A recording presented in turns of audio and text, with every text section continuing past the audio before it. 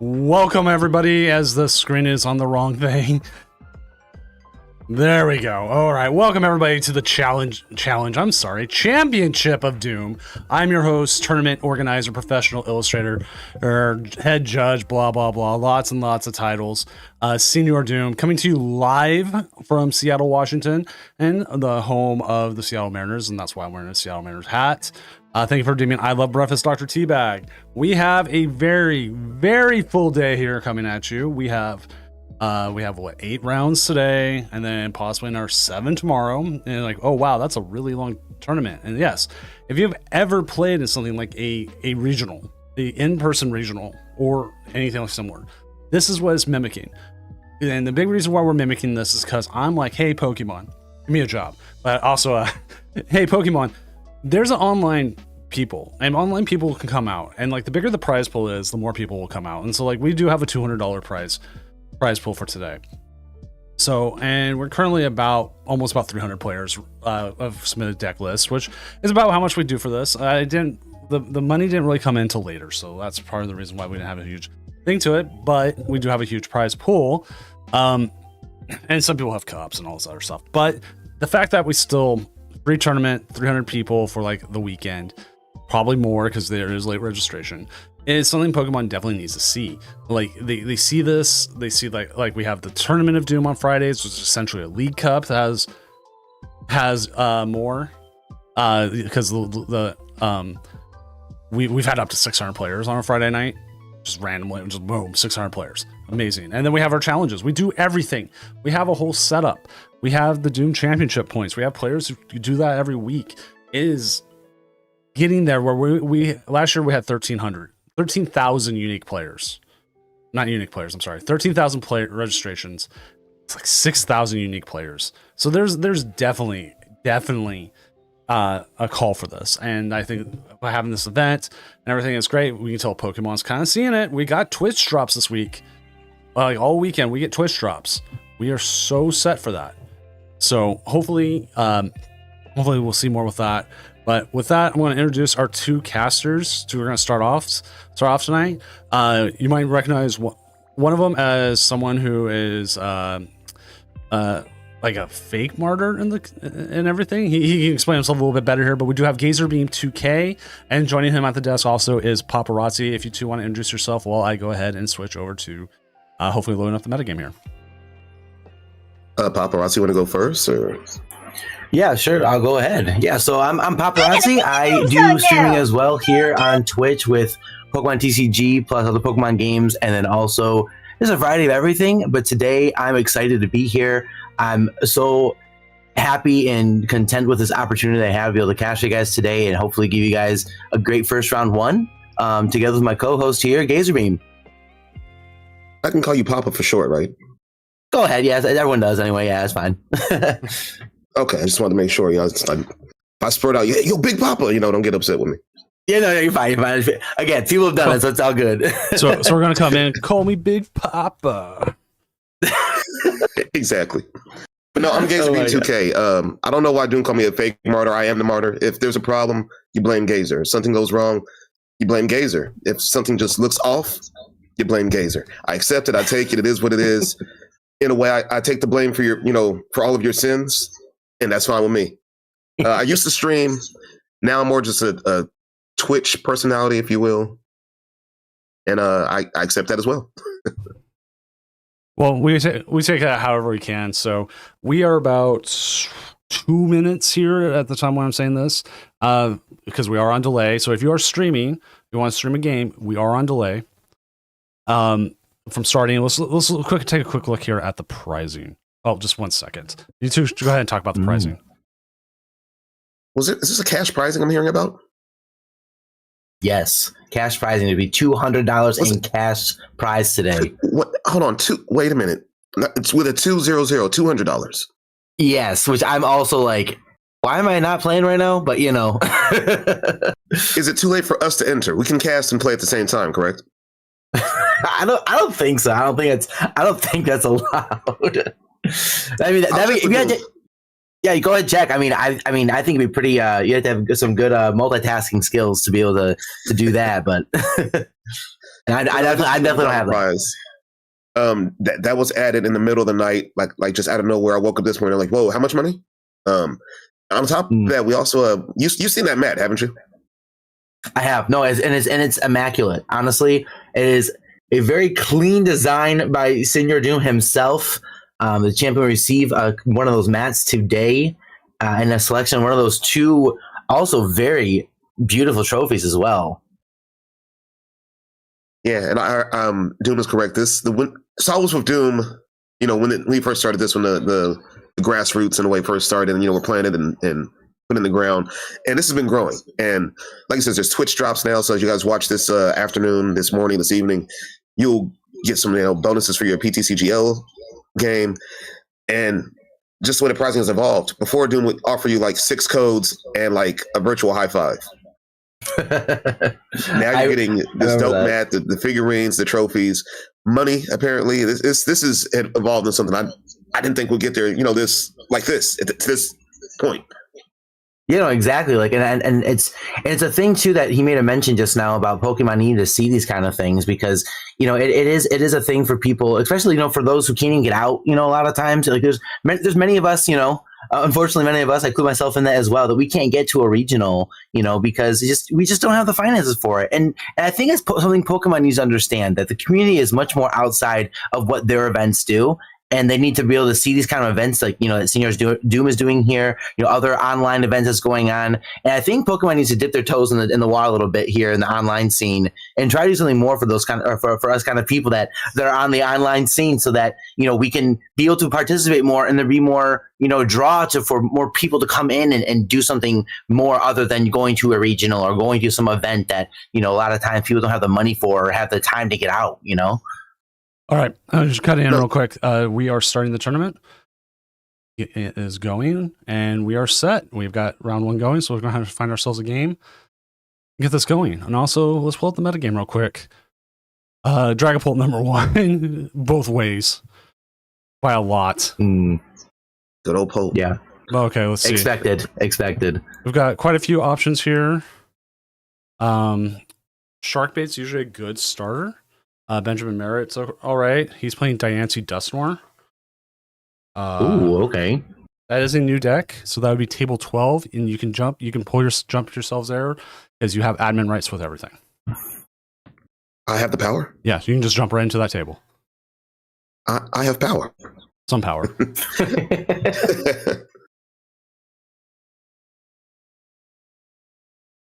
So I'm getting that game set up, and we will see who they are playing against here in just a moment. That is Benjamin Merritt. It has him listed as other, but we know it's Diancie versus Metagross. Ooh, okay. Metagross, maybe a problem. Possibly. 'Cause I'm pretty sure there's a weakness there, right? Yes, that is the problem.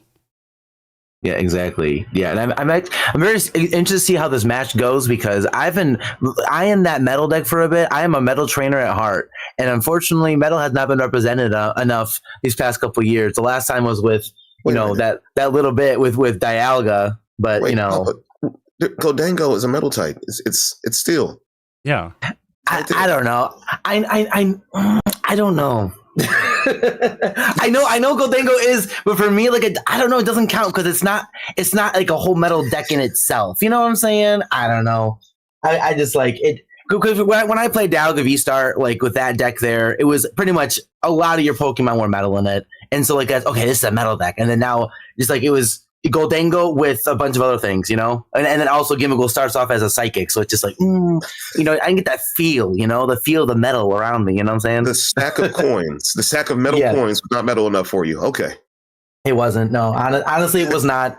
And honestly, I'm glad that rotation has hit, and today we're playing a fresh new series today with new decks, new cards, and so I'm excited to have a new fresh thing because Gholdengo, even though it was a deck that did some pretty crazy things out of nowhere, I feel like, but I feel like it's time for a fresh new look, No, and you're right. I heard people already saying this, this new format is going to be bad, and I'm like, well, it's the smallest card pool we've had in a long time. This last set, was teeny tiny, and that's fair, but it's refreshing. It's different. I don't have to wake up and see Gardevoir every time I turn around. Yeah, Gholdengo's not everywhere, so it's gonna be a good time. And this tournament's gonna be full of different decks, new decks, different archetypes. I think my favorite heading to this new format, this new meta that we're in, is going to be Lucario. Okay. I'm really enjoying Lucario, but unfortunately, like there's still psychic decks running around. You still have Diancie. You still have the Lewis Clefairy box. Apparently Metagross is becoming a thing. Team Rockets is still a thing. So I mean, there's so many different options, and no one knows what it is yet. It still looks like Dragapult is still poised to be one of the upper echelon decks, but so many different options. Exactly. Yeah. No, there are plenty of different options now, and I feel like people are trying to get more creative now with a lot of the decks that people were using. A lot of the meta decks that were in game, before, now they're gone, and so a lot of times, or like right now, a lot of people are trying to, experiment with different things and use the cards that we have at hand right now to try to experiment and do different stuff to be able to get the upper hand on their opponent.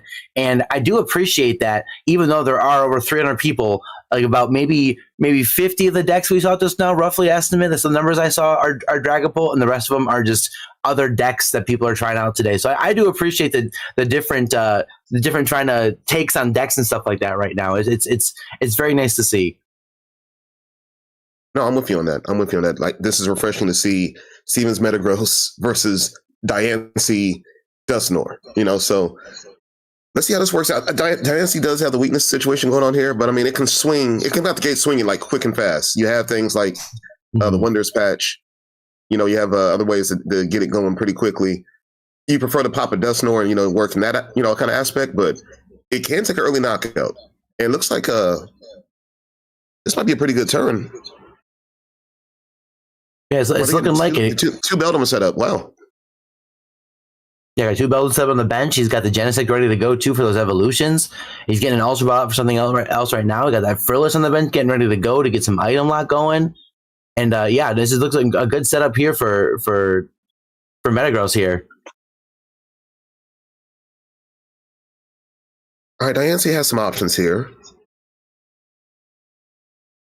You just bench the other Diancie and just let it roll with the Lilies, but having 2-3 prizes in play could be detrimental in this kind of matchup. Exactly, yeah, especially with that weakness. It's very easy for him to go down really quick. Once he gets that Metagross set up on the other side there, he can definitely run that risk of having that 3-3 prize and just 2 turns there. So he's got to be careful what he chooses right now. Yes. And looking through his options, he looks like he does have most of his deck there, maybe 1 or 2 cards like in the prizes, of copies of certain things, but it looks like he can get set up pretty well. He's got a Frillish option here he's looking at, and we're seeing right now what his best option would be. I mean, if I was in this case, Lili's Determination would probably be a good bet to play right now. Yeah, I'd just love to see a fresh 8, take it from there, and try to figure out what I do next. If I can get out the active, maybe. If find a telepathic psychic energy, get my Latias, and maybe item lock to at least slow down the Metagross coming out. At least they have to go to stage 1. It's not just straight rare candy. And that's exactly what happens. Wow. And there he goes, getting those 2 basic psychic Pokemon on his bench there. Chose 2 Duskull to get those popping in a second. A Latias right there to do the switching. I mean, popping them off. I mean, popping as, just like, I don't know. I was looking for a word. Popping it. Okay. This is this kind of stream. I see what's going on here.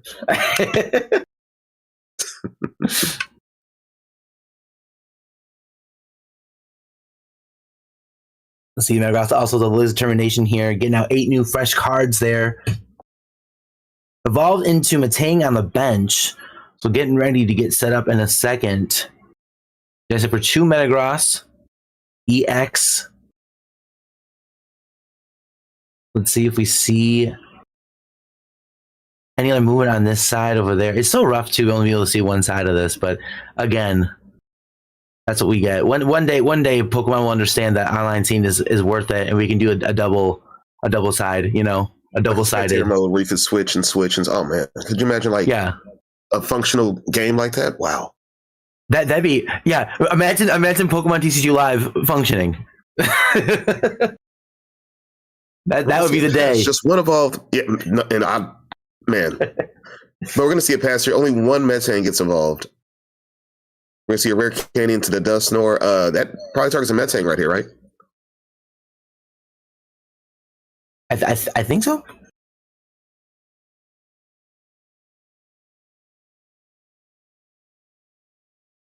Lily's here for a fresh 8. We have a Dusclops in hand. Could Diancie Ghost be a thing? I mean, honestly, right now in this point, like he's looking like he's getting the cards together. It looks like he's setting something up here. He's getting ready to do some attacking here, and I kind of sees like maybe a little bit of the line he could possibly do, because he right now with these 2 Dusclops and Dusknoir on bench, there's a possible 3 prize turn he can take if he gets another energy ready to go. Oh no, I'm sorry. Nope, I was seeing the wrong thing. I'm blind. I'm sorry.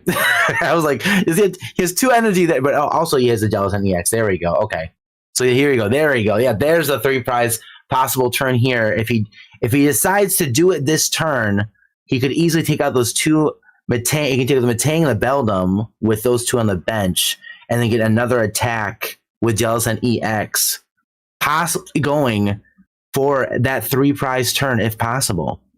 Yeah, and looks like a lot of options here. Well, it's turning into what would probably be a worse matchup in this kind of matchup is actually, I don't say it's turning to a steamroll, but man, there's a lot that's about to happen here. But there he goes. Yeah, the Matang's going down with that. Dusknoir on the bench, on the way out as well.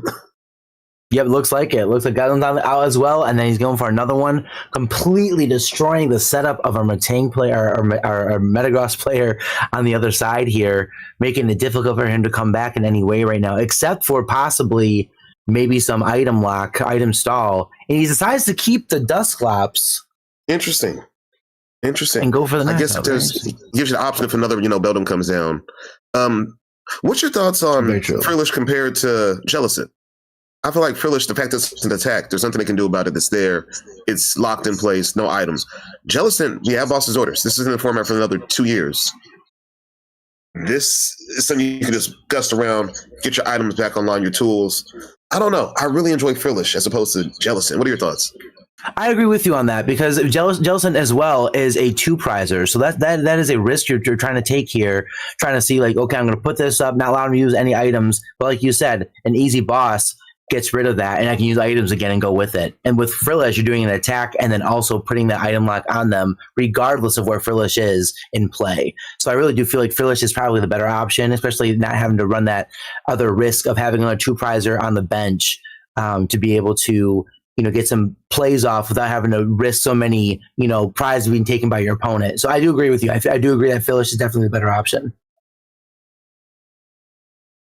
We see nothing happening here on the other side. Metang is struggling. I check it, I'm sure for Dusknoir. Yep, there it is. And it looks like we're seeing another Beldam going down, possibly. Maybe that set.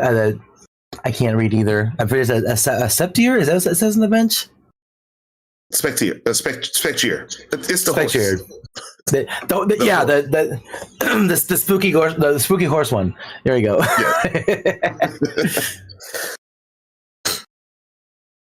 Yeah, without Kelly riding on it, he's just on his own, just roaming around, ghost horse in the probably in the graveyard, maybe, I don't know. And we're gonna see a concession here, quick game. I guess that means I can finish my burrito. Nice. Burritos are always good to finish off a game here. It's always good to have that nice burrito there. Honestly, I'm in need of one of those. I'm actually need one of those. No, this game definitely went a whole different way. It just shows the power of item lock. And we see it with Badu all the time. The fact that Frillish can lock that early, what should have been maybe a 70-30 matchup for the Metagross turned into just a walkthrough.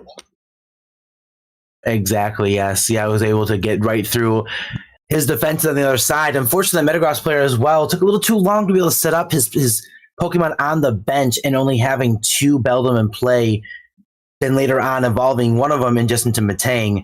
He was the Diancie player was easily able to be able to knock those 2 out with the Dusknoir on the bench and be able to get rid of his setup to be able to totally shut down his play there, causing the concede. Well, I'm sure in this next game, if you're Metagross, you probably want to go for second, get your own Frillish online. Mm-hmm.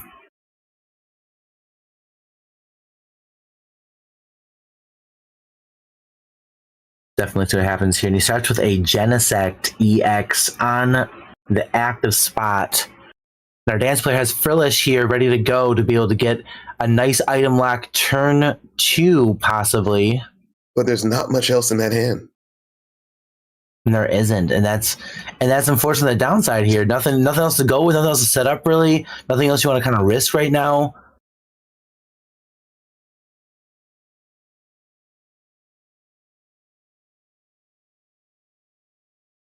Let's see what the Genesect player pulls out right now of his deck. Possibly going for some. I feel like that Genesect is just has a great ability. It's a liability on the bench as well. 220 HP is not as bulky as it used to be. Who thought we would say that back in 2020?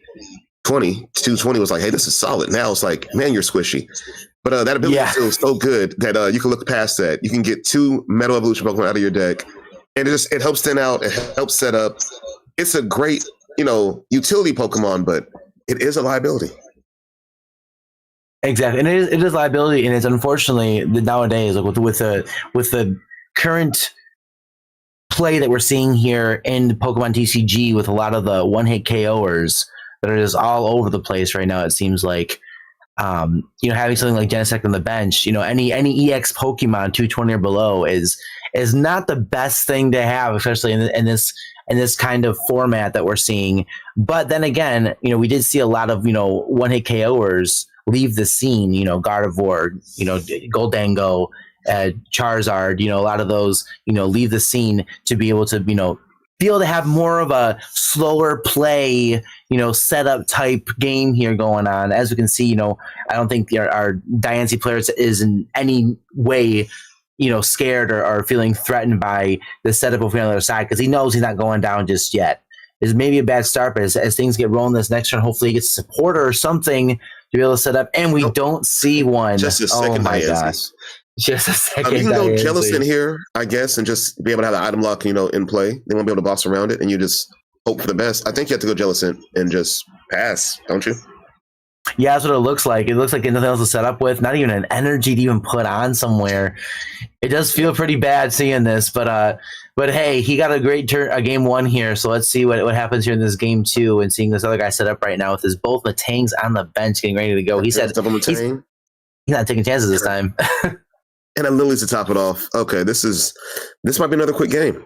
But no, as you were saying though, the one-hit KO potential in this meta has definitely shifted.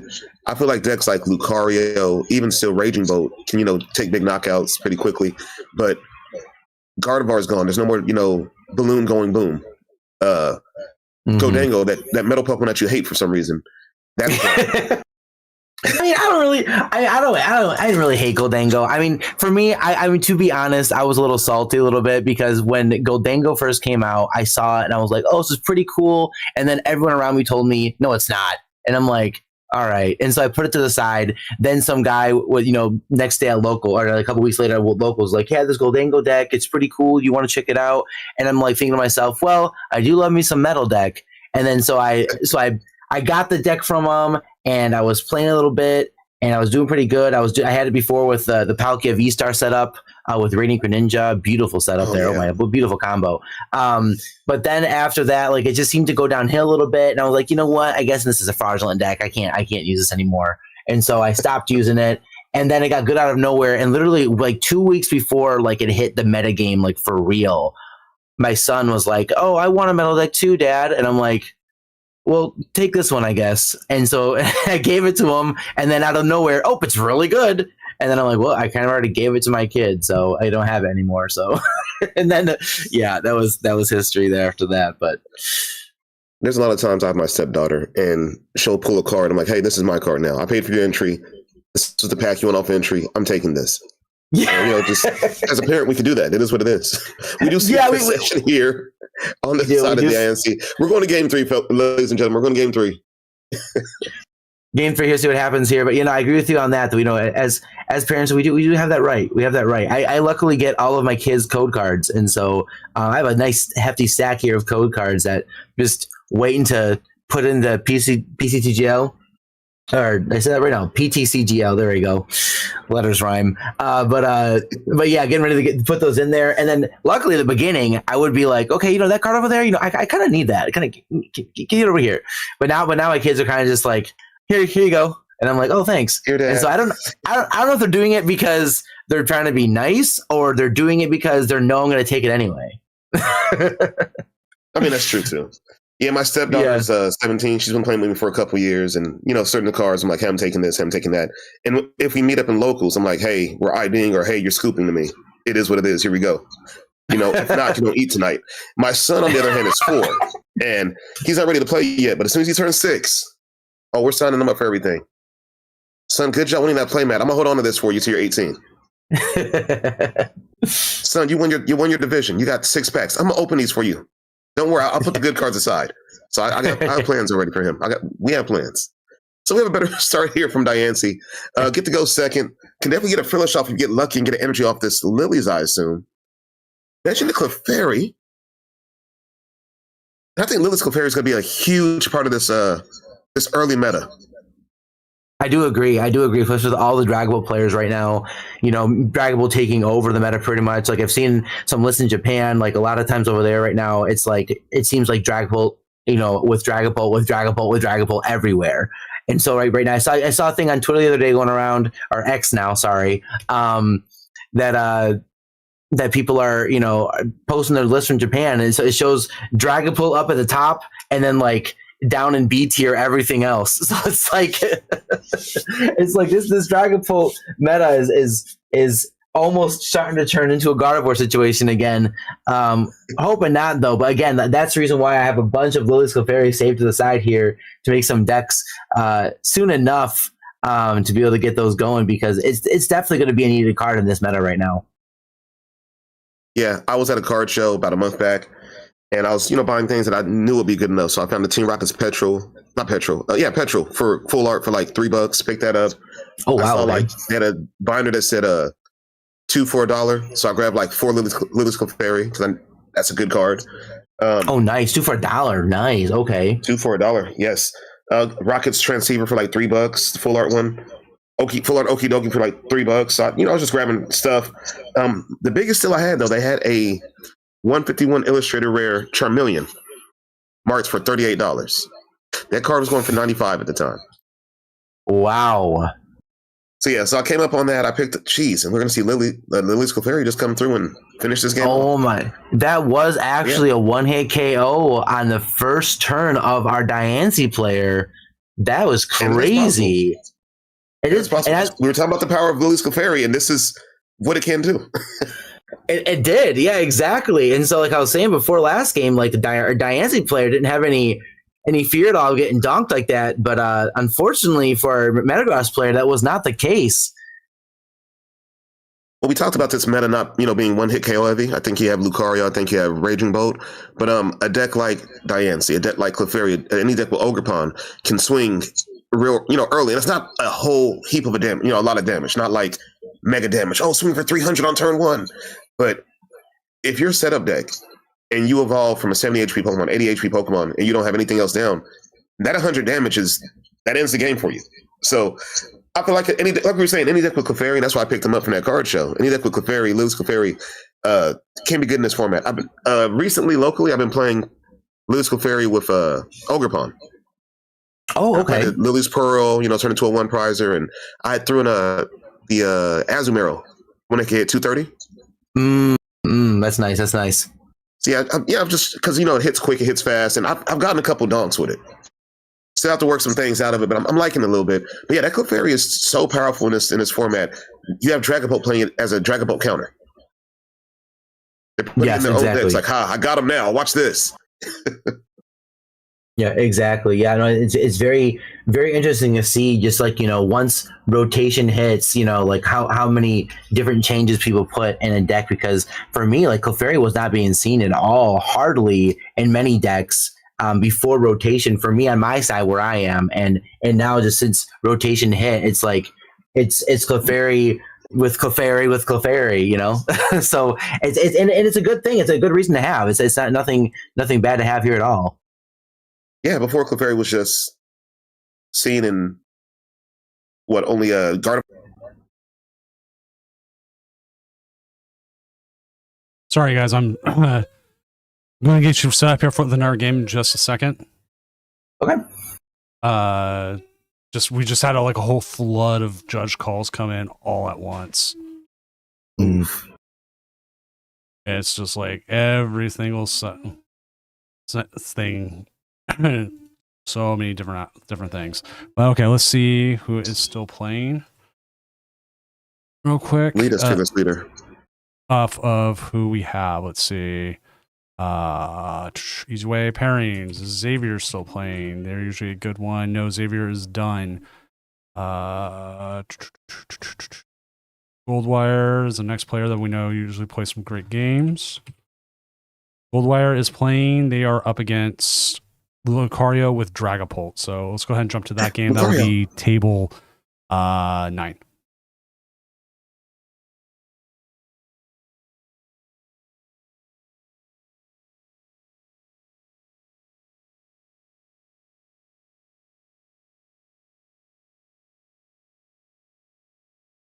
All right.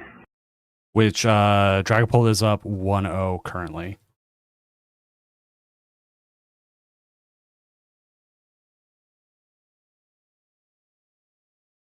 Got it. All right. So Dragapult here is 1-0 against Lucario right now. No, my Lucario, no. Fight harder. I believe in you. Yeah, and it's also a deck that I've kept my eyes on as well. Lucario, Mega Lucario EX here. Not only because of Lucario's attack that he has, that also sets up your benched Pokemon with energy, but also does some pretty good damage. But that Hariyama, that card is honestly, in my personal opinion, I think it's pretty broken. For 3 fighting energy, you're doing 210 with a single prizer. No, the 210 is definitely crazy. And in fact, you charged it with the Lucario itself. I love this deck. Paparazzi, I had to take a call real quick. You got this, right? I got, yeah. I'll cut for you. Yeah. All good. Yeah, so unfortunately, we do see a concede here from our Dragapult player. So then we are now going to go into our third game here. We are 1-1 here with the Mega Lucario EX against Dragapult EX. We'll see how this next round goes. Yeah, like I was saying too, that Hariyama is such an incredible card. It is a free boss's orders and also a heavy attacker on a single prizer. It's crazy. Like for me, like I cannot begin to comprehend the different combos you can set up with a card like that. And that's right. And that's the reason why for myself, like I definitely want to look more into it right now. Personally, I want to give a shout out to every single Alakazam player right now. You guys are amazing for coming out here right now and bringing out Alakazam. We got 15 Alakazam decks right now in the metagame, and rooting for them, hoping they come on top today. But besides the Alakazam deck, Mega Lucario EX is a deck that is definitely a force to be reckoned with. You know, if you get the combos down right, if you get the cards played at the right times, you can. I mean, again, with any deck you can do that. But I know that Mega Lucario still is a deck to try to have to put a defense up against, because it does have a lot of outs. It's not just, you know, a mega deck. Like you got, you know, that single prize with Hirayama. You got, you know, Mega Lucario EX there that can set up Pokemon on your bench easily with just one attack, you know, a turn 2. And then going against, you know, a Dragapult right now, you know, Lucario has some time to set up. It's not like it's something that they need to worry about going in and trying to see, like, you know, I can get something off turn 2 or I'm done. And it's like, no, again, going against Dragapult right here, you have some time to set up. Both decks have time to set up here and get things going. And it looks like that's what they're doing right now. You know, Dragapult player here getting some stuff in play before popping that Lily's Determination here, getting 3 Dreepy on the bench. And getting some damage taken there with Risky Ruins. I feel like it's part of his game plan here, though, to get that set up to get some damage on the other side of the board to be able to attack with good old Dragapult EX and get some bigger damage going with those kind of cards. Yeah, no, Risky Ruins has been a new inclusion, and I'm back, by the way. Hello, hi. I see we're going to game 3. But yeah, Risky Ruins is a new inclusion in the Dragapult decks because it adds damage. It makes it easier to snipe and finish things off. I've also seen it in the new Starmie archetype, the Mega Starmie. Okay, yep. Step down to Risky Ruins, you hit for 120 and then 50 to the bench. You knock out one of those 70 HP Pokemon, the Dreepies and stuff like that. So Risky Ruins has seen some play. I don't like damaging myself, you know, per se, but if it gives me the advantage to, you know, smack down my opponent, I'm for it.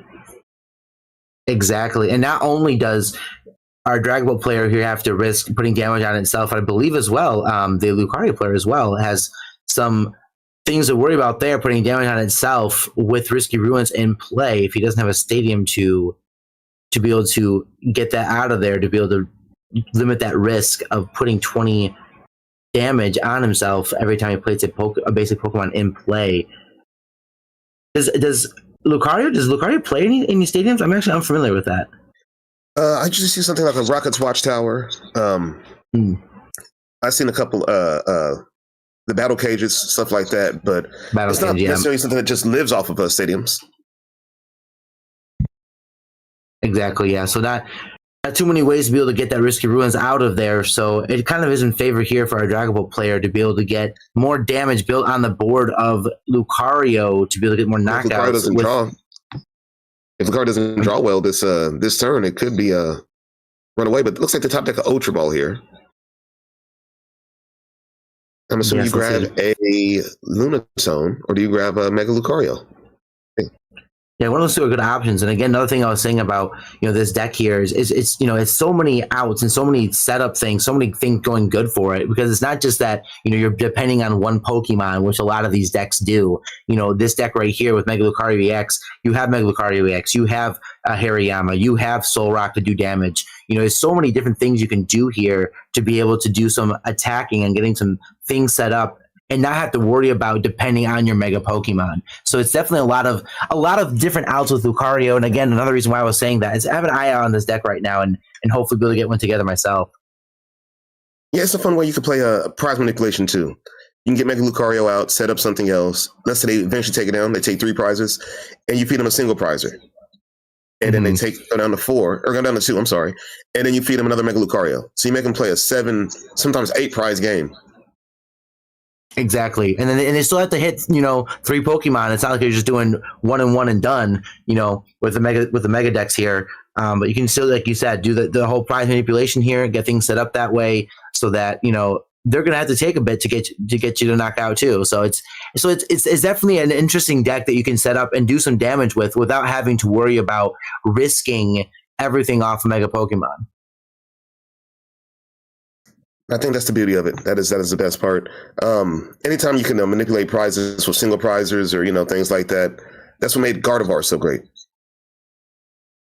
Exactly, that's very true. Yeah, Gardevoir is even though I hate to say it, it was the BDIF for a minute, and that deck is definitely was one to be reckoned with. RIP to Gardevoir EX. But we're glad it's gone. R.I.P. to my Gardevoir. Got hit by a bazooka. It's too bad. R.I.P. Gardevoir. Hit by a bazooka.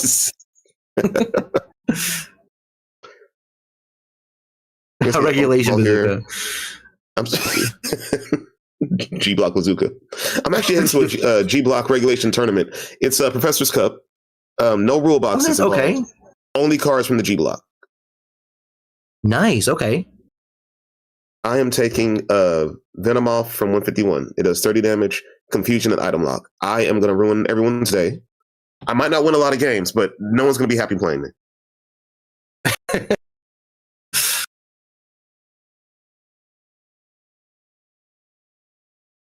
You see the Ultra Ball come down here for the Dragapult. Monkey Dory comes into play as well.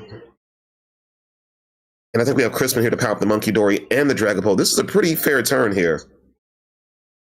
Yeah, I'm seeing he's going to get that damage added up here, not only with powering up that Dragapult, but also getting that Monkey Dory on the bench to move some damage counters over onto the other side and possibly get rid of that Makuhita on the bench. Yeah, I think Makuhita might be out of here. The beauty of this Lucario deck, though, it can still one-shot a Dragapult. If they play the Gravity Mountain, if they play a Power Pro, Dragapult could be out of there. But our Lucario player has not been drawing that well. So let's see if they can do this next turn. Again, unfortunately, has not been able to draw too well. Out of the prizes. And that's the card. And the Lewis Clefairy. Everything. It's going in everything now. It's like barbecue sauce. Just goes on everything. Pretty much. Or Frank's Red Hot. Which one do you want to talk about, that commercial is wild. Have you heard about the Frank's Red Hot commercial that with the grandma that says she puts that on everything? Yes. Yes, it's wild. It's kind of crazy. It is kind of crazy. We see our Dragon Ball player here setting up again. Wait a minute. That was so quick. Was that just an attach and pass? No, Wallace Compassion cleared off the damage from the Lucario, attached the max belt, and swung for a 180. They are still bricking over there on the Lucario side, though. I see. Okay. Yep. It was just so quick. I didn't even realize it. I'm like, whoa, wait a minute.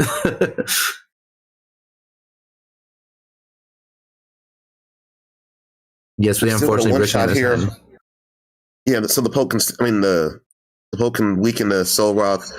Lucario takes it. Lucario can return knockout the poke, but then there's a second one just ready to go right there on the bench. In my opinion, and I probably get crucified for this one. I feel as if Dragapult became too greedy by before this rotation happened. The counter catchers, the Badoos, no rare candies, no Crispins. Energy counts were down to like 7 energy. They were living off luminous energy for their whole lives. I feel like they got too greedy. Yeah, it definitely is a tricky situation there, especially I would say there's a few decks I've been seeing running Enhanced Hammer in there. Getting rid of those special energies too, and a lot of times Dragapult, what are they going to do? But that's not the case right now, though. We do see a board wipe here completely from Dragapult EX, taking that dub and taking this round 1 win. Yes, sir. My poor boy Lucario, but that can happen. This Lucario has the power to one shot a Dragapult, also has the power to not do anything apparently. So. I think the thing with Dragapult, you have the fact you have the Dracloaks, that middle stage lets you see so many cards. You're always going to be in a good spot. All right, gentlemen, let's go ahead and go back to the casting desk here in Seattle, and let's kind of reset for a moment and get things ready, which we'll also see our round 2 person in there, Steuben, but he can join in with the discussion if he wants, I guess. So, when do I get to eat my burrito? Eating burritos are fun, though. They are. They are. I wish I had one. That'd be great.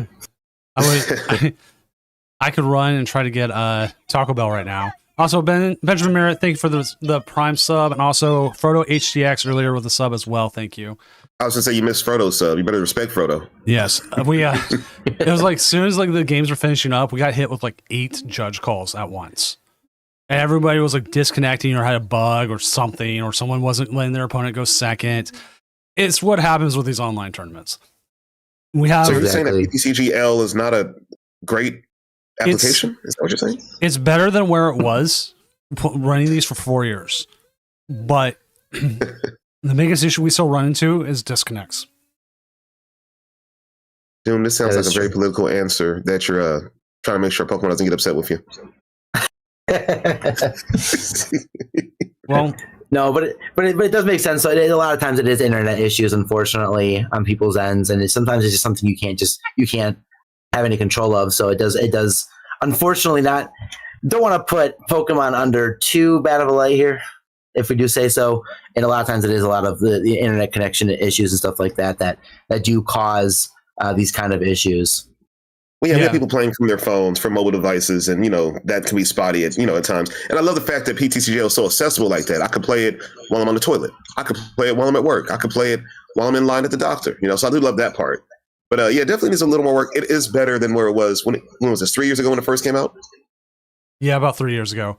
Which also, if you do have any issues, go ahead and tag me on Twitter or X, whatever.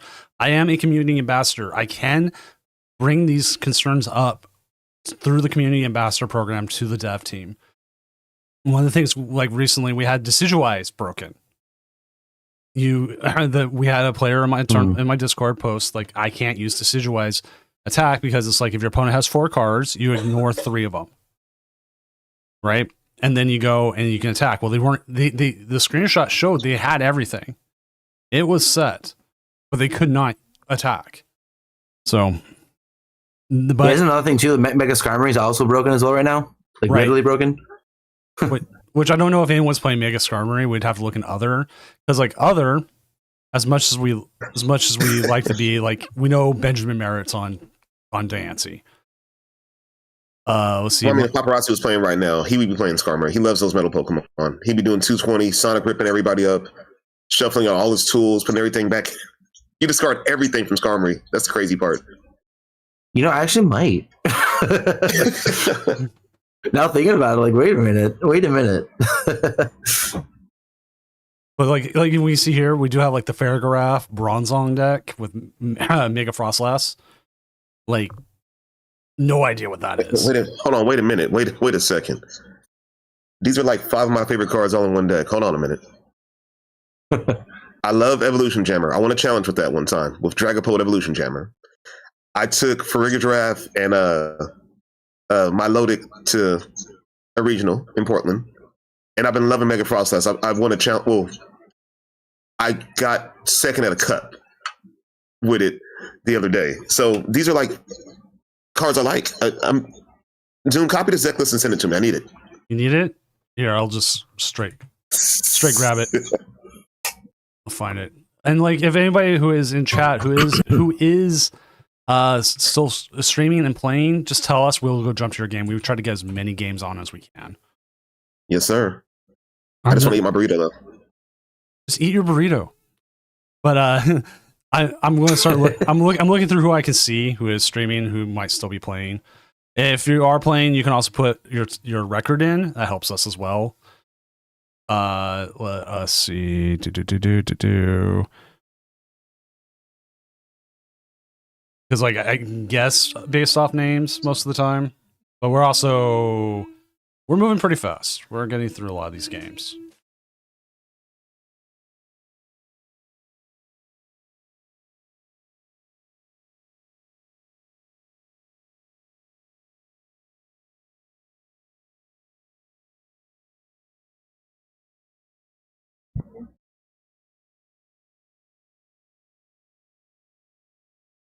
All right.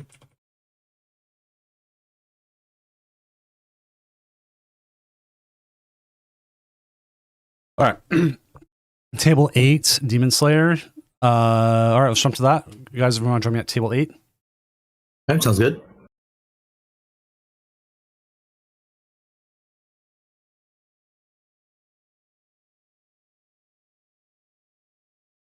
All right, and this looks like it is, if it's Demon Slayer.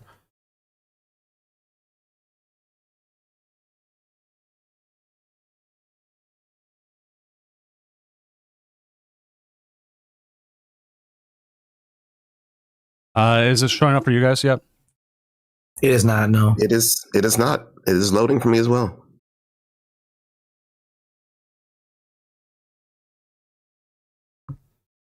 Mine just had failed to load. Yeah. Demon Slayer, if you're in chat, if you can try to re-up yours if you can. And also, I want to bring this up because this just came up. This is the other problem you run into online tournaments. Don't antagonize your opponent. It's unsportsmanlike. We follow Pokemon's rules, a sportsmanlike conduct, and everything. I will ban you, especially if you start swearing. Usually, first we start off with a disqualification from the tournament, but then some people take it to levels that they shouldn't, and we end up with bans and everything else. Yeah, I've been there, and definitely does not feel nice at all.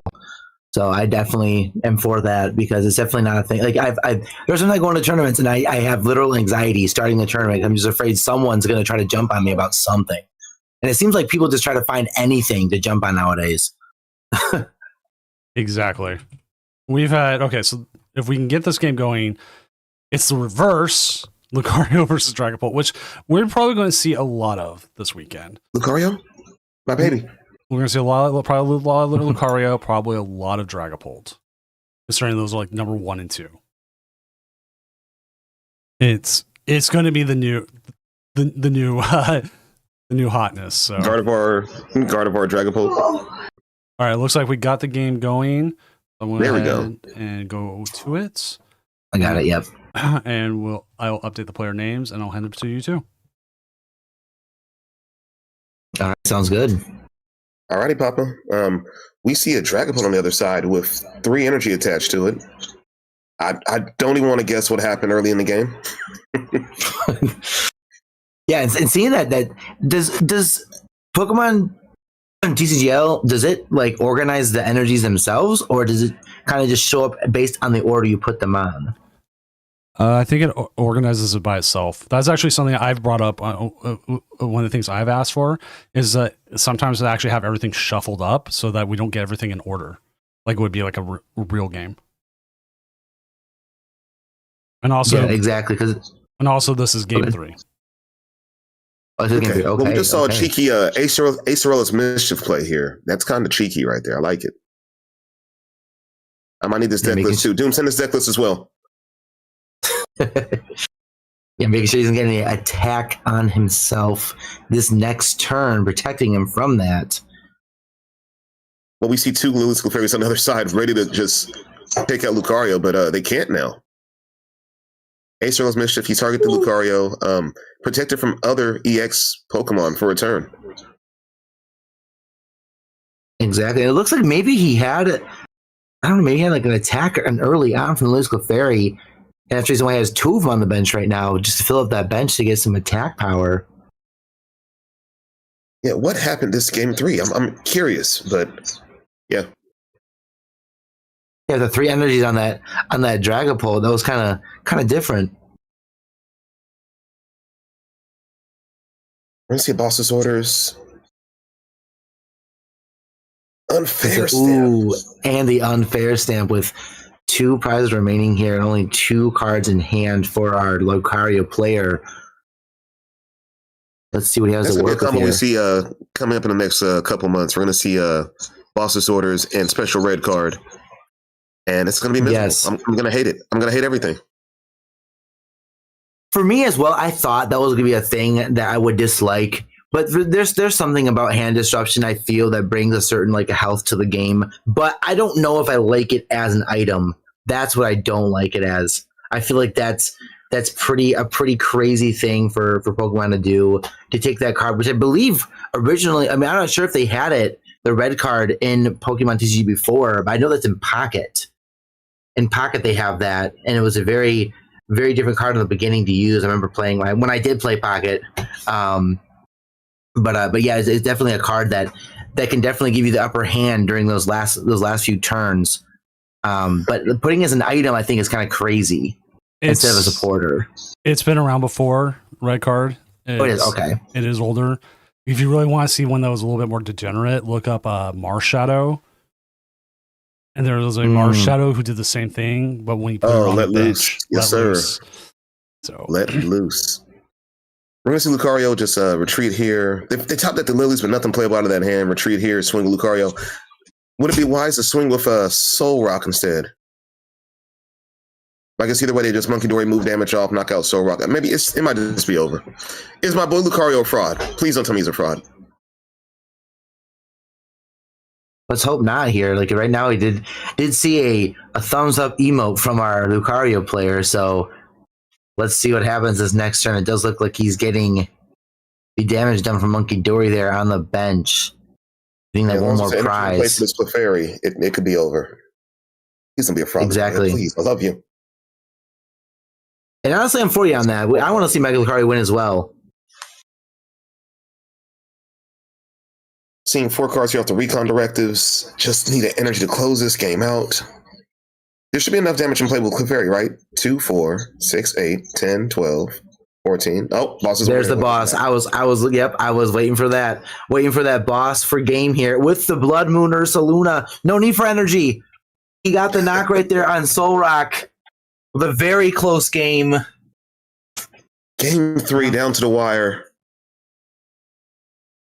And unfortunately for our Lucario player, we do see a defeat here for them. Dragapult taking the win yet again against Mega Lucario EX. Oh, man. Is my boy a fraud?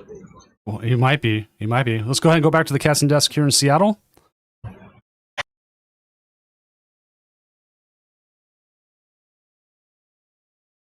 Alrighty. Well, we are here. We are waiting on 11 matches now. And I'm keeping the standings updated. So I do have the Dragapult list up, which if you do see, there is a double Clefairy in it. Yes. Which I think that's the world we're heading towards. Paparazzi and I were talking about it earlier. Clefairy is just a good card in this meta, this format, this rotation. And Pope plays it itself for the Pope Mirror, for Lucario. It's just good. It's a good attacker too. What worries me about this list, looking at it with the Clefairy. Okay, never mind. I saw it. 3 Crispins. Okay, I was misreading myself. You need the 3 Crispins.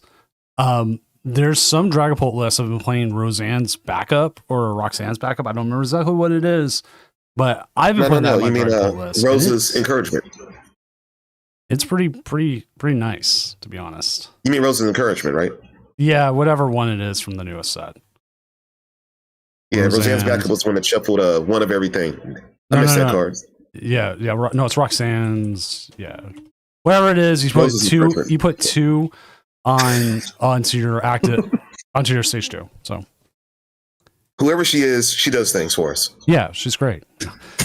She's great. Actually, we can see how many Dragapult Duststorms are playing that, actually, because we can go into cards. And we see. And somebody's only playing 3 Buddy Buddy Poffin. Oh. They must have 4 Pokepad. Gotta have 4 Pokepad then. Yeah, because look at this, like 3.5 Pokepads for the Dragapult list. Someone's playing Hilda, which actually, you know what? That's still Iris's Fighting Spirit. Okay, listen. This is a take again. I think Iris's Fighting Spirit is a bad card. I don't think it's good. Which one? Iris's Fighting Spirit. I think it's a bad card. I have never played it. I took the regional version and put it right in my binder. I agree with you on that. When I saw that card at the beginning, I remember like first reading it and I was like, this could be something. And I thought for 2 seconds, I was like, nope, it's not. No, just move on. Which, oh my god, my boy R2D2 Rec 1-0 with the Slow King. This man will never give up Slow King. Love to see it too. Like, I remember like in the very beginning when the Slow King card came out, I saw, circulating at some locals and it's a very interesting card, a very interesting thing to see. You know, a Slowking there with that Seek Inspiration attack there. It's something very. I feel underlooked. I feel like this is a card here that that maybe it isn't the best deck. It is not. But seeing someone so dedicated to a deck like this and be able to pull it off, like it just makes my heart feel a little warm and fuzzy inside. He plays this every Friday, and like I can look up his if we go to the Championship of Doom, Doom's Champions Series here, right?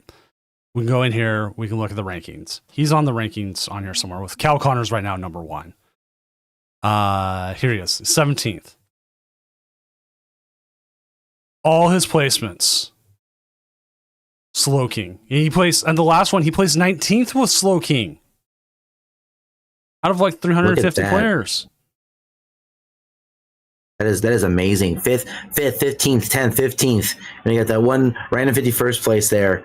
And then 19th again in the regional championships. That is not a bad standing at all.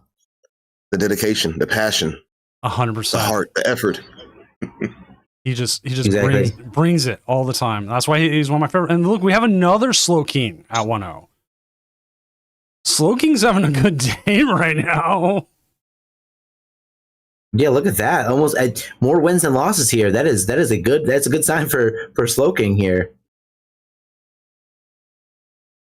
Let's see what any other fun decks up here early. We do have. Let's see what these others are. This one is the Staryu Mega Starmie, which we'll try to get that on today. We do have a player who is streaming Squiggles on Starlass. If I can find what their name is, maybe we can get them on. All Out Blitzel is playing the Rockets Honchkrow. That's new. Look at that. And that is a deck that I've personally been looking at as well. Like my wife really loves Team Rocket, and she definitely wants a Team Rocket deck. And that is a deck I'm thinking of building for her because it is a pretty saucy one prizer deck. I do feel like Rocket Honchkrow has something coming up for it. I do feel.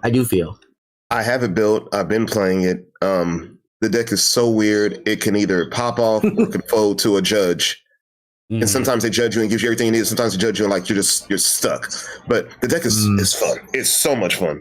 And we are currently waiting on one match. And unlike other regionals, we can just go. So yeah, they don't have to bring their match slips. They have to report to the hive. We don't have to sit here and put on match slips. There's a timer, so you can't slow play on the 3 turns. When it goes to time, a judge has to come over and watch the table and make sure no one's colluding, right? Right. Oh, I mean, I can watch the table here anyways, but let's see, anything else interesting we're seeing as we're going through. Oh, we have an Okidogi, but it's 0-1. How many Okidogis are there? 1 Okidogi won. The remaining 4 lost. Dang, sad to see it. Is Okidogi not real? Is it not? Man. Let's see what it beat. It beat Dragapult, I guess. This one did. Okay. Which I didn't realize Tarragon was a thing. Yes, go get 4 combination of fighting Pokemon and fighting energy from your discard pile. It's basically Tulip. Yeah. Exactly. I was about to say it's the fighting Tulip. No, I got exactly. I got to double check because we had someone. I was testing the registration because I heard it was updated. That was playing Charizard Pidgeot. I don't think that it got through. Wait a minute. It was not legal. Yeah, I was about to say that's illegal. Yeah, it was because I had opened registration to test it, and within like the 2 minutes I had it open, somebody came through and was like, yeah. Oh, Marianne, we looked at your deck earlier, actually. We actually brought this one up earlier. We're like, what? But with that, the round is over. Paparazzi, I know you need to leave early, so if you want to do some last second promotion before we I hate to say kick you off, allow you to leave, and then we bring in Steuben. Yeah, exactly. No, but just if you guys want to check me out as well, I am on Twitch here at twitch.tv/paparazzi_ because they wouldn't give me without the underscore. And you can find me on Twitter too, or X, we want to call it. I'm over there. I don't post too much. I'm honestly I'm more vibing here on Twitch. So you want to go ahead and just look at some guy with some garbage gameplay? That's me. You can go ahead and check me out here on Twitch. All right, that's awesome. And Steuben, if you want to unmute yourself, if you're listening, go ahead. Hey, Papa. Papa, it was a pleasure. Yes, it was. No, it was awesome casting with you, my guy. I do appreciate the time. It was awesome. Thank you. Thank you for being able to come on. All right, Steuben, why don't you go ahead and introduce yourself to our I don't know what you want to call them, our people that watch it. Chat. Audience. We'll call them chat. Yeah, something. My brain is melted a little bit already. I mean, you were up at 2 a.m. Good morning, good afternoon, depending on where you're at in the world watching this. I am Steuben, YouTuber, Twitterer, sometimes Twitcher, Pokemon, variety, whatever shenanigans. But I do love to cast. And when I saw the opportunity to jump in with Gazer, it's like a little mini Gust of Wind podcast reunion. All right, with that, round 2 is up. Let's go and find ourselves a game. I kind of want to see Squiggles and Starlass. Let's see if we can find exactly what their name is, and hopefully they're pairing. Squiggles the Dark. I wasn't under the impression that we were streaming. That was going to be streaming with Steuben. We'll have to decline this opportunity to him. Well, that's up to you. You sure you don't want to watch Mega Frostlat? Starmie going up against EV Box, Aerobox. I do like Mega Starmie. I guess I'll stick around. I do also enjoy Starmie. Like they are 0-1, but unlike in-person regionals, I can choose anything I want. So, and this looks like is it straight EV Box? Yeah, it's straight EV Box. So we get one old deck, one new deck, and these are both kind of on the how would you say it? On the fringe. But go ahead and join me on table 4.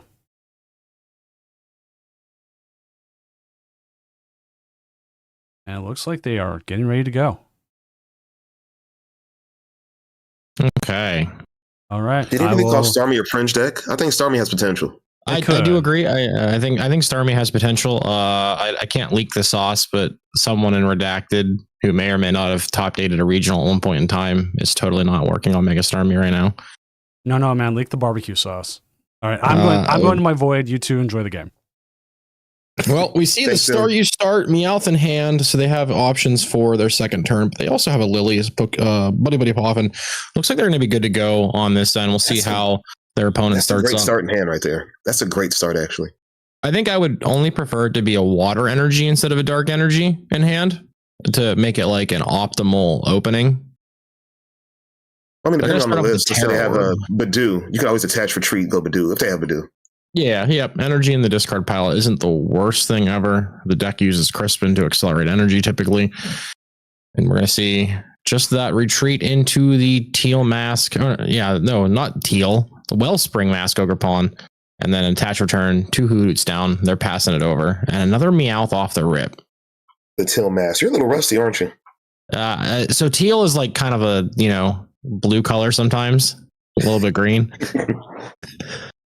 But no, I mean, I actually have been playing an absolute ton at home and at locals. So the fire has lit once again within me. Rotation is like my favorite thing ever. Like I've literally been like the last couple of days during any free time I've had, I've been sleeping on new decks and just like kind of like building like a post rotation cube almost. So you're trying to tell me that we can have a third Gust to win here? I don't know about that, man. I don't have that much free time to deal with you and your shenanigans. We're going to see Meowth come down here for a supporter grab. What's the play here, Steuben?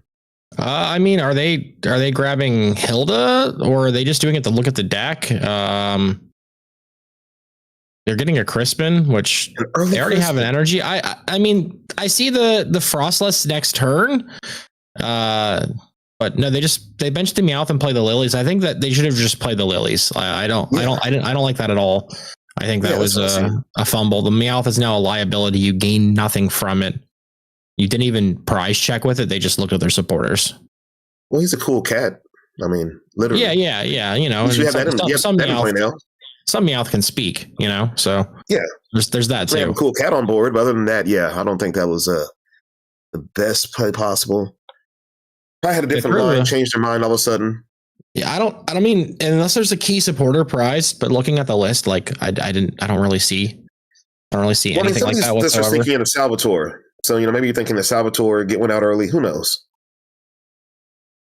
Yeah, I don't know about that.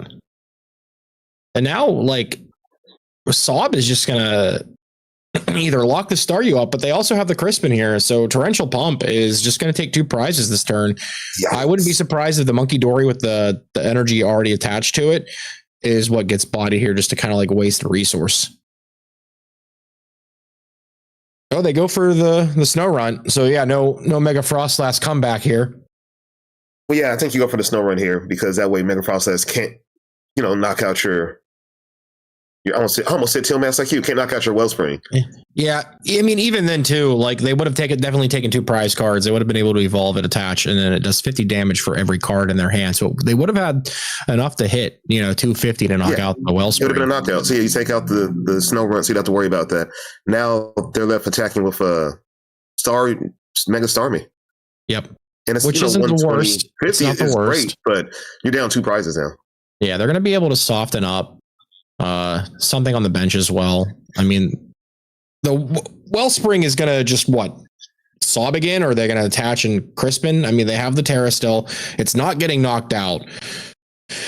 So if they have access to Noctowl for Jewel Seeking to be able to just search for whatever trainers they need, they're definitely going to have access to just Crispin again, and then we could potentially see just smack into the Starmie, soften it up, and then KO the Snow on the bench, and then just never have to worry about Frostless at all this match. I mean, for an Eevee box, we haven't seen a lot of Eevee going on yet. And I got a boss's orders off the rips. They must not have anything super crazy. Here. Just boss here. Yeah. While you set up, they are waiting to find those Noctowls. Those Noctowls are null and void. They cannot be found.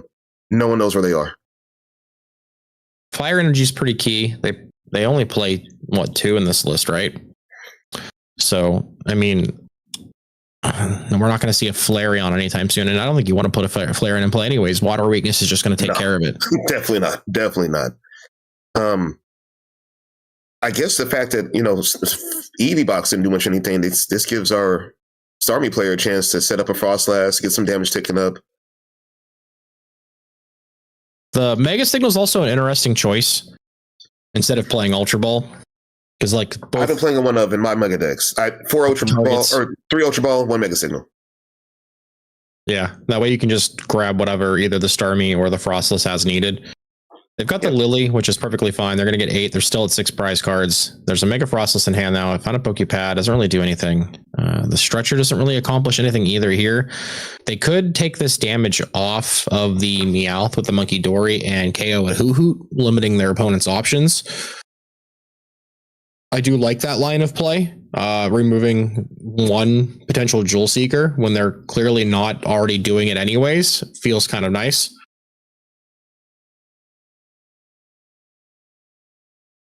Yep, and here comes the Adrenal Brain. I would not be shocked if they slap it on the damage Hoot. No, they're going right on the active. No. I'm very concerned for that. Pokepad into another Frostlass. I would have said can't evolve anyways. No. I think we're seeing just missteps over and over here. That turn 1, benching the Meowth for no reason. Now that Meowth is punishing you, trapping the active, when you would rather have literally anything else. I mean, new deck, new matchups. You're trying to learn, feel it out. I played a lot of Mega Starmie the last couple of days, and there's sometimes where I'm like, what am I doing here? How do I do this? And I've made missteps as well. It's that's the fun of rotation and, you know, new meta. Sure. And I can understand making misplays, but like benching Meowth just to get a Lily when you already had a Lily and do nothing. putting a 2-prize liability on the board. I think that's like outside of learning a new deck. That's just general mismanagement of your skills and resources. I'm sorry, Subin. I wasn't aware that you top 8 a regional recently. I'm sorry. I did not. No, sorry. I have not. But I mean, like critical thinking here. Just trying to use any brain cells I have left that you didn't destroy over the last few years. I miss you too, buddy. I miss you too. I know. I do. I do miss you, man. I love you, brother. We're gonna see a knockout here on the Hoot Hoot. So that's going to definitely weaken the chance to get a knocked out play going. That's good to see. But that Meowth is still stuck. Yeah, and there's no switch options here either. So, I mean, well, Doom was asking in chat, is it time to start playing switch index? And I think it is. There's. I mean, you could also be roll ready and be like, hey, everyone, play Surfer. As if anyone's been following along with his shenanigans in Japan, they are a big proponent of playing Surfer now. And it reminds me of Zach Lesage a few months back when he was saying that Drayton was going to be like the new hot supporter card. He was all like, "Yeah, Drayton is it, guys. Play Drayton." And I see where Drayton makes sense in some decks, considering now too with like Arvin being gone now, looking for those key item pieces.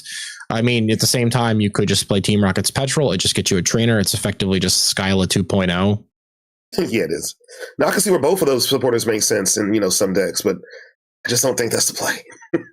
Like I've got Petrol in our Grimmsnarl deck, and it's really nice to be able to. All right, cool. I need that rare candy right now, or I need the Pokepad from the Frostlass. I was playing Petrol in some of my decks anyway. Now I'm playing in almost all of my decks. Just to grab any trainer I need at any time, a supporter for next turn, a stadium card, that item I need, that rare candy. It's just Petrol's a good card. Skyla's a good card. Now we're in an interesting position because the Meowth having all this damage is just going to enable everything just to fly back. So now the Meowth being trapped is actually just going to backfire, and it's beneficial somehow. What do you move damage from the Meowth from the Monkey Dory? Because those monkeys. So I mean, there goes the Eevee. It's gone, and then I mean, you just need one more tick, which the Latios is going to get closer and closer. We see the energy it's been attached to it. So, like, are they going to Eon Blade at some point in time too here? But I think now, like, just the board is just being dismantled because of the Frostlasses and the Monkey Dory. Like, just generally, Frostless Monkey Dory alone or with other partners like Grimmsnarl or Mega Frostless and Mega Starmie, it's just still such a good, like, archetype engine in the Pokemon TCG. I miss Devo when I'm playing this deck. I'm like, man, I wish I had a Devo right now. And I played in the challenge yesterday. It was old format, pre-rotation. So I had my Devo and I was playing Frostlass, Mega Frostlass, and that was fun to be able to Devo wipe a board like that. So not having it now. Oh, and here's the Crispin though. Our Torrential Pump actually gonna come in the clutch here now. Torrential Pump's gonna be able to KO the Meowth and probably wipe either a Frostlass or a Monkey Dory off the board here. Yeah, that's gonna pick up 3 prizes here. I do miss Lackadiva though. I miss that card, man. Bring it back. I think one of the Monkey Dories has to go. If not, the Hoot Hoot is gone next turn. And then that gives them a way back into it here. They've got to get rid of the Monkey Dory that has the 50. I don't know, because you're going to lose the Wellspring this following turn. And I think yes, but it also forces them. Well. It forces them to use the Adrenabrain on the Wellspring for the 2 prize cards. No, I just clean up with Mega Starmie here. It does Mega 50. Starmie move 2. Yeah, I mean it's a possibility. You actually could. I can take 3 prizes only here. 3 though. You need 4. You need 4 to win though. Yeah, only 3. But then, can you beat me with a whiteboard and just a Latios with 2 energy attached? Can you beat me? Which a boss energy could beat you. So let's see what happens here. You hit boss energy Eon Blade, which has never been seen. I'm sure somewhere. It's some region that was happening.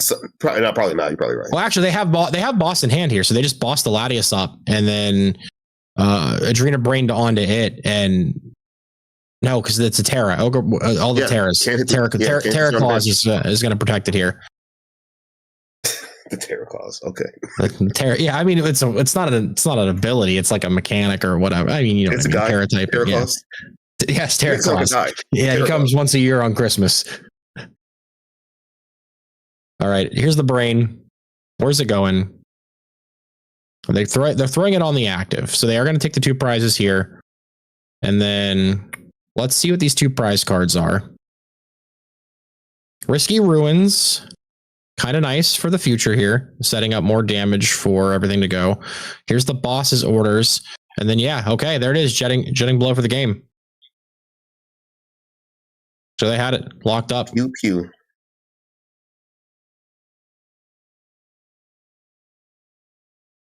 And yeah, that's the power of Pine Sol, baby.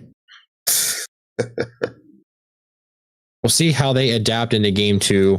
I mean, Ogre Pawn was like definitely the MVP in this, but at the same time, I guess it just ended up biting them back in the butt. Just being able to here's 20 more damage. Here's 20 more damage. Here's 20 more damage. And you're gonna throw it back at my face. Oh, thanks. Every single turn. Thanks to Monkey Dory. Could you imagine a world without Dragapult or Monkey Dory? I think the entire format would be even more diverse. Everyone plays straight up. Everyone plays honestly. I could put down my 50 HP Pokemon and not worry about it.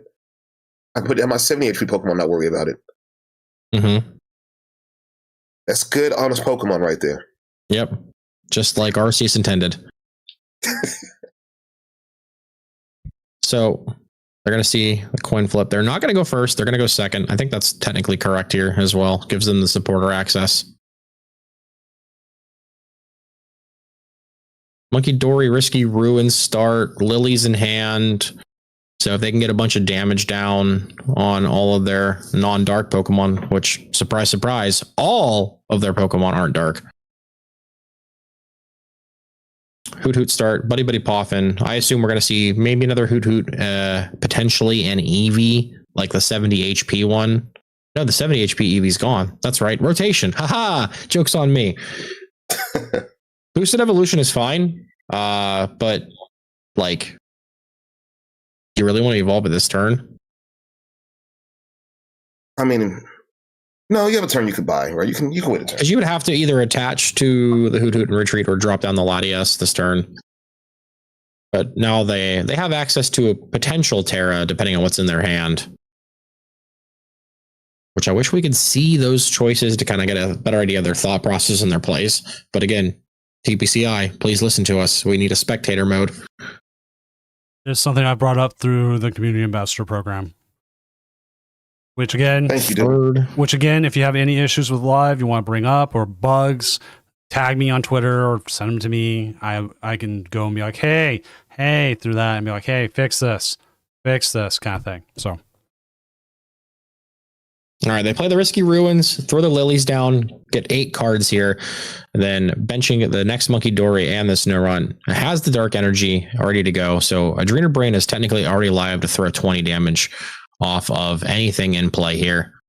So it's going to come off the Snorunt potentially. And right over to the bench Hoot Hoot or the Eevee. I think softening up the Eevee is perfectly fine. Like, if they whiff the evolution, then like another darkness attached and Eevee goes away. Fair enough.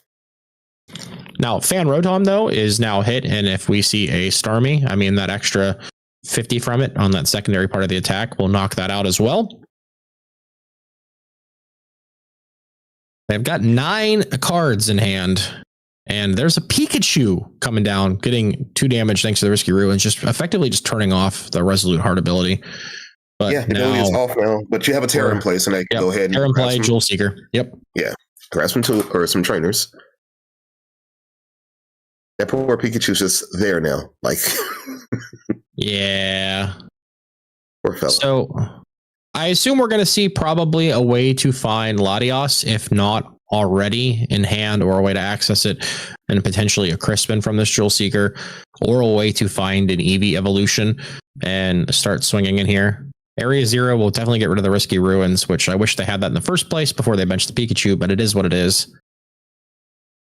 If only we had all the cards we need in the hand at all times. Oh, you don't? I thought you were able to do that. You're a scammer. I don't stack like I used to. Sure, that's what they all say. But yeah, we're going to see the Hoodoo evolve into active. So now the only way to get out the active is either with a switch or attach retreat, isn't it? Mm-hmm. Yep, there's a switch. Yep. Switching the main board, which is also good too with the Flareon because it helps reset that second attack. The Carnelian. Mm-hmm. Terra Orb for the Wellspring Mask once again. I wish they would move their cursor off of the Night Stretcher. Wait a second. I think we're seeing a 2-prize turn here. Yep. We could potentially just remove both Monkey Dory here and leave them with a Snow Run, and then that's kind of just sketch. Well, if you go Snow Run, Mega Frost Slash, you could return 2 here. I think I'll leave you with 1 Monkey Dory. I take out the Snow Run, no attacker on board. Let's see what they go for here. Torrential Pump coming, doing 100 and 120. Yes. Yep, they go for the Snow Run. Snow Run. Yes. The threat of Mega Frostlass is actually super real. See, when I was playing at a cup recently, and I was playing at a challenge recently with Frostlass, Monkey Dory, and a Mega Frostlass, and people are so afraid of Mega Frostlass. They're like just playing cards from their hand. They're trying to kill my Snow Runs. They're like, it's crazy. Just the threat of it. You're right. Yeah. You've got cards in hand. Here's what's going to happen. I'm either going to judge you or unfair stamp you, or I'm going to go ahead and evolve into Mega Frostlass and hit you for 10 trillion damage. 10 trillion is a lot. You're not wrong. Yeah, that knocks out any Pokemon. That's just numbers. I bought a car this year. I know how math works. You too? I bought a car this year. It's like my 4th car I bought, but this is the first one where they're like, "Oh my god, your credit's good." Yeah, me too, dude. They're like, "Hey, you like the 0% APR?" I'm like, "Yes." And like, "Do you want no payments for 90 days?" I'm like, "Yes." And like, I'm like, "Is it because my credit's good?" And they're like, "Yes." You guys have good credit? Well, I would make the typical joke that we would make on the old podcast, but I don't think Doom would appreciate that. As long as it doesn't have swears.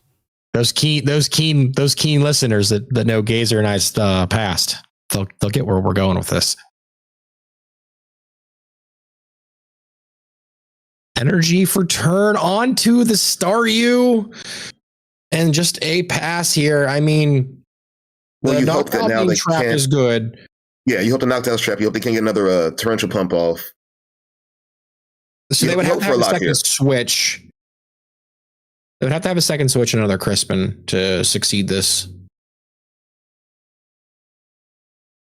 7 in hand, no Hoots to evolve. There's the turn attachment. You just retreat and sob here? I think that's most likely the option. They could also potentially retreat and then like use Crispin to either swing with the Fan Rotom and take a KO and go down to even prizes. I think I like that a little bit more. But then again, the 3 prizers just kind of offset everything too.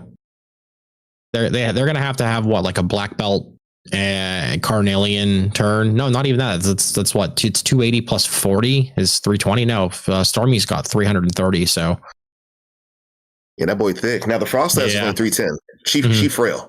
Yeah. Yep. Yes, Stormy, he thick. All right, Ogerpon does come back up, so we are going to see just the Sob this turn. So if they find a dark energy this turn, which, hey, Legacy Energy is kind of a dark energy. Technically, it's a dark energy. Now, getting out of the active is partially a problem because, like, to use that Legacy Energy as a dark to Adrena Brain and then retreat, like, that really hurts for your retreat. Pack. You've been sobbed. You can't retreat. Yeah. So there's nothing here. So finds another Poffin, can get another Snow Run. You can still move 30 over and knock out that Eevee on the bench, but the threat of that Wellspring is still a issue. Now, I definitely think you remove the 20 from the benched Monkey Dory here and just let that active one just get KO'd. Fair enough. Or do you mind just moving damage from the active one over and over? You want to sob me? I'm going to move 30 back every time. It doesn't ultimately progress much with their current hand. I'm doing 10 damage every turn. Now, you're telling me 10 damage isn't enough? Mega Frostless hits the board here. And they are taking it off the active monkey. There goes the Eevee. The Eevee would have been the threat to KO the Frostlass if they had like a gusting choice here. Another Monkey Dory found off the prizes, tied up 5-5 here in game 2 of round 2. Back over to the Terra box, Eevee box shenanigans. 4 cards in hand, flip the script up to 7. Still no Hooters to evolve for some jewel seeking. Excuse me, still no what? Yeah, what? The place with the chicken wings. Hooters. Oh, okay. Yeah. It evolves in the Noctowl. Oh, Yeah. Anyways, Night Stretcher here for a water energy. Probably just going to go right on to that Ogre Pawn again so we can continually sob until they can attempt to build up a better board state for their next turn. And that's 30 damage flying back at you every single turn. Yeah. Yep. Thinking of energy on that Monkey Dory, that's 60 damage coming back. I see the line in the next turn with the Hilda. They could just find the Darkness Energy, find a Snow Run, start letting the Snow Run. The Frostlass just do the pinging everywhere and then just start flinging it back. Monkeys love to fling their poo. Well, in this case, Monkey Dory loves to fling damage counters. And I think that is the line you go with here. There's the Starmie, the 330 HP Behemoth. Crispin coming into play. I think Crispin would have achieved the same results as the Hilda here. Because you would have just got the Dark Energy to attach, and you would have also just developed a Frostless. You like the idea of getting Frostlass ticks on board, and I like that too, but then you're slowly killing your Monkey Dory as well. As long as they keep stopping, you're always going to have damage. Yeah, you've got 2 monkeys anyway, so it's Fair just enough. Yeah, you've got ways to just fling it right back, and we're going to see that Fan Rotom go down, bringing them down to 4 prizes, putting them back on the correct map. That way they can get in there and potentially KO either the Fez, the Pikachu, or the Ogre Pawn in the following turns with either the Frostless or the Starmie, depending on either the board state or like the hand cards.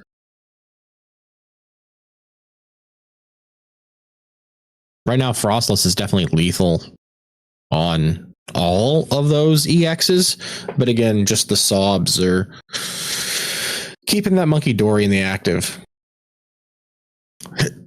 All right, there's the bajillion damage, 9 cards in hand. I don't have to do that math. That's like what, 450, right? 5, 10, 15. Yeah, something like that. Yeah, math, numbers. We're smart here.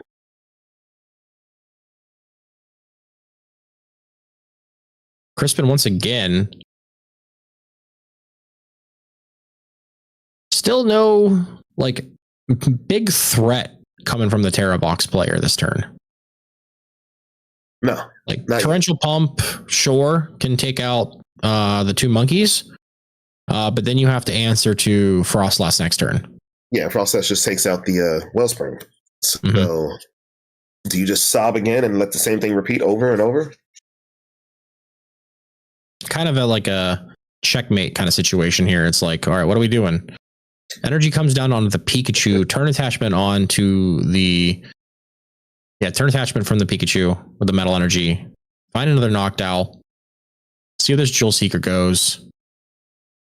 If they had a way to play 2 ace specs, I would love to see an unfair stamp, but you can't. That's cheating.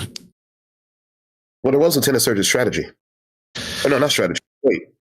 Yeah, that's 2 supporters, not 2 ace specs, dude. Oh yeah. Now, if there's a Gazer, there's a way to play 2 ace specs. I was deck tricked one time. I had 3 ace specs in my deck. They weren't literally in the deck. They were like in the deck box, but can't be in there. Oh yeah, it's a little sus.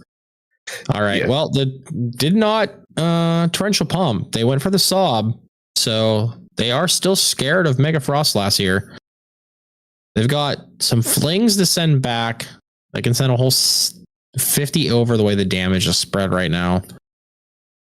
Looks like we are going to evolve into the Baby Frostlass, the Freezing Shroud ability between turns, and during Pokemon Checkup, it'll put 10 damage do you ever go second? every there it is. Single thing. Yeah. There's the Legacy. Frostlass. There it is. Mm-hmm. Are we going to see the Legacy onto the active and then a Mind Bend as well? No, they're going to go onto the Frostlass to make it a 2-prizer now. Okay. Well, we talked about it. That 310 HP is kind of squishy, but now 310 HP is a 2-prizer. I accept that. That's pretty good. And it can do 10 trillion damage. I like how I'm just going to increase that number every time I say it. Let's see, 50, 100, 5, 10. Yeah, about 10 trillion. You're right. Yeah, we're gonna get to infinity here by the end of this game if their hand size gets any bigger. To infinity and beyond, but not to copyright infringement or anything. Don't come after us, Disney. It's actually not trademarked, if I remember correctly. So you can say it all you want. Yeah, all right. I believe it's because it's too generic. Dude, why'd you look this up? I guess I will.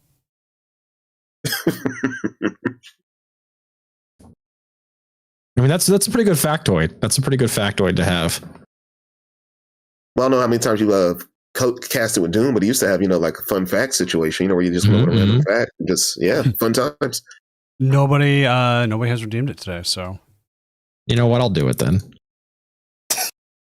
I'll do it. I want the random fact. Currently, according to the trademark place I use, says it was trademarked, but it was abandoned. Oh. Wow. Wait a second. You're trying to tell me? For once, Disney dropped the bag. There might have been a issue with it. All right, Torrential Pump getting rid of both of the Frostlass, but now here comes the Mega. An easy KO. How much damage does that? 13 quadrillion.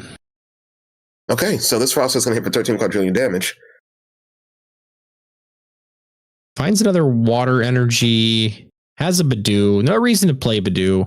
Item lock doesn't really mean anything at this point in time. I think you just start swinging. You're taking KOs. There's not really anything on their side of the board that's just going to contest the Frostlass. And even if it does, like, you've got double Monkey Dory and you've got Starmie. So that 50 plus the extra damage on the bench on the Monkey Dory will take out any of those knocked out. Third Monkey Dory is at the tower. I mean, the board. Sorry, I was having PTSD flashbacks of George Bush. A minute. Wait. So we're not on the podcast right now. It's okay. So Monkey Dory is going to just soften up the Hoot Hoot. Nope, they're going to go for the Fez. We're going after the Fez. Nope, they're going after the Knockdown. No, okay. Oh, they're going after the Hoot Hoot again. Wait, hold on. Okay, all right, yeah. Hoot it is. Hoot, there it is. And this 20 also to the other Hoot Hoot. Now, I think what I would have done is I would have just not Adrena Brain this turn, and that would have sort of set up a pseudo checkmate to where, okay, they KO the Frostlass with whatever evolution they've got coming out.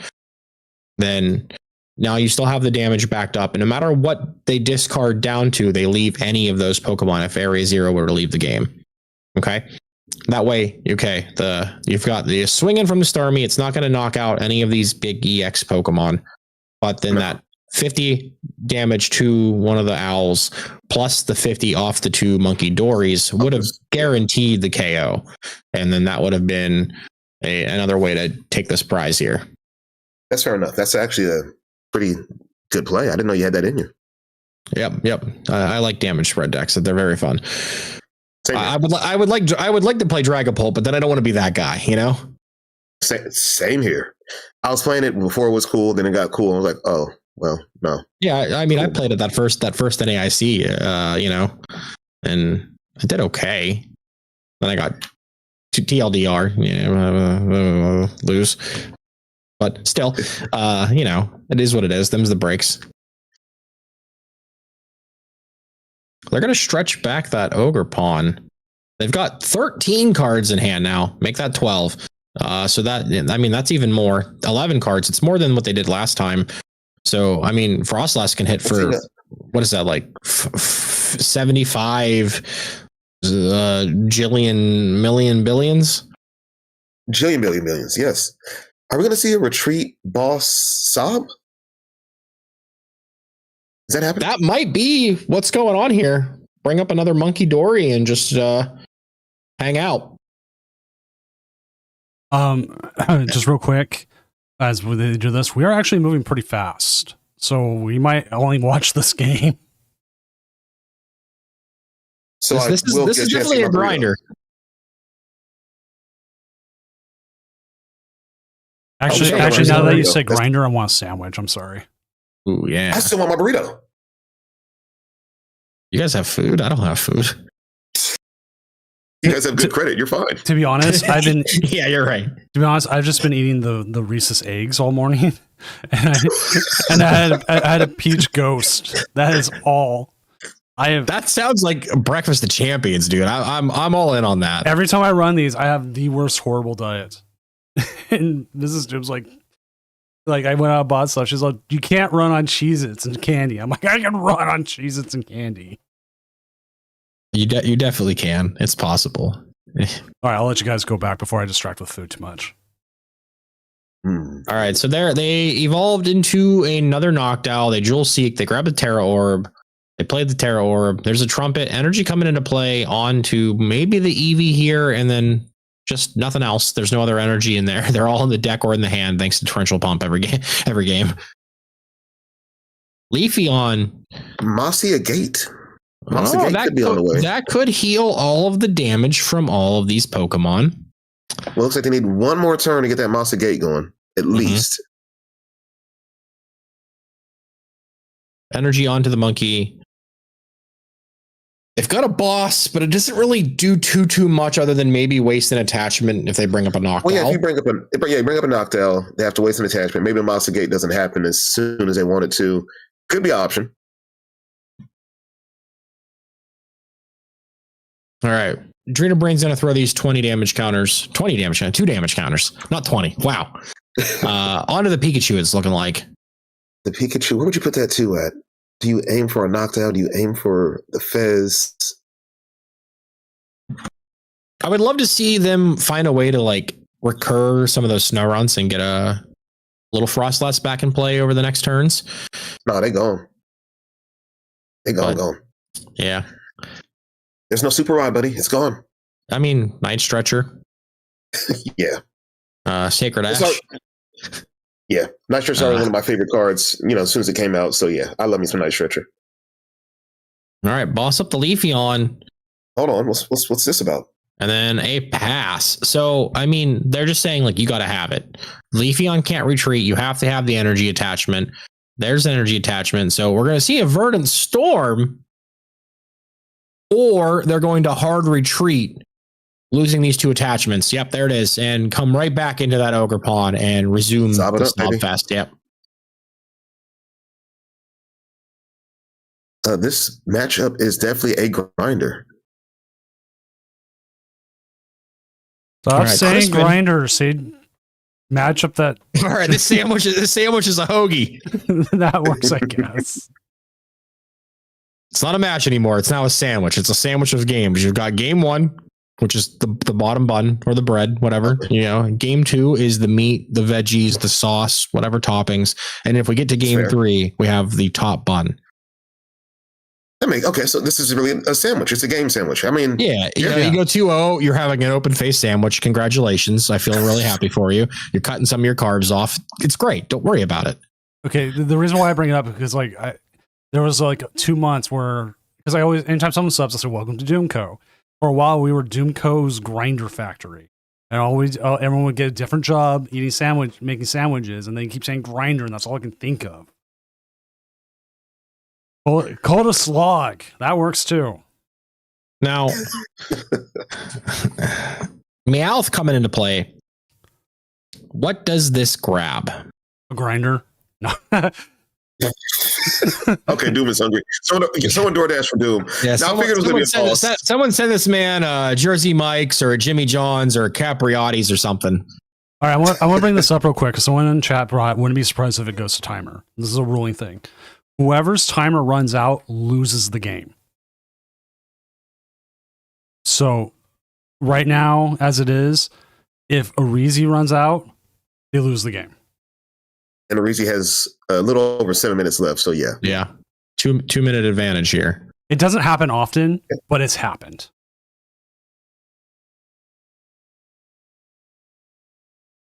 I mean, if this continues to take this long, I mean, like, are they also going to deck out? They have 9 cards left in their deck, and Resources now this are running on Leafeon, fumes right now. this Leafeon is trapped again. So we have lost Super Rod, everyone. Like it's gone.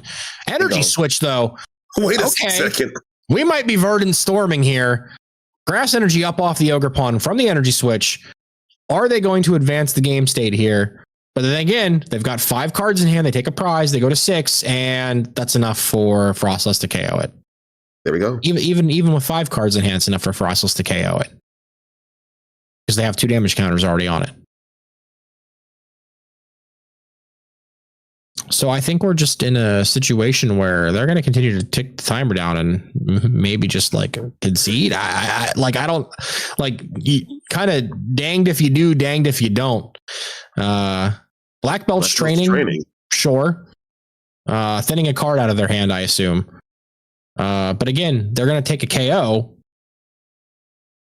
or they concede. There's the concession. Yep, I think it was just kind of a checkmate for Stormy Frostlast to take it there.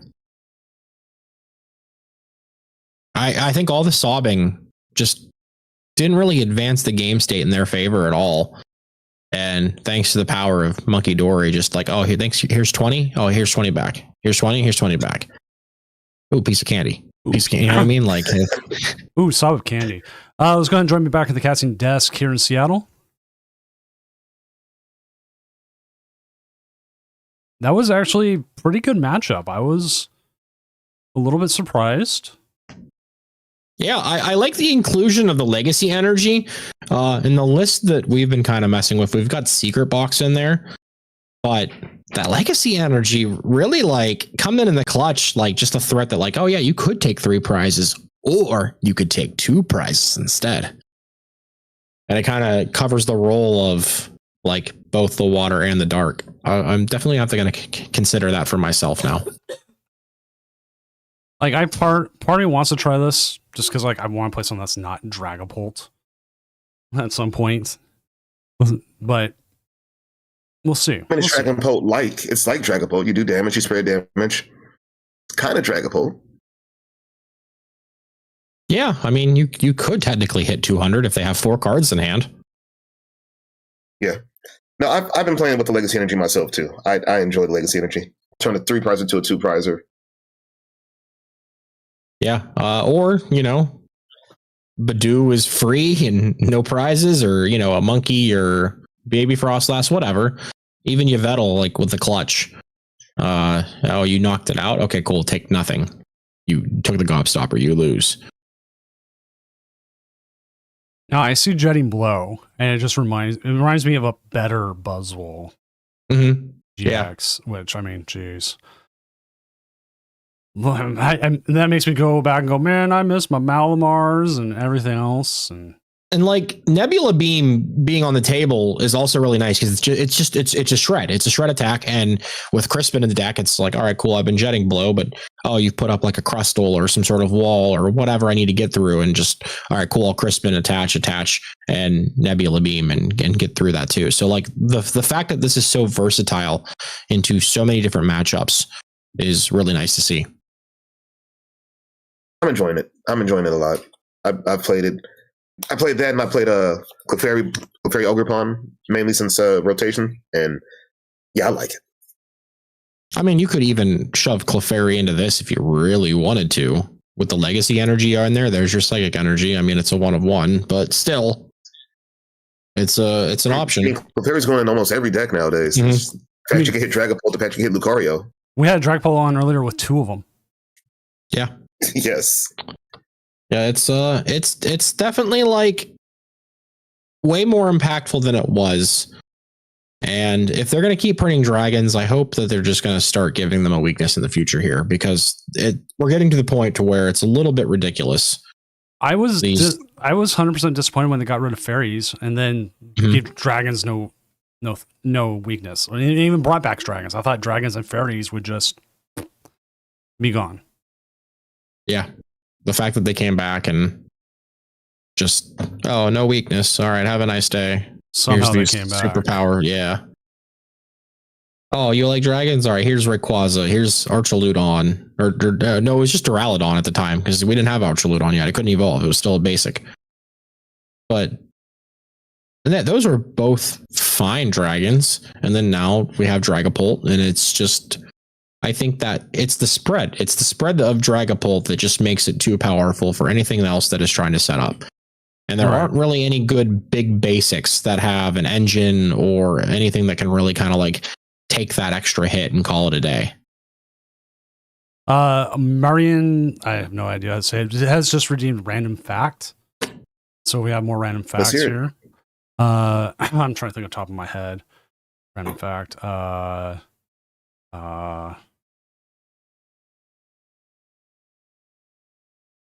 Only the ones I have are like old metal facts.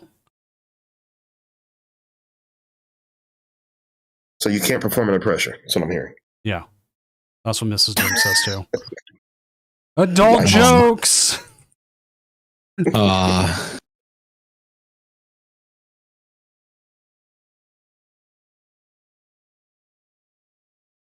wish I had a random fact, but my brain doesn't work that way, unfortunately. My brain doesn't work at all. So, I mean, I got nothing for you. You know what? That's the random fact. Gaser's brain doesn't work. Don't be working. And don't go to New Orleans with him, and don't room with him, or he'll scam you into babysitting his stepdaughter all weekend. That was just a one-time thing. I got pulled in for an interview. I apologized. Okay. Sure you did. Oh, dinner's on me. Don't worry about it. Dinner's on me. Dinner was not on you. Okay, here's one. Avril Lavigne debuted in 2022 at the age of 17, while Lana Del Rey debuted in 2012 at the age of 26. Their music is pretty much a generation apart, yet they're only 9 months apart in age.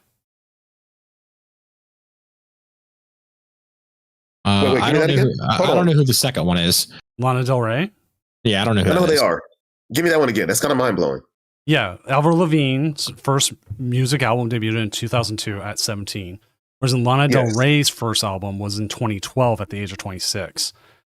They're only 9 months apart in age. So there's a 10-year difference between careers. Like, so, Avril was kind of like punk-ish adjacent, right? So what kind of music is Lana Del Rey? Is it like classical or like sophisticated jazz or more something? Pop. Oh, all right. So I guess, Chad, it takes longer to make pop music than it does to make punk music. Classical is crazy. I don't know. That's a fancy kind of name. Coming to the stage, Lana Del Rey. Please give it up for the music of Lana Del Rey. Lana Del Rey. Yeah, I'm not cultured in the pop music, man. I don't know. I'm not either. So Slow King sadly took some L's this round, but they're still doing pretty well. They'll bounce back. I know R2D2 Rec didn't miss their round. I don't know what happened with that. So that one I know for sure because I popped it up and I'm like, detect inactive players, and he popped up. Gazer Del Rey. So, I mean, Slow King will get better with that Metagross next set. Mm-hmm. Just being able to smack for 300 and not discard any energy the way it was rolled. I think that's definitely going to give it a little bit more life when the time comes around for it. Now, here's another version of the Starmie deck we just watched that's currently 2-0. It registers it as Frostlass Monkey Dory because of the Frostlass and the Monkey Dories. But this one's kind of going in a different direction. Okay.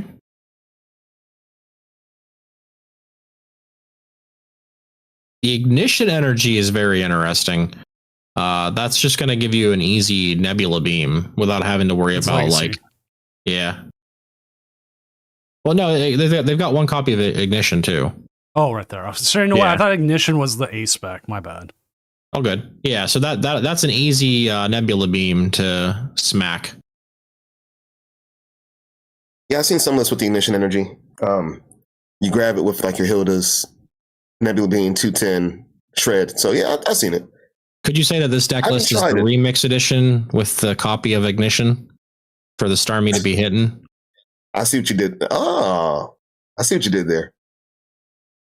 We might need to head into the studio. Yeah, okay. You paying for that? You can't even pay for With your dinner. bad credit. I'll drive out, bro. I got a new car. I can make it across the country in my car. I'm not afraid of that. But I'm afraid. I do have to ask, what is your new car? Oh, I got a 2026 Toyota Corolla hatchback FX limited edition in the metallic blue crush color. I went and got That's a myself lot of fancy words. I went and got myself a Hyundai Tucson hybrid. in a Okay. nice metal gray with the towing package which they threw in for free. Again, Yeah. good credit. Like, you want the towing package? I'm like, sure. You throw in a roof rack with that, and they said no. I was like, I would probably use the roof rack more than the towing package. Yeah, this little baby's got a nice spoiler on the back. It's got the raised 80s logo for the Corolla on the back of the hatch. The inside is all leather with like the GR Corolla bucket like racing seats for the driver and passenger. There's a sick creamsicle orange trim on the leather too. Android Auto, all that kind of stuff. And then it's got custom white wheels that have security keys. So thankfully no one can steal them.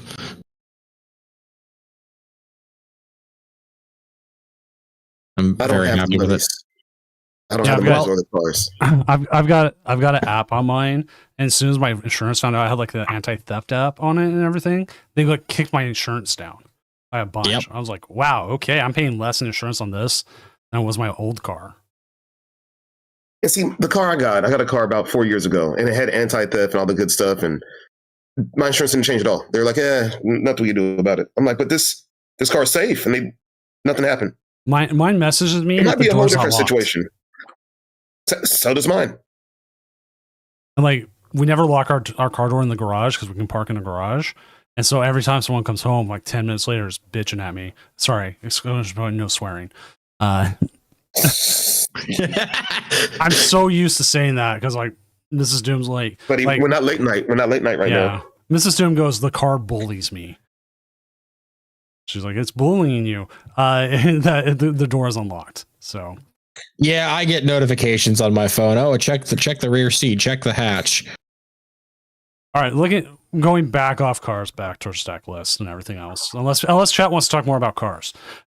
Chat, cars or cards? Cards or cards? What do you guys want? Let's talk about the Blues Brothers. We got called Unks. Xavier called us Unks. So I think we'll chill on the car talk. What's the age? What's everyone's age here right now? I'm 40. Gazer, tell the truth. Tell the truth. Tell the truth. Ryan. Excuse me. So Zorark. Ryan. So I don't believe in Zorark. I don't think it's a great deck. Aren't we? I don't. Don't deny it. Doom, you see me in real life. I got gray hairs, man. You've seen it. You've seen it, man. Man, I've got a white eyebrow, so. Okay, I guess we can talk about Zorark, because we do have a 2-0 Zorark right now. I don't believe the hype. I don't buy into it. I don't believe it. I don't like it. I like it. I played it before rotation. This last format, it's been my favorite little pet deck. And I think it still has, like, it doesn't really lose anything. Like oh boy, we lost Counter Catcher and Pal Pad. What will we ever do? No, we'll just crank the consistency cards up and make it more consistent. What I find also when I play Zorark is it's probably the deck that's most unaffected by unfair stamp. Yeah. Yep. And that's a big thing. Like, if your deck has a draw engine, so like you've got trade, discard, draw 2, that's perfectly fine. You know, if you're playing Soul Rock and Lunatone, you've got, discard an energy, draw 3 cards. So if you have a engine that you can rely on, and in this case, even the evil Dragapult has Dracloak for Recon Directive, it feels a little bit better when there's not a lot of disruption, when the choices are either unfair stamp or judge. Right. But when they do hit you with that, it feel a little bit more like you can get out of it. I have won games right now because I unfair stamp them when they're down to like one prize and have used up a lot of their stuff already. So it's just like unfair stamp. Why did you take that KO? Now you don't have a way to win. Okay, let me defend my opinion. The tricks it has up its sleeve, they're able to draw cards, to trade, the fact that you can hit the bench, 90-90, beautiful. My thing is, it doesn't do enough damage to take out some of the bigger threats in this format right now. I have to jump through 17 hoops to knock out a Dragapult. I have to do 16 different things. I don't reach Mega Lucario at all. I don't reach, and we don't know if Starmie's gonna be like big time meta, but I don't reach Starmie either. I don't like it. I just don't like it. Well, one of the tricks that Zoroark does have though is it has the powerful rage. So playing against it as an opponent, okay, I can hit into the Zoroark, but I need to make sure I'm taking that KO. Otherwise, I am putting myself. I feel like it's simple to do. Lucario can do 300 damage in its sleep. Dragapult can manipulate stuff with ghosts and everything like that. I feel like it's 280, and I hate this is a weird statement to say. 280 is kind of squishy. It's not the higher end tier of HP right now. Remember when like 240 was a lot? Remember when we thought 180 was a lot? Yeah. This EX has 180? This, capital EX has 180? Whoa. Now look at us. We're looking at 400 or 500. Also, update, we have give it 4 games in game 3. They're going down to the wire. I mean, they've got 14 minutes left. All right. This is a call thing here. We don't have Wailord EX yet, right? I'm just making sure I didn't miss it as a bulk card. No, we don't. What will its Dondozo. What will Wailord EX's health be? Mind you, the last time it came out, the last EX was 250. Tag team, wasn't it? That was Wailord Magikarp, which was 300. The base one before was 250. 250, yeah. Wailord EX.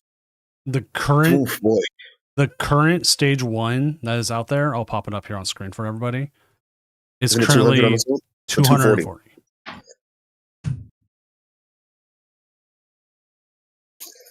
240.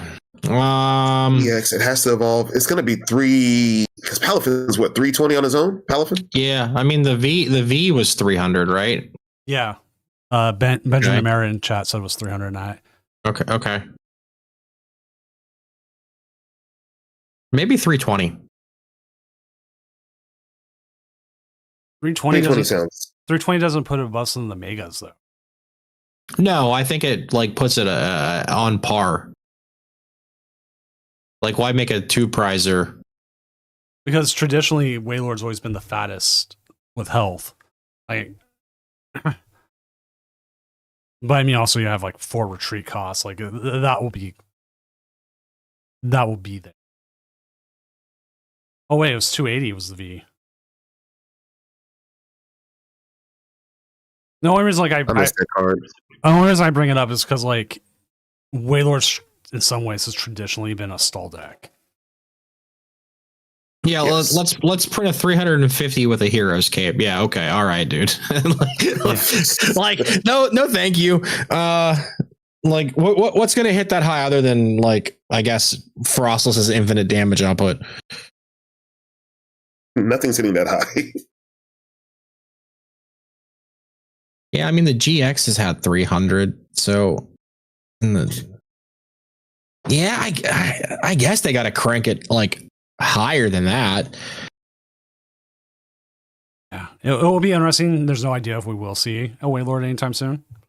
I'm just sitting here thinking oh man, we're seeing these high amounts of HP, and I'm like, how high is that one going to be? I'm still waiting on Unpheasant EX. That's what I'm waiting on. All right, you know what? Unpheasant EX is purely, even if it's never coming out, is purely just future-proofing the card. I know. I just find that hilarious. Let's see, what other decks? We do have a Crustle at 2-0. They beat a Stevens My baby. Metagross and a Greninja. Crustle, my baby. I used to believe in Crustle. No Crustle. I used to believe in No. Crustle. Also, this for anyone playing, the record to make day 2 or phase 2, whatever you want to call it, tomorrow's tournament is 5-1. Just like an in-person regional. We are treating this everything like it was an in-person regional. Actually, funny enough, we have more players today than they used to pre-COVID. But sadly, we're nowhere near in-person ones right now. No.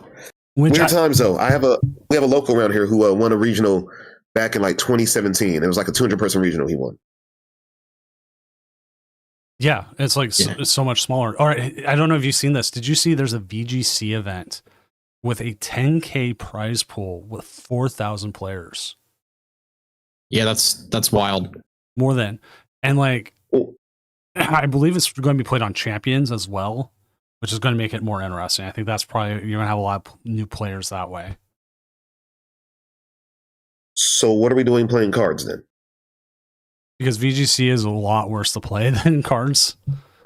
I mean, maybe Champions makes it better. I mean, it gets rid of worrying about IVs and everything. So then, you could, because now you can just choose whatever stats you effectively want in Champions. Like it's just all gone. And so it's just more accessible. Yeah. Marianne, I'm trying to remember. I know Gazerby wanted the list pretty well. And that was interesting. That's what we talked about. You can possibly go back in the VOD and find what we said. I want all the lists. I want that Crustle list. I want the list with the Bronzong. I want the list with Lucario and the what do they have? Ace Royalist Mischief. I want the list. I want them all. You forgot the most important list that we need. What list is that? The Epstein list. Oh. Yikes. Oh, come on. I had to. TPCI released the files. Wait. Oh, I'm trying to They've got enough money. Oh, sorry. Everyone gets to see the casting schedule for a second. Sorry. I'm just trying to remember who else was coming in for next round. He's like, well, I got to get rid of Stupid now. He said too many bad things.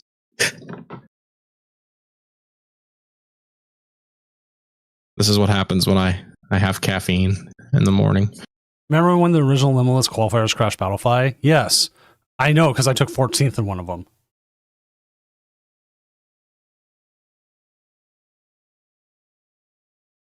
And funny enough, that is why we have play.limitless.tcg.com, is because Battlefly would crash. Thanks, Robin. Robin is amazing. Subscribe to their Patreon. I do.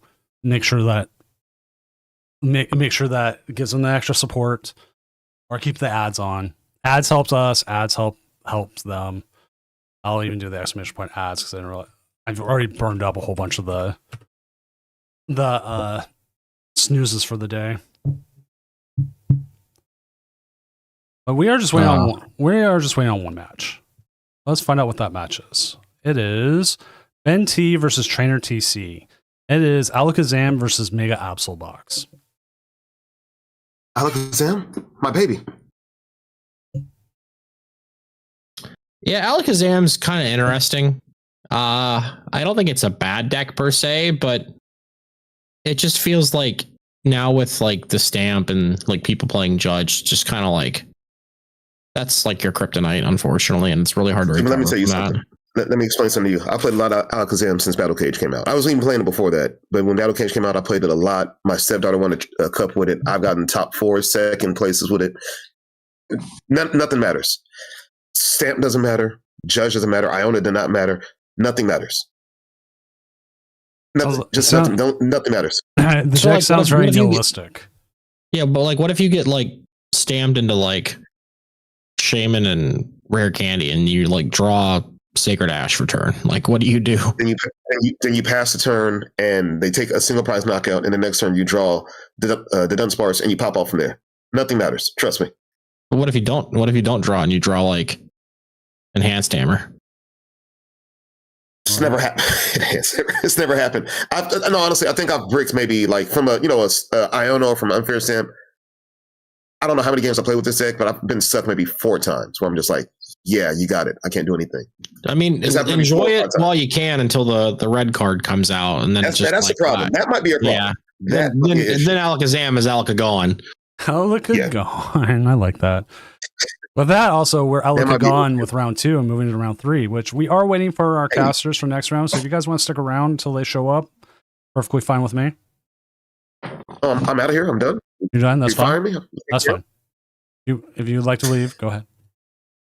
Jeez. Your contractual obligations have been met, Gazer Beam. Yeah. Please turn in your gun and badge and remove yourself from the venue. Oh, man, we just had...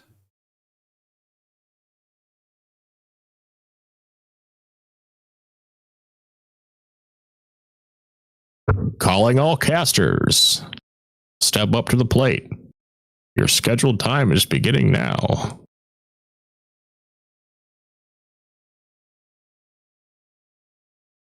All right, let's at least still find a game here. Well, we do have that Marioneck deck. At least if you guys want to start on that.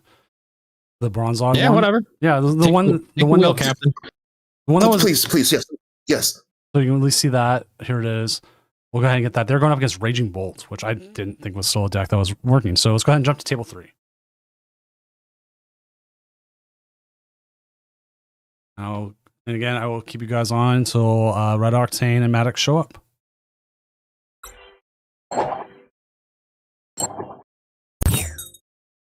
Okay. Coin flips happening. I will get that set up real quick.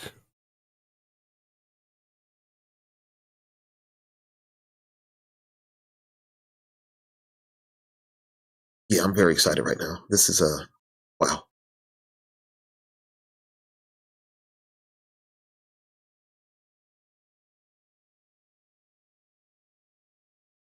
All right, we got the Girafarig Monkey Dory start. Bronzong in hand. Pokepad can find the Bronzor. Lily's Determination to start the pop off here. They're into an Ogerpon on the other side. Monkey Dory off the top of the deck. Love to see more monkeys. Monkey see, monkey do. Can't get enough of you. Just kidding. I have absolutely had enough of Monkey Dory. I don't mind Monkey Dory. I don't mind that guy. Situation like this, I think you need your Frigiraf in this matchup, don't you? Yeah, because I mean, Bronzong's not going to do anything because they're not playing any evolutions really, other than like Noctowl. Now, the fear is that your Girafarig could go down here. Yeah, Baby Bolt. There's a Lily. So what did they get out of these 8 cards? You ever thought we see today where Raging Bolt was playing shuffle draw supporters? I mean, yeah, kind of. Oh, just a bench Fez pass.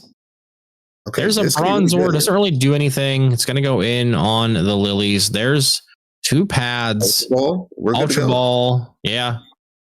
Goodbye, Darkness. Goodbye, Pad. Say hello to Farigiraf. I took this to Portland Regional last year. It was a fun deck of mine. That was a pet deck of mine. Walls, I enjoyed it. Too many ties, though. People did not know how to handle it, and when we figured it out, we just tied. That was a problem, but I love the deck, though. Why is it that every deck that you pick, Gazer, is always like some sort of scam deck? Like, oh, I love Crustle. I love Farigiraf. Oh, I love this thing that like doesn't give up prize cards and you can't knock it out because I'm a scammer. Like you're always just trying to scam your opponent out of prize cards. I also played Evolution Jammer before, too. Yeah, I mean, so fun.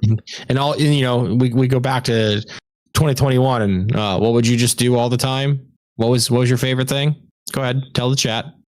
Gengar Mimikyu. I love that guy. Yep, and yep. Oh, there's some horrors in this house, of course, and you just turn off their hand and okay. Oh, next turn. All right, Poltergeist. Oh, sorry, you died. Sorry, you died too. Oh, you died again. Yeah. Take me back, man. Take me back. But no, I love me some Frigidrive. It's a fun card. I like this deck idea though. If it's an evolution deck, you're not going to evolve. If you're a basic kind of deck, you're just a basic B. I'm going to stop you. You can't attack me. So I love the idea of this deck.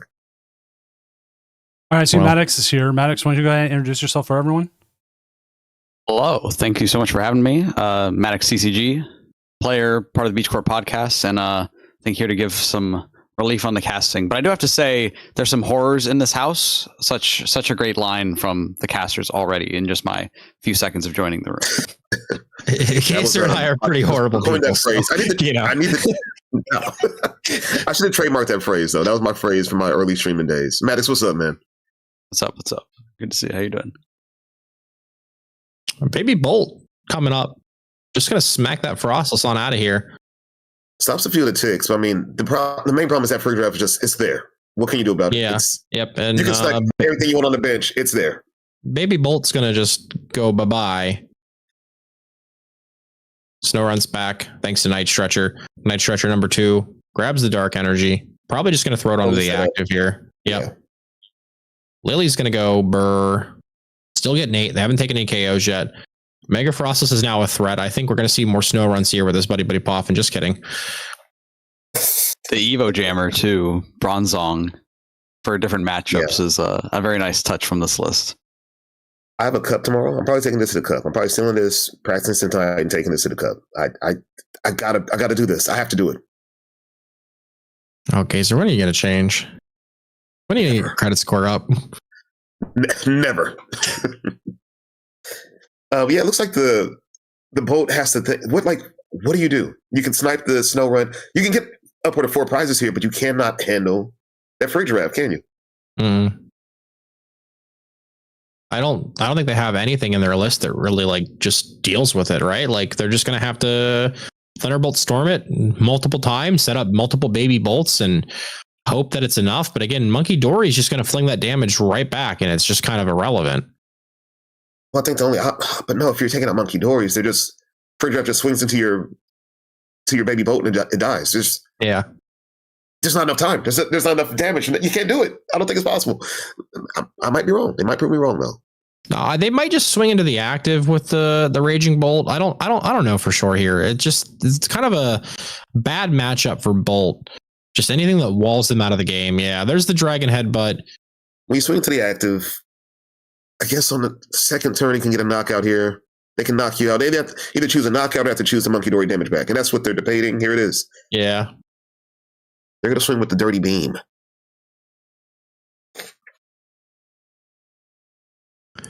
So other Baby Bolt, then I guess if they have the energy in hand, can KO the Fergaraf. And then they just need, they need a energy in hand or a Crispin or whatever. It's only 90 damage. Well, you can use the second attack, the Dragon Headbutt for 130. Oh, that's right. Duh. So you have the return knockout here. It's really going to come down to what are the resources available to stream these attackers again. Just going to look at the list. I mean, we do see a 2-1 Fergaraf line, but we don't have another Giraffe down, so we have to get it established, plus get the reattachments. This might even be one of those cases where Bolt can just get going fast enough and put on the pressure, kind of like they're doing right now, then maybe it's even just enough. Yeah, there it is. I read about the Dragon Headbutt. What's going to feel awful is 1 prize for all this effort, though, with the Legacy Energy attached to the Fergaraf EX. Yeah, 6 energy cards used between the 2 baby bolts. That's a lot of resources. You're definitely feeling the loss of Professor Sada's vitality, just not being able to rush that energy back into play. You're really reliant on the glass trumpets plus 2 copies of E-Switch and a retrieval, but that's really not a lot if you're using costly attacks every time. A lot of these decks that are incorporating Raging Bolt nowadays are opting more for more using the other toolbox of attackers, using sometimes Lily's Clefairy, using Tiamat's Gogurpon. When you keep the energy in play, you're not having to expend as many resources. Oh my, no water. Yeah, no access to water here.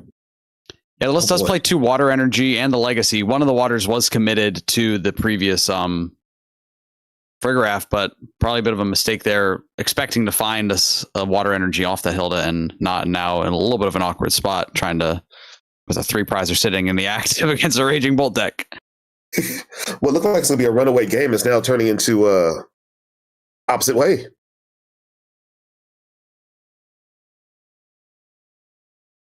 Yeah, them's the breaks. But I think it's our cue to skedaddle now, Gazer. Oh, man. As always, thank you for having us, Doom. Oh, it's my we'll pleasure. We'll let the professionals take over. I'll be back tomorrow morning chat. So expect more stupidity from Steuben in the morning. And Doom, if you need me around, I'm also here. Bye, guys. Thanks, Steuben. Thanks, Gazer. Thank you, guys. All right, you guys take over. Do a good job. I'll see you guys. I appreciate it. Do my Dude, they best. said that there's some professionals coming in. Is that after us, or is that supposed to be us, or what's the? Yeah, I was wondering the same thing.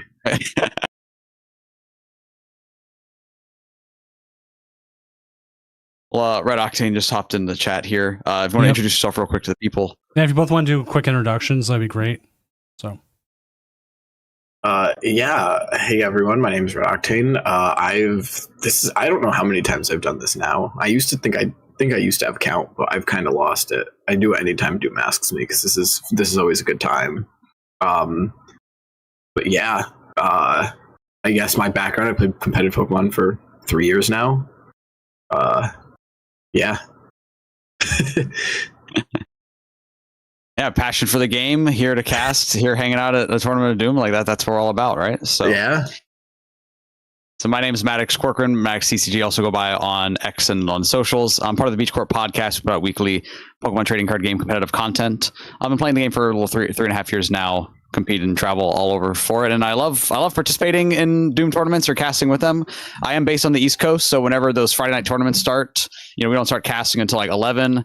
I mean, I remember back in the day being on, talking about a lost Gudra game and talking about how it's such a bummer that the lost Gudra decks can't attack with Radiant Greninja because it was 4 a.m. and my brain wasn't working anymore. So it's only 1 o'clock my time in the East Coast. Yeah, same here. We're back here at we're back here at Doom, and it's great to be here. Yeah. This is my morning. I got up about 2 hours ago. There you go. And a little cheeky play that just came in to respond to the Raging Bolt, powering up the Monkey Dory, benching the Lily Clefairy to get the Mind Bend to hit for 120 after some damage onto the Raging Bolt. So nice little play there to come back and try to find a way to claw back some knockouts. I'm really going to be up to Raging Bolt player here to just try to stabilize, get some energy back into play. And they need to only take 3 prizes. The Fergraph EX is no longer an issue. But what is an issue is a lot of resources have been committed to powering up those 2 Raging Bolts. Yeah, I feel like rotation just hit on live, didn't it? It did, yes. So, yeah, so for the first time, right, we're seeing Raging Bolt without Professor Sada's Vitality, the easiest way to rush energy back into play. We're seeing our player perspective here, playing kind of a neat, kind of like hybrid control deck, right? We see a 2/2 Frostlass line, the 2/1 Fergraph EX, which our Raging Bolt player has already punched through this set. Also to go along with the 3/2 Bronzong line, the Evolution Jammer, really trying to capitalize on the loss of TM Evolution, things like that. So, yeah, I know. So play the Blast Trumpet here. The bad thing about being okay. And there's the game right there. 5 energy, the nice E-Switch Glass Trumpet combo. Again, we don't have Professor Sada's Vitality, so we need to rely on some new tools. In this case, that Glass Trumpet E-Switch combo being used to kind of cheat an energy into play along that attachment and a higher count of boss's orders. Yeah, this is weird because being this is the bad thing about being in college or on rotation time is it's like everything rotates and I'm like, wait, why are all these cards not being played anymore? Like I haven't gotten in a time. You're like, wow, man, they haven't played Nest Ball, man. That card's yeah, pretty good like to play. Where's the Nest Ball? Where's the Ionos? Yeah, no, I mean we're totally new format here, and it's great that there's so many so many listeners and folks tuned in to just enjoy the new cards. And I mean that's always my favorite rotation. It's always my favorite part about a new tournament or a new rotation is like the tournament decks are always really fun because everyone's always just experimenting with new things every time. Exactly, man. Especially this tournament, like first, major tournament of the weekend of post rotation. I've seen Champions League before with some of this post rotation format, but this is really the first time we're getting to see a best of 3 situation. And again, I mean, for these tournaments, I mean, lots of people show up. There's a bunch of people taking their weekend to go and lock in with their spicy pick, including this perspective we're watching right here to see the spicy pick and get rolling with it. So yeah. Off the gate, we see a great start for our control side player with the telepathic energy, psychic energy. Another great addition for psychic. Yeah, definitely. Since rotation, that attachment to Monkey Dory is going to get you your attachment for a turn, and also be able to get you, in this case, the double Giraffarig EX, the double Giraffarig basic. Sorry, which is going to be a really key piece in this matchup. Trying to just aggressively get that Fergraph EX into play and wall out Raging Bolt's entire deck. Yeah, I'm looking at their deck list now. This is a really interesting deck. The Mega Frostless EX is also a really fun addition to it. The Fergraf, I mean, ever since that card came out, I remember when that came out in what set was that? Terrestrial Fate or Temporal Forces. It's always been people's favorite because it's just when the meta gets to a point where decks are full of EXs, especially with this one where you really only have the baby Raging Bolt that can attack. It's tough for these decks to do anything about it.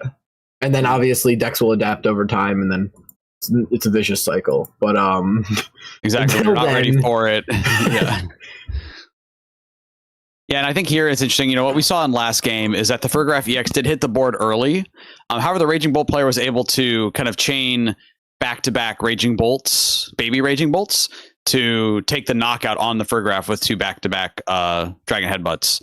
So in a situation like that, you know, what I'm really curious to see here is, can our Fergraf player go and get the Crispins in their deck list to get set up a little bit quicker, start swinging earlier with that Dirty Beam attack from the Fergraf EX to like really put the pressure on Raging Bolt. Yeah, just being able to hit them and even to snipe the bench a little bit, just to be able to get those. I mean, with between Monkey Dory and the snipe for the Dirty Beam, it's a good way to build damage, especially for that Meowth at 170. Like, it's a bench. Every time there's a card with under 200 HP, it always becomes a bench liability at a point because there's always going to be a way for someone to bring it up. But seems like a rough turn there for the Raging Bolt not being able to really do much. Yeah, I mean, the Raging Bolt list, again, it's very different from any of the other lists that you've seen before from previous formats, right? We're used to seeing very low counts of supporters just saying, hey, I'm playing my 4 Sada, a couple Crispin. Here, we're playing a 4 Crispin still, but also a 4 Lily's Determination. So again, really valuing that early setup to just refresh the hand. And again, here, but you know, we're running out of ways to accelerate energy into play. So we see from our Fergraf play a little low on the draw supporters. We know the Hilda in hand and the Meowth EX with the last ditch catch going to be a major part of this next format. But then going for a nice conservative play, saying, hey, I'm going to confuse this Raging Bolt, put the pressure on the Raging Bolt, which is going to be this main attacker in the matchup, really. So now it's confused. Now you have to find ways out of the active, or you're going to try to make a coin flip, things like that. So, yeah.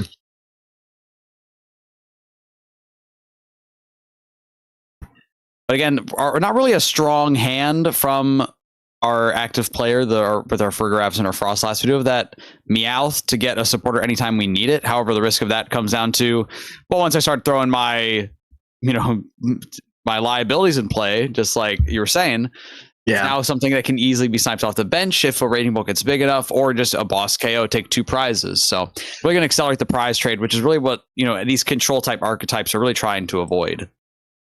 Yeah, and I mean, it's one of those things where it was always, I always try to, like, Squawk Ability is my biggest example. Like, you only really play Squawk turn 1 if it's really going to benefit you, because at the end of the day, that 170, especially towards the end of the game, is always a big liability. I mean, the Fergraf only plays 1 boss, which I guess is good for the Raging Bolt deck, but either way, like, just that one chance that they have to get rid of it, and when they get that chance, especially towards the end of the game, they will just bash right into it, and it just becomes an issue. Exactly. I mean, and that's the other key part, is that once these lists are open deck lists, so even though people show up with their spicy lists and different things going on, there is some questions, and, you know, everyone might not know, or sorry, you will know what's in your opponent's list, so you can play around that. So in this case, we see with exactly 6 cards in our Raging Bolt player's hands that we open up to I forget the attack name of this, but this is the Resentful Refrain for a big 300 damage, take a huge knockout, take a 3 prize KO. Yeah. And then now this is the other duality of this deck, where Raging Bolt needs to draw cards in order to put more pressure on, but also there's no Raging Bolt EX in play, so we're really hard pressed to find a way to, like, quickly and easily respond to this Mega Frostlass. Yeah, and I mean, they have a good amount of needs hard drawing some cards. Go ahead. Yeah, I mean, they have a good amount of time left in the round. I was going to say, at this point, you kind of also look, depending how much time the first game took, which obviously we still got a good 51 minutes left. But, like, this is also a good time to see if you're not going to be able to do this, like, might be good to move on to a game 3 or up a game. Obviously, right now, it's not worth it for them because they have a whole 50 minutes to make it through. But, you know, also one thing that you notice now with this, I feel like, at least from the looking at this deck list, Legacy Energy is huge. I mean, with the Megas in general, it's a huge play that's still in format, because being able to use these powerful attacks of the Megas while only giving them up 2 prizes is huge, because as we saw with the Mega Kangaskhan, like that's 3 prizes, that's half the board right there. I mean, that's just as much of a liability if you're not utilizing it, I think, as something like a Meowth EX. And despite me just saying you'd be hard pressed to respond, here we have Raging Bolt being able to fully pull off the Crispin, bench out, unfair stamp to 2, retreat, and we are going to be able to take the 1-hit KO on this Mega Frostlass with the Bellowing Thunder. So now putting a lot of pressure on our Frostlass Friggraph player. And again, this is a little bit of the benefit here. If you can go and swing early, in this case, punish an early attack here. Our Friggraph player board is not set up. They're really going to be banking off a top deck to try to get things going. This is probably one of the biggest things we see in the new post-rotation format, where unfair stamp is just such a powerful form of disruption, and we lose so much of the consistency cards that we've seen previously before. Right? If we're not having a Pheasantipity down when we're getting knocked out, then we're really not seeing many more cards. We lose consistency like Mew EX, we lose consistency like Nest Ball to find those ways out, and we lose a lot of handy onboard abilities such as that Pidgeot EX. The absence of Iona means people play around disruption less, and unfair stamp is an extremely powerful card when it is able to use expertly, like here. So let's see how our Monkey Dory player can respond. Yeah, and it's always a weird format, because you lose so much and you don't get that much back for a set or two. So it's always the very limited card pool. But I always feel like it's the best time, especially as like from a player's perspective. It's always a great time to like test your skill, because like if you can metagame and succeed well in a format that's very limited like this, as the format expands, it's really easy to like watch it grow back out. It's a good jumping off point, especially like if we've seen it over time. People have been, ever since COVID, people have been slowly getting back into the game. And I always tell people, like, or if it's around rotation, it's always the best time to get back into the game, because everyone's trying to figure out the same stuff. Yeah, we see our Monkey Dory player opt for a retreat, and again calling out the TM Evolution is prize, is anyone who's wondering kind of what we're behind on. Looking for a prize piece for that Friggraph EX, most likely. But again, in this case, having to try to opt for alternate win cons, can't find your Friggraph, which your main walling piece in this matchup. Now I had to play their hand down to just a single Dark Energy. I do think there's maybe a world where we could have held that Night Stretcher in hand, just in order to like have that possibility to recover the Mega Frostlass in a little future situation. And now we see a little bit of a Badoo war. However, we do have Monkey Dory on our side, so we can eventually, with enough time, put pressure onto this Badoo. Again, by chaining a couple itchy pollen attacks, pushing it back at the Badoo. We have a Crispin in hand, so we're getting a little bit closer to something. Yeah. I mean, this is going to be... I mean, they know their Badoo's dying next turn, because they're not moving. Unless they retreat it, they're not moving that damage off. But they have a substantially bigger hand than our Friggraph player here. So, I mean, 8 cards. Obviously, no items, but something like that with the 3 energy. Yep. That's a good way to get rid of that issue. Now they're nice, efficient attacking. And I would have maybe liked to have seen the Crispin played. If we draw Lilies, we kind of need to play that anyways, type of thing. We just trying to like get any resources that we can. I mean, see a Mind Bend coming through here, but we're really grasping at straws, trying to recover since that Latias EX is in play, and we can freely retreat between different attackers as we kind of slowly close out this game. Yeah, and that Friggraph player is now on their back foot. They lost, a lot of their draw here, and they're just grasping for straws. And Raging Bolt, while, had a slow start to it, they have the bigger hand. And especially now with that Badoo gone, you have a lot of your options are open again to where, you might not be taking 2 prizes every turn, but Friggraph isn't doing much. I mean, a Lilies would be big here. Even maybe a Hilda. But I mean, that, like you were saying earlier, that Crispin probably could have been played. But I guess also out of fear that they have Boss in their hand, as they do run 2 in the deck, could also be a concern of the Friggraph player. But I feel like it gets to a point where you're playing off your back foot anyway. I don't know if waiting is going to be worth it. Exactly. One of the key parts we do see of these Raging Bolt decks post-rotation is they play a much higher grass count, right? We've typically seen like a 5 grass energy count, like not too much, but kind of just enough, because you're able to rush so much energy back with Professor Asada's Vitality. In case we actually do see 8 grass energy. So if we can get to a situation where we're able to power up both Teal Mask Ogerpon and build a free retreat, and just be able to free retreat and attack with another Teal Mask Ogerpon for 3 energy, it's going to be a very efficient use of energy, and really just setting up for the most possible ways to close out this game. Yeah, and I mean, especially with the retreat, which I think is a little bit of an interesting play. Yeah, I mean, especially with the Iron Leaves too. And I mean, I know Zoroark's going to be big post rotation, but the grass it's a good counter to dark types, especially not that you could attack directly with the Farigiraf or into the Farigiraf, but like there are dark types. Actually, I don't even think Farigiraf is weak to grass. It is. Okay. It's the Pheasantipity I'm thinking of that's not weak to grass. But there's a lot of cards that are weak to grass, so it's also, without the Sadas, it's also another viable way of powering up Pokemon. It's another good attack. Exactly. Being able to utilize that energy that's in the field, rush it on into the active, and take a meaningful 2-price KO is, going to be very, very good with especially limited ways to move energy around. All right. We're very much running out of time, and we are just going to see the concession, actually. All right, I'm just going to bring this up real quick. How many disconnects did you think we got this round? How many disconnects? Well, I mean, how many do we have in the tournament? Let me look. Based on the way you're saying that, I don't like what the answer is going to be. Yeah, I know. I would hope no more than 2. I'm saying, hang on, we got 341. I'm going to say, the way you're saying it, I'm going to say 20. Red Octane was closer. It was 15. Oh my goodness. That's, yeah. Start the whole thing. So let's go ahead and find ourselves another game real quick of someone who's playing still. Yeah, definitely. We had Squiggles on last round. Let's go to Prowlers on table 1.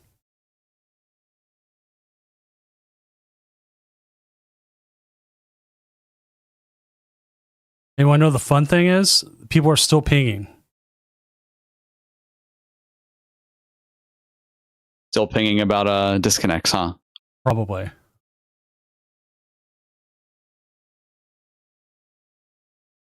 Yeah, I mean, that's always the unfortunate thing about live is just that, disconnects are always going to be tough, along with the fact that, like, it's, it depends where you're playing. Sometimes you just might have spotty internet, and it's just the unfortunate side of it.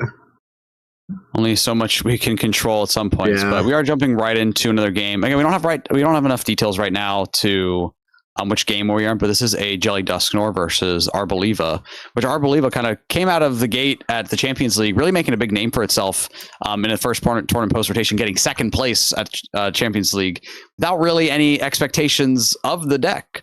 So very exciting to see a brand new archetype come up that, players out here at Tournament of Doom have also come to embrace.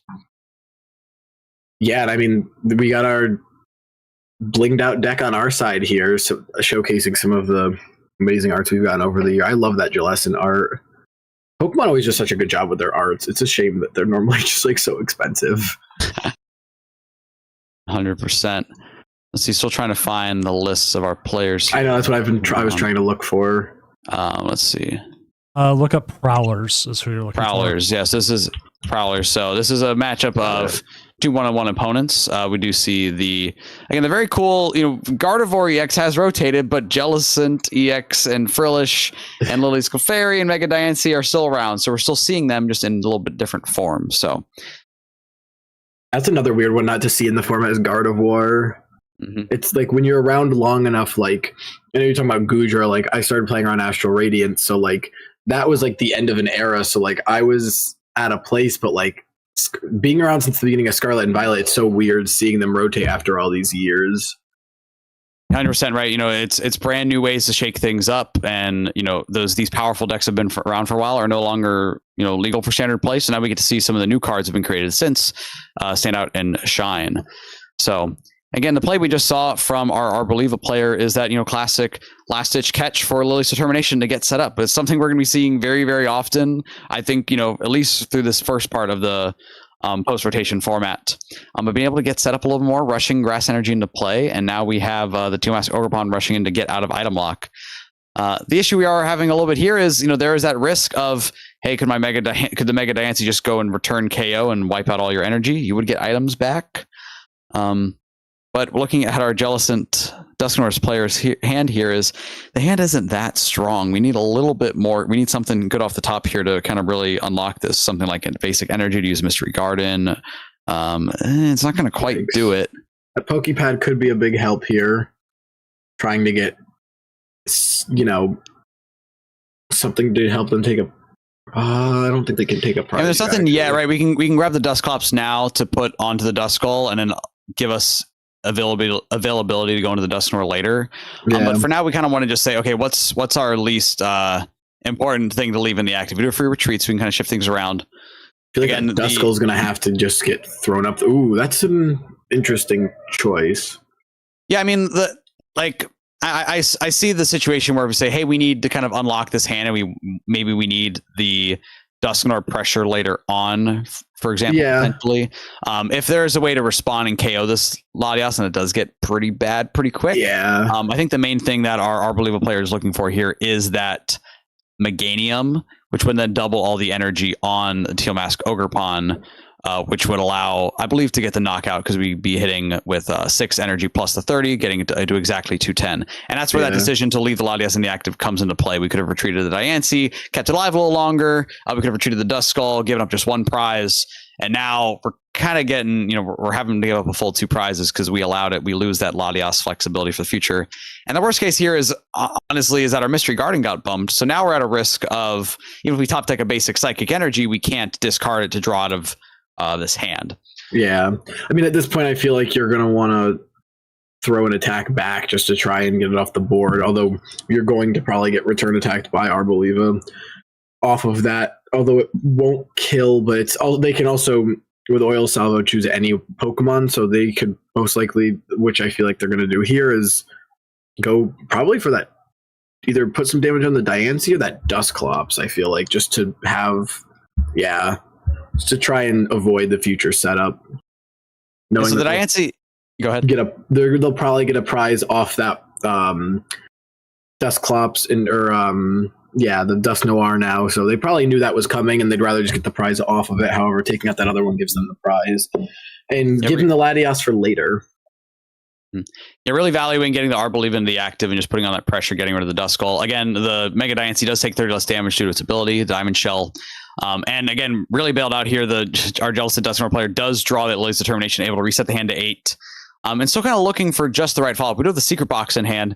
An ace spec we've seen down in play in post-rotation format, primarily because we don't quite have as much Arven. Like, we lose Arven, we lose ways to search for the Secret Box, so it's kind of chosen as an option a little bit less. But actually, the Dusknoir going after the Meowth EX, which had 40 damage on it already from a couple of Oceanic Looms. So we're able to take 2 prizes here to potentially try to find something else to get us going. The Wondrous Patch is big here too. Gives us another energy if we have any in the discard, which I think they do. But I could be wrong. We shall see pretty quickly here. Yeah.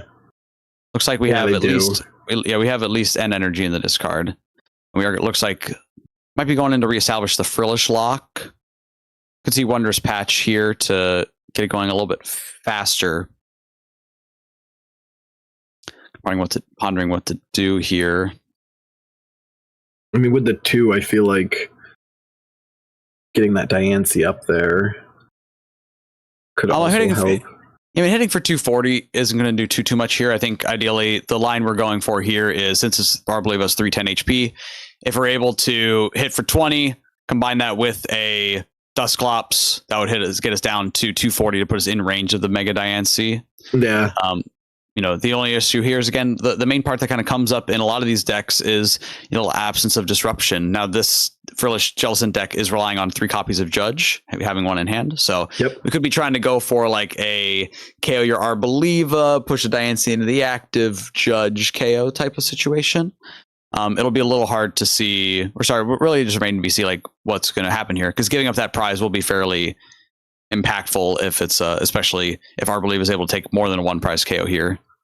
Yeah, and I also feel like they're just going to go back for that Duskull again, which is just going to hurt their game plan in the long run. Being able to do, I think it's 26 times.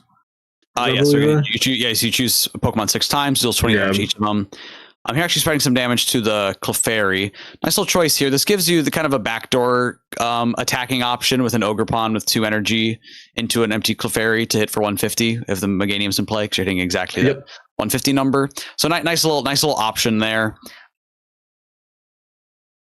I'm going back to that earlier turn when we opted to just put the pressure on the Duskulls when we knew that our opponent wasn't drawing very well, compared to just taking the 2 prize KO on the Latias. Yeah. We are in a little more of a safer spot since we know kind of what's coming. Our opponent's gonna have to punch through, or like our believable opponent, the Jellicent player, is gonna need to punch through 2 EXs basically in order to close this out. Yeah. While just 1 needed here. So maybe we're confident enough in saying all I need is a boss KO with my Ogre Pawn onto the Clefairy, and that's a fine enough option. Or the boss on that Latias later. Yeah, So I mean they have the Ultra Balls. They had the option to pull out the Jellicent if they really wanted to try and put a little bit of that pressure on. Not that I think at this point it was going to do much. You just did a little bit of a cheeky play using the Fluttermane in the active, the Midnight Fluttering ability to shut down our Mega Meganium's wild growth. So now all those energy are not actually doubled anymore, which now means that Meganium has a 2 retreat cost that can't be shut down until you actually attach 2 energy to it. So nice little play that could buy a little bit of time. Looking at the deck list, I don't believe we have any ways to navigate out of the active. I don't think so. No, it doesn't look like it. So in that case, our best case is really going to be using that bench Chikorita to set up the second Meganium to power up a different wild growth so you can still attach and retreat and put that pressure on like you need to. But if we're going for a play like this, it means that we don't quite have a lot of time, right? You know, we're somewhat limited in what we can do right with this Meganium in the active, unless we're going to like set up another Dusknoir to eventually like snipe something on the bench plus a boss KO. It might take a little bit of time to get that going, so we'll see what kind of line we end up finding here in order to kind of call this game back down 4-2. Yeah, it's definitely an uphill battle here, but the Meganium in the active is going to give him some time. The only thing they might, I mean, I think they used their copy of Energy Switch earlier, if I'm not mistaken. So they really don't have a way to do 2 in 1 turn. However, they do play 2 copies of Boss. They could also try and take that Fluttermane out of the active to get that Meganium's ability back. It's also just assuming they have it or have a way to get it in their hand. But that's always a possibility. A nice little interaction here. The Mystery Garden actually allows you to discard any energy, not just a basic energy. So we are able to go and attach, discard that telepathic psychic energy to get the card draw that we need with the Mystery Garden.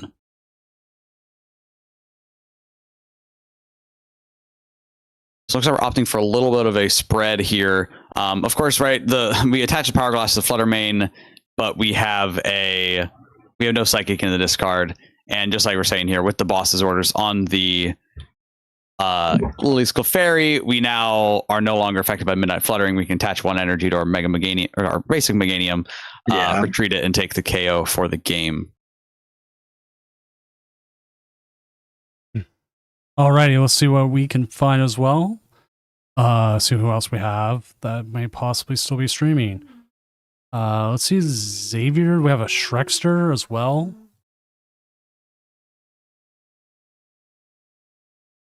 Let me find out. That's the beauty of all this. It's saying Xavier looks like they're done. Usually, you know what? We can take the easy way. Let's just start jumping. Let's go down to table 7. We'll see if they're still playing, and we'll go from there. Sounds good.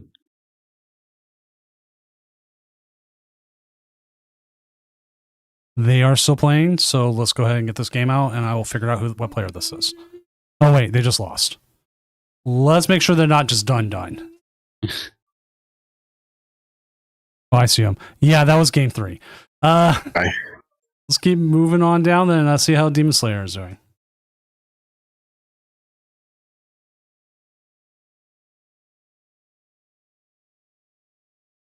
So we hit 19 disconnects. Oof. Wow. All right, they're done. There you go. I was 1 off. Looks like they're done. So what table 11's doing?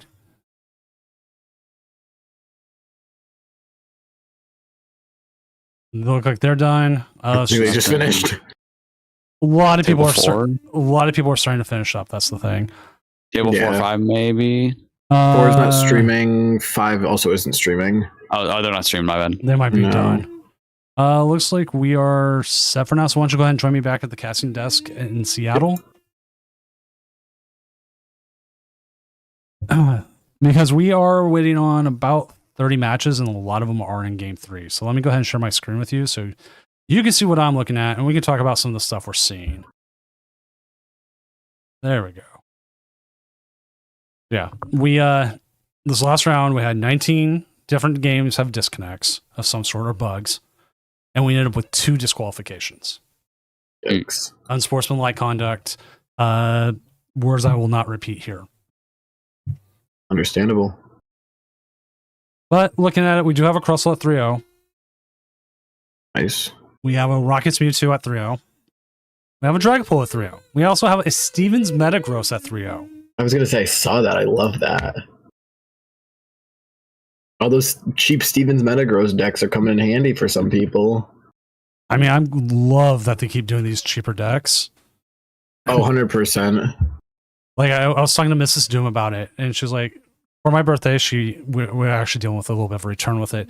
She bought me, like, the Team Rockets Giovanni Illustrator Rare. It's like a $40-some-odd card. All that stuff. She's like, wow, these cards cost a lot. I'm like, well, yeah, because they're Illustrator Rares, right? And they're not common to find. I collect Giovanni. I was quite happy she got it for me, but they sent the wrong one. They sent the Illustrator Rare, not the secret one. So I'm dealing with a return on that. But I'm like, yeah, but we have like Pokepads. Mm-hmm. I'm like, I told her like those Pokemon release Ascended Heroes, which had a very poor distribution, and she's like, okay, but the next set it's reprinted in a huge distribution, and they put it into the pre-release decks, and it's everywhere. I'm like, you watch this card go from like $10 to 50 cents. Yeah, 45, 68 right, exactly. cents.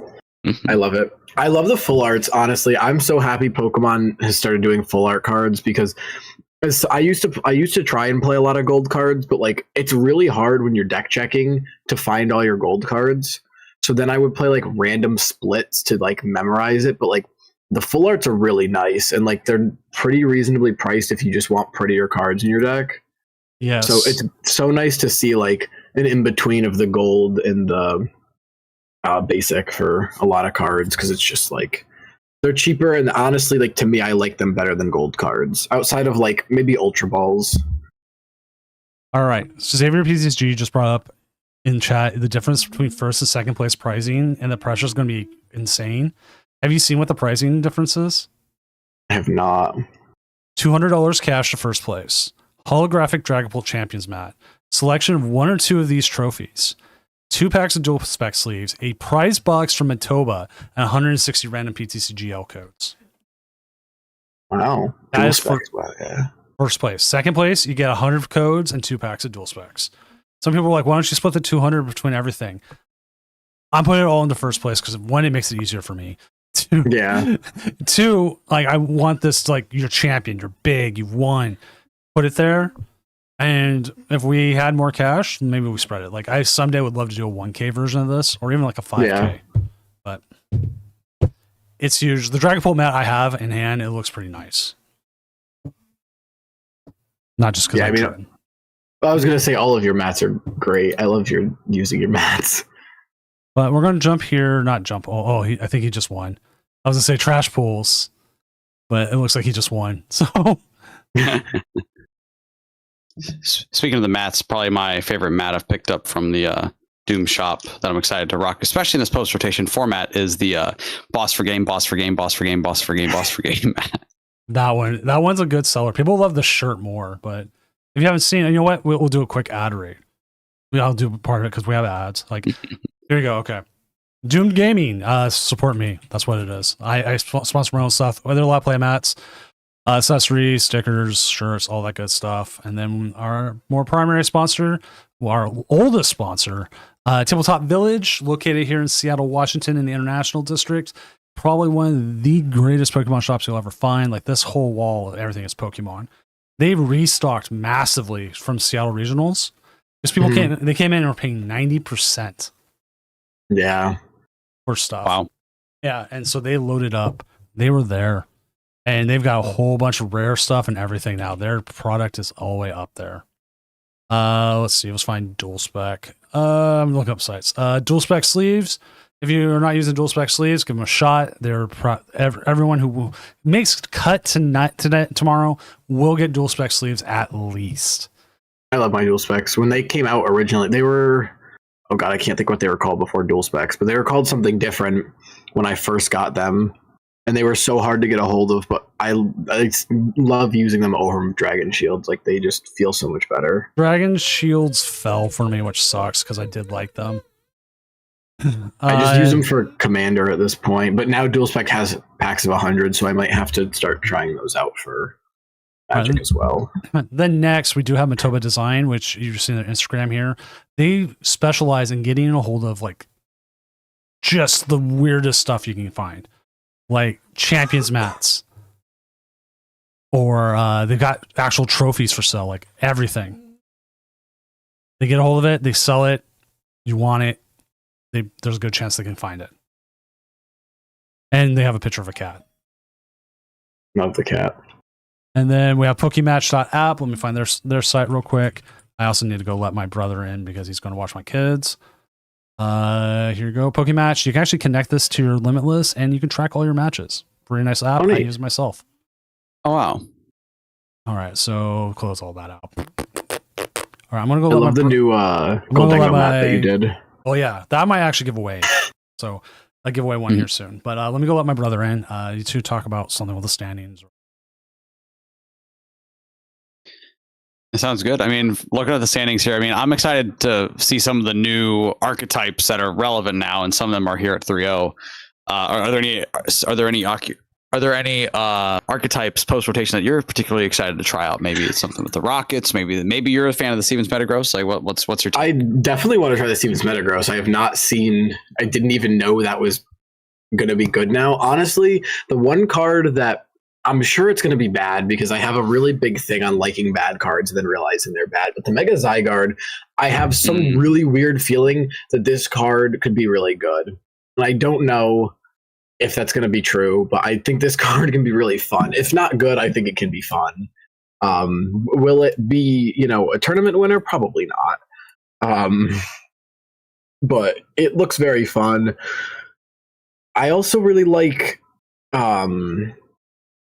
I'm just happy to see like Garchomp. Garchomp I always feel like was like it would pop up and then it would kind of disappear. Like people would try it out and then they would realize that like they can't do much with it and with like the set of stuff given to them. But now like it's got good acceleration. It's got the Rocky energy now. They still have the premium power. Like Garchomp could be poised to be a pretty good deck this set as well, or like this format.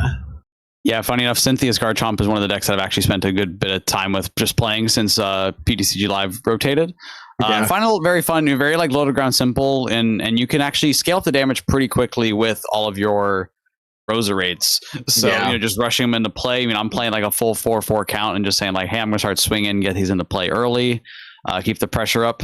And it's one of those, it's like, once you have a Gibble down, and then you get a Gabite down, then really you can just keep searching for everything in your deck, play your hand down as low as it can go, refill your hand with Cynthia's Garchomp VX's first attack, and then now you have your boss that you need. Now you need your Hilda, whatever it is. So yeah, you have the power weight still too. Yeah, that's the list I was looking at. And the Rocky energies too are huge because preventing the effects of attacks are huge for the Dragapult matchup, because until Dragapult rotates, it's going to be like Gardevoir. It's going to be there. It's going to be, pestering people because it's going to be a good deck. And as much as people don't love it, it's always going to be around because it's, one of those cards that Pokemon built that was good. I don't think Pokemon's ever going to build a card, hopefully not anytime soon, like Lugia V-Star, where that thing refuses to die until they have to literally force it out of the format. But yeah, and I'm also just happy to see Energy Recycler reprinted. I don't know why. Like, I just really like that card. I'm waiting for I'm waiting for them to reprint a new rod of some sort. Yeah, I mean, it's always interesting whenever we have formats when we don't have like a do-it-all recovery card. I remember when we had the D block rotate when we lost Ordinary Rod, and there's one interesting format where really the only Pokemon recovery was Miriam, which is shuffle 5 Pokemon back in your deck and then draw 3 cards. Like that's kind of an interesting format of that being the only Pokemon recovery.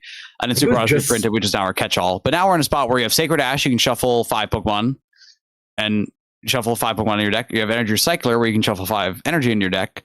And we don't have a hybrid card, but we do have things like Night Stretcher, which is a very, very powerful card. Things like Lana's Aid, Recover 3, and any combination as long as it's non-rollbox to your hand. So interesting recovery space. I feel like it's just while I do miss Super Rod, I feel like the Night Stretcher as a card as it exists, it's fine to just slot in higher counts of those as your do-it-all recovery card, really. Was it just Scarlet and Violet that we? I remember when Miriam came out because I remember pulling it from Scarlet Violet, and then was it Paldea Evolved or was it Obsidian Flames that we got Super Rod? It was Paldea Evolved. It was right afterwards. Yeah, I was gonna say I remember it was big, and then Paldea came out, and that card just tanked, and everyone was just like, "Oh, okay, it's done." But I remember when Quickball rotated too, like everyone was like freaking out because Nestball came back, and like some people loved Quickball because it let you discard. So it was like Quickball was always a 50-50 card. Either people loved it because you could discard something with it, or they hated it because you had a discard to use it. Yeah, well, I think it's safe to say that anyone right now would love to have Nestball or Quickball in format. But right now, our only, our only real like search for the big basic Pokemon are those Ultra Balls, or if you're playing a supporter like a Serrano or Brock Scouting or a Dawn to find just that copy of it. But missing those 4 counts of Nestballs, right? We saw with our Raging Bolt that was on earlier on stream. Having to play 4 Ultra Balls your Pokemon search doesn't quite feel as good as it used to. I mean, even opted for some copies of the bug catching set to have more ways to find those Teal Mask Ogerpons, just like rush them in the hand rather than having to like commit an Ultra Ball just to grab an Ogerpon, which when we're used to playing 4 Nest Balls or even a Quick Ball didn't feel as bad to grab a Pokemon that you needed. Yeah. Doom, are you the one to account for the fact that the Art Rare Fuecoco from Paldea Evolved is $50? No, but that's the reason why I went and grabbed it so quickly before it became $50. I didn't even realize it was $50 until I was just looking. I have 3 of them in an old Skeledirge deck of mine that I now realize I need to find where that is, because these used to be like $10 and they are not $10 anymore. No, I did not realize it because I've got the whole set in frames. So I have it in the red frame that came with the shiny Skeledirge box. I just swapped the shinies for the Art Rare line. Which the shiny is at $334, which is a little bit surprising, considering how much it was a promo. Yeah, but I mean that's the most expensive Art Rare of the starter trio, and that just goes to show what the best starter from Scarlet and Violet was. Sounds like someone's trying to like fish for more opportunities. No, no, I mean as well as I do. We both love Fuecoco. I know. He's just him and Mudkip are my 2 favorite like starters. It's just when you have one dumb looking alligator or I don't even know what Mudkip is, but he's cute. It's a 10-minute meme is what it is. Here, I'll ask Heat Miser. He's standing here. Heat Miser, remember Mudkip, the 10-minute version? Yeah, see? I don't know if you heard that, but he said yes. There was like a 24-hour version too when YouTube used to let you do like 10 hours and stuff like that. Just Mudkip. So we're waiting on 4 matches. Let's find out what those 4 matches are. They're all in game 3, which is always good. Rocket's Honchkrow versus Dragapult. You know what? That's fair. Nice fun one. Yeah, because Honchkrow can, as long as they don't evolve the bench, can prevent a lot of that damage spread. Yeah. Kangaskhan Buffalant versus Kangi. Yeah, Dragapult Dusknoir. Really comes down to the text in this list if you have a Psyduck or anything in that Tanky Kangi list. Yeah.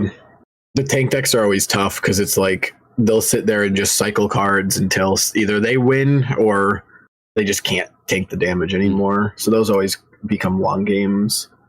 Actually, wait. Go open up that list from King Barbaros. It's not quite Tanky Kangi. It is Mega Audino Box.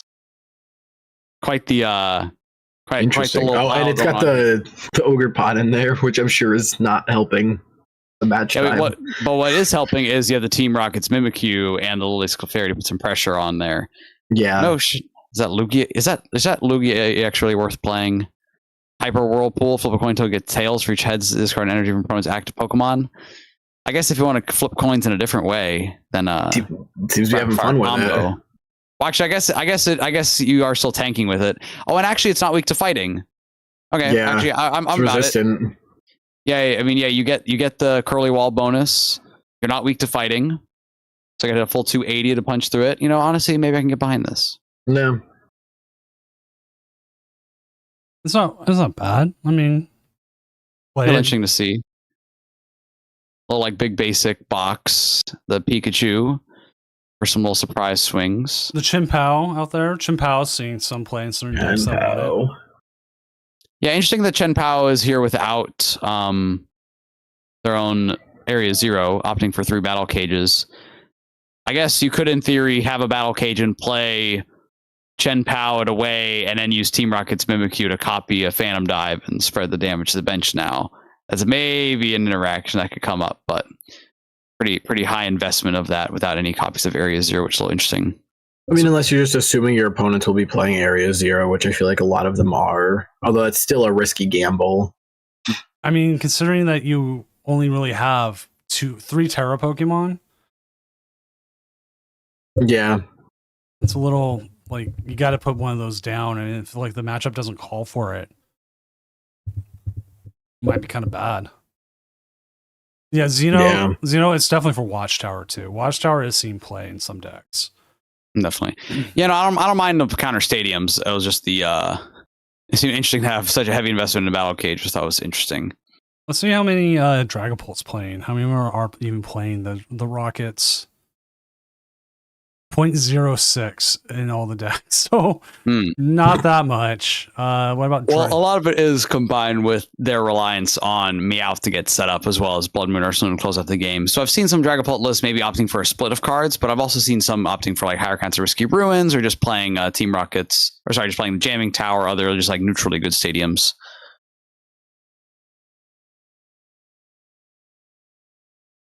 Is this a different archetype variation? No, this is the Dragapult Dusknoir where okay, about half play a playing a Watchtower. I mean, look at all the variation of just what we're seeing in a lot of these. Mm-hmm. And some of them is like it's registering Blaziken. Yeah, it does give it a separate one. It does classify it separately. It was always the fun time for classifications because Limitless is still trying to figure out what's a deck and what's not. We love seeing Other being the most played deck. Right? That's always the best. It's always a good feeling because that's how you always know either it's a bunch of new archetypes or just a bunch of fun stuff. It's like Staryu, Mega Starmie, and Other Mega Starmie. But we also had another one. It registered it as Frostlass Monkey Dory. Interesting.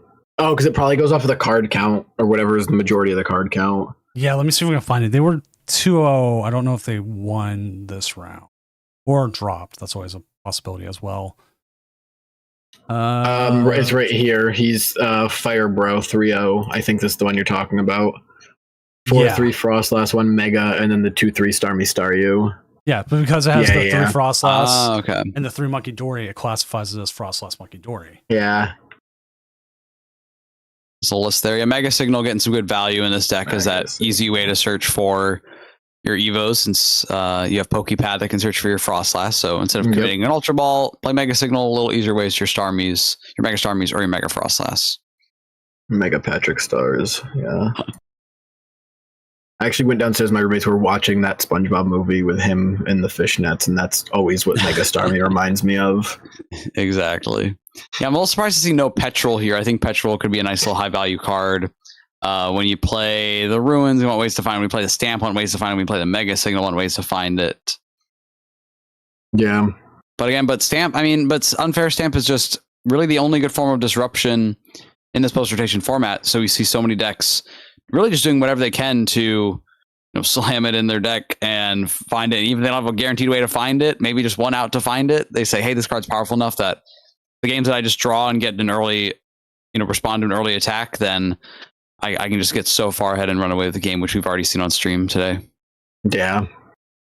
It's tough. I mean, the Megas they're fun, but it's definitely if you're playing decks that aren't tanky, like some of the ones that are still playing, like it's definitely a big pace changer of the game, because if you're playing a Mega and that gets knocked out early, like you're off your back foot for most of the game. And if you're both swinging Megas, like it could be done in a couple turns. If you're like, especially a deck like this where you're attacking most of the Megas, like it's real quick that these games can be over. So I like them. I understand why some people, like the same way people didn't like tag teams for a lot of reasons, but like the 3 prizers, a lot of people like have mixed feelings about. I think the Legacy Energy, if you're not playing Unfair Stamp, even though Unfair Stamp's really good right now, Legacy Energy is also really helpful, keeping it to the 2 prizes. We are just waiting on 2 games, which one was Slow King versus double checking Dragapult, and the other one was Garchomp versus Metagross. Oh, that's got to be a good game. Which both are in game 3, so they're not going to start another game. Just waiting on them. Perfect. To be a fly on the wall in that matchup, you know. Give us the view. Give us the stream, yeah. I will be right back and run to the bathroom while we wait for those 2 games to finish up. Okay, this is always a good time to do it. Like I'm just hoping next round we don't just get disconnect by disconnect. Yeah, make it a little easier for you on the judging side for sure. Won't lie, I got a little tilted at people at one point where they almost kept arguing over things. I'm like, just reset the game. It's crashing everywhere. Everything is on fire. I'm sitting here doing the "this is fine" meme. Yeah. It was so weird because like the last round was like 3. I've now ran 3. And then we like almost 10 times that. Nowhere near 10 times, but I mean, like, you get it. All right, here's something. All Out Blitzel, every time he's competed in this, is made cut. A strong player. But this is, I think, the first time he's playing it in a control deck. Without playing a control deck. You mean, or is that what you said? Yeah, he played the control decks and all the other ones. Let's look at the deck list. So, I mean, Team Rocket's Honchkrow is good because it controls the prize trade by one-shotting all of your opponent's Pokemon. So a little bit of a different take, but we shall see. And honestly, pretty clean-looking list. Yeah, first real deck using Miracle Headset that wasn't a Block Lax. Yeah, exactly. Yeah, Miracle Headset, not for control. It's just for a damage mod. And actually, we do see some of these playing Pokegears actually opting for the 4 count of Roto Stick, which I think is very funny. I mean, really just saying having a bunch of ways to get energy. It's not energy. It's not Goldango EX Medics. It's Honchkrow, Team Rocket's Honchkrow, rushing those supporters into your hand, and then having your Porygon 2 as a nice little cleanup attacker. Now, you might have noticed this. I've seen this with a lot of Honchkrow decks. They have completely given up on Team Rocket's Porygon Z. They are just going with the 2 and the Ignition Energy. That gives you 4 more cards you can put into the deck, or 2. It depends on your counts. Like 2 here. That's 2 more cards that can be either Night Stretchers, make your 4/4/4s, anything else. And yeah, the real nice benefit of that Porygon Z is just being able to say you only need a Team Rocket's energy. You no longer are forced to use the Ignition because you have a 2 energy cost instead of a 3 energy cost. And you have some of that like built-in draw engine to discard some of your cards. So I do like the Porygon Z as that option. I do think probably ultimately where the issue comes up is you want to start taking early knockout. So it's going to be harder for you to find the Porygon Z. Especially when you'd really need it would be early to help get out of an early like unfair stamp, for example. So if you don't have it then like, if it's already in the late game and you're never getting disrupted again, and do you really even need the Z? So to your point, it can be another Roto Gear, it can be another Night Stretcher, it can be another Team Rocket's Factory, right? All these other important tech cards that help fill your hand up. it can also, because Articuno helps basic Pokemon, you don't have to evolve it into a 2 and then watch Dragapult slowly pick it off. You can keep it as the Porygon, drop it as the 2, attach the Ignition Energy, blow up the Dragapult with no issue, because the Articuno is going to protect your Porygon. But the issue is like, okay, I got to find the Porygon 2. But that's just right. That's you just Pokepad at least for it. So, but that's just the issue with this deck in general. Like when you play against Dragapult, other decks you might be able to just go ahead and put the Porygon 2. You'll never see Articuno come into play. But that's not every deck. Exactly. And we have a commenter point out, right? Porygon Z draws negative cards, right? That is a bit of a downside for it. So it's harder for that to be that early game consistency because it's such a high cost to draw that extra card, giving right up 2 resources. At least in the late game with that Porygon Z, when you're able to discard your supporters, you're fooling the Arcommand attack since you don't need the supporters in hand anymore to discard. Again, if you need to like dig towards a certain card like a Giovanni or towards an energy, maybe there's some value there. Maybe you're increasing your damage. But I think if we're playing all in on the Honchkrow and we're saying, hey, I'm really just discarding my supporters early when I need to. I'm using them throughout the game, and I'm just ending up with enough in the discard, right? Playing 20 supporters, so if you have every single supporter in the discard, you're hitting 400. But realistically, you really just need to hit like a 320 on a Dragapult, which means you're having 16 of those supporters in the discard. Yeah. So nice little piece here, and cool to see. Again, all of our players having to adapt. Right, the Henry Chows of the world have to adapt to not playing Gardevoir. Myself, am playing a lot of Goldango lately, so I am adapting to other decks. We will be seeing this change a lot, where players who are known for certain archetypes will be doing a little bit of soul searching. Might be flipping between a couple different decks. Might be picking up something brand new entirely and making that their new commitment. It'll be interesting to see how some of these top players who've been reliant on Gardevoir, on Charizard, on Goldango for so long, how they adapt and take new choices. I'm lucky I've been playing Dragapult for so long that just adapting to the new cards has been a lot easier. But with that, actually, round 4 is ready. So let's go ahead and get that going. Round 4 is up. Fantastic. And we will find ourselves a game. So let's see who we still have going. We had sadly, Jellos and Duststorm is 1-2. We had Squiggles on already. We haven't had Xavier on. Xavier is a longtime player of everything. He is on the Alakazam. Ooh, versus Okidogi. Now that's a spicy matchup. That is the matchups we're looking for. Let's go ahead and jump down to table 6. Fantastic.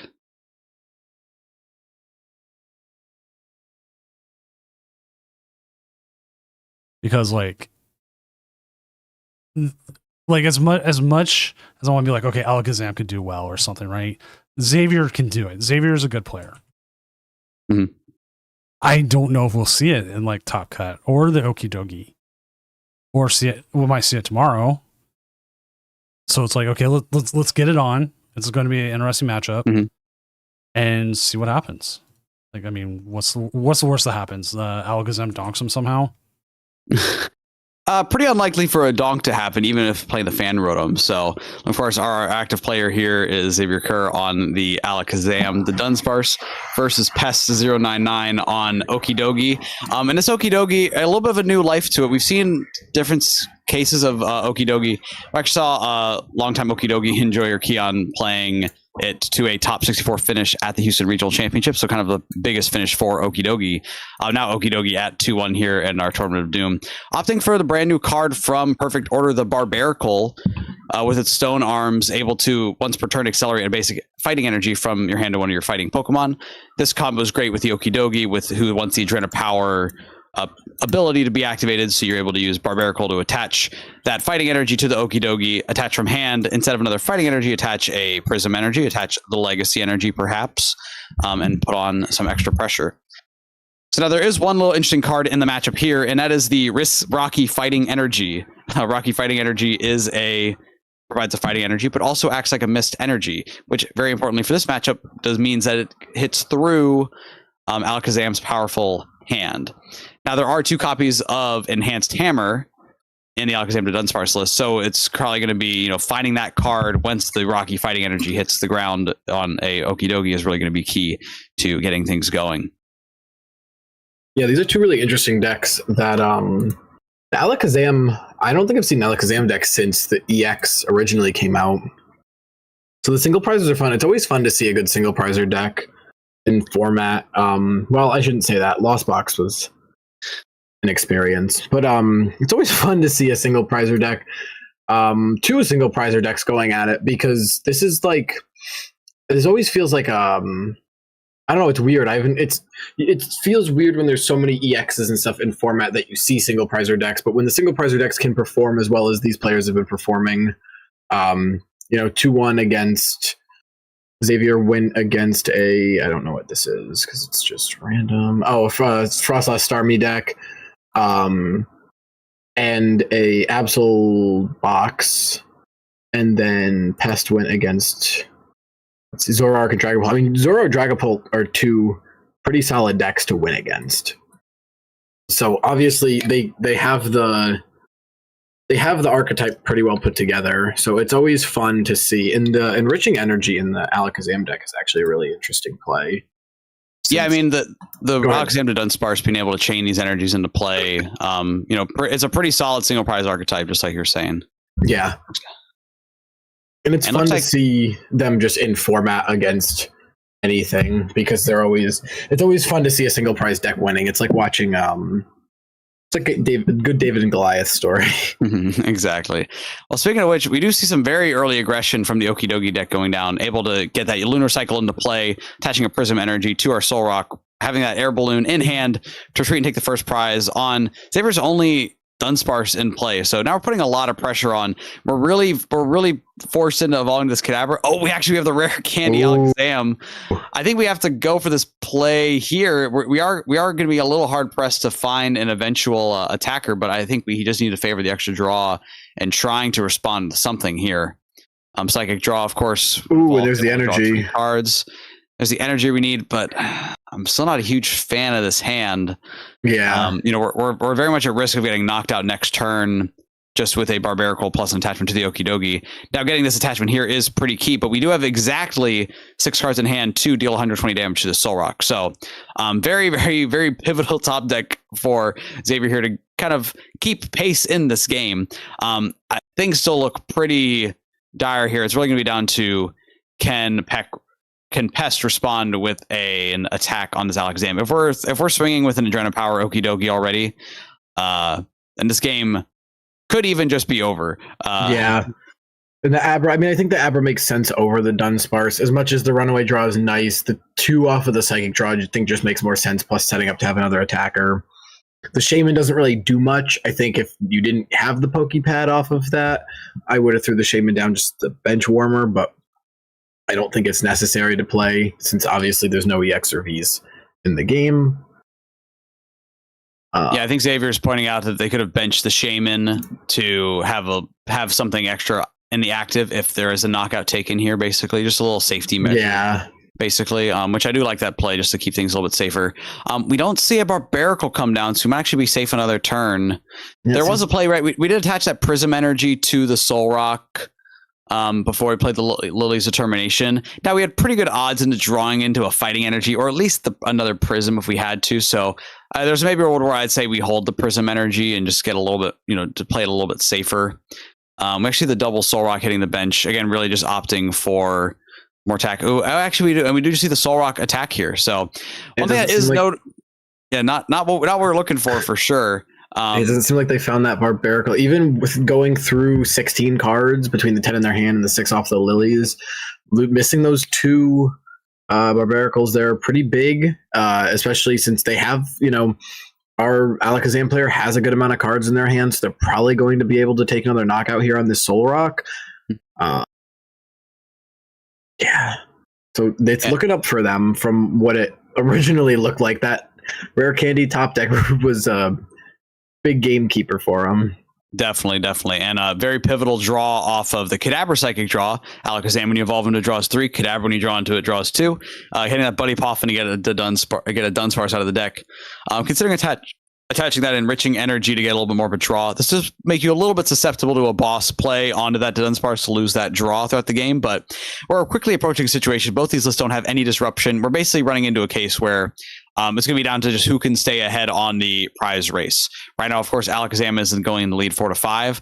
Now, what can swing it is that Legacy energy, but it doesn't really swing it because Alakazam's attack is not damaged, so it doesn't really matter. So you need a combination of the risky Fighting Energy and the Legacy Energy.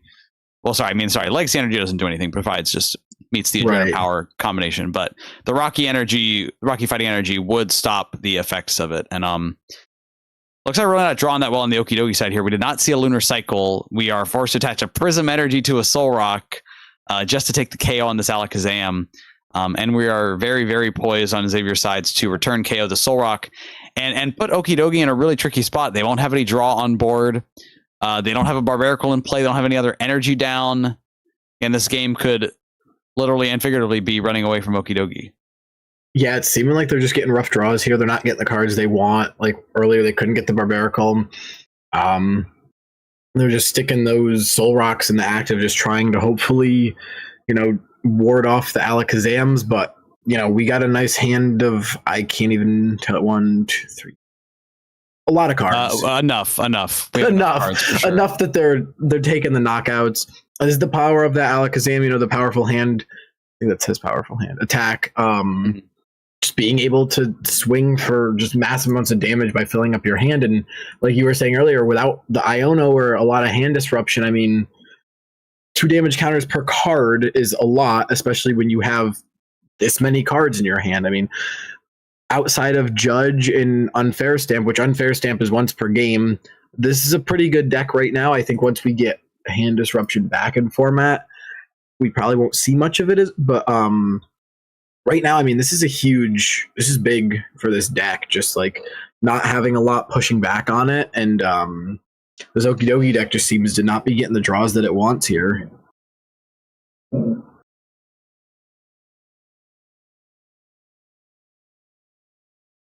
We do see the concession here from Okidogi. Again, they know it's a single prize matchup. They're a little too far behind. Just need to try to find that Barbarical, get a little stronger start, get rolling into it. But nice early start from Alakazam. And as we're heading into game 2. So I do think what we did see from Okidogi of rushing those Soul Rocks into play is good. We want to be able to take efficient attacks while we kind of take the time to set up our Barbaricals and threaten with the Okidogi. Now, what is meaningful is even with the resistance, if we have that dark energy on the Okidogi, can be provided by Prism or by the Legacy energy. We are hitting 170 minus the 30, which is perfect numbers for the Alakazam. But it's really just going to be the key about, can we keep chaining our single prize attackers? Yeah. And that's definitely a tough one for both single prizer decks. I think we saw the Alakazam, didn't draw that rare candy there. They might have been in a similar situation to the Okidogi where they just weren't getting the draws they need. And I mean, that happens in every deck. It's especially losing a lot of cards. It becomes tough for people to really draw consistently. I mean, obviously they have cards in their deck such as the Lana's 8 and the Hilda Define things. No Lilies, which between obviously the Okidogi runs the Lilies. I think the Lilies are always a really good early. I mean, they're really good in general. I think they're really good early, especially in these single prizes. Oh, okay. Is this a disconnect or concession, or we'll hold a second to see what happened here, but we see the give us a second before the game even starts. Yeah, all good. Yeah. Everyone listening at home, thanks for your patience. Again, TCG Live is a game that we all appreciate. We love being able to play the Pokemon trading game online. We know there's a couple issues with it at times, potentially. So, and I know with so much going on today, there's been a few disconnects today. So give us a second while we let everything get settled and situated. Yeah. I wonder if that was around just selecting incorrectly, the first or second, maybe, or Doom, I'll let you chime in. There it is. They just called chat. That could be the issue. Oh, they have to go. All right. Well, hey. Interesting. Yeah. Okay. So let's go ahead and find ourselves another game then. Yeah. Long tournaments, especially playing best of 3, got some good reps in, hit a tricky matchup and said, hey, I got to go anyways. Got to do. Yeah, the weekend's always a tough one. Saturday. Yeah, exactly. Yeah. So. Yeah, they're like, you've got this. I'm not winning that. Let's go to table 11. I know they were playing like a Clefairy deck. Got it. Also, Northern J, thank you for the follow. It's like Toxic Tron or something like that. They're up against, Cynthia's Garchomp, so that makes it even more fun. Ooh, perfect. Just gonna control Toxicnator. Toxicnator. So right now, everyone jumping into this match. We have Toxicnator with the Lily Clefairy Ogerpon Toolbox, a nice exciting deck that's we've seen it with like very niche play before, but gains a little bit more maybe gains a little bit more like spotlight now against a deck that we were talking about a little bit in the break, the Cynthia's Garchomp. Yeah. Definitely a fun deck for both players here. I just forget I can split screen things, so I've deck list split screen instead of constantly clicking between them. There you go, perfect. So now we are trying to set up for a big 2-prize KO potentially. It looks like it's so again. The main part here is weakness is a key part of this Clefairy box. So we could, in theory, hit for a big Ogre Pawn attack to KO the Garchomp. But actually, with the Cynthia's power weight on the Garchomp, you actually need quite a bit of energy to really put the pressure on the Garchomp. So what we're going to see here is there's no energy on the lone Garchomp. We've unfair stamped them to 2. Really, the question is, do we draw an energy to attack and win the game?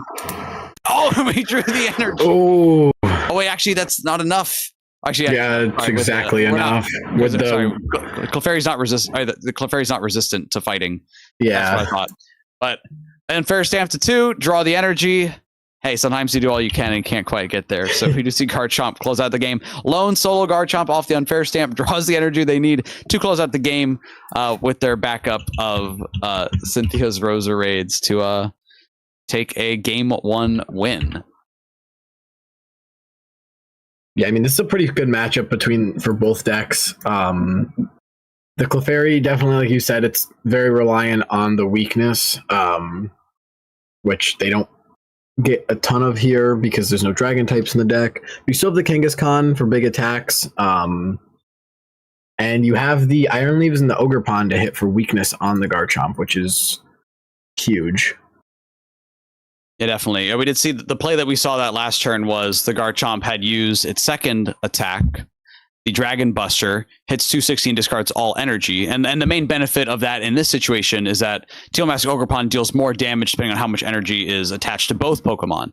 So if you have 3 energy on Teal Mask Ogerpon, you're hitting base 120 times 2 is 240. That's enough for some of the smaller Grass Weak EXs. But on a Garchomp that has 400 HP, right? You need to be hitting 210 base. You need 6 grass energy on your Ogerpon. You need 6 energy combined. Makes it very, very tough to work on. Yeah. But with the Teal Dance, it helps accelerate, which is always a big thing. Although only 7 in the deck is tough because you're needing almost all of them. Exactly. A couple pivotal cards I am seeing. The Lily's Pearl is an inclusion in this Clefairy Ogerpon deck. That can definitely help to offset the price rate if we do start swinging with those Clefairies. Yeah. And the other piece I noticed is that this Mega Kangaskhan is a big part of this draw engine for this Lily's Clefairy box deck, but Garchomp is actually playing 2 copies of Watchtower and 2 copies of Judge. So to set things up properly and potentially lock out our opponent from using abilities, which can be very, very common, as well as, of course, that Meowth EX, the Last Ditch Catch, which is a very big part of a lot of decks. Yeah, I mean, it's a big, we always see, there's always a big important card that's under 200 HP that does a lot for the players. And that, obviously, with this rotation, is that Meowth. But hitting 2 Cynthia's power weights right off the rip, give them that extra boost. Obviously, well, I guess you could attack with the Gibble. They probably won't, but you could. I'm going to go click on their card as if I was playing the game. Mm-hmm. But hitting for 50, I guess, off the rip isn't a horrible, or sorry, it's a 70 HP from the power weights. I'm thinking the Rosalias, but giving them that extra HP is huge. Put them at 140, actually higher than the Gabite. So it's even tough for if you can get that 2 energy, which it doesn't look like they're going to. Well, you could search for a supporter here. I would say probably a Lily. Their 1 Lilies would be, they have it. Which they didn't. Crispin can't really do, well, we can't because you need 2 grass, so yeah, this is a tough one for them. I think they're kind of banking on that Lilies there, being able to just shuffle and grab 8 there while they still have the 6 prizes. It's not going to, unfortunately, not going to happen. This is a good grab, I think, knowing you might be getting knocked out next turn or within the coming turns, and just filling that bench up to be able to deal as much damage as possible. Yeah, I think one of the big parts about knowing this Garchomp deck is just the strength that you have with it and the weaknesses of the Garchomp deck, which in this case is really that they don't have rare candies. So they're really reliant on getting that Gabite into play, use Champion's Call, and start chaining their attackers. So for this reason, we do see the Clefairy swinging in for the early knockout. For that reason, I didn't really like seeing the power weight, all the power weights being committed so soon. Yeah. Just because we knew that was going to go down. We might need those later, right? We need to try to make a last stand with our last Garchomp EX, kind of like we did last game. So So here we are going to see just a hold. And again, this is the weakness of this deck. You play the Judge a little bit to your own risk because you have now bricked yourself off your own Judge. You're having to just shove Pokemon in the active, wait and pass. And you have no Gabite to help draw you out of this. So ideally, you get the Gabite, get 2 Gabites in play, and the next turn you have a Garchomp that you can get into play. So see another last-ditch catch coming in, going to accelerate some energy. In this case, probably the Grass Energy is going to hand just because we need that draw with that Teal Mask Ogerpon. Just try to get a little bit of a board back.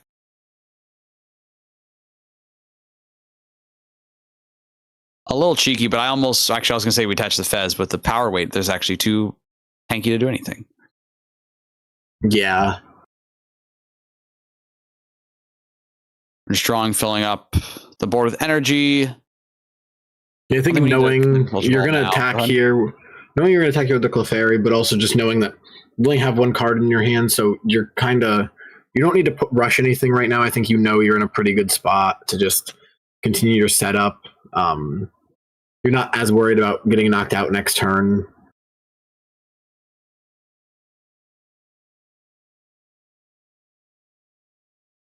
And we see just another knockout here. Again, we're really waiting on this Garchomp player to draw something to help get them out of this, right? We need either a draw supporter, we need a Gabite to start chaining our attackers. We'll see what happens.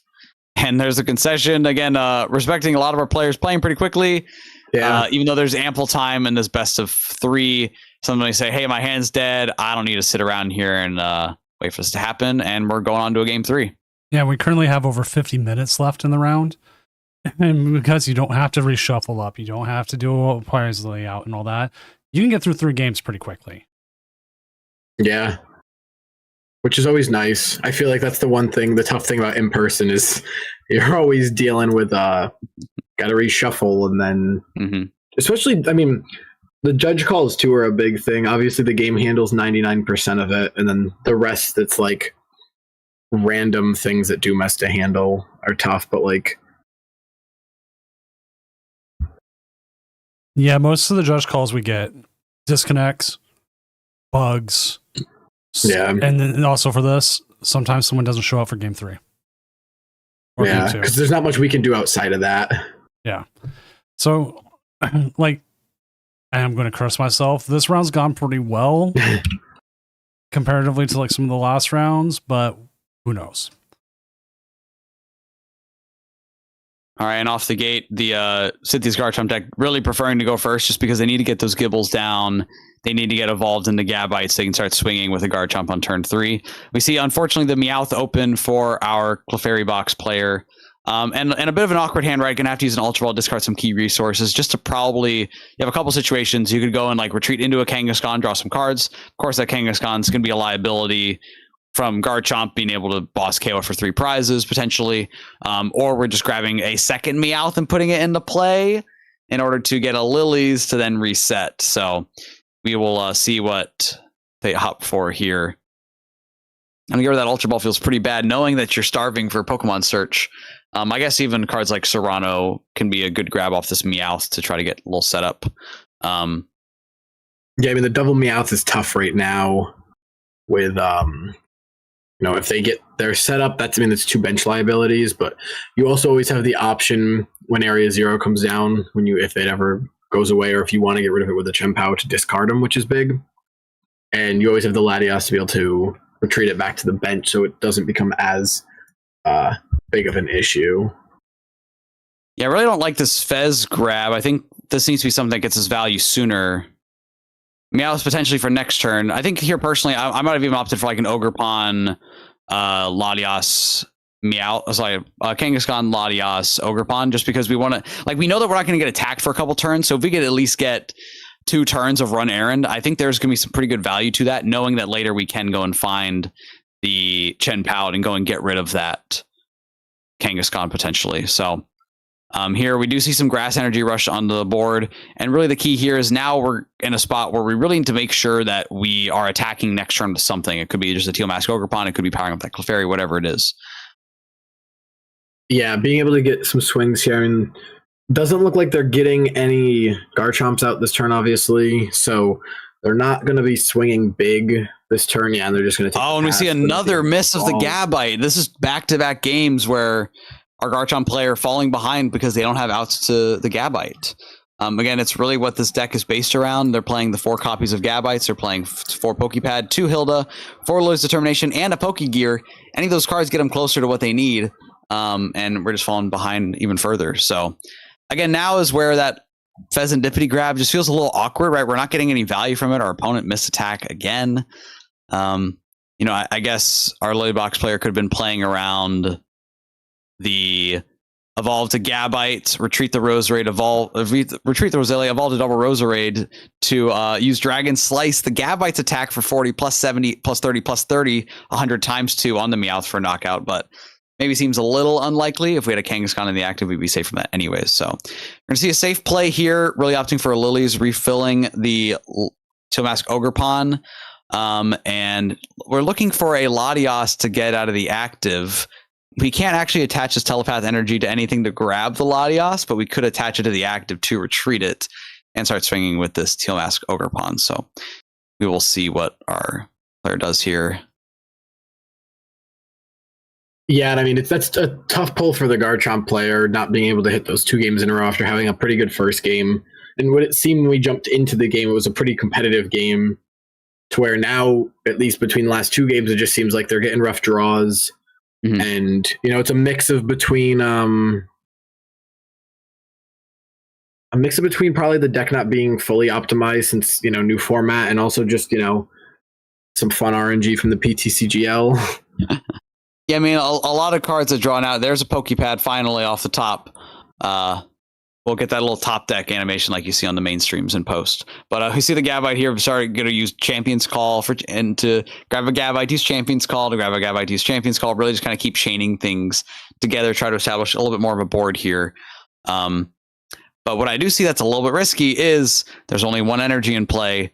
It's on a Gabite, and there's boss's orders in hand. If that 1 energy gets chased down and there's no backup energy, we might be in a spot where we're unable to refill the hand, even though we can get to a Garchomp, just because we don't have the energy available. Yeah, I mean, it's once you get the Garchomp down, it's nice because you have that option to really just keep grabbing them as long as, or once you have to get the Gabite down, you really have the option to just keep grabbing them. However, they're going to go down to 4 prizes, although that really doesn't set you too far off. I mean, their bench is fine. They have the Tealmasks, but again, they only run, I think it was 7 energies in this deck, so one of those Tealmasks leaving the field is going to be tough. Going for the power weight one here when you have the option to kill it, I think is the best option for them. Well, the key here is the energy, right? Even though we can get a Garchomp into play, if we can't use our Corkscrew Dive to refill our hand to 6, then we're really limiting what this Garchomp deck what pressure they can continue to put on and chaining attackers. So that's gonna be an awkward spot. We push in the Gabite again. Like, we could even grab the Garchomp, but we really need a fighting energy here or a draw supporter to get us to that. So Champion's Call. See what happens. There can be a world where we go and grab like the Spirit Tomb to retreat into if we need to buy a turn potentially. Oh, there it is. Yeah.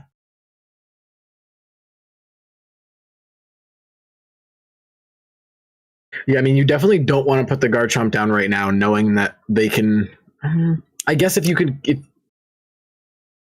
I think this is a fine. I mean, I think this is a fine play. I would have opted. I think we evolved the active Gabite to retreat to the Spirit Tomb, since Spirit Tomb isn't getting us very much value here.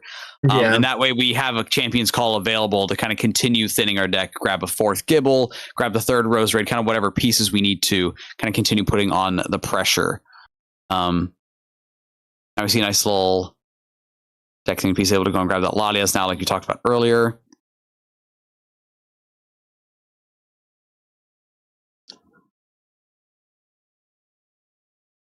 And again, one little piece, our hand's a little stuck here. We don't quite have anything.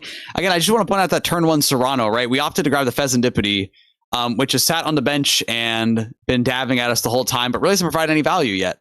Little things like that might not matter here while our Garchomp opponent is just bricking as much as they possibly can be. But in some of these games, if we're looking for our ways to further dig through, right, find that early boss, if we're able to get another attachment, find more attachments, find more supporters, whatever it is, we're missing out some of these options by just those early choices really setting up our direction for the rest of the game. Yeah, and there's the concession again. A lot of these players playing quick. If they don't like their hand, they're playing online. They, can do something else for the weekend. Perhaps maybe this player's even going to a League Cup or something in the area since they were able to wrap up here a little bit early. So after Garchomp taking game 1, we do see a quick loss in games 2 or 3, really falling to their own consistency, not being able to get Champions Call and play, not announcing Corkscrew Drive at all, and Lily's Clefairy Ogre Pawn Box taking the win here. Yeah, I mean, it's tough. I'm looking at the list. I mean, they have the 4 lilies, they have the judges, so they really do have the ways to get, search their deck, and the Neo Upper for the Draconic Buster if they have to. It just didn't seem like they were drawing what they needed to. They also really only had the 1 Premium Power Pro, which I guess isn't super necessary, but I guess it wasn't really super necessary in this deck, but just in general, and only the 1 Pokegear. Seems like they might have needed an extra copy or 2 of that to try and get some. They also run the Rocket's Watchtower, which they didn't really get down to prevent that Meowth, although they were hitting Meowth pretty early, so I don't know how effective that really would have been. We saw the turn 1 Watchtower and Judge combo, which is great, but then our Lily's Clefairy opponents was judged into Stadium Bump and then their own Meowth to get out of their hand, right? And that's where you saw the Garchomp player, unable to draw out of that after the Judge either, so... Yeah, it's unfortunate. I mean, especially like I said earlier, it seems like we came into a really good game at the beginning, but just the poor draws, and obviously the Clefairy box seemed to get set up a lot faster than the Garchomp could, and it just ended up being pretty one-sided after round 1. All right, I'm looking for us for another game. I'm looking at the players we do have going. Let's actually jump to Joyful Sandwich and get some Team Rocket's Honchkrow on. So that'll be table 5. Yeah, some Honchkrow option. Now, we'll be watching from the Dragapult side. Got it. Do you know what game they're in? I am looking that up right now. Perfect. So we are watching from the Dragapult side, but we do get the Honchkrow. Nice. Dragapult is up 1-0 right now. Well, right now, we see that Miracle Headset coming into play. Again, the big part about this being able to refill the hand with supporters for an impactful attack, but this isn't what you like to see, grabbing a Petrol for a Petrol to draw cards. We really need to see a Honchkrow hit the board now if we want to put pressure on the Dragapult. See the Stretcher. Presumably there's a Honchkrow in the discard, right? We've taken some prizes already, taken 2 prizes already. Surely we have another one, right? Hopefully, maybe. Whenever I see players not clicking actions as quickly as they could be on live or on wherever they can, then I'm always like, oh wait, what's surely we would have just slammed the Honchkrow if we could have, right? Yeah. So, and then there's the Deceit. Deceit's a nice little actually we're opting. Okay, so there's 2 attacks here on the Murkrow. Both of them are pretty useful. There's Deceit, which is just a consistency attack to grab a supporter from your from your deck. But then the second attack, that Torment, select one of your opponent's attacks and it can't be used next turn. That is a way to turn off the Phantom Dive potentially. But here in a spot where we're not even trying to limit the Phantom Dive, put more pressures on our opponent's resources. We're really just saying, I just need to grab a supporter to draw this. To me, it sounds like we're in a pretty dicey spot. A good bit of supporters down already. A lot of cards in hand. I'm not sure that Ariana is helping us. I'm really curious where the Murkrow was. I feel like we might have missed a Sacred Ash or something that was played earlier, because surely we took 2 prizes and then put the Honchkrow back in the deck somehow, right? I would assume. And I mean, at the end of the day, too, like, turning off that Phantom Dive is important, but you have the Articuno that's also preventing the 6 damage counters. So, I mean, not beating the 200 hit is big, but I have a feeling they're going to go for the Articuno here with this boss. Yeah, because I mean, that's their biggest hindrance on the Dragapult side right now. Is that, and it doesn't seem like, they don't have any of their Meowths down here. Or they have one in their hand. Barcelona is another card I feel like is always on and off in formats. It's a good card, but the 240, especially with the power of VX, is always very situational. in this situation, obviously, being that the deck is all single prizers, not running any X at all, it's pretty good towards the end if you just have to get a free attack off. Mhm. But yeah. And there's the Team Rocket's Honchkrow. Yes, they finally get that Honchkrow down here, but I guess it was off the top of the deck, unfortunately. But really, the big part here is they need that Articuno back. Yeah, because that Night Stretcher to put down a Porygon, that almost seals your fate in a way. You do have the double Porygon too, so we do survive at least one more turn. But as the Honchkrow player, we're really forced into saying, I need to take back-to-back knockouts on 2 prizers if I want a chance to win. So wait, there was a Honchkrow in this card. I guess there weren't enough stadiums in. I guess there weren't enough supporters in hand. my only fear with the thing for the Honchkrow or the Night Stretcher for the Honchkrows, they only run 2 in their deck, and not grabbing that Articuno out of the deck or out of the discard, I feel like is not a great idea. I mean, I guess at the end of the day, when you really look at it, well, no, because they have the Monkey Dory, so they could just throw 3 on one of your Porygons and then Phantom Dive, and that's game. I really don't see why they didn't grab the Articuno to at least buy him another turn. Because, I mean, without it, that Monkey Dory is going to be able to throw 3 off the Dragapult onto Porygon, and then you're just going to be able to throw 6 and knock out the active. So, I mean, it feels like a little bit of an oversight, but they could know something I don't. Well, the key here is, we need to take a knockout, right? We can't leave any damage in play. Monkey Dory's not going to be risk if we're not leaving damage in play. Just looking at the Dragapult players list here, do we have anything like the Risky Runes? They do actually have the 1 copy of Risky Runes, so if they are able to pull off, actually, it's not even enough. You'd have to put 2. You have to put you'd have to go double Monkey Dory because you need to put 2 Pokemon in play with 20 on each. So we need to see. You have the one in hand. It is possible. We need to see 6 Pokemon. We need to see 6 supporters out of the hand here for the knockout. There is no Articuno reestablished. Really, what's going to come down to is, can we find another 2 prize knockout here for Dragapult? Yeah, I mean, it would Dragapult has an uphill battle to fight here. Like you said, the Risky Ruins, which I don't know if it's in their discard or not, or if they even have it. It's another factor we don't know. Is it could be in their prizes. But yeah, they really don't have a good way to set it up, so it doesn't seem like they're going to get they could get a 2 prizes turn. They do have the copy of Unfair Stamp if they need it. Again, it doesn't seem like it's in their deck. It seems like they just have been used. Yeah, they have a couple supporters, an Energy, and a Clefairy. So rough deck, rough rest of the deck for them. I guess at this point they might just have to knock out that Honchkrow and pray that they don't get it back. Yeah, there's the Risky Ruins. Flashness and discard the Risky Ruins is unavailable. You could also retreat into your Badoo and just try and make it harder for them. I mean, I guess you're giving up the possibility of a single prizer, but not having a instant 2 prize knockout, making them work for it. But I guess I don't know what really that does for you in the long run. Yeah, I mean, and I don't exactly know the boss count. If that's the last boss, then things are a little tricky. I mean, a little tricky play we could go for here is we could even go for like a boss on the Porygon, go for a Jet Headbutt, leave it in the active, strain in the active, and say there's a way to get around it. And then use a second boss to now boss any of the other single prizers, and then use Phantom Dive to finish off and take 2 prizes in 1 turn. It seems like here we are just going to have to swing into it.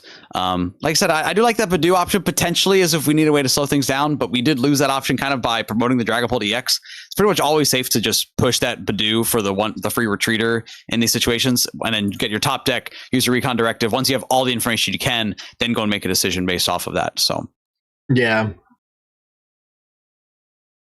All right, and it's all going to be down to, can we find 6 supporters in hand, or can we get 16 into the discard along with the Arcommand attack? So, I mean, they definitely have the deck list to do it. Obviously, that's what the deck is built around. We'll see here. 7 in the hand. A lot of supporters in their discard, though. I think that becomes a big issue. Obviously, no Pal Pad.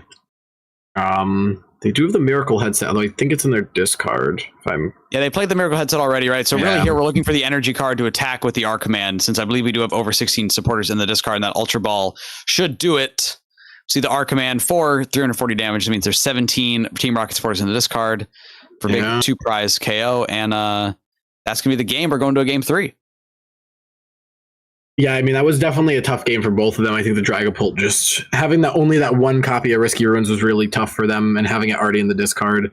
But obviously early on, especially if it was played early on, you really don't know what's going on. You don't know the situation you're in, so you just don't have that. You don't have that knowledge early on. Like if you use it early on for a knockout and then you lose it, like in this situation, it's tough. It's why you always try and take more than one copy, but obviously deck lists only permit 60, so sometimes you feel that having something else is more important. Mm-hmm.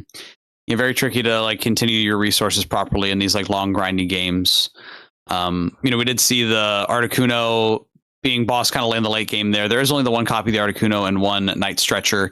2 Night Stretchers for the Team Rocket's Honchkrow player, so it's a little trickier to continue like chaining those Articunos if they get under pressure potentially. So yeah, heading into game 3 here, and it's a little interesting. Team Rocket is a deck that doesn't mind going first. They have access to that Team Rocket's Proton on the first turn, and we need to evolve to get going first. I almost think Pult should be choosing first here. Little unorthodox, but if our goal is to just try to get going a little bit before them, I'd almost like to see Pult go first here. Yeah, it's tough. I mean, the going first always gives them the good setup, but going second for the Rockets, I mean, you have a lot of cards in your deck that benefit you from going second, especially the Team Rocket's Proton. Or actually, the Team Rocket's Proton lets you play it if you're going first, I think. Yeah, if you go first, you can use it during your first turn. But either way, if they get any good support, that's not a great start, but it's a good card to know that it's not in your prizes. I think I would rather have it on the top of my deck starting than have it in my prizes against this deck, because it's huge. Yeah, the worst part here is the double Dreepy prize. That's a little bit of a tricky spot. I don't know if I necessarily commit this Pokepad here necessarily. I would have maybe opted to sort of the top deck. I might value getting a second Dracloak in play. I don't really know if this is a matchup where we like care about Itchy Pollen. I mean, I guess maybe for the first Honchkrow we care about it to limit their Ultra Balls and Pokepad outs to draw it. Yeah, I mean, it's useful, but I mean, especially going first, I think that's the one sacrifice you kind of take. Like, if you don't start with it, I feel like committing to it early, you never know what your opponent's going for, and I think you always could have had the option to just play it down next turn, because you know they're probably not taking a knockout that first turn that it's played, so I don't think it was necessary to really throw it down. But at the same time, also just having a free retreater doesn't hurt, especially since you know they're not sniping your bench. But I don't know. It's just like, yeah, I'm kind of on the same page as you. Like, I don't know if it was as necessary, especially because that Monkey Dory, unless you're switching it, which I don't think they have. I mean, like a Latios. They have the Latios, right? You'd have to get your Latios out, and it's like, I mean, what you can do with the Pokepad, but it just feels like a lot to really. You could here. It feels like a lot to commit to that. Which, yeah, I mean, the safer option being the Dracloak here. Yeah, when we get a little build out by Recon Directive into that other Pokepad. But again, would have maybe liked to have seen that held. I don't know if the Badoo's going to be that impactful here. Looks like we are going to see the Meowth bench to grab a supporter potentially. Lily's Determination, grab a fresh 8, and then into a Recon Directive to see the top 10 cards. That's all a nice little benefit here. Yeah, I mean, that's going to come up later, I think, especially with the Rockets having 4 copies of Giovanni. I think that Meowth's going to be a big target for that Honchkrow. Especially early on, if they're getting the evolve next turn and they can pop that Giovanni's, that might be a huge early 2-prizer here. So you just got to really hope that it was worth it at the end of the day. Not saying that it didn't, won't benefit them, but it's just one of those things, especially with a deck like Honchkrow, where you really have to be cautious of what you're playing with here. What's the Badoo? You see the hard retreat to the Badoo? I don't, right? We're burning the buddy puff in here. I think that bench spot could just go to the Latios. Like, yes, we are at Giovanni risk, but I think ultimately we're not losing this game because of 2 prize liabilities. We already have them down in the Meowth, and we'll probably need another Meowth at some point for Petrol for our unfair stamp anyways. I think getting the energy attachment here is maybe a little more important. The real risk here is, okay, actually we do see the Proton, so we do see a little bit of a slower turn. So most likely you're probably not having an attack go off this turn. The Proton, just a little more consistency to get set up. The tricky part is there's very limited outs to find the Honchkrow in this deck. The Team Rocket's Honchkrow player is playing 2 Pokepad, 2 Ultra Ball to find it. Other than that, you just need to really draw into it. 1 Pokepad's already been played, and of course, we're under item lock. So finding the Honchkrow is really just the hardest part here. So we're going for a little slower turn. Just get the Proton down, get some of your Pokemon into play, get a little bit of a wider board. But again, if we're giving Pult more and more time, that's where things get a little tricky. So, yeah, I mean, I think why I see. That's why I was saying I see the vision with the Badoo. I see why they went into the active, especially knowing your opponent really only has 4 ways to search for it outside of this. But I mean, you also know they have a lot of cards in their hand, so I guess hindering them to a point. When you have a slower start, you do have the Crispin to get an easy setup next turn on your Dragapult, especially if they leave the Articuno in the active, which I had a feeling they weren't going to. But just knowing that you're probably getting that first knockout next turn. But the other issue is, you could have just threw an attach on last turn instead of the Badoo, and then been able to play Lilies next turn to try and get some more resources out of your deck. Mm-hmm. And I still heads up play. I mean, there's a couple different options they could go, right? The Murkrow could go for Torment, take 30, or sorry, deal 30 damage to Badoo, KO it, take a prize. However, the risk of that is an unfair stamp when you have no Honchkrows in play. So I think going for a little bit of a safer play here of just passing here. But again, this gives our Dragapult player a little more time to get set up, can get build a little more pressure, all these different things. I mean, we could even be swinging as soon as this turn with the Crispin and the Dragapult EX in hand if we go for it. Yeah, I mean, the Crispin's huge for this deck. Has been since the deck came out. Just being able to throw 2 on. It doesn't seem like he knows. I mean, you have the attach from hand that you have to use anyway. Doesn't seem like they know. Okay, so yeah, they decided to throw it on the Cloak. Obviously, going for the knockout on that Murkrow here. But not being under item lock may give them the option to finally pull that Honchkrow out here. So we'll see. Obviously, you can't boss up the one with the energy on it, unfortunately, for the Dragapult player. And obviously, the Dragapult's not going to be able to throw any damage on the bench due to the Articuno. Yeah, but we'll always try, right? Maybe there's a live glitch. Maybe something happens. Always got to try to KO that Porygon when you can. So. I think we're, again, like you're saying here, if the Honchkrow player is able to respond with a KO on this Dragapult, Dragapult's really on the back foot here. And again, and it happened a while ago, and I'm sorry to harp on all like the little dumb decisions earlier, right? But we hard committed an energy with this bench space. We've had this Latias in hand. We could have had this extra fire energy that we attached for treated somewhere else. So now, like next turn, if we want to attack with a Dragapult, we are forced into a Crispin or a Rosas just to power it up, which means we can't use Petrol to find Stamp. So we're putting ourselves on the back foot, forcing ourselves into another play. Now we may have to use a Meowth for, right? It's putting us into a little more of an awkward spot. If we had that Latias had the extra attachment play, then it gives us a few more options if we do get knocked out this next turn. 12 cards in hand. What was Petrol just played for? Is that we do see the Honchkrow. Yep. I can only assume with 11 cards in hand that we have a knockout here, yes? And the attachment. And the transceiver there. Or Proton. Another card to get rid of at this point, right? So, and there's the Rocket Feathers. Yep. Presumably for a full 360. Yep, 360. Yeah, and I mean, that really puts Dragapult back on its back foot. You only have one Phantom Dive here. Obviously, you can go back to trying to item lock them, but you're not really putting much up. I mean, you're going to have the Badoo up. So really, they only have to discard 1. And if they have... do they have regular energy? No, they just have the Ignition. But they can always just burn an Ignition energy to get the Hammer in there to just knock out the Badoo if they don't want to discard a supporter. Although, I guess it doesn't matter. There's the unfair stamp. Yeah. So now, right, are we going into a Crispin play?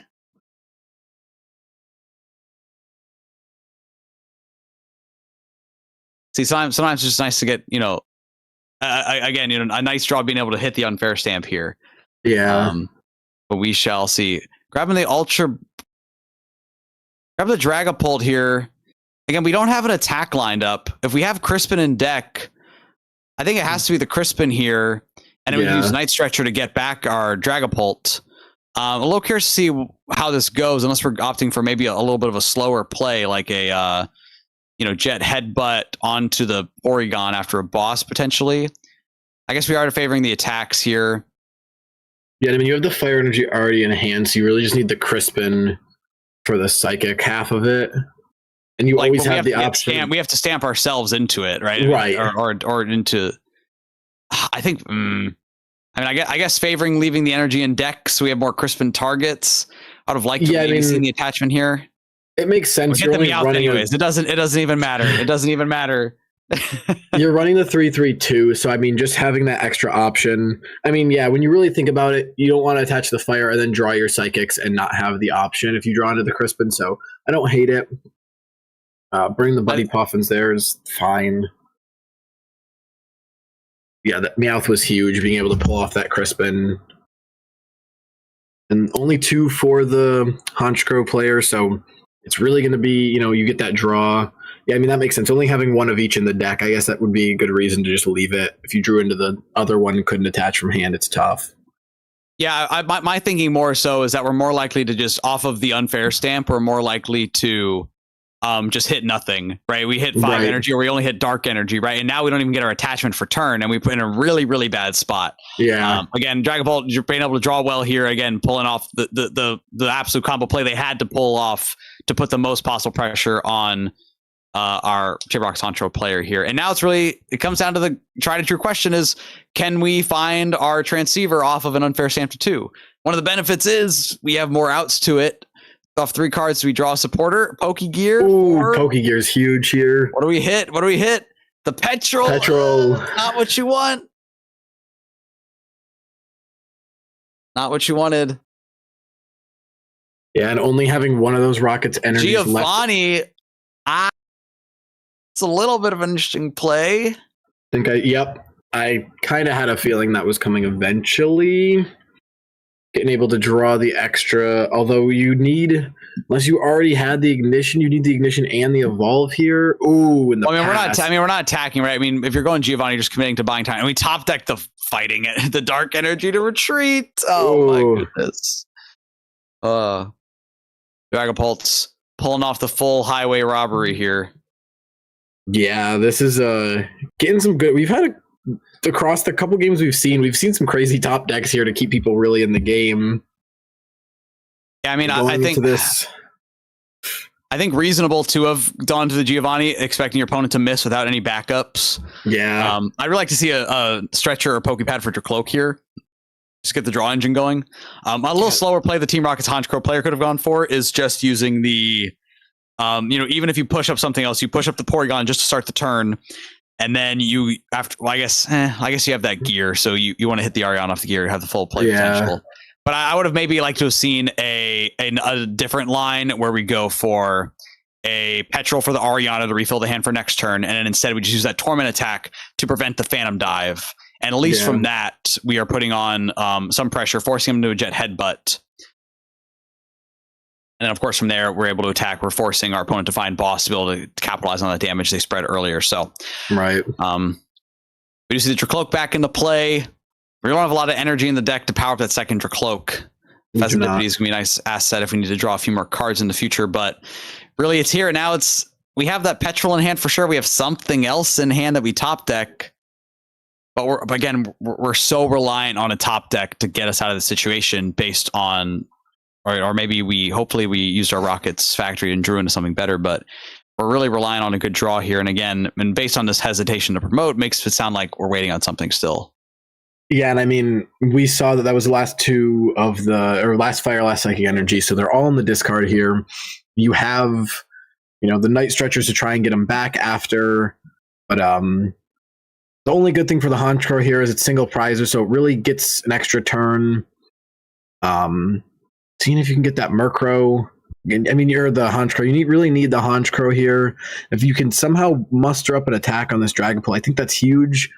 And it really puts Dragapult back on their back foot, not being able to have that attacker, although it doesn't seem like that's going to be the case this turn. Yeah. And we're going for the deceit. We're not even putting the damage into play. We're fully sacrificing this one without forcing any of this energy. Again, I feel like especially given the board, given all the energy that's down, you've already punched through a Dragapult. You had all this pressure before. It's feasible that they wouldn't be able to put pressure on another Dragapult with another Dragapult. So I do like the Torment as an option to buy you a little bit of time. And again, we kind of keep taking these slower plays of not maximizing your draw. Right, we went Giovanni. And just a factory draw 2. We want a Petrol for a factory just to draw 2 as opposed to just guaranteeing a further draw later. And then even here off the deceit, we go and grab an Archer, right? We're giving ourselves just 5 cards the next turn and try to pull off a big KO. Like, I don't know if that's feasible to get there. Another little funny interaction is Xenoversial X in the chat pointed out that Dragapult does play Team Rocket's Petrol. They bumped the Team Rocket's factory to play a Brisky Ruins and then play their Team Rocket's Petrol. If they had just held off a little bit, they could have gotten the free 2 card draw off of the factory from playing the Petrol and then replace the stadium. So funny little interaction of where Petrol and Team Rocket's factory comes into play in many different decks. Yeah, and I mean, I'm guessing Walls for Articuno here makes the most sense, only because at that point you're going to only have 2 left, and if they're not getting that back out, also already being off their back foot, it's really just putting them in a bad position to where you're just going to be able to take 2 next turn. So I see the vision here. But going for the Lilies also just makes sense, just in case something, doesn't go your way, knowing that you only really have, I think, one other way to get that Psychic Energy out of your back. So going for the safer option makes sense here, not putting all your cards on the table. I think here we're just sense. Yeah, definitely. I think we're just going a little safer play of just saying I'm going to refill my resources and get rid of the energy on the Murkrow in play, most importantly. Really just trying to limit and make our opponent require even more the next turn to get things going. So you do see the Psychic Energy pull off the prize. They're very, very important if we do see a knockout here. But given this Articuno promotion, it does not seem very likely. Unless we maybe have a Giovanni plus attachment plus Honchkrow, which at Porygon 2... This could even just be like a Giovanni KO on the Meowth, potentially. Yeah, I mean, the Meowth... last game of round 4? Yes, this is the last game of round 4. This is the only one we're waiting on. There you go. Hey, and glad we got a nice little show here on stream. Everyone's popping in. We got a nice, exciting conclusion here. Oh, and we still see no attack. Now, again, a little interesting situation is... We don't have a lot of access to energy left. So we do have the Psychic Energy in hand. We have a couple Darks in the deck, and that is our final Night Stretcher. So if we commit the Psychic Energy to attach Retreat, then that's also our only way, that Stretcher to get the Psychic Energy back to attack with another Dragapult. But I think given how things look here, we might have a little bit of time. Again, our Honchkrow players made a couple of plays that really just kind of set them back in terms of their options. Yeah. And I don't know, and us, especially having the Murkrow in the active now, right? We really needed a big play on the big draw off that Team Rocket's factory to make something happen. And now, if we just have this attached treat, we're losing our only Honchkrow in play. Needs to become the Porygon Z show or Porygon 2 show, but it's still a pretty difficult uphill battle, I think, from here. Yeah, I mean, I think the only benefit they get here is that being able to kill that Dragapult kind of puts them in a bad spot, but they also got that Psychic back, so they're going to have that second attacker. So I don't see you really need. It's going to be an energy search if they play it. There's only one Dark in the deck, So it's just they're really going to need that.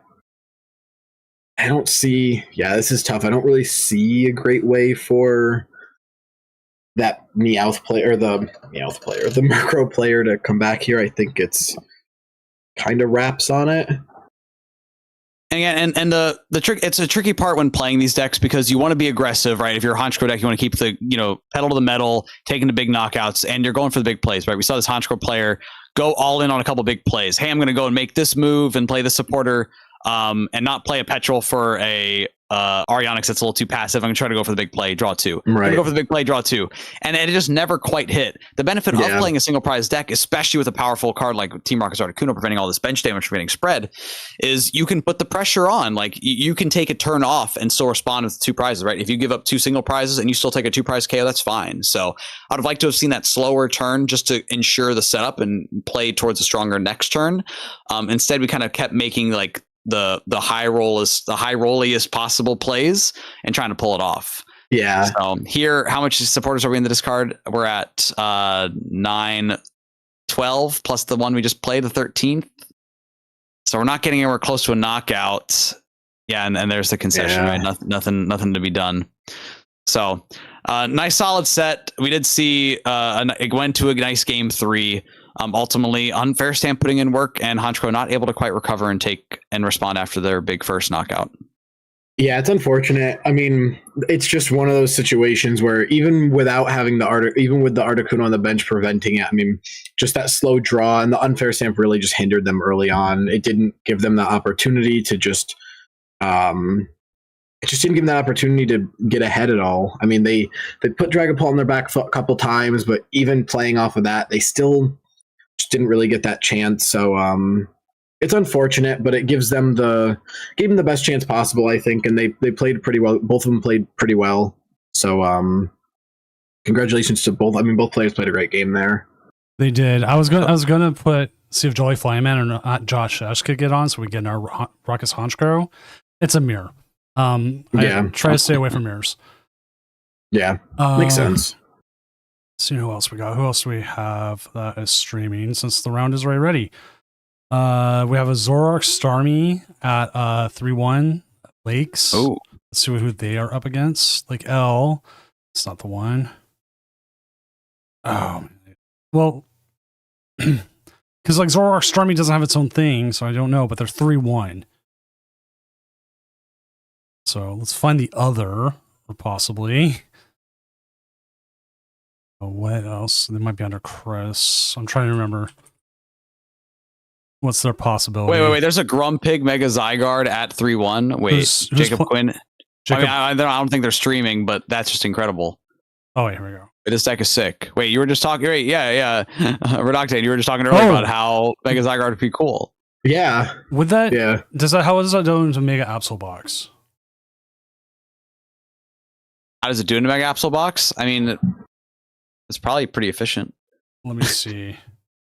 You just start swinging. Evolves a lot of Grumpigs. This deck is silly. Oh, and you play the Devolution Strange Timepiece. That's hilarious. All right. Lily sometimes is able to stream, so I am asking as a possibility.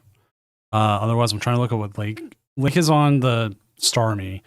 I'm trying to find who they're up against. But the problem is Starmie doesn't have a deck profile yet, so I got to find the 3-1.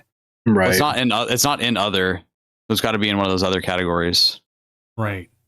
Is it with another Frostlass deck? Might be. There's I feel like that's where they've been sticking them. Oh, that's true. I did announce that the round is up. Yes, I did. Mm-hmm. Yeah. Lake L on Limitless. Lake L. 4/4 and Zoroark with a 2/2 Mega Starmie. And they're up against straight and Zoroark. Yeah. Okay, so that might be an option. I want to see this Jacob Quinn's deck. We keep seeing the Zygarde. We keep hearing about the pig. See if it's good. See what it is. If not, it says Zoroark Starmie. That makes even more sense. We'll jump to Lake. So that will be our thing. Actually, let's go ahead and just jump to Lakes, and if the other ones are able to stream, we'll possibly jump to that because I think Lakes is set.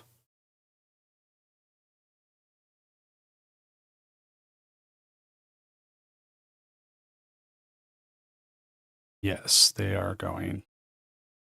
All right, there you go. I will get the game up and update the names, and we'll go from there. Perfect. I will keep updating on case of the other matchup if they're able to. If not, that's totally fine.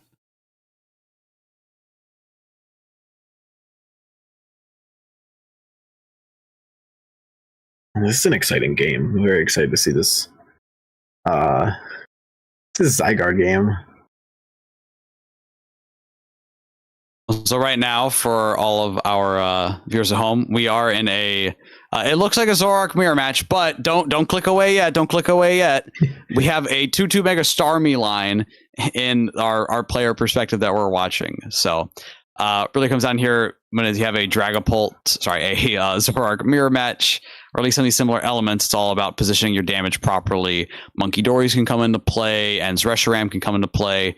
So you normally get some nice, like, intricate matchups here in different ways that they play out. So our two players are Missense and Lake. Let's see, just looking at Missense's list, they are playing the 1/1 Darmanitan, the 2 Zekrom, the 1 Reshiram. Very similar to some of like the lists that have been successful in standard format lately, but of course we no longer have Iono and some cards like that, so we are opting for Unfair Stamp and a high Serrano count in lieu of things like TM Evo.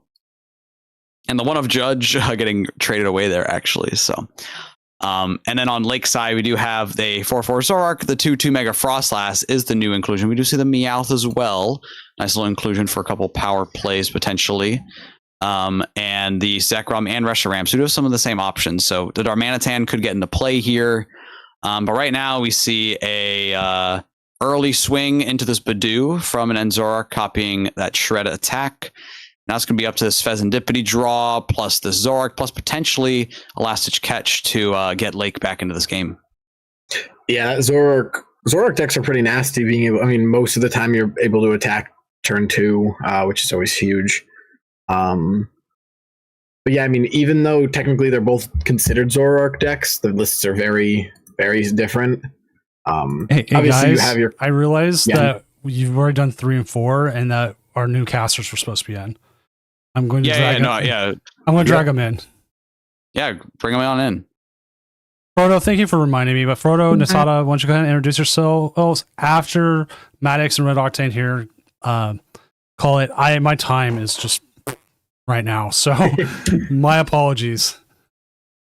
All good. Yeah, I'm here. I'm here to talk until we get the new crew. Everyone listening in, we got 2 great casters coming at you next. Again, I've been Maddox TCG. If you want to hear more of me talking, check out the Beach Court podcast. We put out podcasts every week talking about the Pokemon trading card game.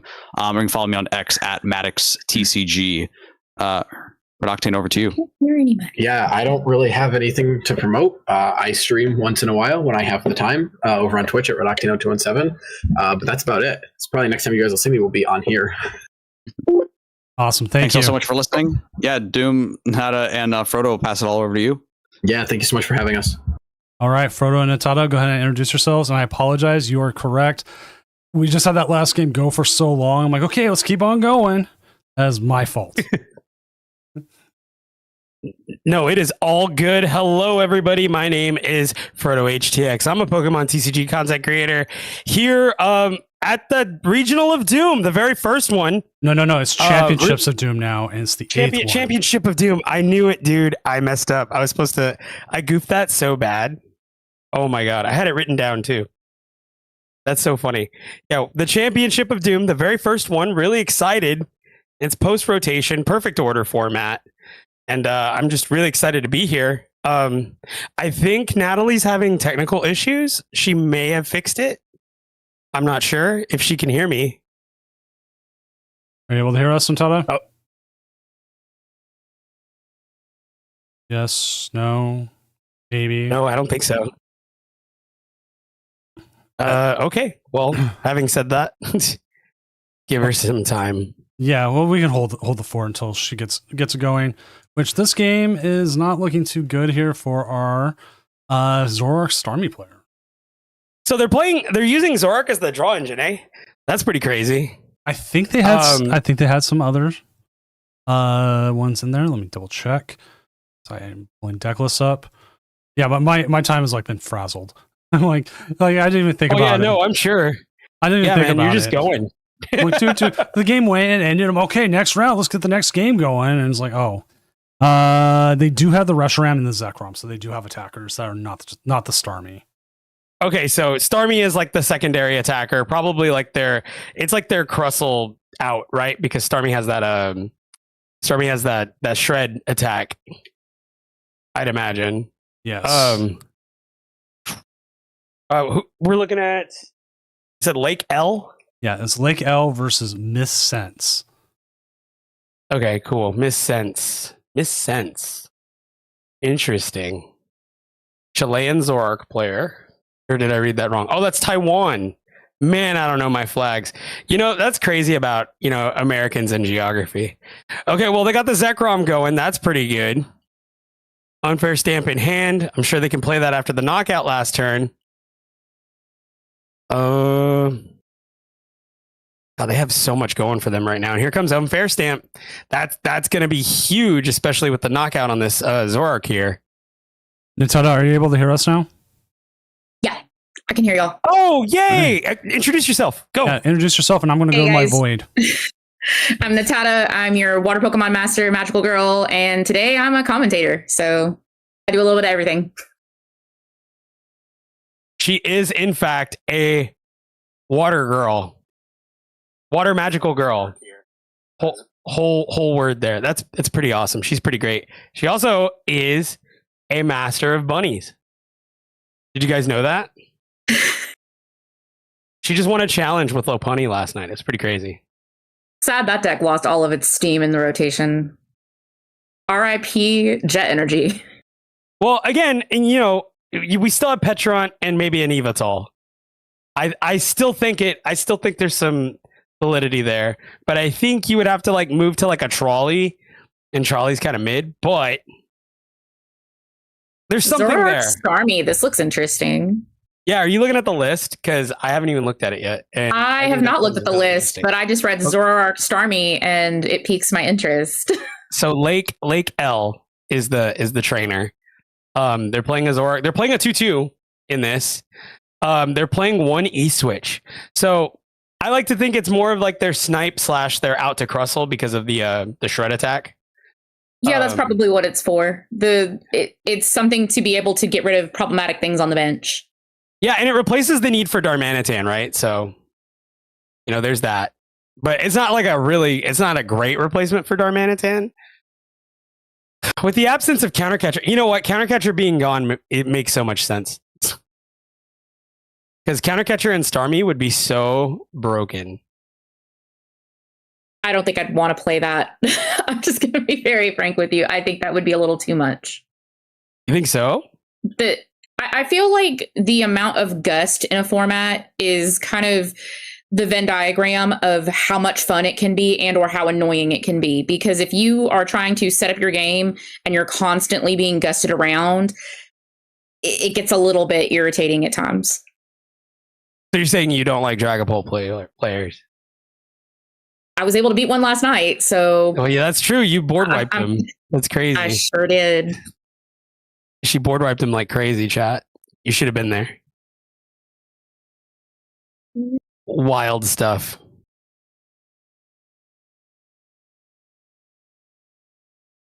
So they're down to one prize. I mean, this is probably more than likely going to game. Think so. Going to game 2. There goes the Staryu. It's not Star U. It's Starmie. Darn me.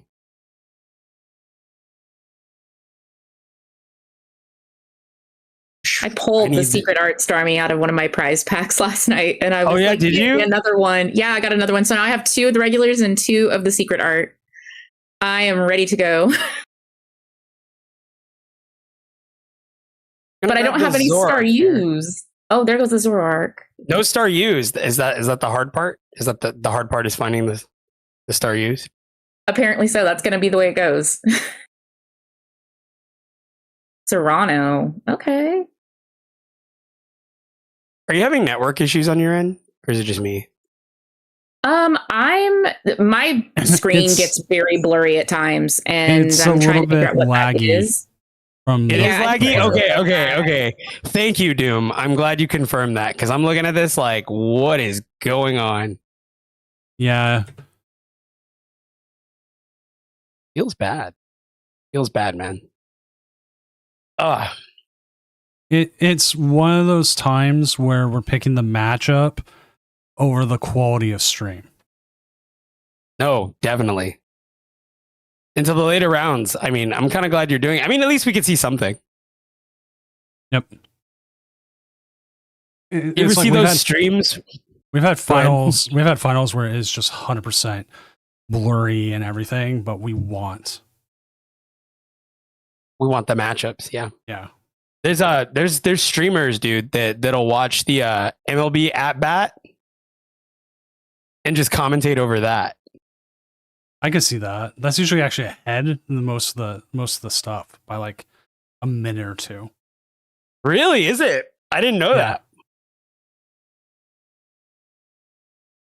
Looking at some of our top decks right now, we got Crustle in the 1 spot at 4-0. 2 Dragapults at 2 and 3. At 4, there's a Rockets Mewtwo, Lucario. This is very... Well, you know what, Doom? No matter what, Doom and Natada, no matter what, the championship of Doom is always going to have a very much a variety. And it's really nice that we get to see all these different decks. And it looks like not that many Dragapults at the top. Favorite things about Doom. That is one of my favorite things about playing in Doom. That is one of my favorite things about casting for Doom is you're going to see interesting stuff. You are going to see stuff that you don't always see maybe at your locals or in your average meta breakdown because people kind of have that creativity freedom, and I love it. Yeah, it's a great place to get the to try out different stuff. Opening the Psyduck. Oof. Yeah, that's less than ideal. That is what they call the pits. Staryu. I love the art on the little Staryu where there's a bunch of other ones behind it that are all glowing. Yeah, so we're going to bench Zorua, Staryu, and then just pass. Yep, that looks like it. Optimal. Well, and then next turn you have Lilies. And you have a Meowth. So if you don't want to do Lilies, you can get another supporter.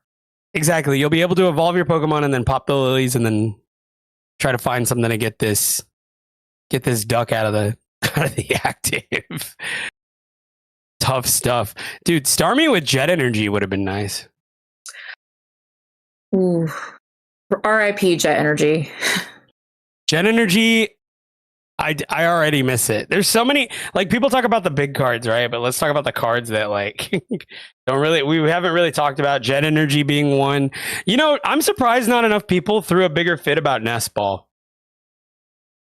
You know, Nest Ball is one of those cards, being able to search out any basic with really no drawback whatsoever. Like, you don't have to discard anything. You don't have to have a particular play setup. You just are able to do it in a format where you have basics that do a lot of broken stuff was certainly a choice. Yeah, no, definitely. And I guess now we're going to probably see more basic megas or, you know, maybe some tag teams here. Oh, did we bug out? Oh, no, there. Okay, and there's the Meowth. There goes the Meowth. Be like Doom. I'm actually curious with the Meowth because it says that you can't use more than one last ditch ability per turn. I'm curious what else they're going to print that's going to be last ditch something or another. What do you mean? Because they're preparing for the future with that wording. And I'm curious what they're going to drop. Because you've got last ditch search, maybe you'll have last ditch draw, something like that. But because you can only use one of them per turn, I just think that's very interesting because that tells me they're going to print more. I see.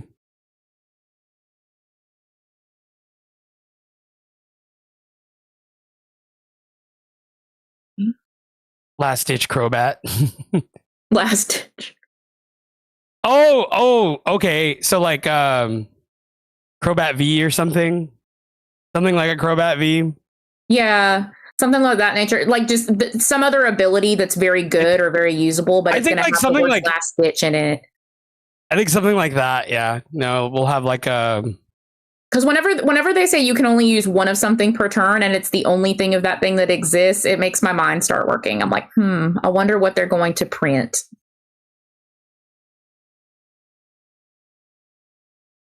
All right, off the. There's the Zorua. The second Zorua there. Very, very aggressive on the Starmie side there. Starmie puts a lot of pressure. Yeah, I was going to say you as the as last ditch altered creation. Crazy pawn. Crazy. Can you Absolutely imagine? not. Absolutely not. No, Iron Hand's gone. Yeah, no, I'm with it. Actually, I'm for it. Last ditch grinder sandwich. Yes, sounds good. That sounds Remember delicious. when they printed Unpheasant EX? Yeah. They did not. You want a Rodon V to come back? I mean, it could be a thing. I think eventually. I think if they're gonna do it, this would probably be a good format too. Something like a Rodon V, but they'd probably make it a Mega or something like that. That's the other thing. I'm surprised they didn't make like Meowth a Mega or something. Well, it's got such low HP. I feel like with that low of HP and it being a basic, and you have the unfortunate luck in some cases of starting it, that would be a little much because that's 3 prizes off of a 170 HP Mon. Oof. It pushed up That would the just feel Zorua. so bad. Ooh, wait a minute. We got something here. Did they Meowth too soon?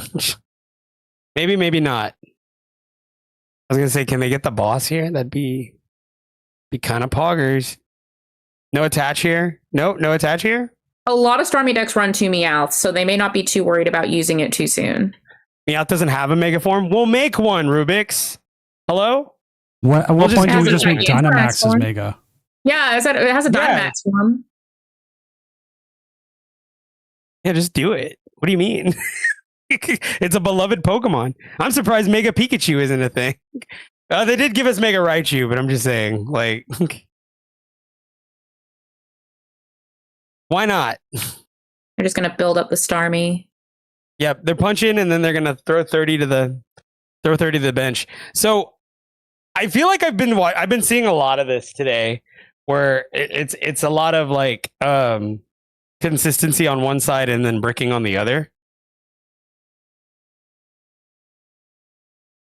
I feel like that's And I kind of think- what's happening here. And the fact that the Starmie is so easily able to kind of board wipe or nearly board wipe, it puts a lot of pressure on your opponent. I've noticed when I'm playing it on live, it puts a lot of pressure. They have to move and they have to move quick. Yeah. Well, I also think that this speaks to rotation currently, right? A lot of decks aren't fully optimized, right? People are kind of just shooting in the wind, right, so to speak. Oh, they conceded. Oh yeah, no, they're stuck. I don't think they must have really bricked. There wasn't so much happening there. Mega Starmie Dust Noir Rubik's, I was on that. I think that sounds really good. I like the idea. I understand why Mega Frostlass is better, but I don't know, it's funner to just blow stuff up. Drop the list for that because I will definitely take a look at that. That's something you're already kind of familiar with, you know what I mean? Yeah, I'm familiar with both sides of that equation, so Yeah, she knows how to Dust Noir now.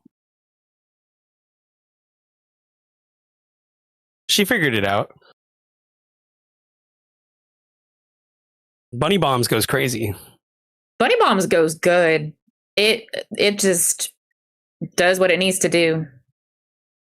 Yeah. He's like, how'd you do it? I don't know. I just won. How did you That's the do most it? shenasty. That's the most shenasty answer ever. I drew well and you drew poorly. I knew how to play. You were having a rough time. I don't know what to tell you. Azul was running it? That makes sense. He was throwing a lot of stuff into the wind the other day. Sometimes you just got to throw everything at the wall and figure out what fits your play style and see what sticks. That's kind of how I ended up on bunnies. Like, I just wanted something that fit my play style. Oh, starting the Lone Star you. Please don't. They going first or second? I was like, well, hold on. Like, wait, hold on. This could be good. Are they going first or second?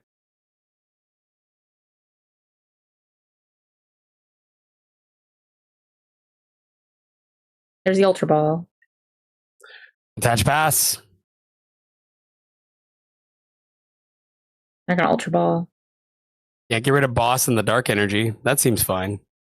I'm always really hesitant to Ultra Ball first turn because it kind of telegraphs what you're going to do the next turn to your opponent. But for something like this, for like a Meowth, That's not as bad. And you know what? You could do that. You know why? Because there's no more Iono. Only Unless they unfair play, like stamp. one of Jun. Yeah, only unfair stamp, but you got to Or take a knockout. judge.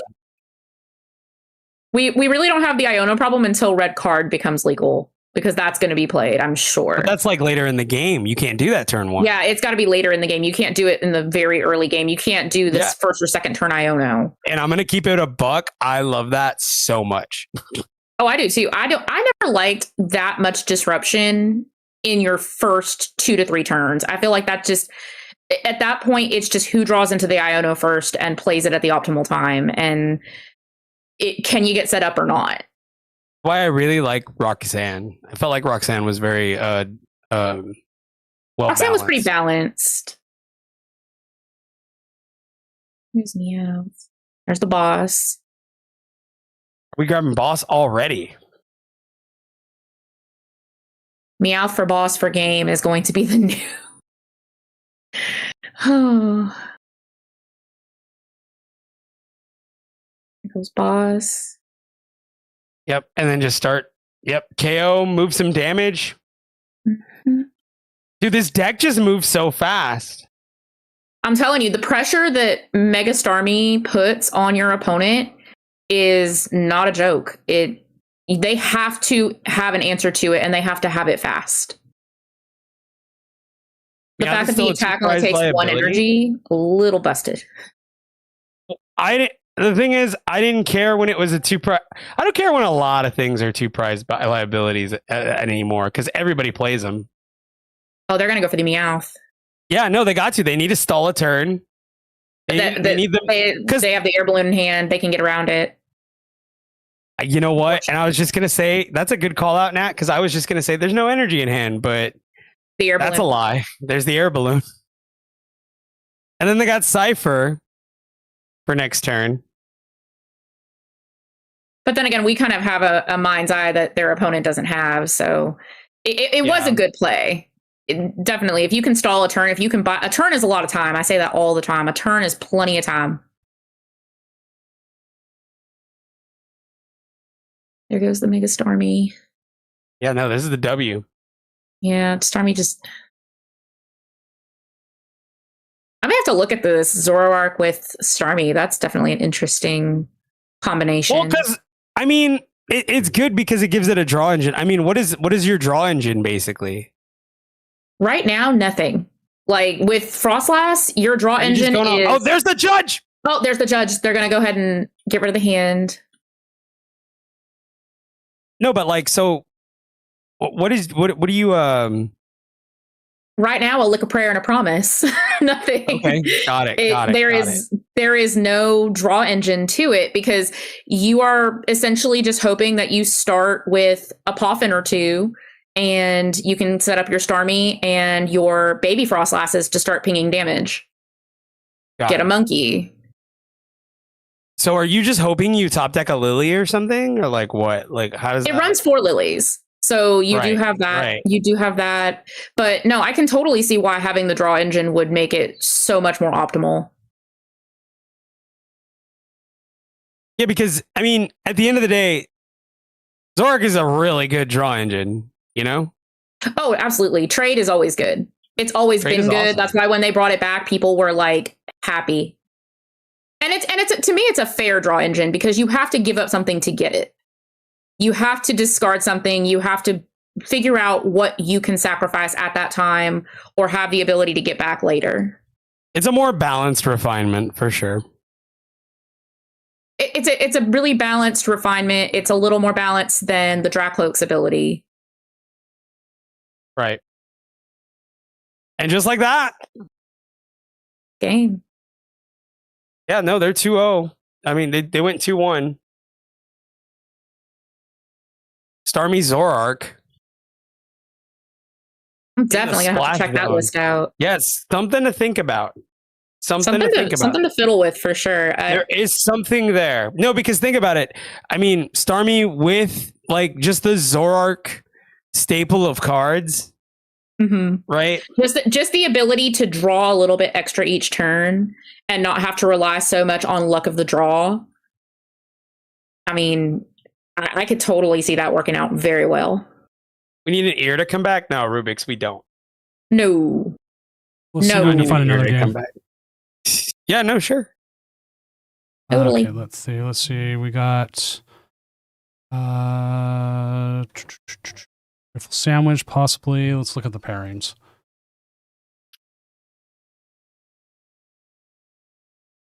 Benjamin, I think it's already finished. Yep. Xavier, that's in game 3. We could try maybe. You could do shark bait. I might curse him yet again, but I'm down for shark bait. Joyful Table is 6 up. then? Joyful is playing Dragapult versus Absolbox, but they are in game 2, so that might be something we can at least catch. So go ahead and join me at table 5. Okay. Yeah, table 5 sounds.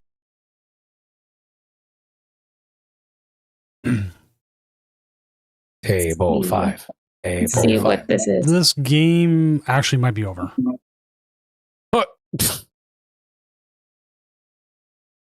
Well, no, I don't think it's over because the bear has to get out of the active, I think. Yeah, no, they got to force bear out of active. Man, and you know another loss, Turo. Oh, that's big because being able to just pick something up, not discard it, not just to pick it up, get it out of the active, get it off of the field, take away a liability, that's huge. Yeah, no, I genuinely miss it already. No Turo, no Penny, gone. Okay, they'll just attach pass. Depending on what happens here. I mean, two Meowth, a Lily's Clefairy. They could swing with the Clefairy here. But that's 2 prizes.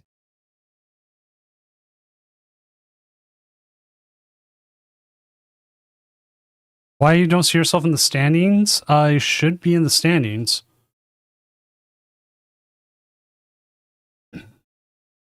Wolven, what is your name? And I will find it.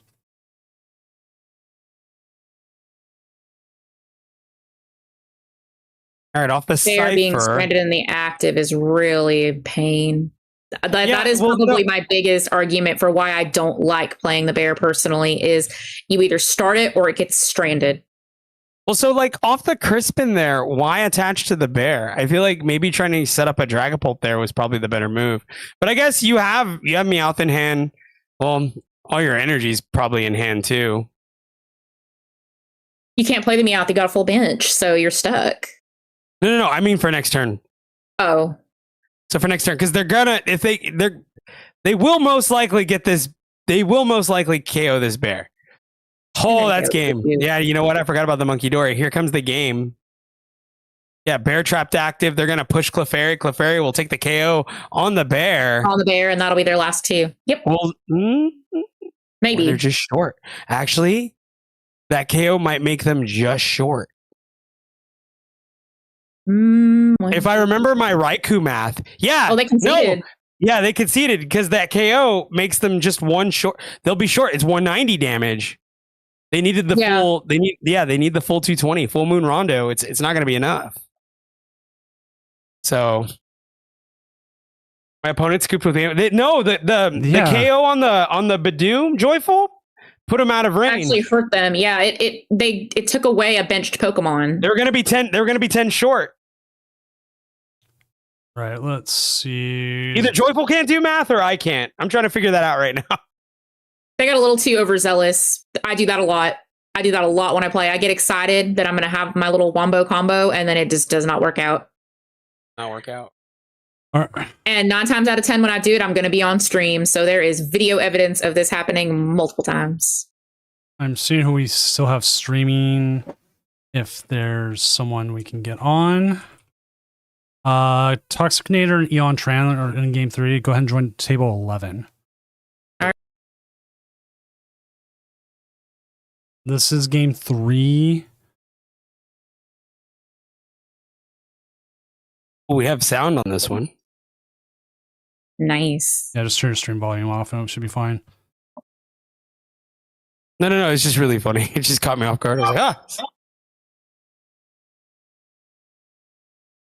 Yeah, here we go. Lopunny with a sniping pheasantipity. Huh. Oh, there goes the unfair stamp. Playing Lily's Pearl. Interesting. Lilies with Pearl. I'm sure it's like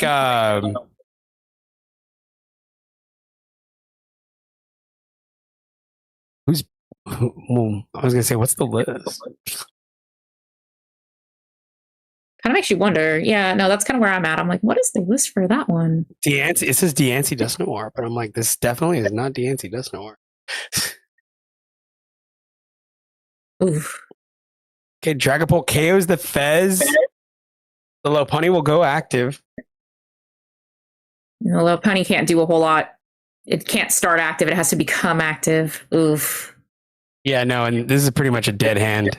Yeah, this is. Yeah. Yep, there it is. There's no way around that one, unfortunately. No way.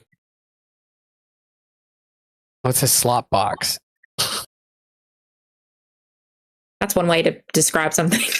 I was like, let me search it. Slop box. How sloppy can it get? Yeah, I need to see how many Mega Starmie players there are. And I can't wait for Limitless to update that. I can't wait for Limitless to update that. Yeah, it'll be helpful on my end. I walk away for 2 seconds to let my brother out, and this game is done. Yeah. All right, let's go ahead and go back to the Cats and Dust in Seattle.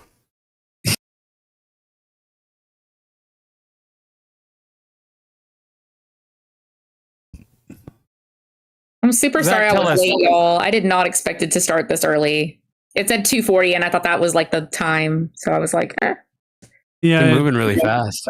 I think we finished first time ever. We have more players than we've ever had for one of these, and we are actually finishing rounds 10 minutes earlier. Isn't that great, though? That's good. No, that's good. You know what? Probably a big reason that is. There's no hand disruption. No hand disruption, and then Megas. Well, no hand disruption, quote unquote. There's Judge, there's Stamp, but that's like maybe once or twice a game. Well, there's no broken hand disruption. Oh, no Guardian as well. Yeah, that also. No Gardevoir. No Gardevoir. Not to completely dunk on those guys because I'm sure they've heard it all week, but Gardevoir with their 8,000 decisions to make. yeah. Every time we move an energy, it takes 10 seconds to put 10 damage on, and then another 10 seconds, and another 10 seconds. No, where am I going to move these damage counters? The worst we're going to have now is an occasional person having a bad decision making time on a recon directive. So, oh God, yeah, that's always funny, isn't it? Which you do need to be careful. When they have to sit there and ponder the 2 cards in their hand. What were you saying, Doom? Oh, you have to be careful how fast you play recon directive because it will bug out the game. It will bug out the game. Really? Yeah. It will start slowing it. It will start slowing it down, and your turns you'll still be able to play, but it will essentially end up skipping turns. Mm. Now this is for everyone. You should see. Go ahead. I would say this is for everyone playing. Also, 5-2-1 makes day 2. After that, we do have an asymmetric cut, which we will determine those points as it goes on because, like, you never know with chaos. So everyone down here in the 3-2s, you're still in it. You can still go. You can still keep making it. Don't say I'm out yet. 2-3 though, I'm sorry. If you're in line, stay in line. Keep going. You can keep Don't going. give up. Keep going. Don't give up. Never give up. Never surrender. Never surrender. Nope. Right. If you go 5-2-1 today, you would have to go 4-0 tomorrow to make cut. It's been done before. Yeah. We've seen it. It's just like Cure Grace says, as long as you try, there is hope. Let's see. Oh, I'm going through some strong depression right now, taking out all these G block cards. I did that weeks ago, like 2 weeks ago. I was Dang, like, really? yeah, because I knew I wasn't going to any locals in this current format because like I'm busy like most this weekend. I'm busy next weekend, and then like after that, like I'm busy that weekend. Or I think like technically, I think rotation hits that next weekend or so, and I'm just like, that's it. There's nothing I can do, and so I rotated them. Like Gardevoir, goodbye. Sorry, knocking my cat off my tower. Don't want to knock it. Reset it. We had that issue like last year where someone was in our garage and pulled the plug that had the internet to attach a vacuum. And I was like, oh god, I think you were here. Yeah. Everything went down. That was crazy. Yeah, I was trying to figure it out. I was like, what happened? But yeah, just like original. You have 5-2-1 gets you in. So like all our 5 votes up here. Like, do you keep playing or not? It's like you could take the ID, take 2 losses in a row. But the thing is, I will drop you if you miss 2 rounds in a row. So you'd have to come in at least one of those rounds and say, hey, I'm just giving you the win. But then that means you have to win out the next day. Or do you do as much as you can, hit that 9-0 and be set for tomorrow? Because remind you, $200 cash to first place. You'd be like, why only first place? Because I'm like that. I really want to make this first place big. I want people to be like, okay, it is worth trying to play through this for this first place. I mean, you still get stuff as well, but yeah. No, I think it's great. I mean, I like getting first place for a hot dog and a handshake, but I mean, I know not everybody's like me. Now check this out. I just like knowing I played well. I like knowing that I played well and that I placed well and did the best that I could do was the best that I did. Yan Mega. Yeah, so I was bringing up, we have a Yan Mega using Repel. Repel, baby. Yep. No more Iron Bundle. We got Repel. Which I didn't even know this was a card. Oh, it got printed. Yeah, it was printed in Mega Evolutions. And it was printed one other time back in Sun and Moon. Yeah, and it's also in Pokemon Pocket. We had someone in chat earlier today asking about would Red Card from Pokemon Pocket ever get printed in the TCG? And the answer is it was already printed in the TCG. It was already printed. Yeah, that's where it actually came from. Yeah, I found that out myself. It's crazy. I was like, why would they print something like this? That was my response. I was like, what the hell was going on that they were like, yeah, you know what? Let's print this. And that was during a time where there wasn't as much item control. So keep that in mind as well. It was a pain in the butt. Try to remember when we had Delinquent with it. Yeah. Delinquent hurt. Mm-mm. I will pull that up for people who do not know what that card did. It was banned. It's a new one to me. It was mostly expanded where it was. Mm. I'm seeing lots of Rockets. Rockets Mewtwo, Rockets Porygon, Delinquent. Oh. Like if you can get Stadium down, hit them with the red card or whatever. And then Delinquent. Yeah. Nasty work. That's annoying. Delinquent. Yeah. You just lose now. I remember that combo, and that was brutal. It was not fun. Same thing with like the Marshadow. That one's also banned that's also banned and expanded as well, I believe. Delinquent? Well, no, Marshadow. Oh, Marshadow. Yeah. But yes, Delinquent. Yeah, also Marshadow. Looking at we do have a nice setup of decks here. We do have a lot of Rockets, like we brought up, the Rockets Honchkrow. Not a lot of Rockets Mewtwo, though. It's because it's mid. I mean, look at it. It is mid. It's at 50%. Dude, I'm going to tell you this right now. I did not have a good time playing that deck the other night. I was playing it pre-rotation, and it felt pretty good. Post rotation, not so much. I was actually really surprised when you jumped on my stream when you were playing against me that you weren't playing it. And then I saw the results that you posted. I was like, oh, that's why he swapped something different. I got so tilted, dude. No. Let me just have this quick moment. Just real quick, and we can all move on and be happy. I just never felt so helpless, dude. If you don't set up Spite Ops and you can't OHKO anything. I feel like you're only OHKOing Darkmons, right? So like, it feels like a hard counter to Zorak, but then it's not, because Zorak can just erase your board too if they wanted to. And it's just a pain in the butt, dude. I don't know. I'm sure somebody will crack it. I mean, there's a 12th rank right there. I mean, I'm sure somebody can make it viable, right? But I don't think I'm that guy. That's all I'm gonna say. It really, like, it just frustrated me to no end. You could tell on stream too. Like, I had a red face and everything. Like, I was just not happy playing it. When I played Lucario, it just spoke to me. Lucario is so powerful and fast. Like, I know you were talking earlier, the Starmie was really, really fast and just kind of gets set. Lucario is the same way. Just sets itself up really beautifully. It has the rock support. Like, Lucario, I think, is in a really good position to be one of the top decks in this format.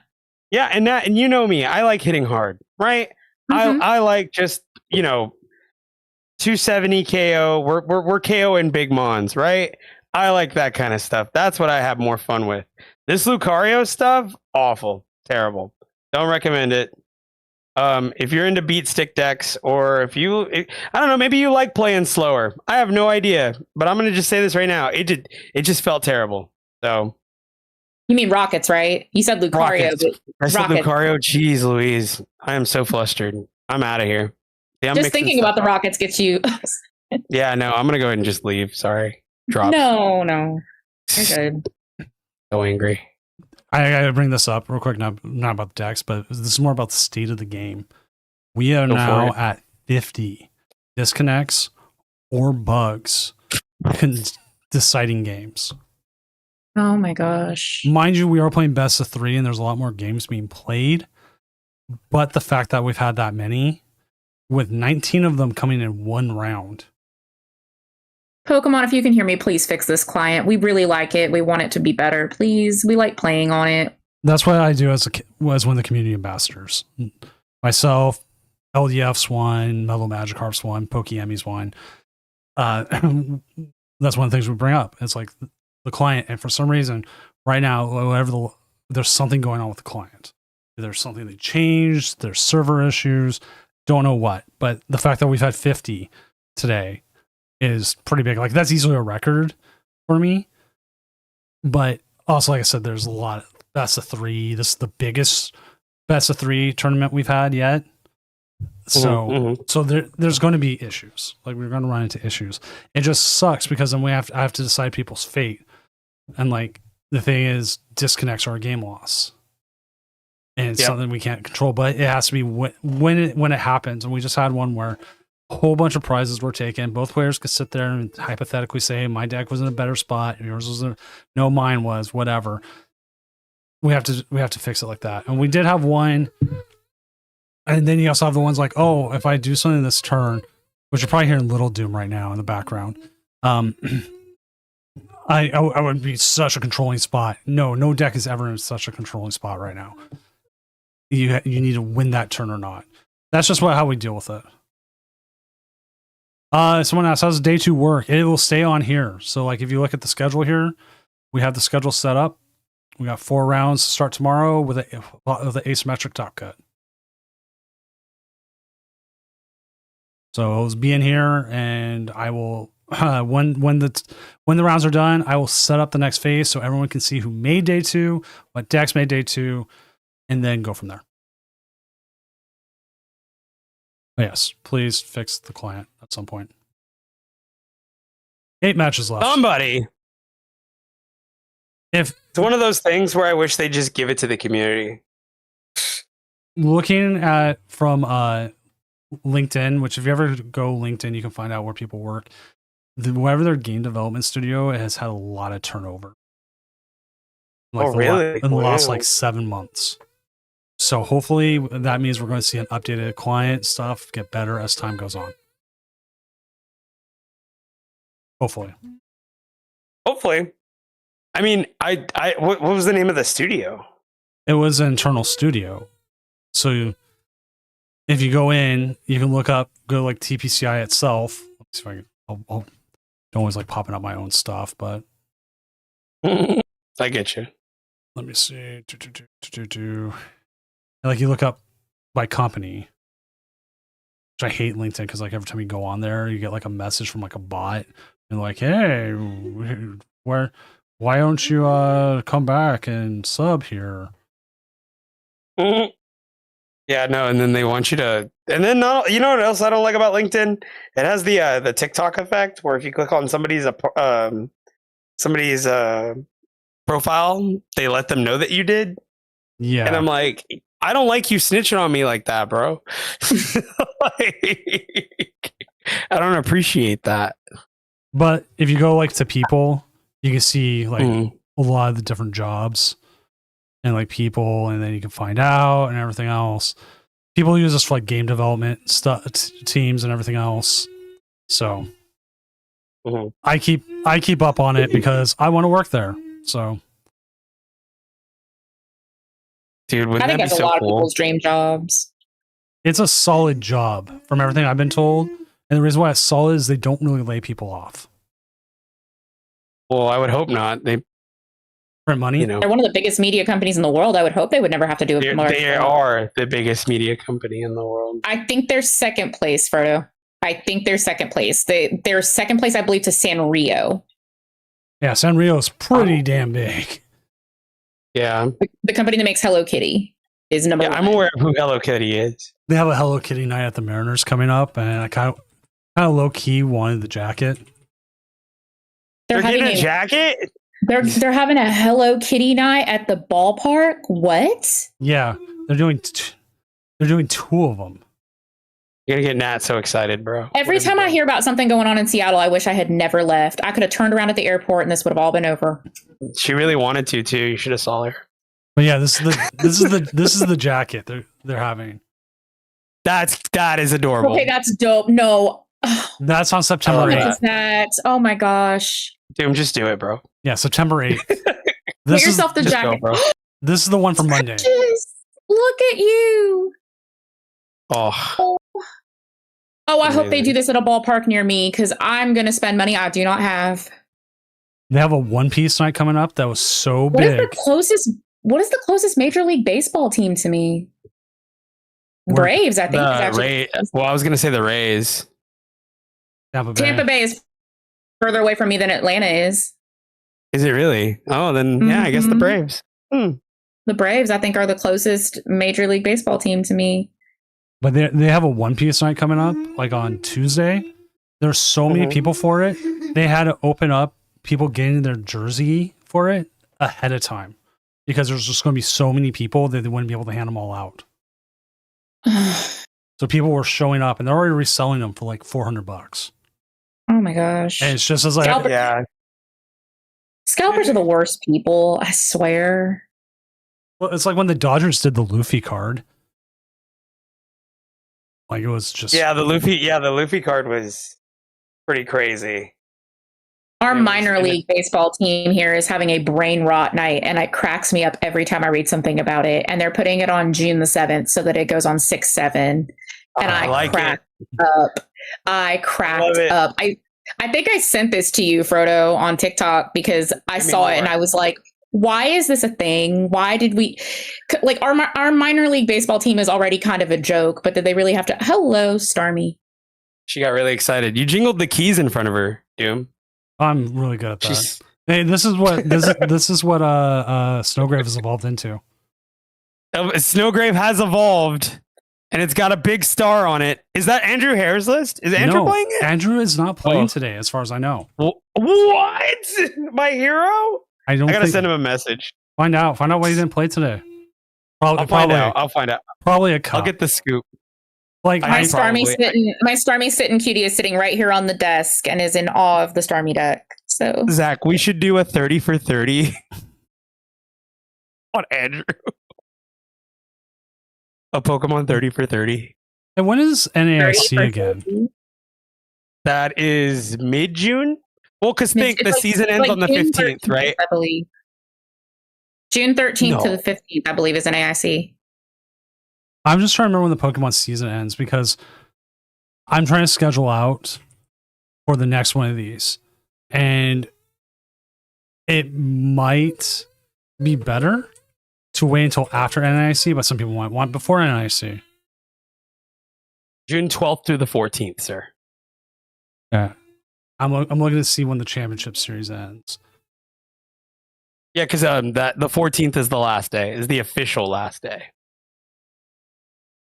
And then June 15th, we start those professor things. Not the professor things, but the what is it? The off-season stuff. Yeah, so that's why I'm like sitting here going like, if we off season, do I wait and have this after NIC? But I think if we do it the week before, isn't the Chaos part of the Chaos Rising or whatever next set? Isn't it part of NIC's format? That is correct. Yes. So that becomes the issue. Is like, okay, do it. I'm trying to figure it out because it comes out on Memorial Day weekend, which in itself is like bad time. So I'll figure it out. Yeah. Because I want as many people to come in and be able to play. And Yeah. No, for sure. if there's no events to And go unfortunately, to, that unfortunately would be on Memorial Day, though. yeah, Memorial Day weekend. which I people think. are going to do things, or there's going to be a lot of tournaments. So I'm like, but I'm sitting here and going, if I have a captive audience, though. Hey, listen, if that's one thing you do have, a captive audience. Yeah, see, Zeno saying if I get some more easy stuff, the Zakar win will return. Yes, which is funny considering that's my name. I can just change everyone to Zakar. Everybody's Zakar now. Everybody is now Zakar. This is the first time we've had to actually kind of wait. It's been like, Well, if there's people that can fill time, Doom, it's you, me, and probably Natada. So you know what I could do is I could put this mic up to Little Doom's Doom, and everyone could just. I don't know if you're hearing his humming behind me, but he's doing a really loud humming, and he was quiet the whole day until now. until now, Aw. yeah. Pop off, baby Doom. Do the thing. You can sing, baby. You can do it. I Sing think your- July would be a good time, but I don't know when the world's set. That's what I want to know. When is World the should be in World? August. Well, we have No, but when are we have the date for the Doom Worlds already, and that's Oh, August right. 14th. So I need to run That's it happening before on- then. That's true. Maybe the end of June, Oof. that tail end of June. That's what I was thinking, like tail end of Maybe June, the week before. Maybe the week before NAIC. right? That might not be a bad plan either. Because if the new sets, Use it as an NAIC prep. Like that's how you Exactly. could have Yeah. people in here testing their NAIC decks. so that's the issue. Like we're trying to schedule these. Like I lucked out with Ascended Heroes, but then going like, oh yeah, no, it's not going to be legal anytime soon. I was like, well, let's just push this back. Don't. Excellent. Because like I just Ascended Heroes is just Pokepads. Honestly, if you wanted to run it the Thursday night before NAIC, it might be kind of cool as like a last ditch. But you would need multiple days, wouldn't you? the Thursday night before. I don't know. I was just thinking like as like a prep, you know, like your last ditch before you submit your list for NAIC. That's usually the challenge of Doom. No, it's all over the place. Keenan is asking, how old's Little Doom? Little Doom's actually 12. He's a non-verbal autistic. So he likes to hang around with me. It is like having like in some senses, he's a 12-year-old. Some senses, he's like a 3 or 4-year-old. Verbally, he's about a 1-year-old. He's also about 5'8" now. Wow. Very tall. Very tall. That's the Doom genes. Let me tell you. The Doom and Mrs. Doom genes, because she's 6 foot. Is she really? Yeah. Wow. Mrs. Doom tall. Proto just short, man. Let me tell you. All right, we're down to one match. We'll see what that last match is. Come on. Oh. Matt Bridges. Alakazam. Alakazam. Matthew Lamar Bridges, if you don't wrap this Oh. up, He's live. it's over. No, Is no, he? he's live. Let's go. There we go. There we go. Okay. We'll steal his content for a second. We're stealing it. Oh, he does push-ups. You know, I used to do that. I never did. I wonder if I could still probably pull that off. Every loss I do push-ups. Keenan, Every no, miss- it's. Go ahead. Ooh. No, I was gonna say every misplay I do push-ups. Jeez Louise. I'm sure you could do that. No, I could not.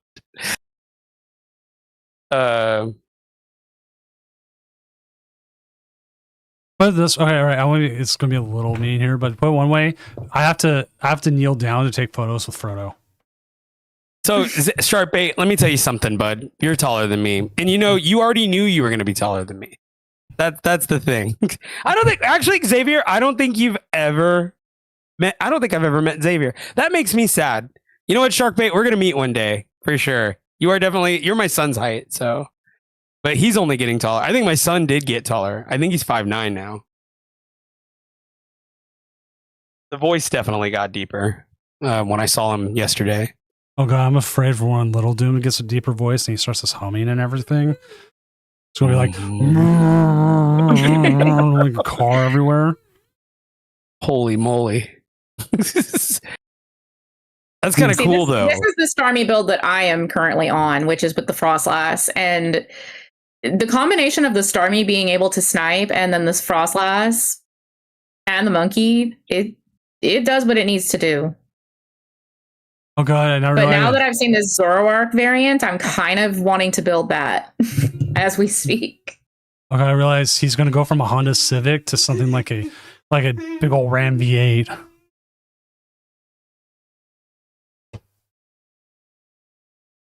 Holy moly, Battle Cage just destroys this deck, though.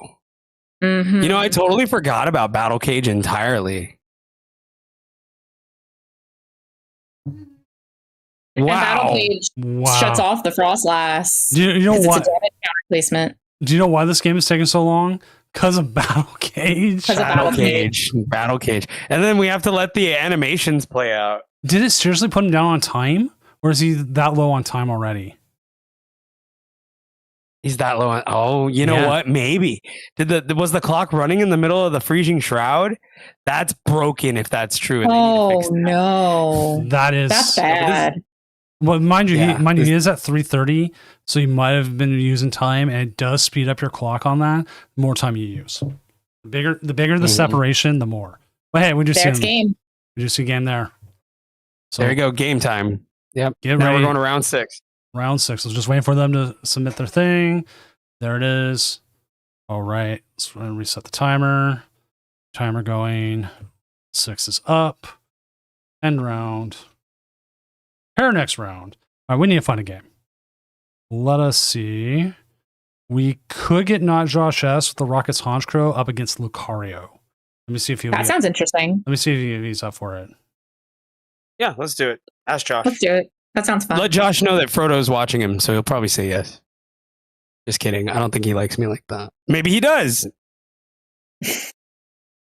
I said Frodo is begging for you to stream. Frodo wants to watch, and I do. I do want to watch. I like Josh S. He's been a good player. He's been great to have on when we've had him on. He's done quite well in the Doom Champion Series. Oh, what's that like? You do well in a series. Yeah. What is that like? Dude, if I had this, like, just the mental stamina, He said. I wonder if I. He said. Did he say? He said. Frodo asked. Frodo shall receive. Let's go. Let's go. Hey, that works. That's my goat. Thank you, Josh. Thank you. All right. So That is my guy. So let me get the rest of this set up. So we'll have Well, Honchkrow. Frodo peer pressure and anybody will stream. All right. Let's see what one he goes to, and we'll jump there. Table 8.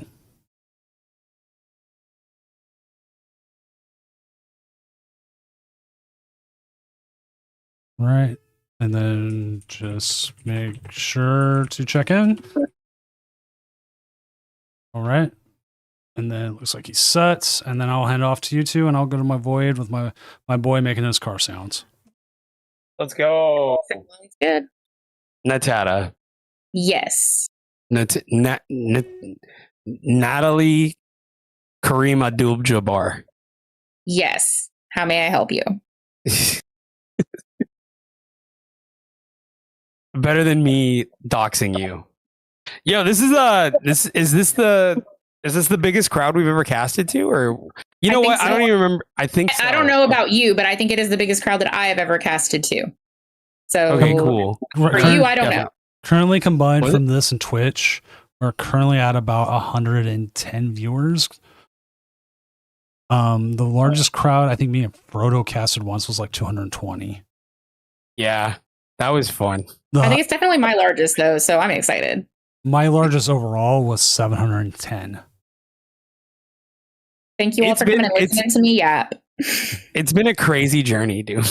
Yeah, 1 year. I like looking at my stats and like you just see these random spikes where like a Zul's Wolf like raids me and everyone actually sticks around. It's like weird. Heck yeah. Post Champions League, I'm sure everybody pops in. But there you go. All right. I'm going to my void. Have fun casting the game. All right. Thank you. Bye. Sir. All right. Double Murkrow down. Roto Stick. Yo, Azul really Azul was crapping on Roto Stick the other day, but I feel like in this kind of a deck, you need 4 Roto Stick, 4 Pokegear. You need the selfie stick. You need the selfie stick. You need the selfie stick. You need your hand full. So, okay, I'm not sure if this Lucario is playing the double judge. I would hope they're playing double judge because they're gonna need it. But one judge effectively kind of you could really control what this deck does with a judge. Yeah, because they have to have things in their hand. Yeah, that's going to be the problem for decks like that going forward. Things like this, things like Alakazam that rely on having things in their hand, because Judge is going to be way more played than it was because it's the Iono replacement. Mm-hmm. And the big problem with this, and another big thing, a big thing from Rocket's Harnscrow is there is no VIP ban. So Okoing a Murkrow turn 1 just got a lot harder. So for this combo here, they're going to need Air Balloon, attach Soul Rock, Premium Power Pro. Premium Power Pro. Yeah, they're going to need the Gatorade. Well, there's the energy. A lot of search here. Yeah. There's the boss. Energy, boss. They're going to go KO the Porygon. Do we have the Air Balloon? Pass. No, there's no. Oh, I knew it. I was like, no, he doesn't. He doesn't have it. Okay. So now the Porygon's going to be able to evolve. The Murkrow will be able to evolve. But the thing is, no energy in hand, so they have no way of retrieving this Porygon. Yeah. Well, there's the energy. Yeah, but to use a Rocket's energy on a Porygon. But you don't want to use that to retreat with. Yeah, that's kind of a waste. That's actually a really big waste. Hashtag feels bad, man. You don't want to do all that. Waste of resources. But you got your Honchkrows evolved, so there's that. All right, to Pop-Tart. Pop-Tart is stalling. Okay, come on, make an action. Let's go. Do something, buddy. You can do it. They must have the bricked hand. It's like okay, buddy. You can move when you feel like it. Actually, it was petting the dog. Petting the dog switched back to the screen. Can you imagine? I'm imagining somebody playing in this tournament while doom scrolling. I will admit, I have done it. I'll just say it. So you say you're petting the dog. The dog is literally right. Her head is on my lap right now as I'm sitting at my desk. Mm-hmm. Yeah.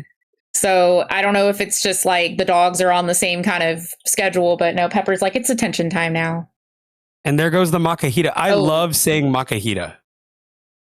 I love the art on that Makahita. That's like the blister promo, and it's good. That's Joe. That's the Joe promo. That's the Joe. Oh, That's no. Joe. I always picture Joe. When I think of Joe, that's who I see. Well, it is very happy. It's very happy. It's a happy. And Joe is a happy man. So Joe is a happy guy. Gosh, I miss Joe. Come on, chat. Say it with me. Makahita. Makahita. Makahita. Say it with me. Makahita. Makuhita. Hariyama. Hariyama Makahita. It was like what was it when it's on Family Guy where Brian is constantly saying mojito. Mojito. Mojito. All right, so fighting gong, gonna grab an energy, I'd imagine. We're gonna go There's lunar the energy. cycling. Lunar Or we're cycle. gonna attach with it. Or attach I'm to Lucario. Riolu. I just called it Lucario. It's Riolu. We say this. Well, you it's heard about me to be do that. Lucario. You heard me do that twice, so I think you understand. I look at it and I just look at it's a baby Lucario. It is That's a baby what it is. Lucario. Even though I don't think I think it's technically a baby type Pokemon because in the video game it can't make eggs. So I'm pretty sure it is a baby. There we go. That's an interesting thought. Yeah, that's how they figure out which ones are the baby Pokemon. They cannot participate in breeding. I see. Judge! Yep. Finally. I'm telling you, Judge is going to be the card that everybody kind of like took their time to hate on Iono. I think Judge is going to be that card for this format. Only 100 per resistance. Chat, has resistance played a factor in your games before? Let me know in the comments. It played a factor in one of mine last night because Pidgeot has fighting resistance, and that's how I ended up beating Lucario. So, yes. Off the Porygon, are they going to be able to KO this Lucario off of an Ariana? Oh, maybe. Let's see. Hold on. Team Rocket's Factory. Okay, there's another one. Double Factory, 2 Transceiver in hand. How many do they need? What does the attack say? But they've got to get that Mimikyu out of the active. No, the Mimikyu's free retreat. Oh, it can use the... Never mind. You're right. Well, Mimikyu's free retreat. Is that enough? Oh my goodness. Oh There's my another goodness, Transceiver. that is enough. But they can return KO. I think they've got it. They can return KO with the Makuhita. Yeah, they're going to return KO with Or the Makuhita. Here Hariyama. comes- Now I'm behind an evolution. Makuhita is just cool to say. Just say it. It's cool. Hariyama. Makuhita. 360. That Honchkrow is something. Yeah, no, Honchkrow is the thing now, for sure. Honchkrow, if you're playing Goldango, right? Think about it, chat. You're playing Goldango. You think everything is over. No, not true. Not true at all. There is still Team Rocket's Honchkrow. And arguably, Rockets has good support, so it's not a bad move at all. It's got its own draw engine, its own dedicated supporters.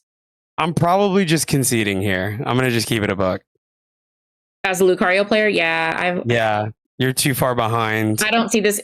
You're too far behind in the prize trade, and Rockets doesn't play any multi-prizers in this deck. This matchup is pretty bad. Here comes Meowth. I think they're gonna go find a judge. Yep, there it is. There's a judge. Is Judge Cope? We're about to find out right now. 4 Rocket supporters coming on. Here we go. 1. Okay, I was about to lose it. I was like, "Oh, dude, let me go get a lottery ticket. I'll be back." I was really banking on 4 Rocket supporters. There are some times that we've casted things in the few times that we've gotten to cast together that you have made some predictions, and I'm just like, I need to tell this man to go buy a lottery ticket, and I put that in my little mental checklist because you call it way too close. Sometimes it just happens to me. It happens all the time, and I really wish it didn't. But they won't need much to KO this Hariyama, as this Hariyama will do 70 damage to itself. I think losing to Honchkrow is just going to be a way of life for this Lucario deck.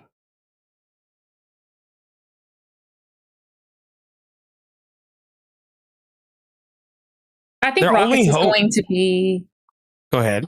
I think Rockets is going to be like the single prize, little guys doing little things deck of this format. Mm-hmm. There's always a deck like that. There's always little guys doing little things. And I think Rockets is going to be it because it really takes advantage of the prize trade.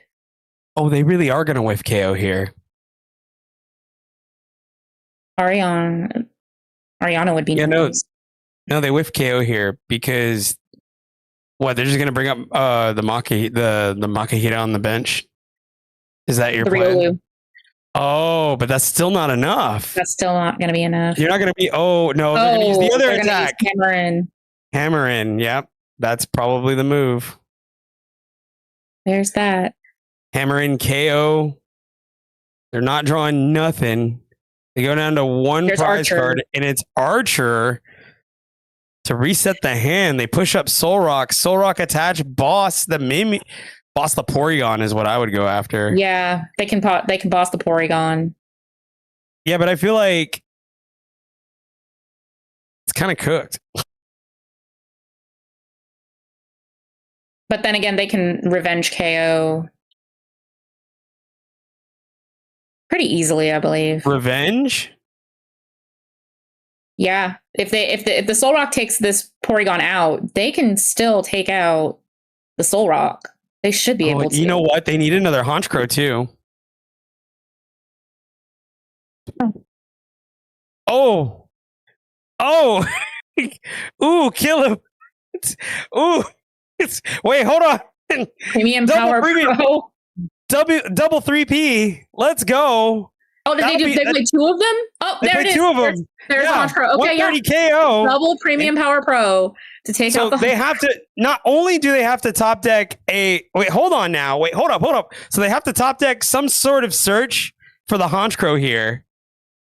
There's the factory. Okay, they play factory into Archer, right? Let's go. Archer time. Here we go. Archer reset the hand. All on this Archer. They go 5, 2. There it is. Rockets We Factory. need more here. There's the hunt. Unbelievable, dude. Unbelievable. It's all cope. Everything's cope. So crazy. Rocket. I'm telling you, this is going to be the little guys doing little things deck of the format. Yeah. This is your equivalent of like your Night March, your whatever deck. Like some people are saying it's Festival Lead. I don't agree. I think it's Rockets. I think even its worst matchup, it's still not that bad. Its worst matchup would be Dragapult, but even then, that's not even that bad. Mm-mm. It's not terrible. It's not completely unwinnable. Dragapult, I feel like, is going to be everyone's worst matchup, though. Dragapult is just like that tier S deck right now. Yeah. No question. But I imagine, you and I had this conversation yesterday, right? Mhm. You're gonna constantly practice the mirror and then practice the Dragapult matchup. So I had somebody ask me in my stream on Thursday night when I was playing Starmie. They said, "What do you think are the top decks for this new format?" I said, "Dragapult and everybody else." There's Dragapult and then there's everybody else. Dragapult really Everybody is else. that girl. yeah. Dragapult's gonna be certainly difficult to deal with. No question. And honestly, I don't know, I don't even think this take is controversial. I just think it's the truth that Gardevoir was kind of the thing keeping Dragapult in check for the longest time.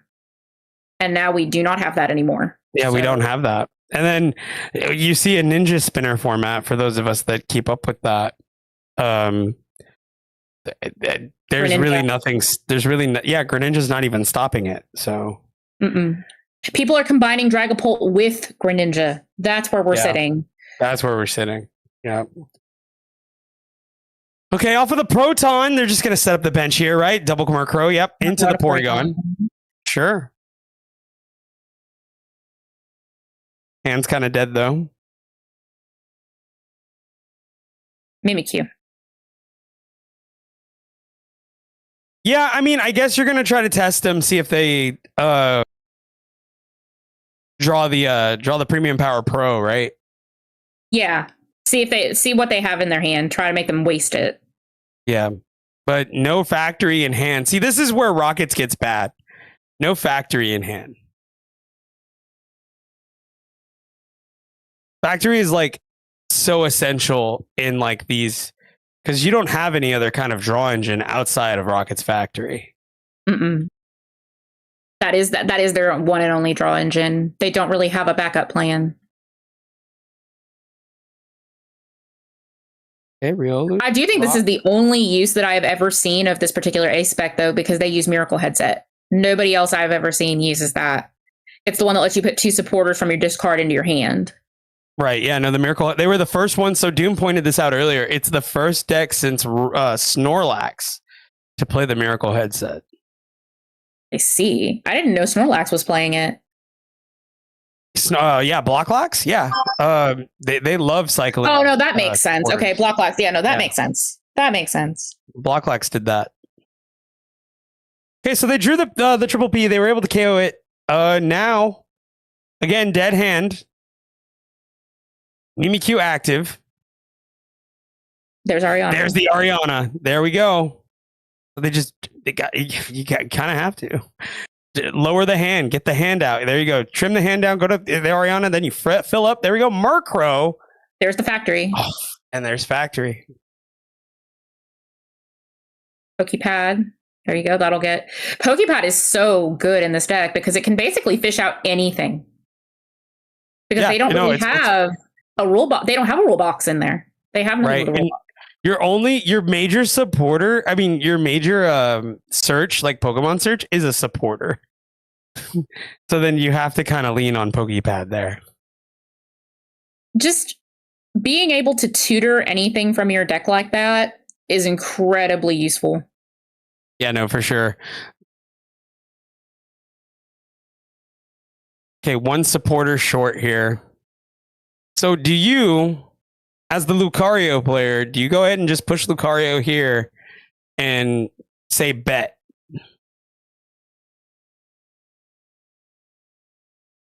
That looks like that's what they're gonna do.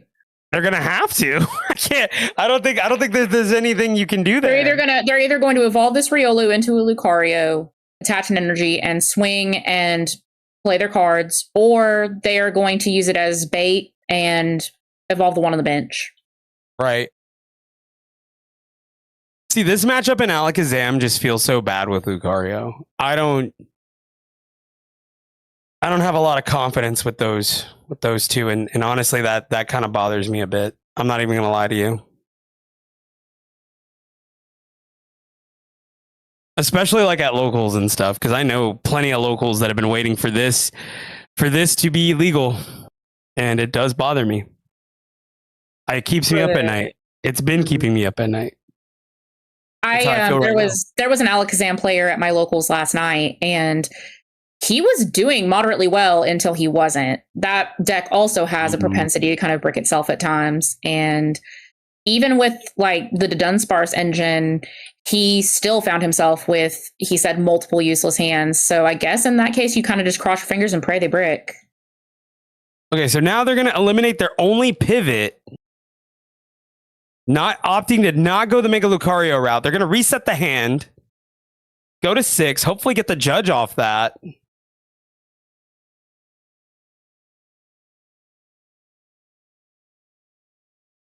No stadium bump. Lucario only plays 2 stadiums. They play at least 3 factory on the Honchkrow side. Getting rid of that stadium is paramount. Rockets is definitely a deck you want to try to win the stadium war because that is their draw engine. If you shut off their draw engine, they are going to have a harder time. If you don't shut off their draw engine, they can do a lot with very little. Mm-hmm. I'm starting to see why 3 Soul Rock might be the move. I'm not a fan, but 3 Soul Rock might actually be the move. For a deck like this where it's all single prizers, it's good that they're keeping a single prize board. I think so. Because seeing them just take out that Lucario last game, I think they learned their lesson mighty quick. Double Ariana. They already attached for turn. What else can you draw off this? Because you need 2 Rocket supporters to KO this Soul Rock. You just hope you top deck one off the Ariana. Nope, miss. Here comes the factory. I forgot about the factory. Transceiver. Okay, so there. Transceiver. Boom. Got the transceiver. Got bailed out again. But then what do you do next turn? Hoping they judge you. That's what I think they're doing. Please judge me. I need to get judged here. I think here okay, so if you're the Lucario player, you need to see that was tactical, right? They did a lot of digging. It's because they didn't have it. And the odds are they don't have it now, right? So I think now when you start seeing a deck that normally just, has the answers in its hand and can swing, having to dig that much, that should be an indicator to you that now is the time. Now is the time to start evolving and swinging big. Right. I think you could do it here and it would be fine. Now, attaching to the bench, Riolu. Oh, there's the air balloon. Okay, so then we're evolving to Lucario. Show Ultra me the Ball. evolution. They're gonna Ultra Ball for the Ultra Lucario. Ball. Ditching the boss and the lilies. There's Mega Lucario. Oh, they're going to evolve the one on the bench and then retreat the other. There's the judge, which actually might play in the Rocket players' favor because they kind of had a hand they couldn't use. Yeah, oh, and then just like that. And then into Transceiver. They judge them into a better hand. It's the I hope the Iono bricks us both, but it was what I just said. I felt like you should have took that as an indicator that they did not have it. Yeah, no, don't play the judge. Wait for it. They had to dig. Goes for a jab. Oh, they had to dig for that. So now they're going to Ariana. I imagine the move here is evolve. Man. And then they still have Porygon on the bench. There's Porygon 2. There's Porygon 2. They're going to attach the energy. They're going to Ariana. There we go. It's still not enough. And then, okay, well, they still have Factory. They got the factory, and they've got Transceiver in their hand as well. 2 Transceivers. Yeah, no, that's it. I think that's it, right? 5? I'm pretty sure No, they're short. They're short. They're going to be short. They're going to be short 1. They're going to Night Stretcher.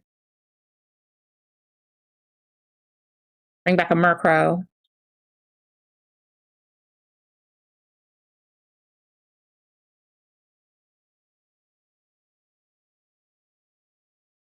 Transceiver. But then the hand's dead after this. Okay. Do you get rid of everything and then leave Ariana? And then pray for rain? No, I guess not. No, I guess not. And they kept the one Transceiver in their hand so they can. Well, I guess their next thought is we're going to swing with Porygon next turn. You know what I mean? True. That's probably their thought. We're going to swing with Porygon next turn. We'll be fine. They have Ignition Energy in their hand. They can do it. So.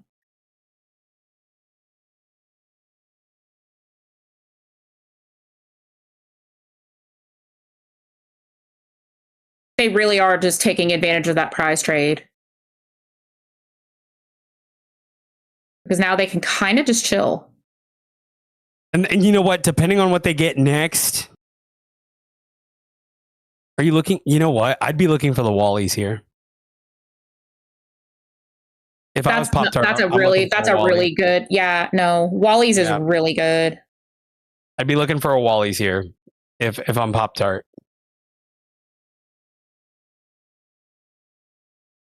Is he playing the Wallies? Is he on the Wallies? Is he playing Wallies? Actually, he's on Scoop Up Cyclone. What? Oh, the ace spec. Okay. Scoop Up Cyclone. That's his interesting. Now, hold up. Like, Scoop Up Cyclone. That's interesting. I kind of like that. That's probably better than, yeah. And then they play a 1-up Cypher. Listen, this is a little spicy. Scoop Up Cyclone. Yeah, with no Turo. I mean, that's a good answer to the lack of Turo problem, if there is one. That's not. What is Lucario's normal ace spec of choice, or does it have a little bit of freedom to kind of pick and choose? Wait, what was that? Say that again. What is Lucario's normal ace spec of choice, or does it have a little more freedom to pick and choose? They go max belt. Max belt. Okay. That makes sense. Max belt. They go max belt, but like I said, oh no, they're retreating. Okay, sure. Okay, just bring up another one. Yeah, no, they're gonna make them go. They've used 3 premium power pros already. Yeah, that's the 3rd premium power pro. So they'll KO here. And again, resistance. Minus 30 resistance. So They have to use those premium power pros. they have to use premium power pro. And if they don't get it, they can't KO. Prime and max, yeah. If you're like me, a weirdo, you're gonna play it with secret box. Still don't think that's a bad call because it allows you to get a stadium, which sometimes you need to bump other stadiums. Again, stadium wars are still a thing. So there's nothing else really that looks for stadiums other than Colress. Put down the factory. Yep, you're gonna need the factory. Here you go. You need another Giovanni here. Okay, Petrol. That might not do it. 2 Honchkrow in deck. There's a Giovanni. Giovanni. You have one more There's transceiver. left. You have the top deck transceiver. Well, Here goes Porygon Z. yeah, because now they have to go Rocket's Energy here. Because then their next turn, I think they just try to win with Porygon 2. It's only hitting for 220. Oh, that's not enough. That's not going to be enough to KO if they bench Lucario. Second Petrol. Yeah, no, you got to swing with Lucario here and hope they whiff. You need to bump the Petrol. Judge. I don't like that. Judge. Oh, Judge always seems to give them. Oh, now they have 2. Okay, Archer. Yeah. Okay. Wait. Hold on. I'm now a believer. I believe. I am losing my mind right now. I don't want Josh to know that I'm going for Lucario just because I'm playing Lucario, and I need to know how to play this matchup because this matchup is giving me the worst anxiety. Holy crap. So you're going to have to Mega Brave here. Yeah. No, Mega Brave. Porygon. Hey, that wasn't Mega Brave. Was that Orajab? That was an Orajab. That was Orajab. Oh, because it's weak to fighting. I'm stupid. Yeah, the regular Porygon's weak to fighting. How much damage is Porygon 2 doing? Right now, 220. So they got to get more in the discard if that's what they're going to go with. So they're going to try to Archer themselves into some energy. There's a factory. Not going to do much here, but they got to go. Yeah, you got to Archer here. They're going to Porygon 2. They're going to Honchkrow. And then they're going to try and Archer themselves to get the energy. That's the only real out they have. Yeah, if they don't get the energy here, it's pretty cooked. Happens. So here we go. Energy. There's the energy. There's the energy. But it's not enough to KO. No, but they still have factory. They still have factory. They have factory. No, but it's not going to be enough. They need 6. They need 6 supporters. They need 6 supporters. That's kind of the fun part about it, Blakers, is watching these two just go back and forth, slugging. This is definitely one of the more interesting matches I think we've seen today. It's definitely interesting because there's a lot going on. Nope. And Josh will give up there. Here we go. We're going to game 3. Game 3.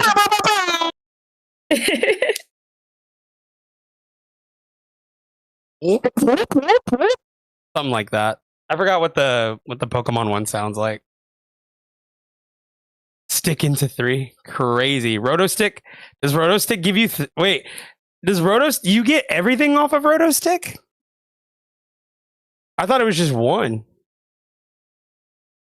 You look at the top 4 of your deck and reveal any number of supporter cards you find there. It's any amount number. So any amount. Rotostick goes kind of crazy. Yo. So no. That's why the selfie stick goes so hard in Rockets. It kind of goes crazy.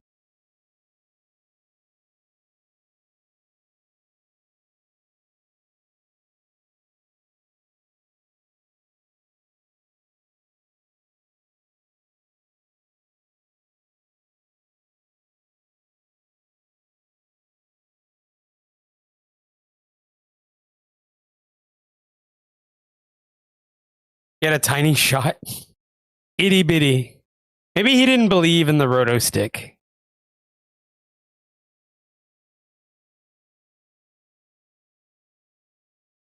Said, nah, bro. I'm good.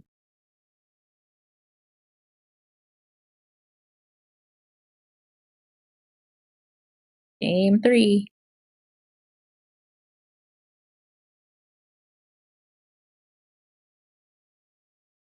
Feels bad. Feels bad. Oh, no. If he's got the Lunatone attached, it's over. Oh.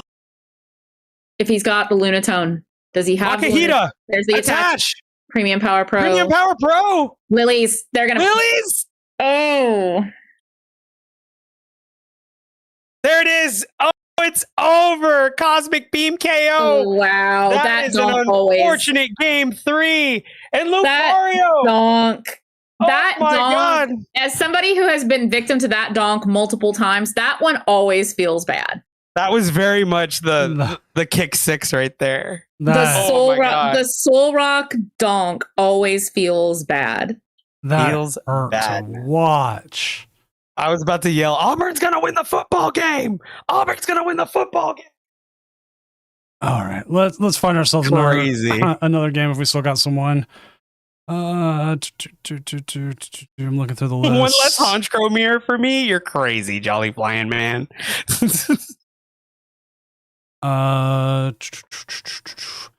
Let's try to jump to Joyful Sandwich real quick. Go to Sandwich. At 5, they're in game 3. I don't know how far along they are.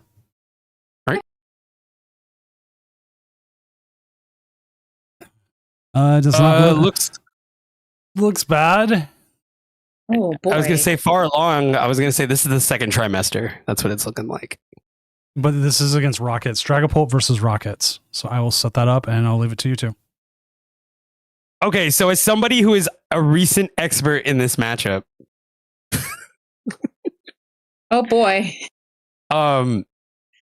You don't want to really evolve the spiders until you're ready to attack. I need everybody to know that right now. Do not evolve the spiders. Baby. That's right. You do not evolve spiders until you're ready to attack. Okay, crispy or rispy? Frodo said, baby spider good.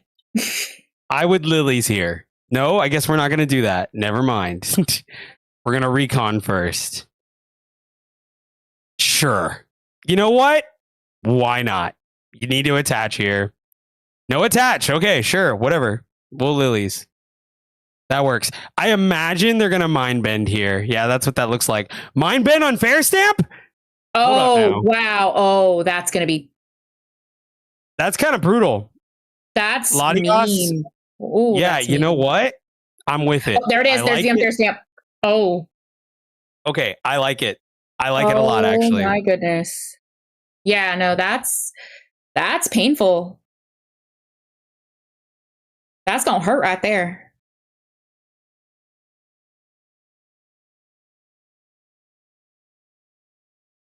I was with Frodo in school. Polyrath, who are you?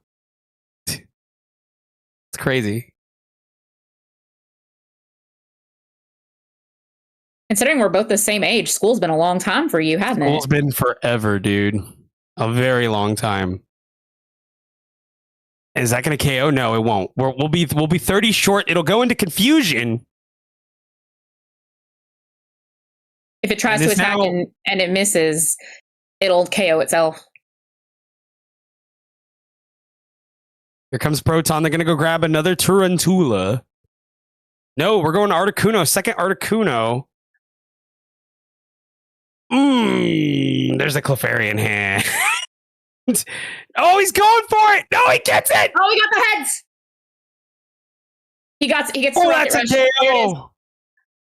That's a KO on it. Yo, let's go. Actually, you know what? Sometimes you got to risk it for the biscuit, and it pays off. I'm for it. Yeah. Okay, so it all comes down to this Fez and Dracloak. That's a Badoo. Still confused. So confused is permanent until you with. That's crazy. Yeah, you have to get it out of the active. Oh, that's so annoying. And in a format where there's less switch outs than we've had in the past, yeah, confusion's pretty good. Pretty good, actually. incredible even. So what, we're retreating into Moltres? Is that what we're doing? Is that what Dragapult has become? Is that what y'all are doing, bro? Because that's lame. The mighty dragon itself reduced to being a Moltres spammer. I think the Moltres is more of an out for certain matchups. The Rockets might be one of those matchups because, again, prize trade. Just play Chiyu, bro. The other Chiyu. Not that or Victini. They hit harder. You want something that hits harder than 210, man. I don't think 210 is good enough. I mean, it's perfect in this matchup, but we're talking like how are you going to make a Venusaur that way? You know? True. Very true. Make a Venusaur. I don't think Grass is about to have its heyday because between it hasn't. Venusaur, So. Arboliva, I think it's one of those things where it's just missing one or two little things, and it will be a force to be reckoned with. So they're at 52% win rates. They have 3 at 4-2, and it's not looking good. I mean, we're gonna have some in day 2. It looks like. So I guess that's enough. KO on that. And they'll stay ahead of the prize trade at least. Goldwire, I'm aware of that. I don't think that's enough, though. I just don't. Don't think it's enough. Or maybe, you know what? I'm probably wrong.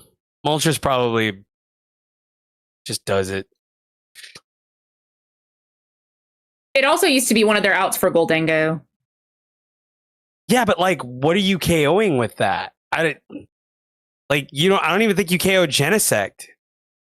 I think it is the Genesect that you're you have able to to Hawlucha. You have to Hawlucha first, and then you KO Genesect. But I mean, Goldengo's dead now, so it doesn't really matter. But rest in peace, my dog. Out here making me learn new decks. You miss the cheese stick, don't you? Mm. I mean, I'm gonna play it one more time next week. It's not like anything. That was kind of my philosophy last night when I took bunnies to the local challenge. I was just like, you know what? One last hurrah with the bunnies. Hurts your Metagross deck? How much does it hurt it, Evan? Truly. By the way, the GOAT Evan Campbell, everybody.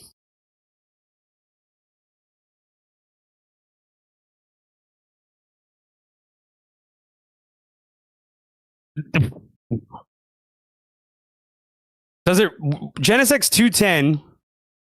Moltres hits for how much? It's not 210, it's 220. Genesect is 220.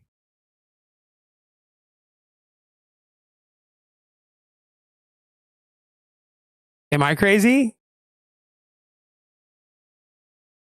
Brain.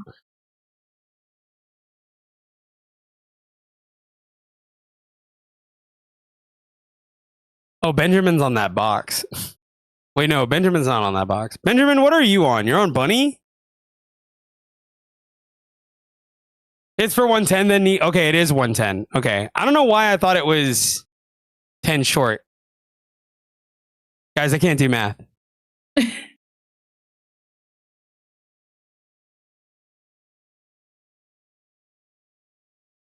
And that's really clear. You're doing that advanced algebra 2 where it's like plus or minus 10. I didn't even do algebra 2. That's not true. Yeah, I did. Everybody has to do algebra 2. 5-1 with Metagross. Let's go. Making everyone believe. Azul spent that last stream just crapping on Steven's Metagross. And I don't know. Again, so wait, Evan's here. Evan, can you tell me, do you like the guarantee of 2 energy versus just like, I guess, gambling with Matang? Is that like the bit?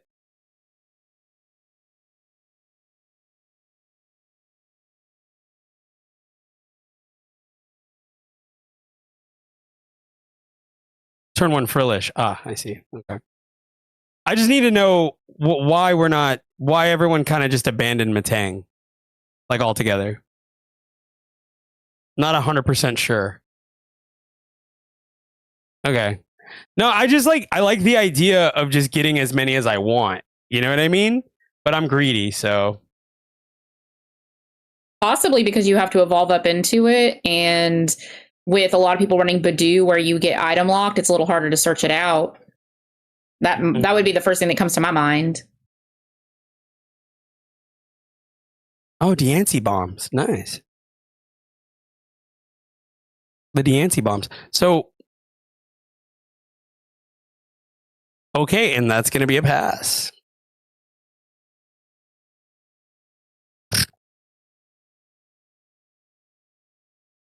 Oh yeah, Dragapult, huh? That is a thing.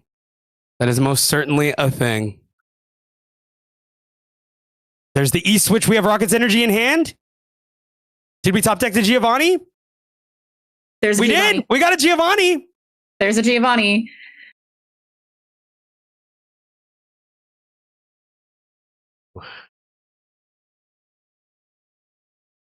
I put up the spider, and they're going to take out.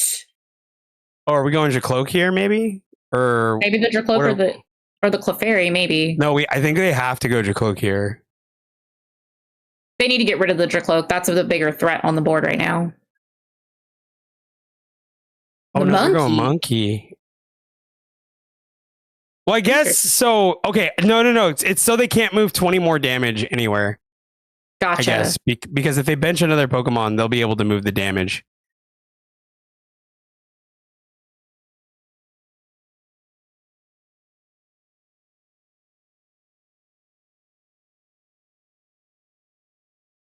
Okay, so tight spot.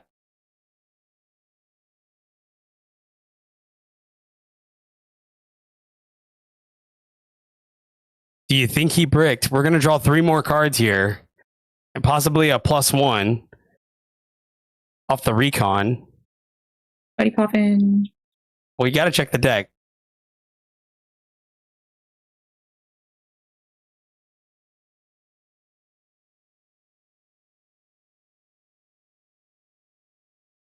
Ugh. Kind of tough.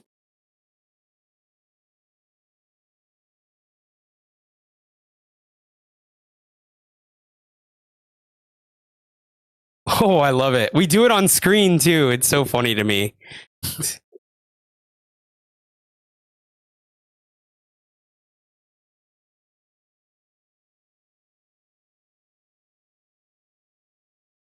Ursaluna.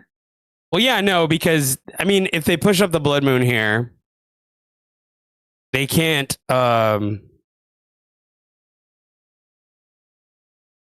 They push up the Blood Moon here. You force Mewtwo to have to take the Oko. Got it. Okay, no, that makes sense.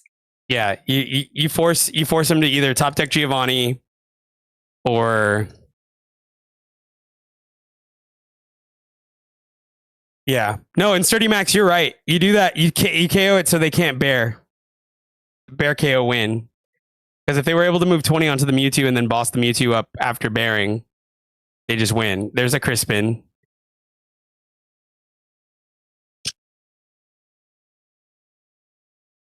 Actually, you just. Well, I guess you don't have I guess they don't have the energy in deck. I was gonna say that. Do they not have the energy in deck? Because if they had the energy in deck, you just Crispin to the Dragapult and you just. Well, no, you can't because Articuno. I forgot about Articuno. Articuno creates that checkmate there.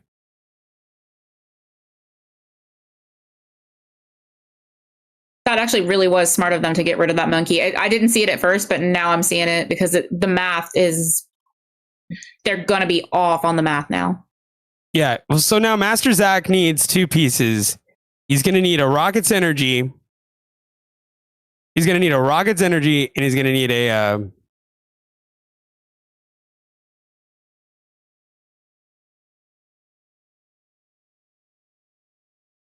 Yeah, no, he's going to need a Rocket's Energy and a Giovanni.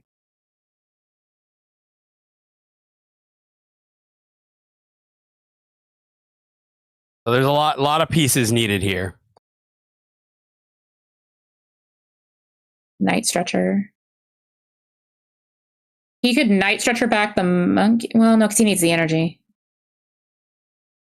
Yeah, no, I mean, you're going to need a way to pivot this Ursaluna.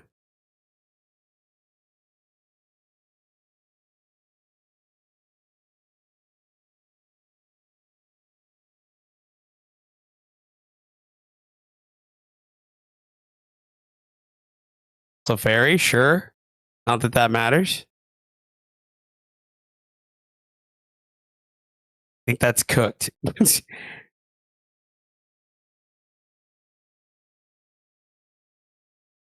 They're pushing Mewtwo, and they're going to say, try me.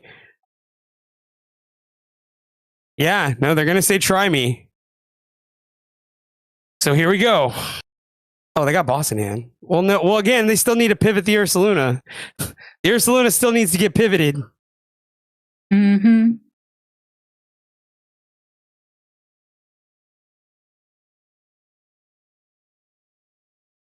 Luckily, they have Latios. Yeah, the Latios is there. Then they boss. Yeah, that boss KO. Yeah, that's it. Yeah, they just went with Fairy. Yeah, that's it. That's game. And Dragapult. Dragapult did that one. Takes that dub. That stretcher and the prizes did help a lot, Gold Wired.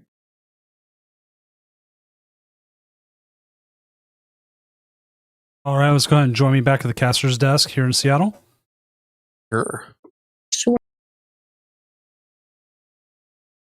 There we go. Screen shared. We've got 4 matches left, 21 minutes. And then we will have our next casters coming in as well soon. But here we go. We updated standings. We've currently got 4 6-0s. Lucario, Dragapult, Lucario, and Team Rocket Spidops. 2 Lucarios at 6-0, man. That's crazy. Crustal as well.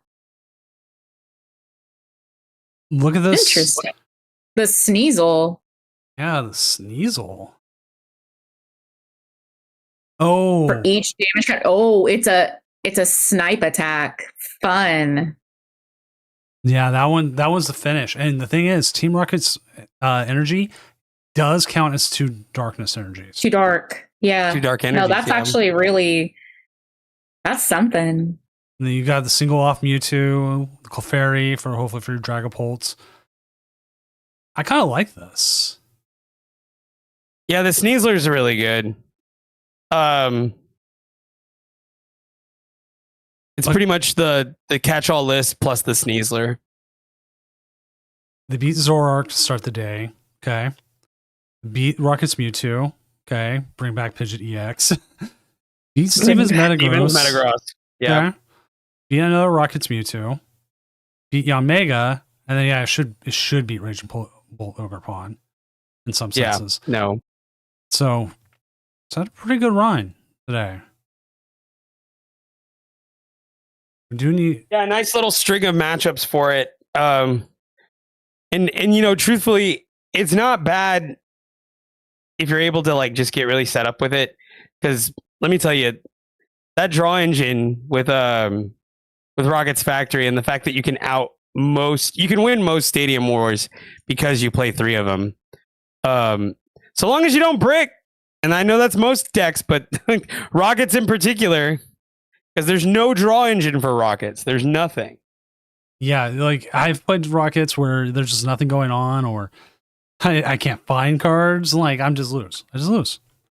Exactly. I'm constantly like in a search for stuff, and if I can't find it, you know. But then again, you and I have become spoiled with cards that just draw stuff. So yeah, I mean, I play too much Dragapult, and I'm just like, here we go, Recon Directive, and then if you whiff, well, you know what? That's on me, right? But with Rockets, it's almost like, yeah, I feel kind of helpless there. Steven's Metagross, been the talk of the town. We do have the Mega Skarmory, which has a bug. This is 100% play at your own risk, where What's the bug? it takes your energy and your tools and puts them back in the deck. Oh, Like all your tools? Just your tools on the active. So if you don't have any Okay. tools, it doesn't matter. And this list, which this deck doesn't run. right?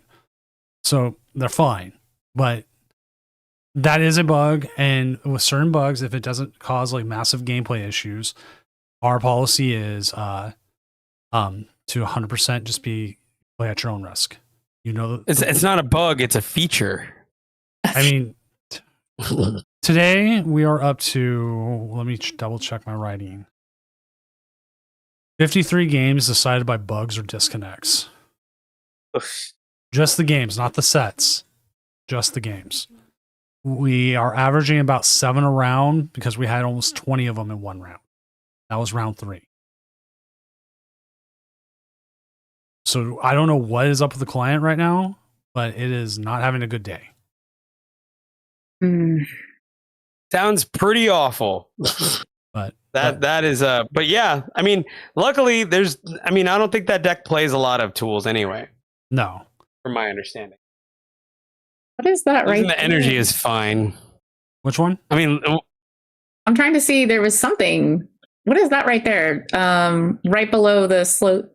No, right above the Omega. What is that? Archaladon. Oh, okay.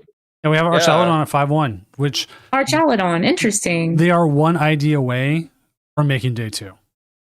Yeah, it's huge. With the Relicanth. Cyclone. Well, yeah. Well, they need Relicanth so they can Raging Hammer and KO. It's really good against Dragapult. Which We were talking about Scoop Really Up Cyclone good. earlier. That Yeah, card Scoop Up is- Cyclone is probably back because no more Turo. So no more Turo means Scoop Up Cyclone now. And then not only that, you get your energy back, right? You don't lose your energy. I mean, there's benefits to it, especially in like this mega format.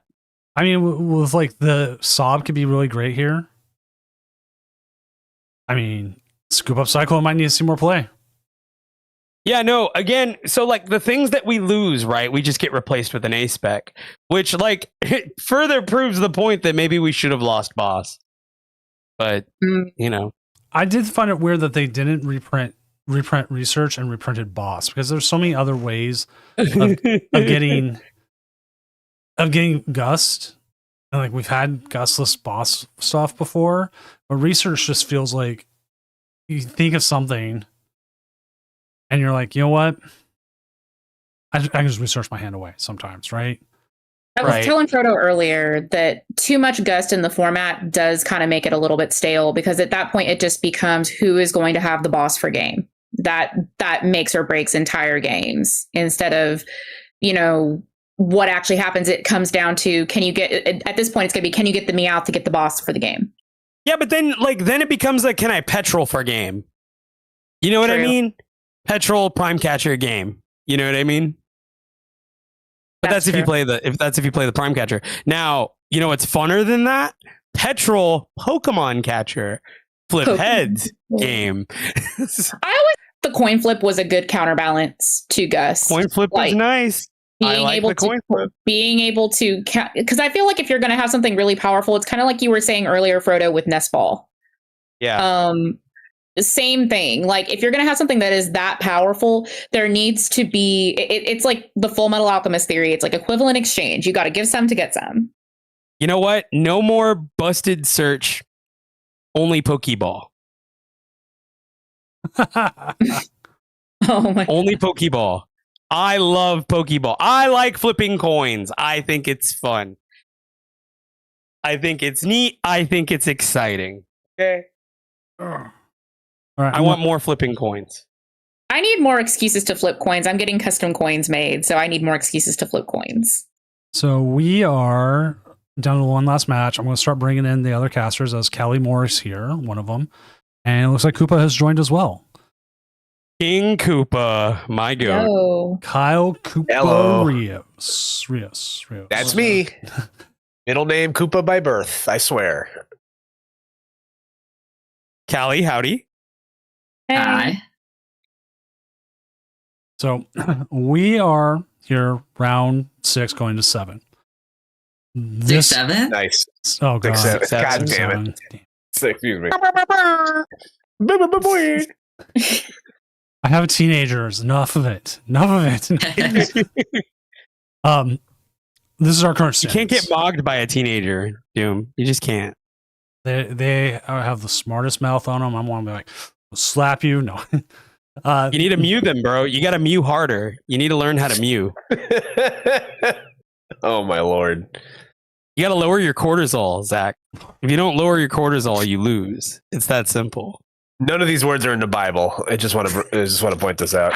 Yeah, this is the part when we like start switching casters and everything like goes off the rails for a moment. It's like you see never. You see your friends in the hallway. Hey. Yeah, pretty much.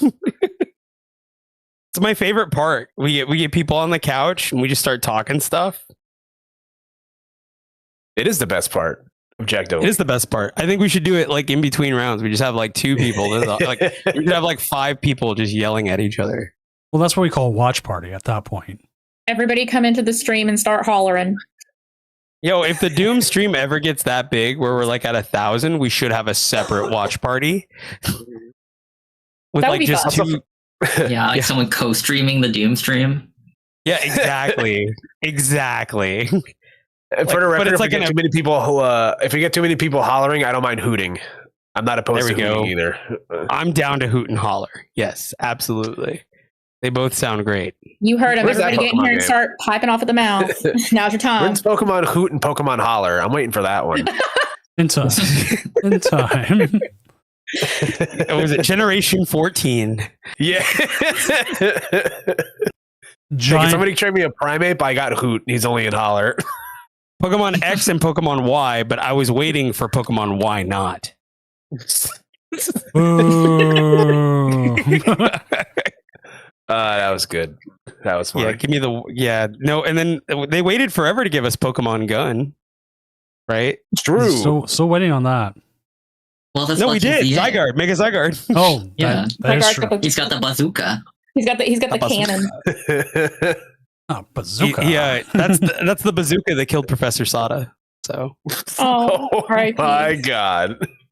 You know how many people have played that game and didn't realize Sada and or Turo were dead?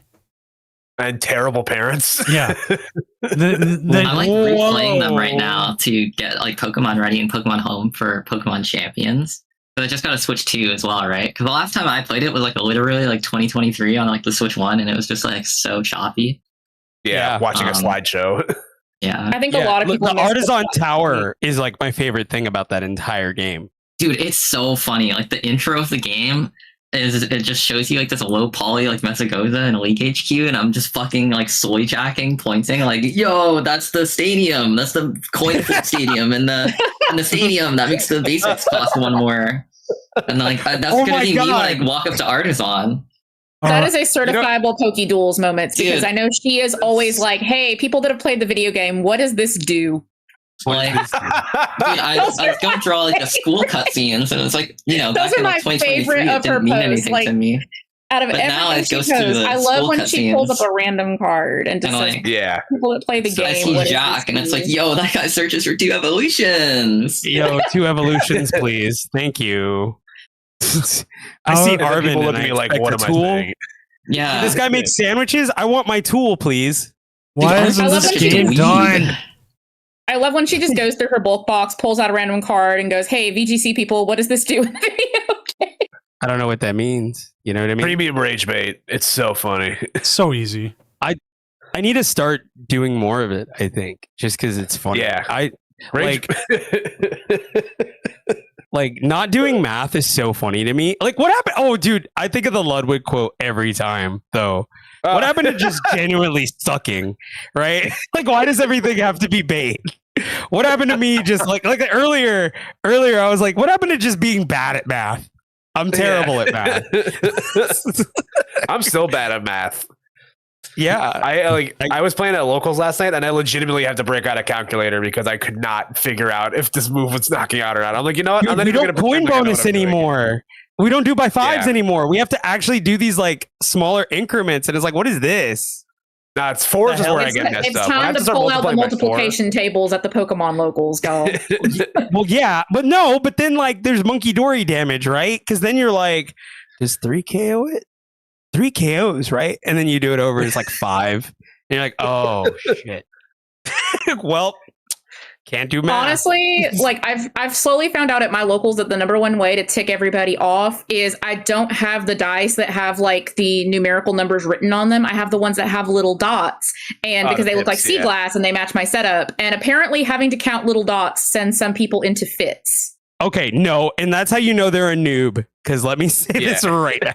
All right, I'm gonna Noob alert. That's I wanna- actually I wanna so true interfere though, here. because like Want to come in here? I'm not Rounds- kidding. One of my right. one of my opponents last Round night 6 was is up. like, Natch. Round 7 is up. His hand goes up, your mouth goes shut, young man. Pretty how are we much. supposed to see his hand? I see it. You don't see it? Is Yeah. a hand no, I don't see it. right now? It was like a Google meeting where there's like the raise hand function. The hand's right there. You Makes guys that don't see dopey it. little noise. You guys don't see Zach's hand? No. It's covering the sun right now. What do you Yeah. mean? Well, Frodo, Oh, if I duh. stand beside you, I cover the sun for you. So That's right. Yeah, he's great shade. I mean, I love it. that's not hard for me. Everyone covers the sun if you stand next to me. So Okay. I love you, Koopa. I need to meet you soon. Anyway, soon. oh, we'll get out of here. Nat, do your send off. Bye. Yeah, dude. I don't have one. Just follow me on TikTok, guys. There you go. That's a send off. That counts. And yeah, I'm Frodo HTX. I'm a Pokemon TCG content creator. Be sure to follow me on TikTok, Frodo HTX. I'm also on Twitter, Frodo_HTX. Awesome. Thank you for both. Shout out Houston. Thank you both for coming on. I believe you're both on tomorrow as it is. So we'll hopefully see you then. Yep, Yes. we'll be there. Bye. All right. Bye, y'all. So, Callie, Koopa, join me here on table 12. Coming. So this is Mega Dancy. Mega Diancie. Yeah, I think I saw this earlier, right? Right. Like weren't they like the first round? They were on the first rounds, Or the second one maybe? Yeah, the first, yeah. and they are on a winning in. Okay. Which, Ben, if you're in chat, if you could like reset it, we're just getting a black screen right now. But we will get them up. And we'll Yeah. get this game going. Yeah, I was watching that round one. I saw like game 2 where the DNC just like giga bricked. But Yeah. Well, we've seen a lot of Dragapult today, but that's because Dragapult's all over the place. yeah, Yeah. it is kind of the like lukewarm take of BDIF right now. Like I think it's like what most people are saying.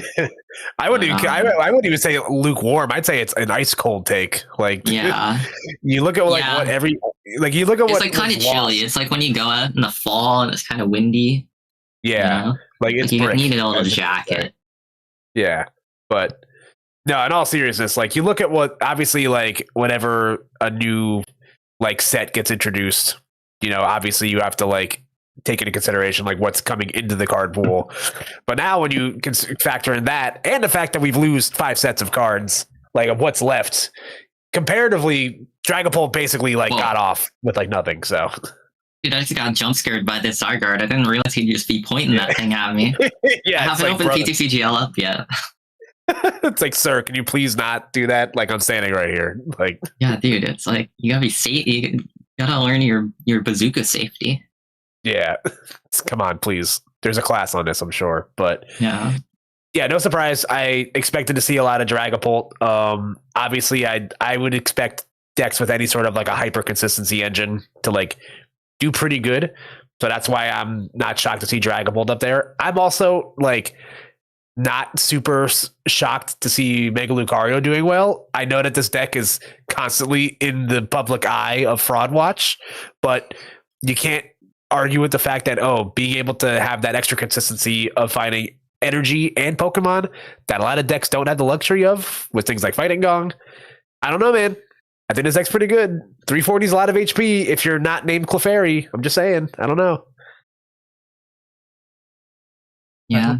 Looks like they're all getting set here. Both these players, 4-2. This is not essentially. Yeah, I'm just opening their deck lists on my other monitor now. This is essentially win and ends because you can go 5-2, take an ID next round. We already had a couple players taking IDs already. Like I'm hungry, going out. Like 4 soda pop, no lunch. Funny enough, this is the earliest we've hit round 7 in one of these, and this is actually the largest tournament we've ever run for one of these. How many people we got? About 340. Okay. Which like the previous largest one for this was like 320.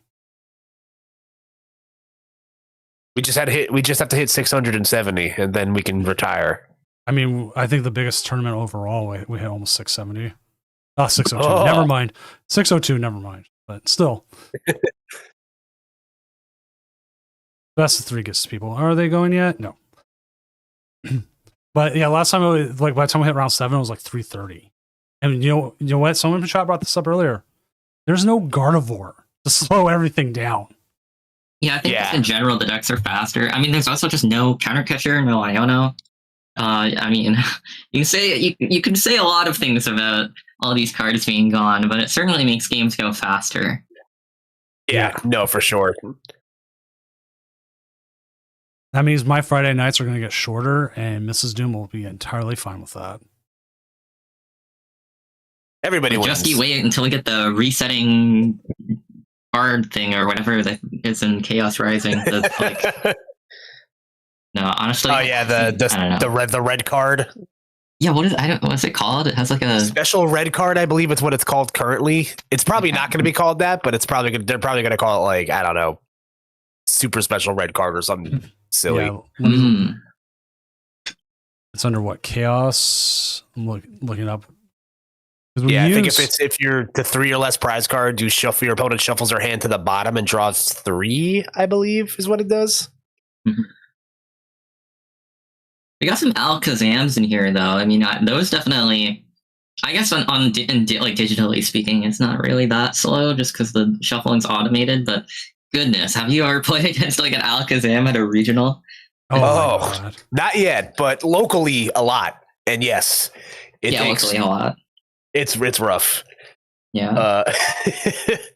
You would think that a deck like that like goes pretty fast, but once you realize like how long it takes people to shuffle, sometimes it's like literally you have to shuffle. Like you'll shuffle like you can shuffle like 8 times in a turn with that deck. Sometimes, you know.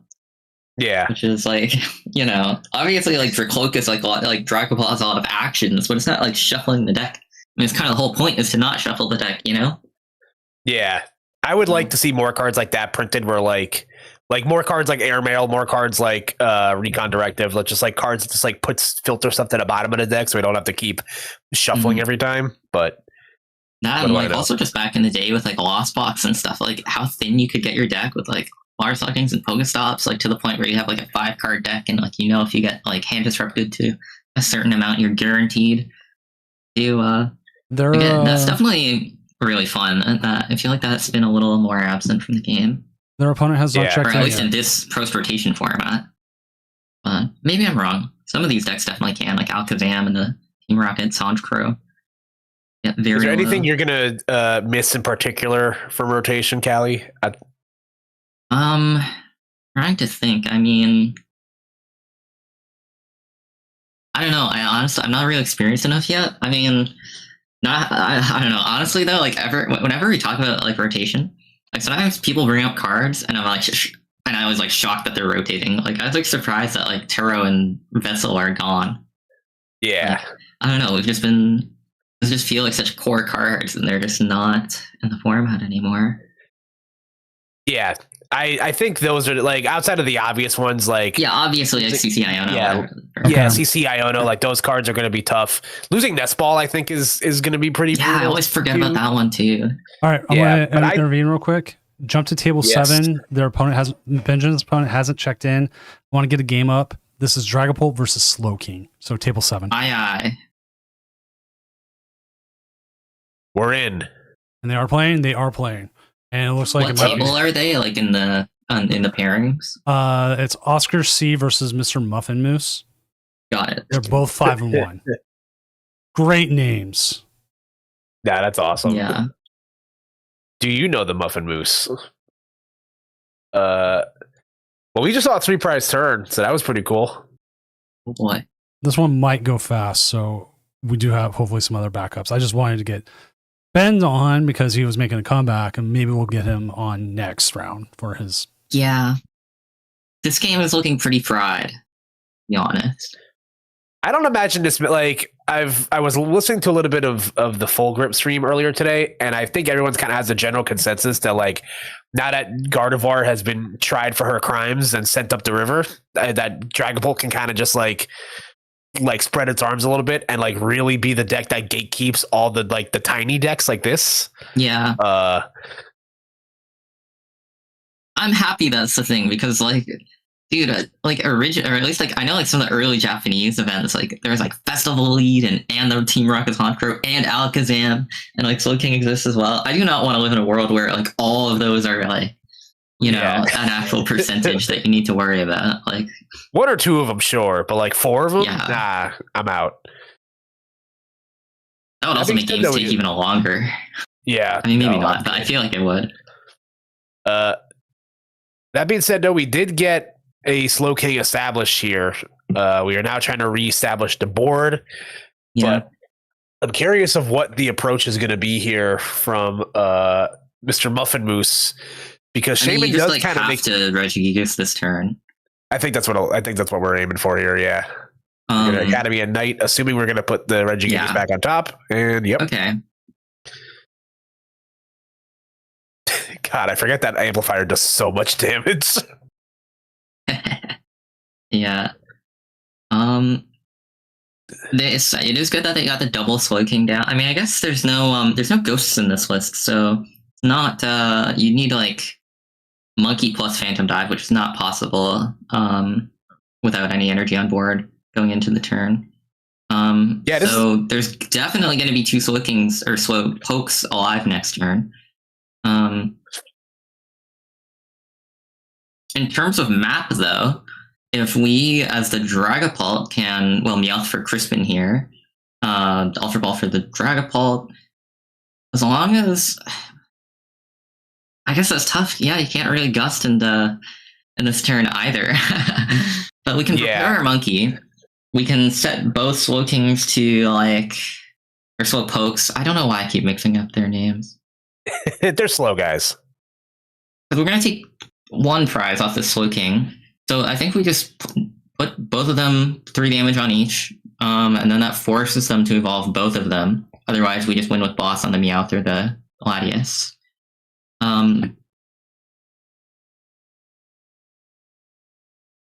We're going to Ultra Ball away for the Fizz. Yeah, I mean, either way, it takes 2 turns for the Slow King to win, but it takes 2 turns for the Dragapult to win from here. Right. And the Dragapult is active right now, so. Night Stretcher for the Pult. That looks like the play. A little dodgy. I mean, we don't have one single Loke. Our only draw is like, okay, so if we just don't have a backup Pult at all. So if they do just respond with the Gigas, I mean, obviously it's a little difficult, but if they do just respond with the Gigas, the Pult is I don't know what they're gonna do. They do play Bear in the list, so Bear Boss on one of these bench hitters does get the job done because we do have the energy in hand, and assuming we're not going to see. Oh, true. Oh, but I don't think they're going to have any problem dealing with a Bear. You know, I didn't even think about that. I think the biggest thing we got to worry about here is just as the Slow King, we got to just make sure we do actually hit the everything in terms of like getting to the Gigas. Also, shout out to Telekinetic Psychic Energy. That card is so awesome for decks like this. Yeah, Psychic it's a broken card. Like, it's so sick. You could change the type to any type, and it would be, or like not any type, but like you could change the type to like Water type or Fire type, and it would still just be like insane in all the decks that you played in. It's just really funny that it goes to Psychic, just like as if Psychic didn't need enough. Well, they lost Gardevoir. Yeah, whatever. Whatever will they do? Get real Okay. jobs. That's what they're gonna do. We got 2 Slowkings. We got energy on. We got 1 energy on the bench one. We've hit the night stretcher. The Pult is gonna be gone after this night academy or academy at night.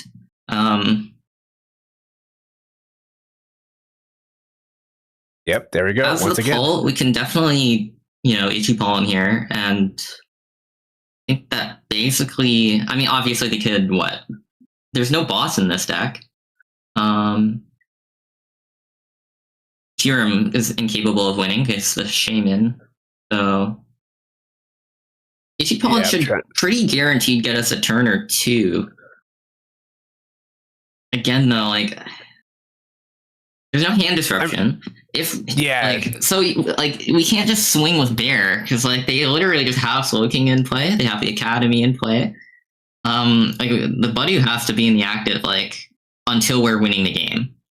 So I think we just like get a Dreepy and we just like obviously this takes like 3 turns, Rika. But like what other possibility is there other than getting a Dreepy and evolving it and then evolving it again and then going for the Phantom Pack to win the game? Like, what other option is there? I think that Poffin definitely should grab the Dreepy. I agree. I mean, maybe we're just trying to dig a little bit more. Otherwise I just don't see a win condition. Yeah. I mean, unless they were trying to, like, Lily to get the unfair stamp to maybe just try to, like, stick this guy for a turn, but... Yeah.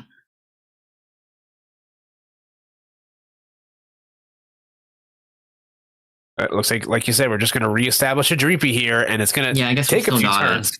I think there was literally like no downside to not Buddy Popping for the Dreepy last turn, at least to like thin the Dreepy out of the deck. It doesn't matter. I guess attaching to the Fez is fine.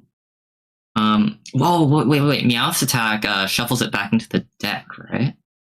Yes. Or you put it in the hand. Okay.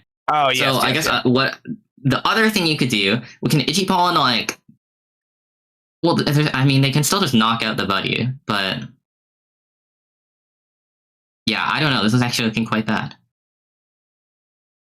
You're gonna see what shakes out. I would have probably preferred to see them Night Stretcher for an energy and attach it to the Dreepy, just so we're getting a little bit closer to that Dragapult.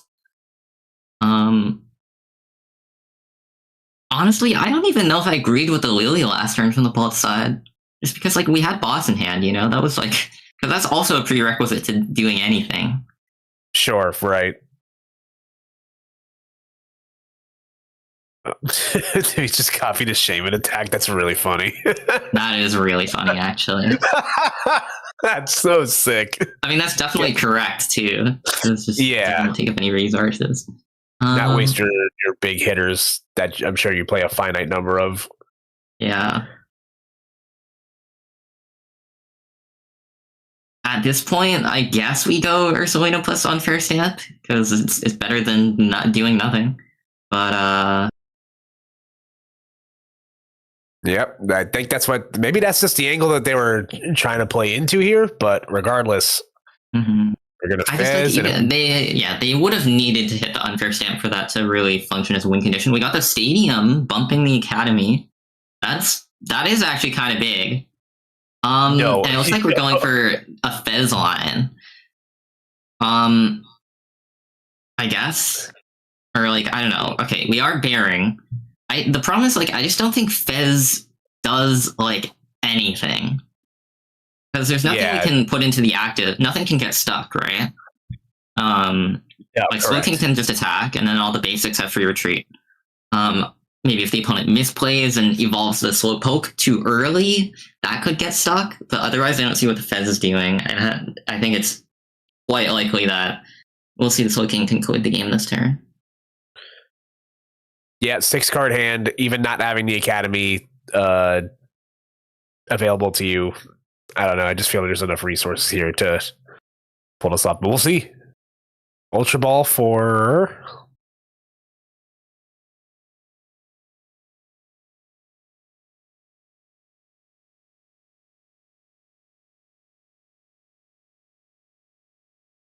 Let's see what we're getting. Oh, Fez.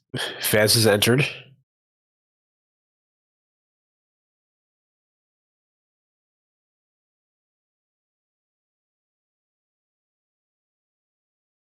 My brain is like hardwired to like see what these moves look like in English, and like seeing them play in Spanish is like it's like breaking my brain a little bit. Yeah. Oh, That's there's the Max Rod. I mean, it's not game yet. They still need either a Cypher or an Academy to guarantee it. So.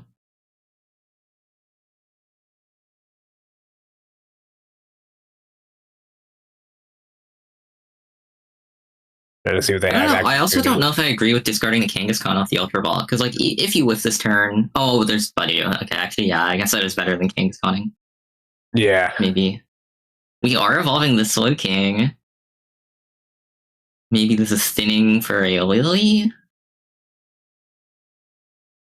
I guess. Otherwise, okay, it is thinning for a Lily, because if I don't know if this whiffs, evolving that Slow King does.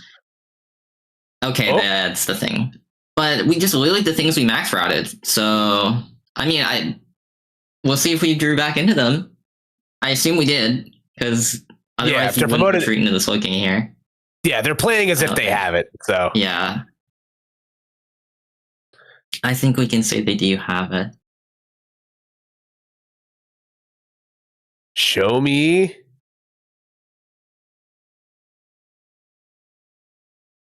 I don't even know what that card does, bro. Your opponent's active is a basic Pokemon and is knocked out. Okay, well that'll do it. Oh, I forgot about this guy. That's cool. Oh, never mind. That's not the other Haxorus. This is the one from Black Hole. Cool. Sure, why not? Slowking's so cool. This deck plays so many strange Pokemon that like only work in a deck like this, and it's so funny. Yeah.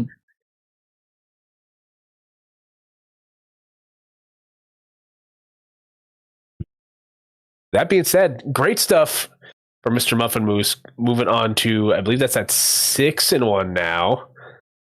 I think they're only best game of 3, 2. right? Yeah, it's best of 3. I thought this was only game 2. Oh. Yeah. Wait, this is game 2? How long were we waiting in the other game? No. This is going into game 2. Okay, going into game 2. Okay, yeah. I'm double checking now. I'm double checking now because it got me all like, what? 5-1. Yeah, no, I think I misunderstood. I forgot. Yeah, I forgot we're best of 3s. Yeah. Yeah, this is going into game 2. Yeah. The Pult definitely I'm Chud. feels a little more confident in a best of 3 than a best of 1 against Slow King. Because, I mean, I don't know. Honestly, whenever I play against Slow King, they just hit the Kyurem on me and I just like leave on the spot. Like, you know, R2D2 Rec? They play a lot of Mickeys. They're like always playing Slow King. I think that guy is like 7-0 against me, I swear. He had a very hot start to start the day, and then he fell off. Dang. Let me double check where he's at. Yeah, he ended up through 3. Oh, that's tough. Rest in peace. We have the watch now. I'll see you in Valhalla.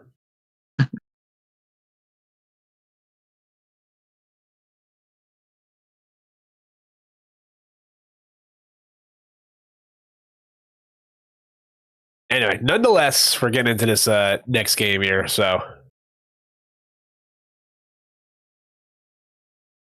I'm assuming Dragapult still wants to go second if you're playing Badoo. It does look like that's what they chose.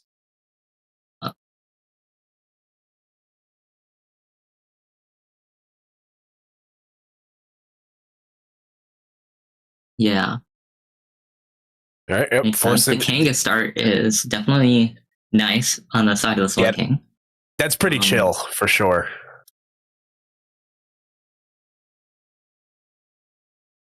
See, I said earlier that like I'm pretty bummed out that Nestball rotated, but then I remember just like the plethora of broken basic Pokemon that still exist right now. So like Kangaskhan is a menace. Yeah.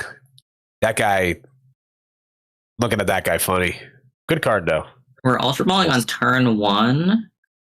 Maybe to get the Budew or the Latias so we can like respond with the Budew from like after the Dragapult Budews this turn. Yeah, that makes or at least you just want to. I mean, either way, you just want to play it this turn because you just know you're getting item locked. You should be getting item locked. They're just gonna pre-grab the Slow King. That's fair. The Slowpoke is under no threat at all. Pretty much. Yeah. There's no worries here. Definitely just a bit of a clock to get the items out of your deck, knowing that Sit's advantage of Badoo's coming on the other side. Top deck a Dreepy, Poffin for Dreepy Badoo. We've got absolutely no issue retreating with the dark energy because we have Crispin, so we can get an attach onto one of the Dreepies this turn. And pink card is in the deck. Energy. That's very important, especially against this deck, because looking is all about putting together the combos. The stadiums as well in the Dragon Ball deck are definitely going to be like really important. If you can combine the unfair stamp with the stadium bumping the Academy at night, definitely like it can definitely just collapse from there on the side of this looking. For sure. Right, and this is one of the benefits of getting that second of introducing Crispin back into Dragon Ball as a deck is that you can commit an energy for attachment as well as get one onto your Dreepy, as energy attachments are very important. Another thing we can do next turn is Candy into Pulp. I think that's a little too aggressive just because we know they have Slowking in hand and Kangaskhan inactive is drawing cards. At any point you can just get snapped away by the Gigas, but that's going to be the chorus, getting a telepathic and an Academy. Yep, and a telepath energy, allowing you to search your deck for 2 basic psychic Pokemon and put them on your bench. As pre-mentioned before, busted card. So good. And also, they don't have a way to get the Kangaskhan out of the active. Okay, that is good, because, we just need to keep Ichiballing them. I think we just Ultra Ball away Candy and Night Stretcher for a Dracloak. You just have to keep item locking them here. Yeah, no, for sure. Especially knowing that we don't have ditching boss. I think ditching boss is pretty valid actually. Candying into whoa! I don't know if we're candying into Pulp this turn. I don't know. I definitely feel like we have to item lock this turn. And thus I think it's just better to go into Dracloak, based off that. But clearly they're going in for the attack. Because you would not Itchy Pawn after doing that. Yeah. This just has such a massive amount of risk, though. I mean, this is the singular candy that the Dragon Ball plays. If the Slowking can respond with the Gigas, the game is... you have Badu, but you're just so behind. And you have a 0 card hand. So yeah, that too. You've got Fez, so assuming if the Pult is not going to get Fez, if not, then you have the Pult. But there's the Academy at Night, which we know they had in hand because of the chorus. And they're not item locked, so they can just do whatever they please. Pokepad, Ultra Ball, that's 8 outs. Yeah. Plus Cypher, it's 10 about outs to cure him. Oh, plus Meowth. Okay, jeez. You got 13, or not cure him. You got 13 outs to Gigas if it's in deck. So we'll see. And you have Kangaskhan in the active, which, as mentioned before, is just good card. They need the Latias too, because they need to get the thing either Latias or a Switch. But that's just why I would have preferred item locking, just as much as we can here, because under item lock, how do you get Latias other than what you need to draw into the draw supporter? Obviously the Switch is unplayable. Pretty much all your Pokemon, you have so few outs to Latias if you keep item locking. And you're also under no threat as long as the Kangaskhan is stuck in the active. If we got Dracloak, we could potentially have gotten multiple back-to-back turns of recon directives, setting up our board a little bit more. Because either way, they had the Slowking and the energy in the stadium. It didn't really matter what attacking this turn or not. Yeah. Oh, okay. The benefit would, to item locking would just be, and there's the Switch, right? Exactly. So now it's okay, maybe we should. If we could have set up multiple Dracloaks, give ourselves a little more time, because the Slowking is there. We're not racing the Slowking here. Slowking is just too fast. Funny enough. Oh, it's just a Conkeldurr though, so we live. Okay. This is kind of good and kind of bad, because although we still have our Dragapult. We have we top deck Lilies. Okay, well I guess that's fine. Oh my god! Well, Unpunished every time. That's and we have Monkey great. and another Dreepy, but we don't have another look here though. That's Get a brutal. Stadium Bump. I don't know. I don't think this is a great position. Maybe you bench the Clefairy, just like have an attacker, but that feels horrible too. I think we can. I guess we'll just kill the Slowpoke on the bench. Yeah, I guess sure. I guess that works. But again, they're not item locked. They get some Kanga draws here. They don't have Latias on board, and they burn the switch, obviously. But I don't think it's really that hard for them to really actually we can just cure him the active, or does Trap work on the active? Yeah, it does. Okay, the Slowpoke, I guess, bricked. Yeah, I guess we they just kind of saw the writing on the wall and scooped it up there. So whatever they drew into probably wasn't that great. Yeah, because they could have taken like 4 prizes there with Trifrost and taken like out I stuttered there. The Dragapult and double Dreepy if they would have hit that, making the Conkeldurr feel less bad.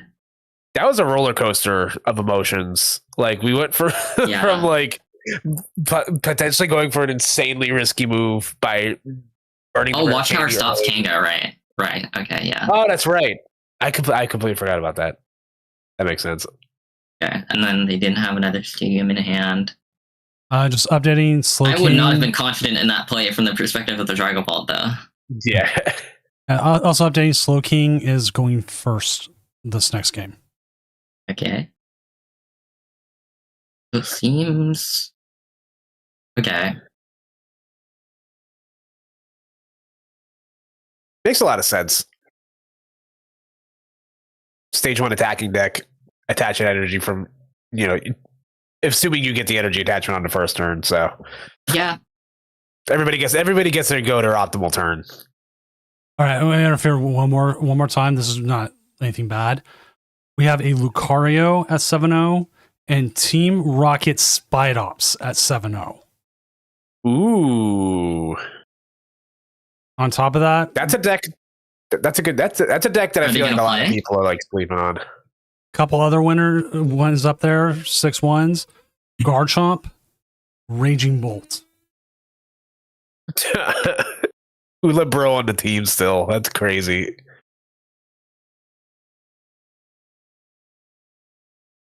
Wow, who would have thunk?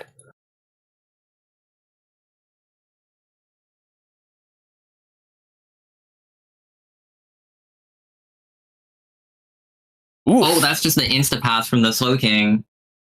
That is brutal. Ultra Ball away and Ultra Ball and a Lily, or double Lily if we want. Either I think is fine. Yep. But that is horrible for the Slowking. Yeah, this is like obviously has the Lily for 8 as well. That is. This is bad. This is DEFCON awful. Like this is I'm like not gonna lie. Slowking has like very little comeback potential.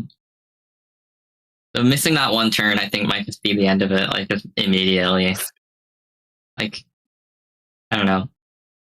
To be fair, the Dragapult only has top deck and a Loke in terms of like I don't know. You're just getting buddied now before you even got to. Like, even if you play a Lily this turn or something, there's just not a lot you can do. All 4 Pokepad, all 4 Ultra Ball, not doing anything. You're in a spot where you're forced to like draw in all your Pokemon. We put the white rectangle on our Shaman. The magical white rectangle that will save us for sure. I thought that card. Okay, we drew into a Slowpoke. That was necessary. Means the game is still going. And we telepath for 3 Slowpoke. Okay, well, I guess crisis averted. That's like fine then. The roller coaster of emotions continues here. Telepathic is really good. Yeah. Gardevoir, you can kill the card, but not the concept, or whatever the memes are. Psychic will continue to be good no matter what. Yeah, Loke into Loke. You'll love to see it. We love the illusion of choice. Yeah. Or Dennis. Is that Crispin's name in another language? Yeah, Okay. I guess that's what it is in Spanish, so it's pretty funny. Oh, yeah, I didn't even read the card in front of me. I forget see what the language it picture is. I and think it's Crispin. isn't Arvin's name Pepper in like one of the localizations? I forget. I think I it's forget. Italian as Pepper. Yeah. Anyway, It's so funny. another item lock here. I mean, what the outs to Slow King are under item lock: 3 Slow King, 1 Meowth, 2 Hilda. Okay, well we have it. We don't have Certainly do. now we need the stadium though. Okay, we're just gonna rip another beautiful Lily for 8. So it's actually just completely possible that we just cure him and win on the spot. It's very possible. We're just 1 card away. Or actually, yeah, because we have Latias, so the Shaman is free retreat. Dude, do they just have it? That was looking so bad. They're playing like they have it.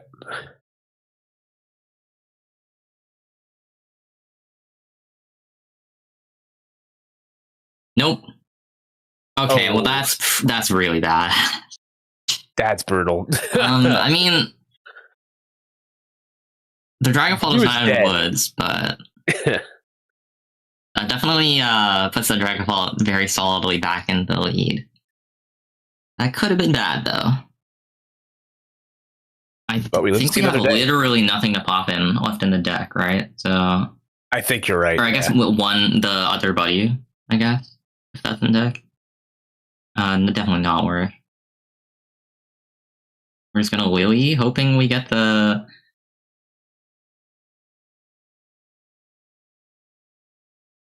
I mean, we still have the Petrol, and the Petrol can get Ultra Ball. So we can still like Dracloak into Petrol, into Ultra Ball, into Vault. In which case you'd want to recon first, but Lily is obviously better for your like long-term hand. But you're kind of running into the risk here. I mean, we have Stamp, we have another Pokepad, we have another Recon, so we have like 3 Recons in Stamp. But do we let the Stamp rip now? Question mark. I mean, yeah, honestly, because we already committed to Lily, so we gotta like actually lock in and hit this ball.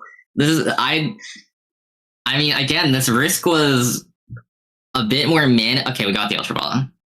There we go. This was a risk that we didn't exactly need to take. Like, we could have reconned first, and like, yeah, like in theory, reconning first does just give you better outs into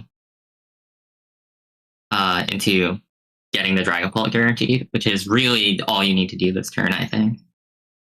Because they can't Gigas and cure him at the same time, you know? But we got there. Yep.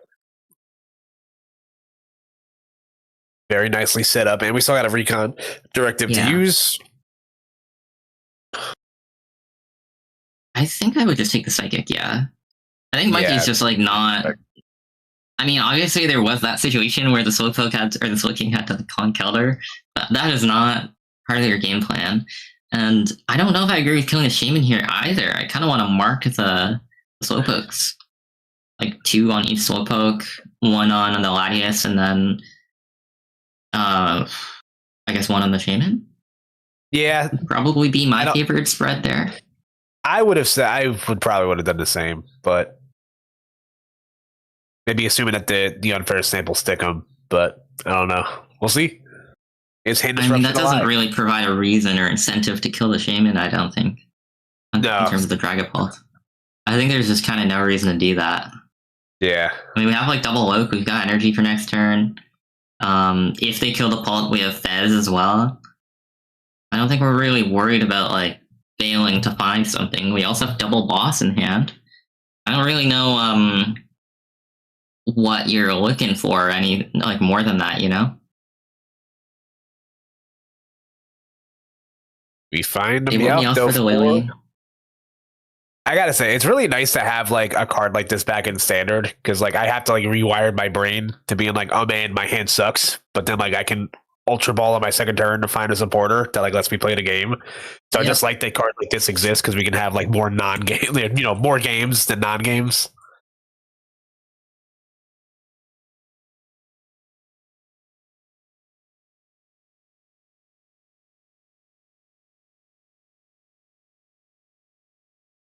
just like that, we have conquered the storm of the hand disruption. So Yeah.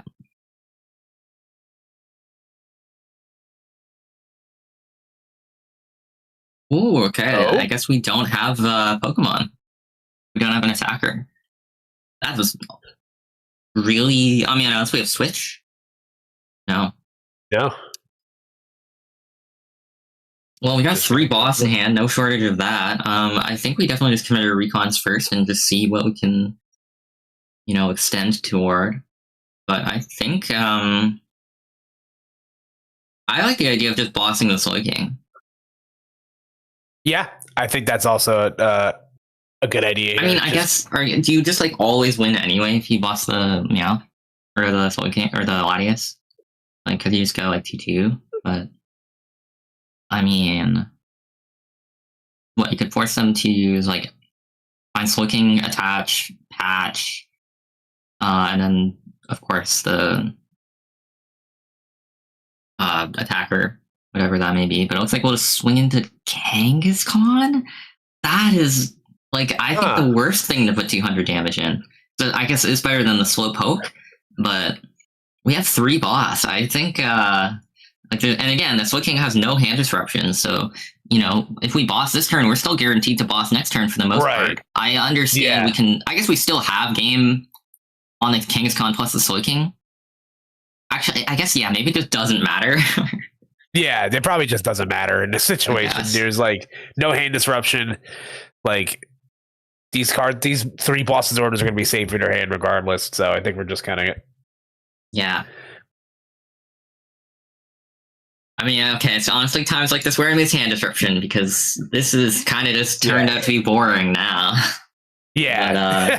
But, yeah, okay. The writing on the wall was there. Yeah, I've had Dragapult. I've had games like this too, where it's oh, there's no hand disruption. What am I supposed to do? Yeah. I guess I'll blow up. All right, I want to see if we have a possibility of any other matches from the people who are still streaming. I'm not seeing anybody. It looks like they are all done. So let's see if anybody on the streams channel. Catchpole's still playing. No, I think everyone else is done too. So we are waiting on how many games then is it? 12 matches.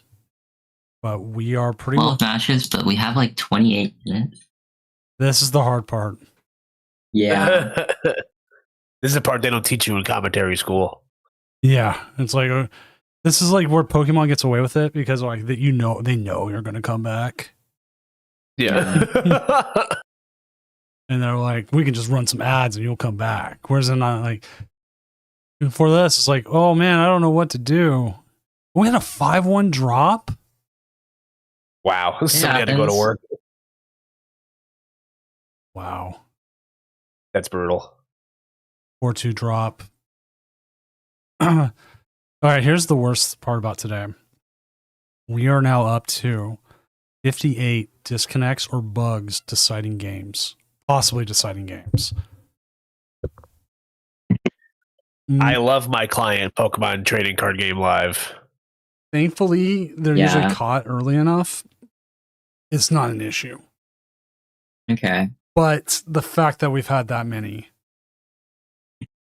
If I had a nickel, surprise I'd have me, 58 but... nickels. All right, let's go ahead and go back to the casting desk so we can you can see what I'm looking at and we can look over some of the standings.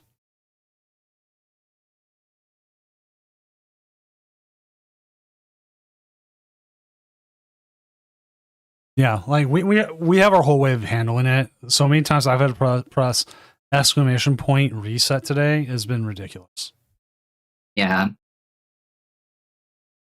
Yeah, it's really just something you have to accept. You are taking a risk by playing in any of these tournaments. You just have to understand that's part of the game. Well, it's playing. Obviously, it shouldn't be, but it just factually is. And it's playing Mega Skarmory right now. It is play at your own risk. Only if you're playing tools. The version that was 5-1. Let's clear that up. Might be 6-1 now. or 5-2. Who knows? Metagross. Evan Campbell. Okay, they're still 5-1. They don't play any tools, so bug doesn't matter. What exactly is this bug? I haven't experienced it. It's just like a Mega Skarmory with a tool attached to it. Yeah, it puts the tool back into the deck with the items. Oh, okay. Oh, Is that like soft lock or is it just a bug? It's just a bug. So like Okay. you still attack, everything's still Yo, there. I'm not gonna lie, I'm taking that. If it doesn't soft lock the game, I'm happy. I'm happy.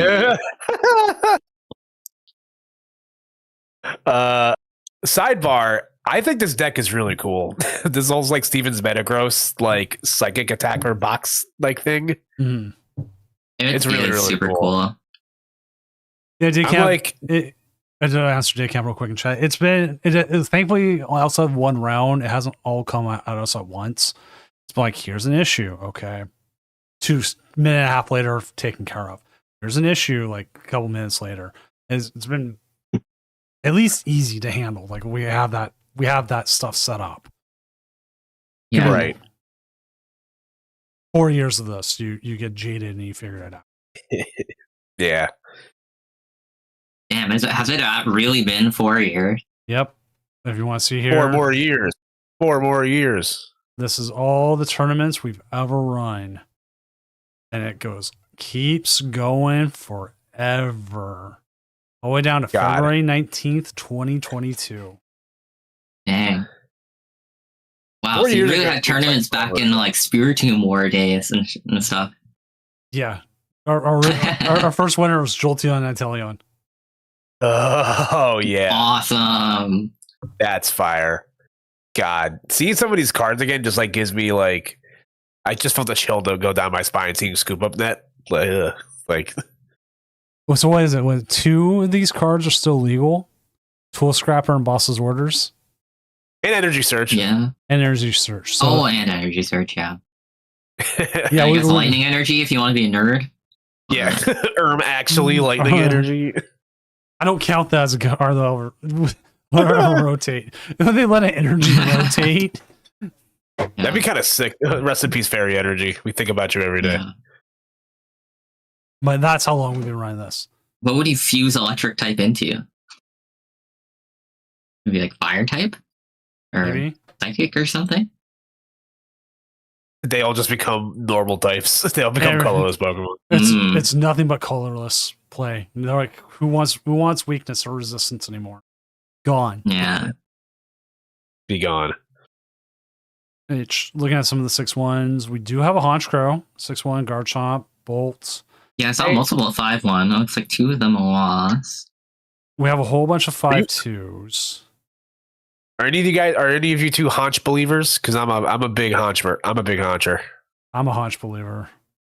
I've not played a game of the deck, but it definitely reminds me a lot of Ancient Box, you know? So Yes. I can get behind it, you know? I mean, you're just this little one prize deck.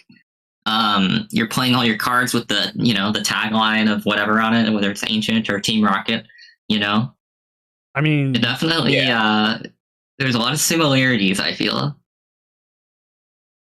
I will say it feels very like Feast or Famine sometimes, and I think that just boils down to, do you have the supporter card in your hand, or like do you have the energy card in your hand to like get the attack off?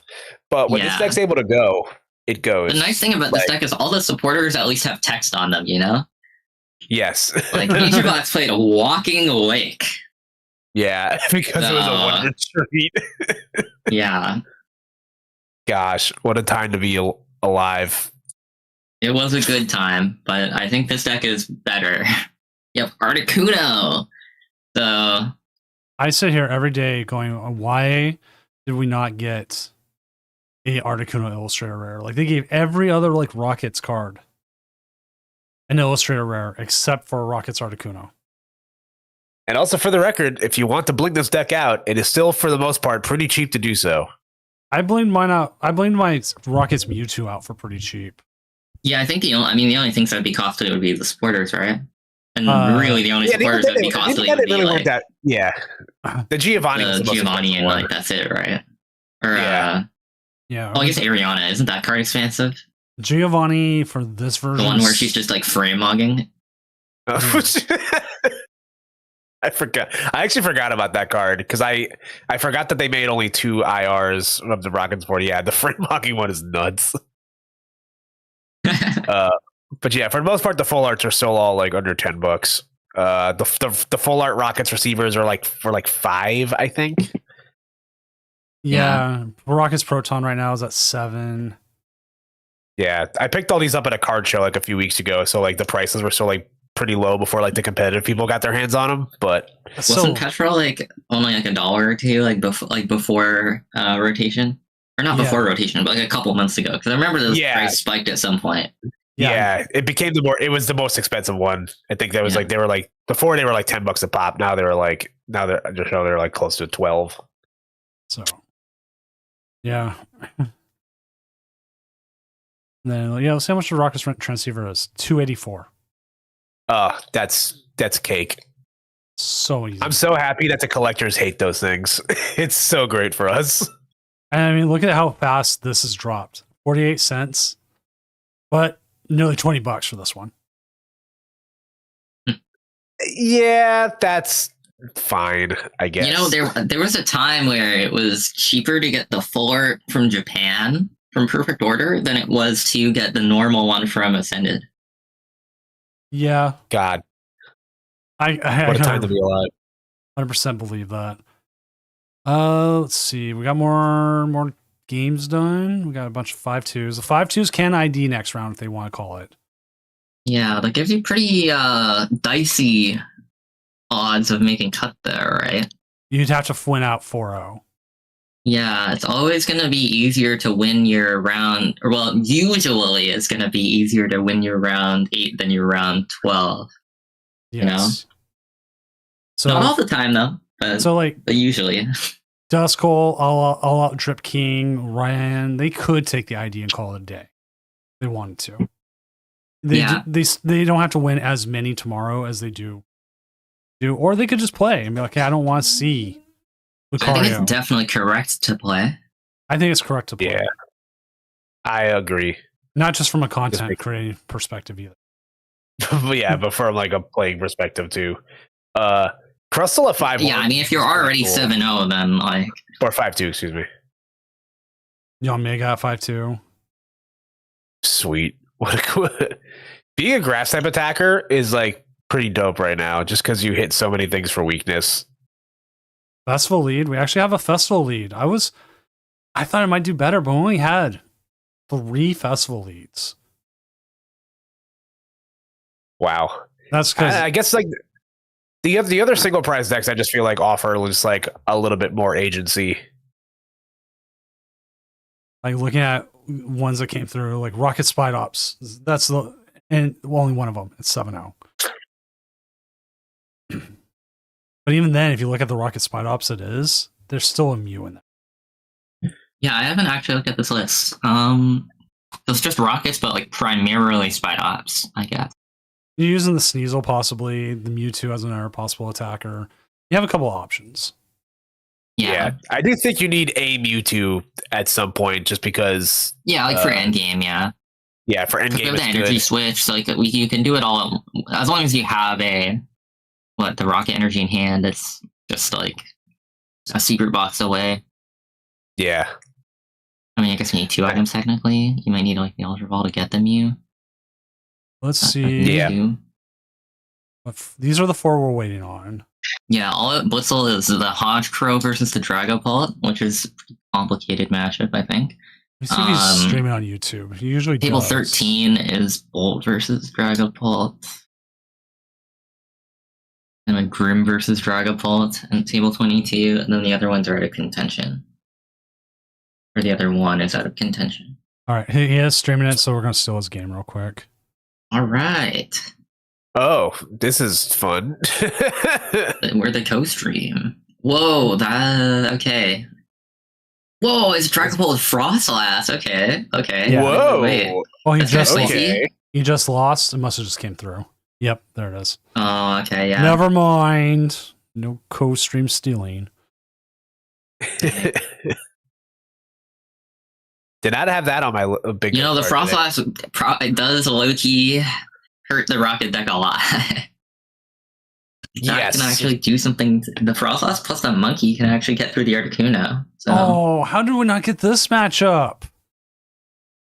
Oh, double Double- dumpy. wait, this guy hit. Wait. This guy hit 2 Mega Venusaur Mirror in a row. I That is crazy. actually think Hans dropped. So Oh, okay. secure. What is the what is the opposite of winning the lottery when you hit 2 of the Venusaur mirrors back to back? That sounds insane. I mean, I assume Venusaur Mirror is one of Venusaur's better matchups, just because I think the rest are kind of bad. But Yeah. you So know, by no law, shade, but like, yeah, by law, the mirror should be even yeah. at worst. By law, all mirrors should be banned, especially Dragapult mirrors. Yes. Well, you had to deal with like Snorlax mirrors last year, right? So Yeah, that was one where we had to find out what the ruling was. If yeah, the question that happens with it is, if it's in Swiss and you get stuck in an infinite loop, it's a tie.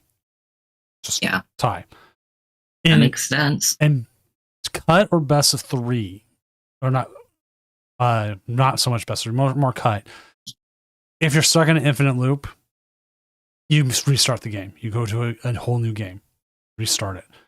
And if you get stuck in the infinite loop again, it goes to the person in the higher seed.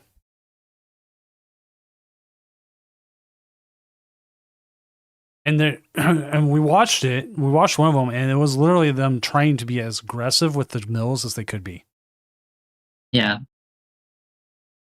That's the only way. Yeah, I mean, when you watch actual Snorlax players play actual Snorlax mirror, I mean, they know what they're doing and they're trying to do it as fast as possible. But there's definitely just some limitations that you run into. It's like charging your portable charger with another portable charger. It's just it's an infinite loop. So I didn't realize this. We do have one Grimmsnarl Frostlass with the possibility of making day 2.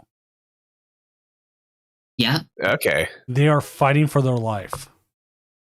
I feel like this deck is one that got hurt the most by everything rotating. This is literally just like a 60 from like last format, right? Minus like the TMs, I guess. So minus the TMs, right? Yeah, because they rotate. Yeah, like you lose both. You lose both the jeez. TMs. You lose Arvin. Losing Devo is so just like I don't know. Yeah. You Like, had like outside of- 3 arms, and now one of your arms just got cut off, and now you just have 2 arms. And it's Yeah. like 2 arms is nice, but like it's not 3 arms. Could have said it better myself. Yeah. Oh, my arms. Well, I don't know. The deck just had so many things. Like I don't know. There's so many things you had to think about before, you know. And now there's kind of only like the one thing you got to think about. Yeah. Big shout out to my buddy Kenny, who got top 16 in Houston with Grimacy Snarl, though. That's my goat. Yeah. I love that guy. That's my dad. That guy. Grimmothy Snarl took me out of Vegas, took me out of Seattle. I have a special, hateful place in my heart for it. Yeah. Are you preying on its downfall? 100%. Okay. Yeah, Grimmothy might be back on Fraud Watch again, so it's possible that your praying might be working. I have prayed for this day. I mean, honestly, yeah, it just seems like worse Dragapult now. Which, I mean, Dragon Yeah, Ball... like there were kind of some, like, I guess the main differentiating factor was like the Guardian matchup before, right? And now it's just like, now you lose Devo, you don't have the Guardian matchup, which was like kind of your selling point over Pult. Otherwise, they're just kind of similar decks. Yeah. Yeah, like this you don't Dragon have Ball... Recon Directive. Yeah, Dragon Ball Blaziken's So- doing better than it. And it's got a chicken in it. Yeah, I mean, I like Dragapult Blaziken in this format because, like, you know, like Dragapult plus Monkey is like, I'm trying to think what. Oh yeah, because like the reason like this just wasn't really a thing last format is just because Luminous was better. But if you're forced to play no Luminous, then Blaziken is not really that much of a downgrade. In fact, I don't know if it's a downgrade at all. The amount of You know? people who did not know Luminous rotated was actually kind of ridiculous. Yeah. Yeah, that's what I actually had to. I forgot about too, and I also didn't. I thought that Mist Energy rotated, but Mist Energy doesn't rotate. So I'm just like, yeah, that's I'm all like messed up. temporal forces, right? Yeah. Yes. And So then- it's still around for another year. And then people looking at Prism Energy going, oh, yeah, I can't play that in Dragapult. Nope. I mean, you can still get your Moltres, I guess, with it. Not that your Moltres is doing anything anymore with no Dingo, but There's enough grass stuff in the format to where Moltres might see like some play in some things, but the Dragapult yeah, I probably don't know. not. Oh, we had Dragapult earlier today playing it still. Playing with the Moltres? With the Moltres. I Like, think, Ogre Pond still, I guess, yeah. it was Joyful Sandwiches list. Let me double check. Yeah. Ooh, well, we lost to 2 Ogre Pond decks, so it's tough. Yeah. Rest in peace, Golden Go. I'm going to think about that guy for the rest of my life. He's also got I'm a gonna try to special forget place in hell, in my heart. I get it. I understand. He's a war criminal, but he's my war criminal. That's me and Gardevoir. She's my war criminal. I was playing Golden Go back when that guy was a joke, right? And then he got. Yeah, but like, then he I don't got know. cool. Golden Go, okay, so Golden Go has a lot of similarities to Regidrago, I feel, where it's like it got powered up by like this card that like, came later in its life. And wasn't Yes. really a great deck for like more than a year. I mean, obviously Dengo had Genesect longer than Drago existed, but or I think anyway. But Yeah, Drago was cool, and playing Drago Mirror was cool and fun, and you could do cool things. And Dengo Mirror got a little more interesting with the rocks. But yes. have you ever played like Worlds format Dengo Mirror? Yeah, no, it's miserable. I hate it. Oh my! I cannot deny that. I don't know. It's like watching paint. It just dry, wasn't really but fun to play or play against. I'm biased. I like I that guess guy. you can kind of say that for Drago because like, you could just get Kyurem out of the game. But like if you didn't, every match against Drago like felt like things were happening. Yeah. All right. For the first time all day, we may actually Yeah. go to time if this keeps up. Oh snap! This is We just got the 2 matches, right? just the 2 matches. We have finished almost every round with about anywhere from 10 to 15 minutes ahead of time. We have been down to, guess what it is? The Jungle Dumping Mirror. It's the Venusaur mirror. Like part Oh, love one of the Jungle Venusaurs. Dingo. Wait, we didn't look into this properly. One of the Venusaurs has Crustle and Cornerstone. Wait, what? Oh. Okay, well that I think that kind of explains why this is taking so long. Okay. That's awesome. That is. I mean, okay, cool. so one of the other Venusaur has a Mega Meganium, so that deals with the Cornerstone, but the Crustle, you're attacking with Meganium, I guess, doing 140 damage. Which just isn't enough. You're At least not for- two-shotting. So I imagine there's some like 2-shot trades happening between Crustles and Meganiums. But yeah, look, you also got the double Shuckle there, plus the Jungle Dump attack heals 30 damage from all your grass Pokemon, right? Or is it all your Pokemon? It heals anyway. It heals So one. it's definitely. Wait, heals 1? Yeah, it heals one Pokemon. Oh, that's the Shuckle. I was talking about the Venusaur attack. Oh, the Venusaur? Yeah, it just heals from itself. Oh, it only heals for itself. Okay, I guess I'm not that familiar with Venusaur. My bad. But I mean, because you can also stall a little longer with the bind down Bulbasaur. And looking at the other list with the Meganium, it has not a lot to do against that. I mean, obviously you have energy transfer. But there's definitely like a couple Pokemon that can get kind of stalled out. They are playing the Wally's Compassion as well. Good card. Yeah. I can understand why this one's taking a while. I mean, the Crustle's the big one. There's only 2 boss in this deck, the one that doesn't have the Crustle. So, This one's playing the Celebi. yeah. That's pretty cool. All right. Just a liability in Mirror, though. You do not want that guy to get retreat locked. No. So I want this Meowth EX art. I know we're still pre-release prices, but do you think it keeps up at over $100? I think it'll crater. Maybe not by like. Maybe it'll. I'm hoping. I think that it maybe like decides. $80, like $70-$80 maybe. Like, Yeah, well, because we got like this, like we got the propaganda going, you know, like all the like collector YouTubers are like, perfect order is the worst set ever because Yeah. it doesn't have Charizard in it. So that's kind of griefing the prices, right? that's what Yeah. I'm hoping. Like Yeah. my So, friend. I mean, I think those people are very cringe, but they are low key helping out my wallet. So keep up the slander. Good work. Yeah, literally, like 2 separate groups of friends of mine posted pictures from like inside a big box store where they found like loose Pokemon packs, and I haven't seen like loose Pokemon packs in like a Target or a Walmart Yeah. in years. I So that's how you know that like that the collectors hate this set. I found I also Destin personally Rivals love this that. set. Same. I think it's a good set. Really? I think Destin Rivals kind of popped off as a collector set, no? At least like later. Yeah, I found a whole bunch of them at a But Walmart. I guess once. maybe on a launch, maybe not. But I don't know. Now, dude, in Canada here, it costs like $16 Canadian to get like 1 pack of Destin Rivals at some stores. It's like, Wow. it's good. Canadian currency is not real. I think Yeah. at tabletop it's like 50 some odd dollars right now to get a single pack of Evolving Skies. And I've Honestly, I mean, wasn't that kind of true like last year too, though? was it Evolving? Whatever the one, the Umbreon zone. Yeah, that's Evolving Skies. Yeah. I think Evolving Skies has kind of been that price for a while. Yeah, how much is it on TCG Players? This is for a single pack. I watched someone buy like 6 packs and open them. Yeah, I all. realized that. That's crazy. Yeah, they hit nothing. Yeah. I was like, man, That's so sad. They don't call it Evolving Cries for nothing. I don't know. I'm just too broke to open sets like that. oh, same. I opened plenty of stuff. See, you know what is in my bracket? Perfect order. I'm a perfect order enjoyer. I'm gonna get my fun perfect order cards that everyone hates, and I'm gonna be smiling because I was I'm able not to gonna be.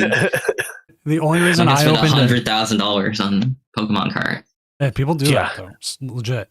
The only Good for them. The only reason I opened Ascended Heroes is because TPCI said, "Hey, here's some free product. Just make sure you disclose it. Hashtag gifted and all that stuff." And I was like, "Cool." Only reason I opened Ascended. I have not seen. Yeah, I mean it that's a or great heard it. reason to be fair. Yeah, I got my hands on 2 like regular ETBs from like my local game stores, and they were both complete duds. And then I was able to. I wasn't sure if I was going to get like my Pokemon Center ETB to show up, but I did, and I've left that thing sitting. I saw how expensive it was, and I was like, I don't know if I should open this. If I get products from TPCI, I'm essentially required to open it. They will like remove Sure. remove the plastic from it. Yeah, it makes Yeah. sense. I mean, I think it would be kind of questionable to sell a gift anyway. Yeah. Well, I've heard people have done that. Oh, Hey! it's done! It's done! It's It's done! done. Bang! Bang. Let's go! End We round. did it. Yay! End round. We're back. Wait, which So one of bad. them won? I'm curious. Actually, I have to check this now. You'll have to check. I'm going to get the next one. Yeah. We're so back. All right. Let's see who Ben's. Oh, Ben versus Lily. We'll see if they play. No, it the out. one with the cornerstone lost. Okay. All right, we're going to watch Ben because we meant to watch him last round up against Yeah. Lily, who is also a Doom longtime player. So Yeah. Yes. sadly, this is like like watching my children fight, going, "No, you both should go into the next round." But then they go back. Hey, Why bye. can't you both win? And then they go, I mean, it could ID. yeah, they're gonna ID, and I go, "No, you must fight for my love, children." Oh, the yeah. content. The content. All right, join me on table 12.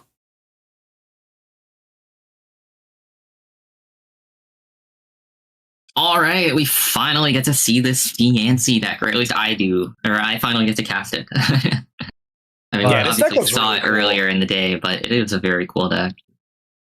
Yeah. It's up Yeah. against Absol Kangaskhan, right? That is correct. Yeah.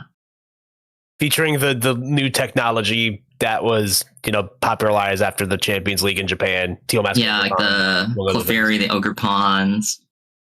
Yeah, we're starting to get the 5-2 calls for IDs. Like, I just want to make the next phase. I'll try to 4-0 it tomorrow. It's a long day. It is. This has been going since 11 my time, so like that's 7 hours. 8 a.m. my time. So yeah, about 7 hours. And tomorrow, depending on what makes cut and everything else, it could take as long or it could take less. Because like we got like all say top 8, we can have all 4 matches streamed, and yeah, we're always watching something.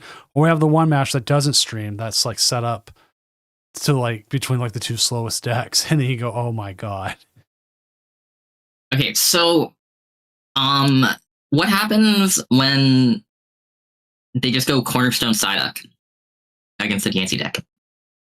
I mean, obviously you can boss the Psyduck, but they have double stretcher.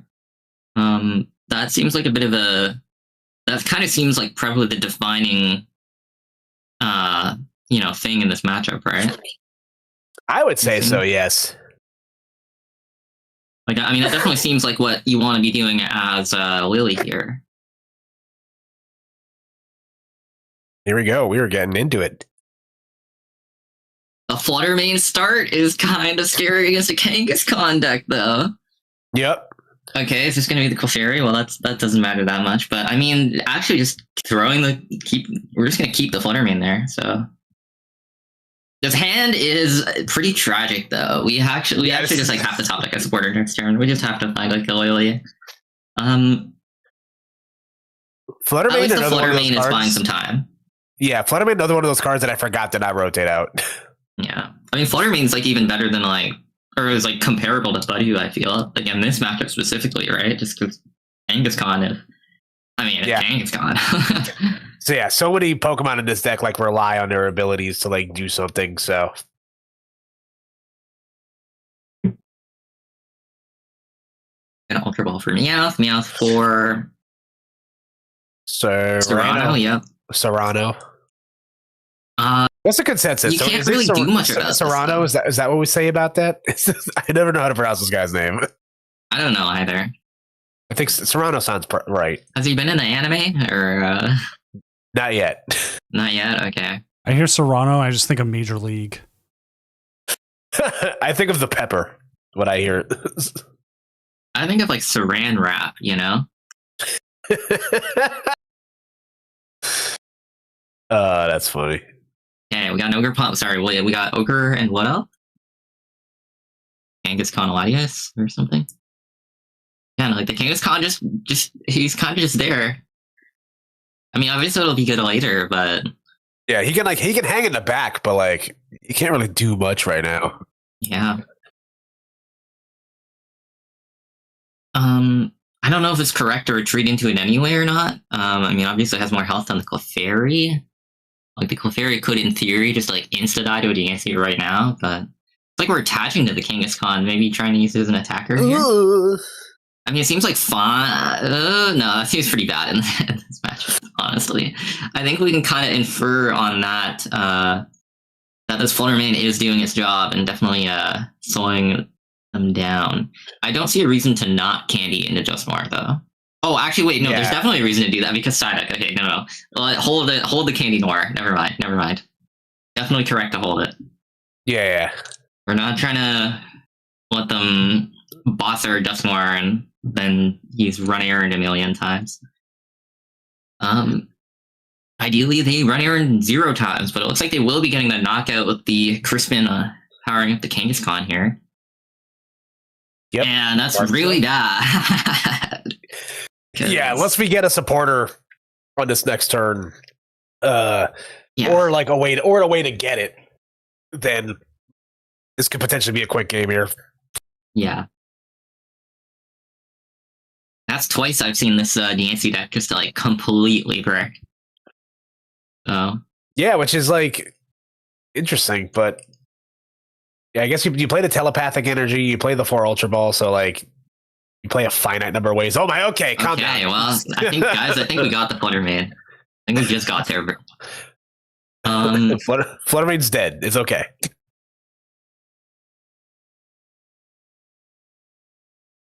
Oh, I don't know. Let's see the top deck. Otherwise, oh no. Okay. I mean, okay. So you can retreat into Fluttermane again, right? Or no, you can't. Because Wonder Patch is on the bench. So, wait, we can pop Duskmar. Okay, it's definitely correct to do that then. We have to pop Duskmar and put Fluttermane back in the active. Okay. It's not going to do that. I mean, honestly, it probably would not have done anything. Yeah. But it would have done something. It would have been cool, at the very least. I mean, it would have stopped them from drawing another 2 cards this turn. I think either way, it's pretty cooked, though. Yeah, this is not panning out to be the game that Ben wanted here. Yeah. You come back and go, hey, remember that ID we talked about? You still want to do that? I was only kidding when I said I didn't want to ID. Here comes the Absol. I mean, I don't think Claw of Darkness is even necessary. I mean, I think because the Lady Luck's been plucking cards out of Benjamin's hand here. There's just nothing here. The real Claw of Darkness were the friends we made along the way. Yeah.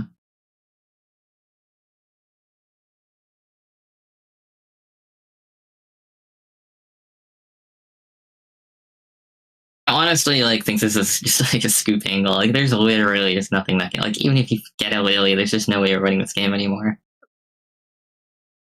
I don't think, anyway. Yeah, I think we just keep the line moving with this one. Yeah. Save her mental a little bit, because this is not the one. Really? Okay, yep. Yes. Then. Game 2. W scoop.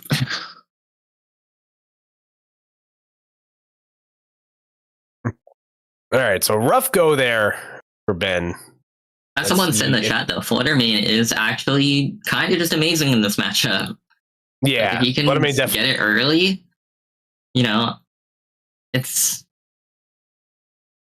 quite disruptive. You've got item walk as well. I mean, obviously not at the same time, but you can kind of pick and choose which. Yeah, that is assuming you draw a real hand, though. Yeah, a hand of playable cards and a supporter. Not seeing a supporter for 3 turns, it's hard to win a game that way. Yeah, I mean, we're playing 4 Lily, 2 Carmine, a Meowth, and 4 Ultra Ball. And, well, I guess Garden's not doing anything early. So. And 4 therapeutic, telepathic energies. Yeah. Yeah. Wrong energy. That card's rotated. No, we gotta cure the status conditions, guys.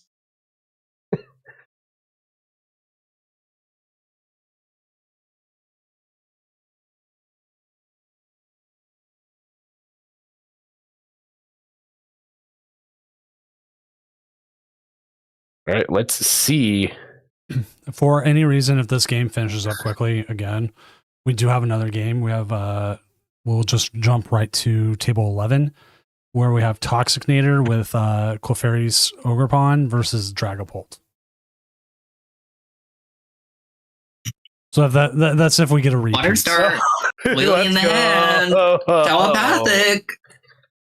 Oh, we're so back. Yeah, you just cannot get a better hand than this, really. I mean, you can, but it's everything we wanted.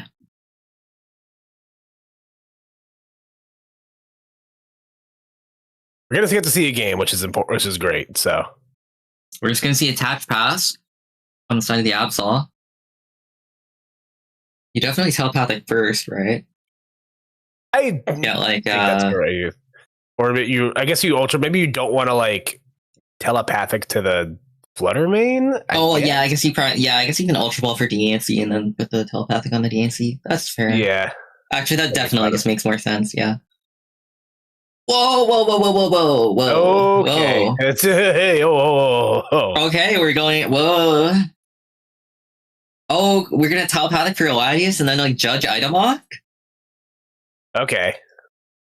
That's fair because it makes it harder for them to. Whoa! We need Eladius. Yeah. Yo. Chill.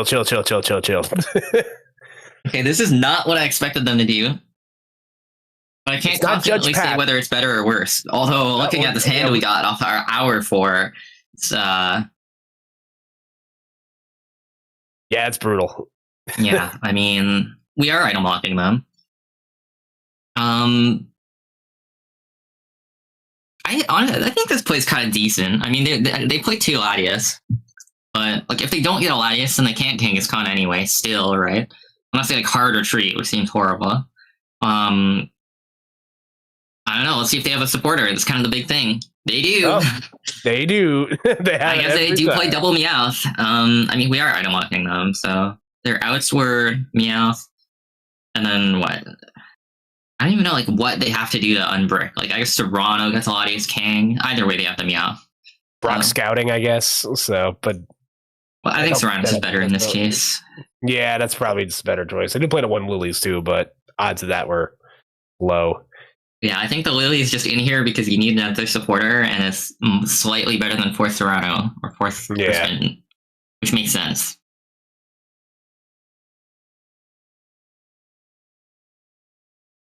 Again, like, I don't know, would this have happened if we just left Flutter Mane in the active and Lilied for 8 cards?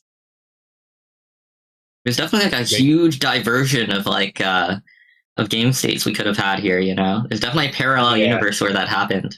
Yeah, alternate universe where Flutter Mane just carries. Like, I don't know. Then I mean, obviously they had what, 6 cards in hand, drawing for turn makes it the number that is 1 more than 6 that we will not name. Yeah. And so, like, obviously, if they have a supporter, they can. Well, but they need to boss in order to Kanga, right? Like, I don't know. I would have. Hard to say, I guess. We do have some ghosts. Yeah. What does this do? Okay. I see I see the vision. It makes sense. Okay. What are their outs to this? Boss, right? It's just boss? We have another Meowth, though. Boss. And they're not item locked, right? So every Ultra Ball, so this, like, I think they have all 4 Ultra Balls still, right? So it's like 5, 6, 7, 8 outs to boss, if I'm not mistaken. Or, you can just get another Latias as well. You can just get the second Latias. You can just Serrano for the second Latias. Oh, duh. And then if we have the energy, I mean, yeah, there it is. Okay. I mean, obviously having 2 Latias and a Meowth on board is, well, I guess you have area 0, so it just doesn't matter. Okay. Yeah. Who cares? We just have 2 Latias. Oh, no. Oh, I don't know. I can't help but feel this could have gone like completely differently if we just kept the Flutter Mane in the active. Yeah. And now we are discarding. Now we have nothing. We judged ourselves. That's just what I don't like about this. Like these ideas of like this deck has no onboard draw. So if you judge yourself to 4, that's like a pretty gargantuan negative. Oh my gosh! And now we're just Claw of Darkness over and over again, and I think it's kind of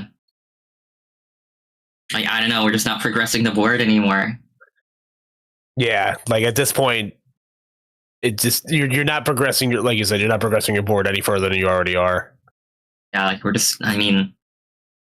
not gonna lose quickly, but I don't think. Okay, yeah, there's a second Meowth. Do we just go boss Latias here? I guess. Oh no, proc scouting. Okay. Maybe this deck should like have a Maractus or something. You know? Then there's still like a win con in this position. Yeah. It's like we see how this deck is like forcing them to bench all these like Latiases and Meowths in this side deck here. Because as of now, there's just no win con left. We just have no hand. Off the top rope. Let's see what we got. I mean, okay. If we draw supporter and we get energy plus patch, well, that's not supporter. So it is technically winnable, though. It is actually like reasonably winnable. This is gonna be rough. If we get a Lily this turn, right now. And that's the Sacred Maniac's code breaking, though. So that just. I don't know exactly what the Absol King wants to get. Probably, I mean, they don't have any other energy on board. So if we do respond by KOing this Absol with the Yancy, I'm not actually sure exactly what would have been best for them to stack with the Cypher, but Top rope. Okay, it is not. Well, okay, now I think even if we do get the KO, I think it's just over. I applaud Benjamin for just playing it out here. So yeah, I mean, you never know, you know. I don't know. I have no hope anymore. It's all it would be a gone. terrible time for your opponent's cat to knock over a glass of water on your computer right now. I'm not gonna lie. I think like a reasonable person in this position would probably just give them the game in that situation anyway. This is, of course, this is really Yeah. cooked. Like, what can you do? Laugh about it, I guess. Lily, get the knockout. Power glass again. Watch it. Top deck another power glass. Fluttermane. What does this deck play? Oh, Ah, okay. That's just an offensively mean card to draw off the top of the deck. To be honest, Yeah. I guess what table are we going to? We're going to table 11. I will find out where this game is at here in just a second. What table is it? Like in pairing? It's Toxicnator versus Red Wing Phoenix, which is Table 22. Toxicnator's up 1-0. Okay. We'll go Okay, ahead. this matchup is cool. I think less cool than the last one, but obviously that didn't work out. Yo, look at Toxinator's matchups. Yeah, they've real quick. been kind of through the ringer. 5 Dragapults. Oh, I mean, I don't know. I think Dragapult's a good matchup for them. I would say so. Yeah, they missed their round 1, so they've only taken one real loss. Also, I love that the name, because I heard this on Mahone's stream earlier during the 3K, and they called this deck Slot Box, and it's really funny. That is what Toxicnator has had it listed as the entire day. Yeah, I like that name. It's just like we're playing Ogre Pond and Serendipity and Kangaskhan and Latias and Clefairy and Meowth and and apparently a Megalopony. That's pretty chill. I guess actually, that is the only way the deck can get through corner. So. Makes sense. I think this deck is cool, and you're playing a Lily's Pearls, so like your Clefairies are not like extreme liabilities. Yeah. Otherwise, this deck would just I don't know. It wouldn't really have anything going for it other than being consistent. Yeah, it would just be that other like flavor of like beat stick deck that just gives up big prize cards. Yeah, I mean it would just be like bad Raging Bull.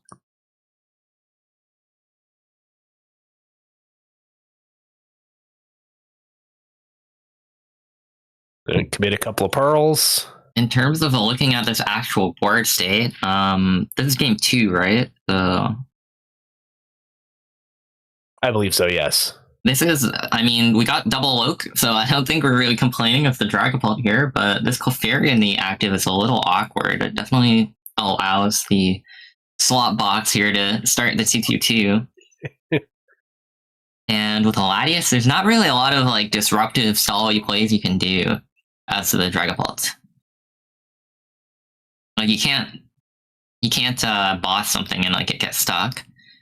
And we're kind of just starting to amount to like a mass of like Clefairy meat on the board that's a little bit difficult to chew through.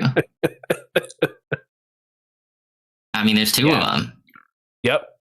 We don't have ghosts or anything, so we don't. Big, scary, and big. What's the Venom Menace meme about? There's 2 of them? 2 of them. There's 2 now? Well, I mean, that is kind of the big issue here, you know? Like, well, I mean, yeah, there is 2 of them. And they started the 2-2-2. So, like, what? Even if Dragapult could, like, literally just, they reach their arms into the computer screen, they start stacking their deck. How do they win? Like, You know, it's scarier than one giant Clefairy, two giant Clefairies. So I mean, unless they can reach their hand into the client and eat one of the Clefairies, I don't think they really have a. I mean, like, I guess there's always a win con in the fact that the slot box could, in theory, brick, but like, I don't know, man. I see a Psychic Energy and like in the hand, and I see Kangaskhan and Latias on board, and I see double Fez in the hand, and I see only one unfair stamp as the disruption. Oh, and Judge. It's 2 Judge. Okay, I mean, maybe. It could sneeze really hard. And that's a Psychic disconnect. Energy. I mean, that Psychic Energy is just all that they needed. And then they also still have top deck plus 2 cards off Kangaskhan. It's just like impossible to hand disrupt this deck. Even if Iono did exist, I don't think you could really hand disrupt this deck.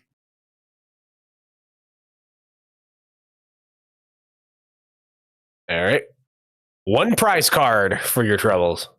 Maybe you need to bust out like a red card delinquent to do anything.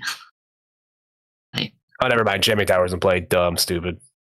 Yeah. Can't see that there. Yeah. Even still, though, it's just like, how do you? I don't know. I mean, again, if there were ghosts, you'd have a win con for sure, right? But yeah, I mean, obviously there's Psyduck, but then you're forcing them to bench the Psyduck, which is kind of bad when you're, when you have a 3 prizer on board. Like, but without that option, there's just like so little threat from the perspective of the slot box player. Like, what is the worst thing that can possibly happen? Right.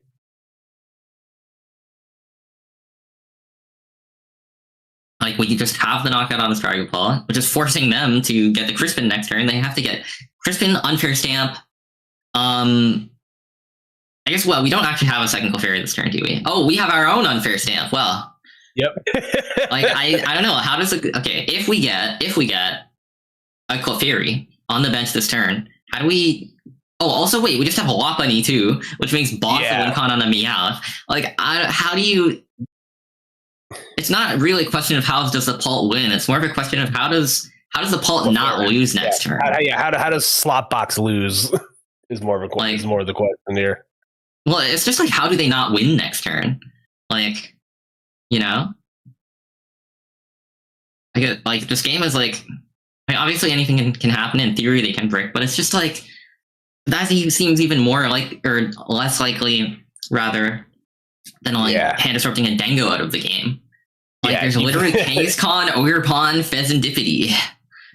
Yeah, you play so and many we cards have an attacker that can boss KO the Meowth next turn, and we're also stamping the Pult. So like, the Pult needs to literally needs to get Pult plus Crispin plus Unfair Stamp. And that doesn't really even do that much. Like, that means they don't instantly lose, but it means they probably lose. Like, they still probably lose this turn. Or the coming turn.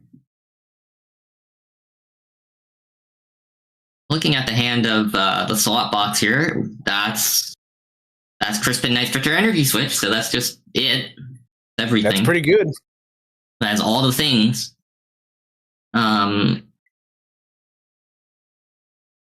Poke pad for another Cloak or Buddy. Again, though, what are we doing with this Buddy? I don't know. That's the thing, right? Like, if you don't have ghosts, Buddy stalling isn't really like progressing your board. I mean, obviously in this situation it'd be cooked anyway because they're on 2 prize cards, but like, there's just nothing you can do. Yeah, this is other than just like, the off chance that they do break off stamp. Sure. Which I like, is the Pult even gonna find a stamp? Like, it's not even that likely. I mean, we have like Lokes and Fez, but it's like a 22 card deck still. We use both Lokes, right? I believe so, yes. So, I mean, we got another one here, but yeah, but like the likelihood of finding everything you need is like tough. And we say it's everything you need, and it's like the odds of the everything you need actually doing anything at all is like 10% maybe. Like, literally, you could just stack your deck and you have like a 10% win condition maybe. Boss. Okay, I guess the Lopunny doesn't have free retreat. Sure. We have Crispin though, so unless we're stamping as well. But then, no, we aren't. Nope. Like, even if we were stamping that turn, and even if the Lopunny is stuck in the active for like 2 turns, even if you punch into the Lopunny with Dragapult, you still just don't have a win condition on the next turn. I mean, I guess you literally... No, there's actually just... Unless you palm the unfair stamp out of your discard, I guess. Like, what? Like, there's just... what can you possibly do against the board? Reach through the screen and grab it. Yeah. Like, maybe DDoS the opponent? I don't know. Leave no stone unturned. Like, I'm just looking at the... It's like a chessboard where, like, your opponent's just got all queens and you got all, like, nothing. Yeah, you're playing with Like, Swedish fish. I don't know. Just,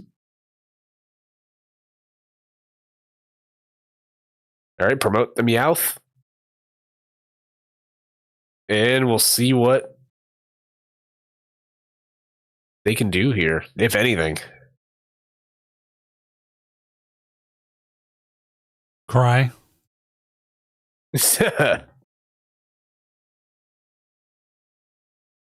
Think long and hard about what just happened here.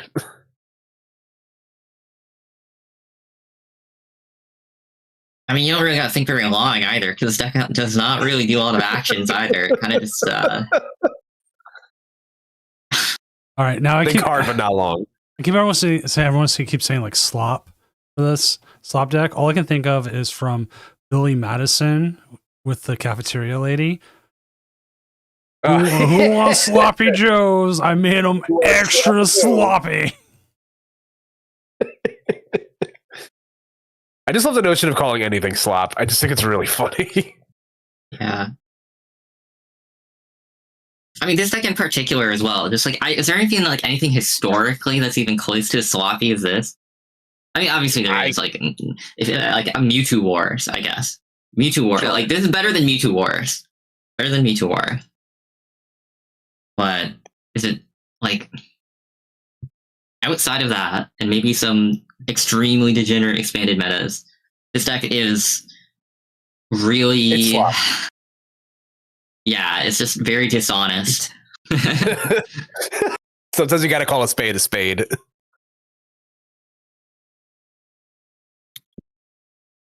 Retreat. Yeah. And yep. There it is. There we go. No shade to anyone that plays it, of course. I mean, if it's the best deck in format, I would play it too. All right, I want to see if we have anybody left. Possibly, we have a bunch of games still going, but I think we're at the point. We're just out of people streaming. We got our first 8-0 though. Oh wait, Oscar C streaming. Table 6. That is Dragapult versus Garchomp. So we do have a game. So join me at table 7, Yeah. table 6 on Limitless.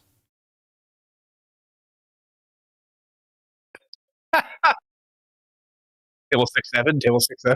Oh God! Stop it! Okay, it's Dragapult versus Garchomp. Yeah, and it actually looks like Garchomp just took game 1. Oh man, there we go. That was Okay. 700 damage. Nice. Awesome. that's a lot of damage. All right. That's a very flashy thing to walk into. Yeah, we walk in. Yes. Walk into game Okay, 1. let's look at these lists then. It's like that gif of No Miranda faults. Cosgrove like walking into her apartment and like the flash goes off. Yeah. He's just walking to Blood Moon getting blown up. It's like Trey from Community walking into the apartment and there's like the Yeah. fire and like Pierce is like shot in the leg. God, what a great show. Yeah. I love It's it. peak. I was It's all peak. about Parks and Rec myself. That's They're fair. all great, but Yeah. Community is just like they will never make another TV show like that. That show is Yeah. perfect. Well, most of it's perfect. I don't think We don't talk anything about- can just like match the concept of a paintball episode. Yeah. those were. And then up it just there. kept running it back. It was so awesome. What a show. So our 180 is the Lucario. I think he's already said that. I think that's our only 80. Mhm. Yeah, nobody else is undefeated. Big dog go boom.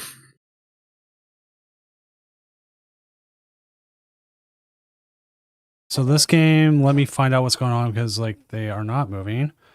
I did not go off of it because I thought we'd get. Oh no, I'm sorry. James did actually 2-0 that. Oh, Yeah. dang. Okay, Garchomp 7-1. Okay. Yeah, they didn't report game 1, so I'm sorry. Okay. I thought That's we had more of games, but I guess we didn't. Yeah, we can go over. I think that's it because Joyful Sandwich would be our last player. Yeah. Oh, yeah. Because you can't spread damage counters onto anything with the Rocky energy, right? No. Yeah, it negates the effects of attacks. So you have that, plus you have Psyduck, plus you have damage amplification that can let you one-shot a Pult, plus you have a tool that lets your Garchomp get to 400 HP. I can understand why Pult could struggle against it. All right, let's see. Key. Garchomp is good. This deck is just like I'm a believer. I think this deck's really cool. They cannot. Also, yeah, I mean, well, because it can also one-shot Kangaskhan from Slotbox, right? So, which like, Yeah. They cannot. I think one-shotting Kangaskhan is a kind of a trend of like, that's just a very powerful thing to do in this format. Garchomp can do it. Lucario can do it. I'm here for the fighting decks having their time to shine for a little bit. So I'm missing something. Honchkrow can do it, but that's kind of unlikely. Alakazam can do it, but that's kind of unlikely. As And Mystic's a spell. As it stands today, it looks like we're going to have about 40-ish people make day 2. Oh, yeah. With All Out Blitzel missing day 2 in this tournament for the first time. No! For the first time ever? Yeah, he has played like all 8 of them. And this is the first time he's missing. Rest in the sweetest peace, all out Blitzel. Yep. We'll remember you fondly. I mean, it is harder for retired folks. So. Yeah, I'm retired. I sit there and I go, oh no, you young kids, me in my 40s. Back in my day, Lugia V-Star. What time is day 2? Same time as yesterday. Or today. Yesterday. No, same time as yesterday. Same time as today, 8 a.m. Pacific time. Same bad time, same bad channel. It's actually cool, but you're leading off tomorrow with Natata, right? I thought I was on with Ryan tomorrow. Maybe you're on with Ryan. I don't know. My schedule thing was like all messed I think I'm on with Ryan at like 1 o'clock, I think. Let me double check. Because we have the schedule. I like screwed it up earlier today. Oh, hey, look, everyone can see it again. Oh, yeah. No, you're up with Ryan. Steuben and Natata. There we go. Yeah. Yeah. Ryan had to cancel out today as well. I was like mixing things around. But yeah, bro went to a cup today. I was like, don't want to watch the new stuff. Bro wanted to play standard. Nerd. Shout out Ryan. Playing the same things. 27 points for cut guaranteed. I think so. But just keep winning. That's what I would say. Also, Kelly, thank you for being available today. You pulled yeah, I'm available all of tomorrow as well for any gaps that need to be filled. So hopefully we don't have gaps, but you never know. Yeah, I understand that. Yeah, I'm here. Can I give a shout out to my 2 TVG teammates at 8th and 15th here? Hiroshi and King Heracross. Shout out. That's kind of goated. They're representing the Zoros. Yeah. I'm quite surprised Rocket Spy Ops, which lost to Rocket's Honchkrow, Rocket on Rocket Violence. Rocket on Rocket Crime. We love to see it. I don't know. I just think I think the name of the game has been like, if you have like built-in consistency, or like if you hit for any of the 2 key weaknesses in the format right now, you have like the tools to succeed, and Rockets has both of those. So I'm not surprised to see like that deck have a little bit of time in the limelight.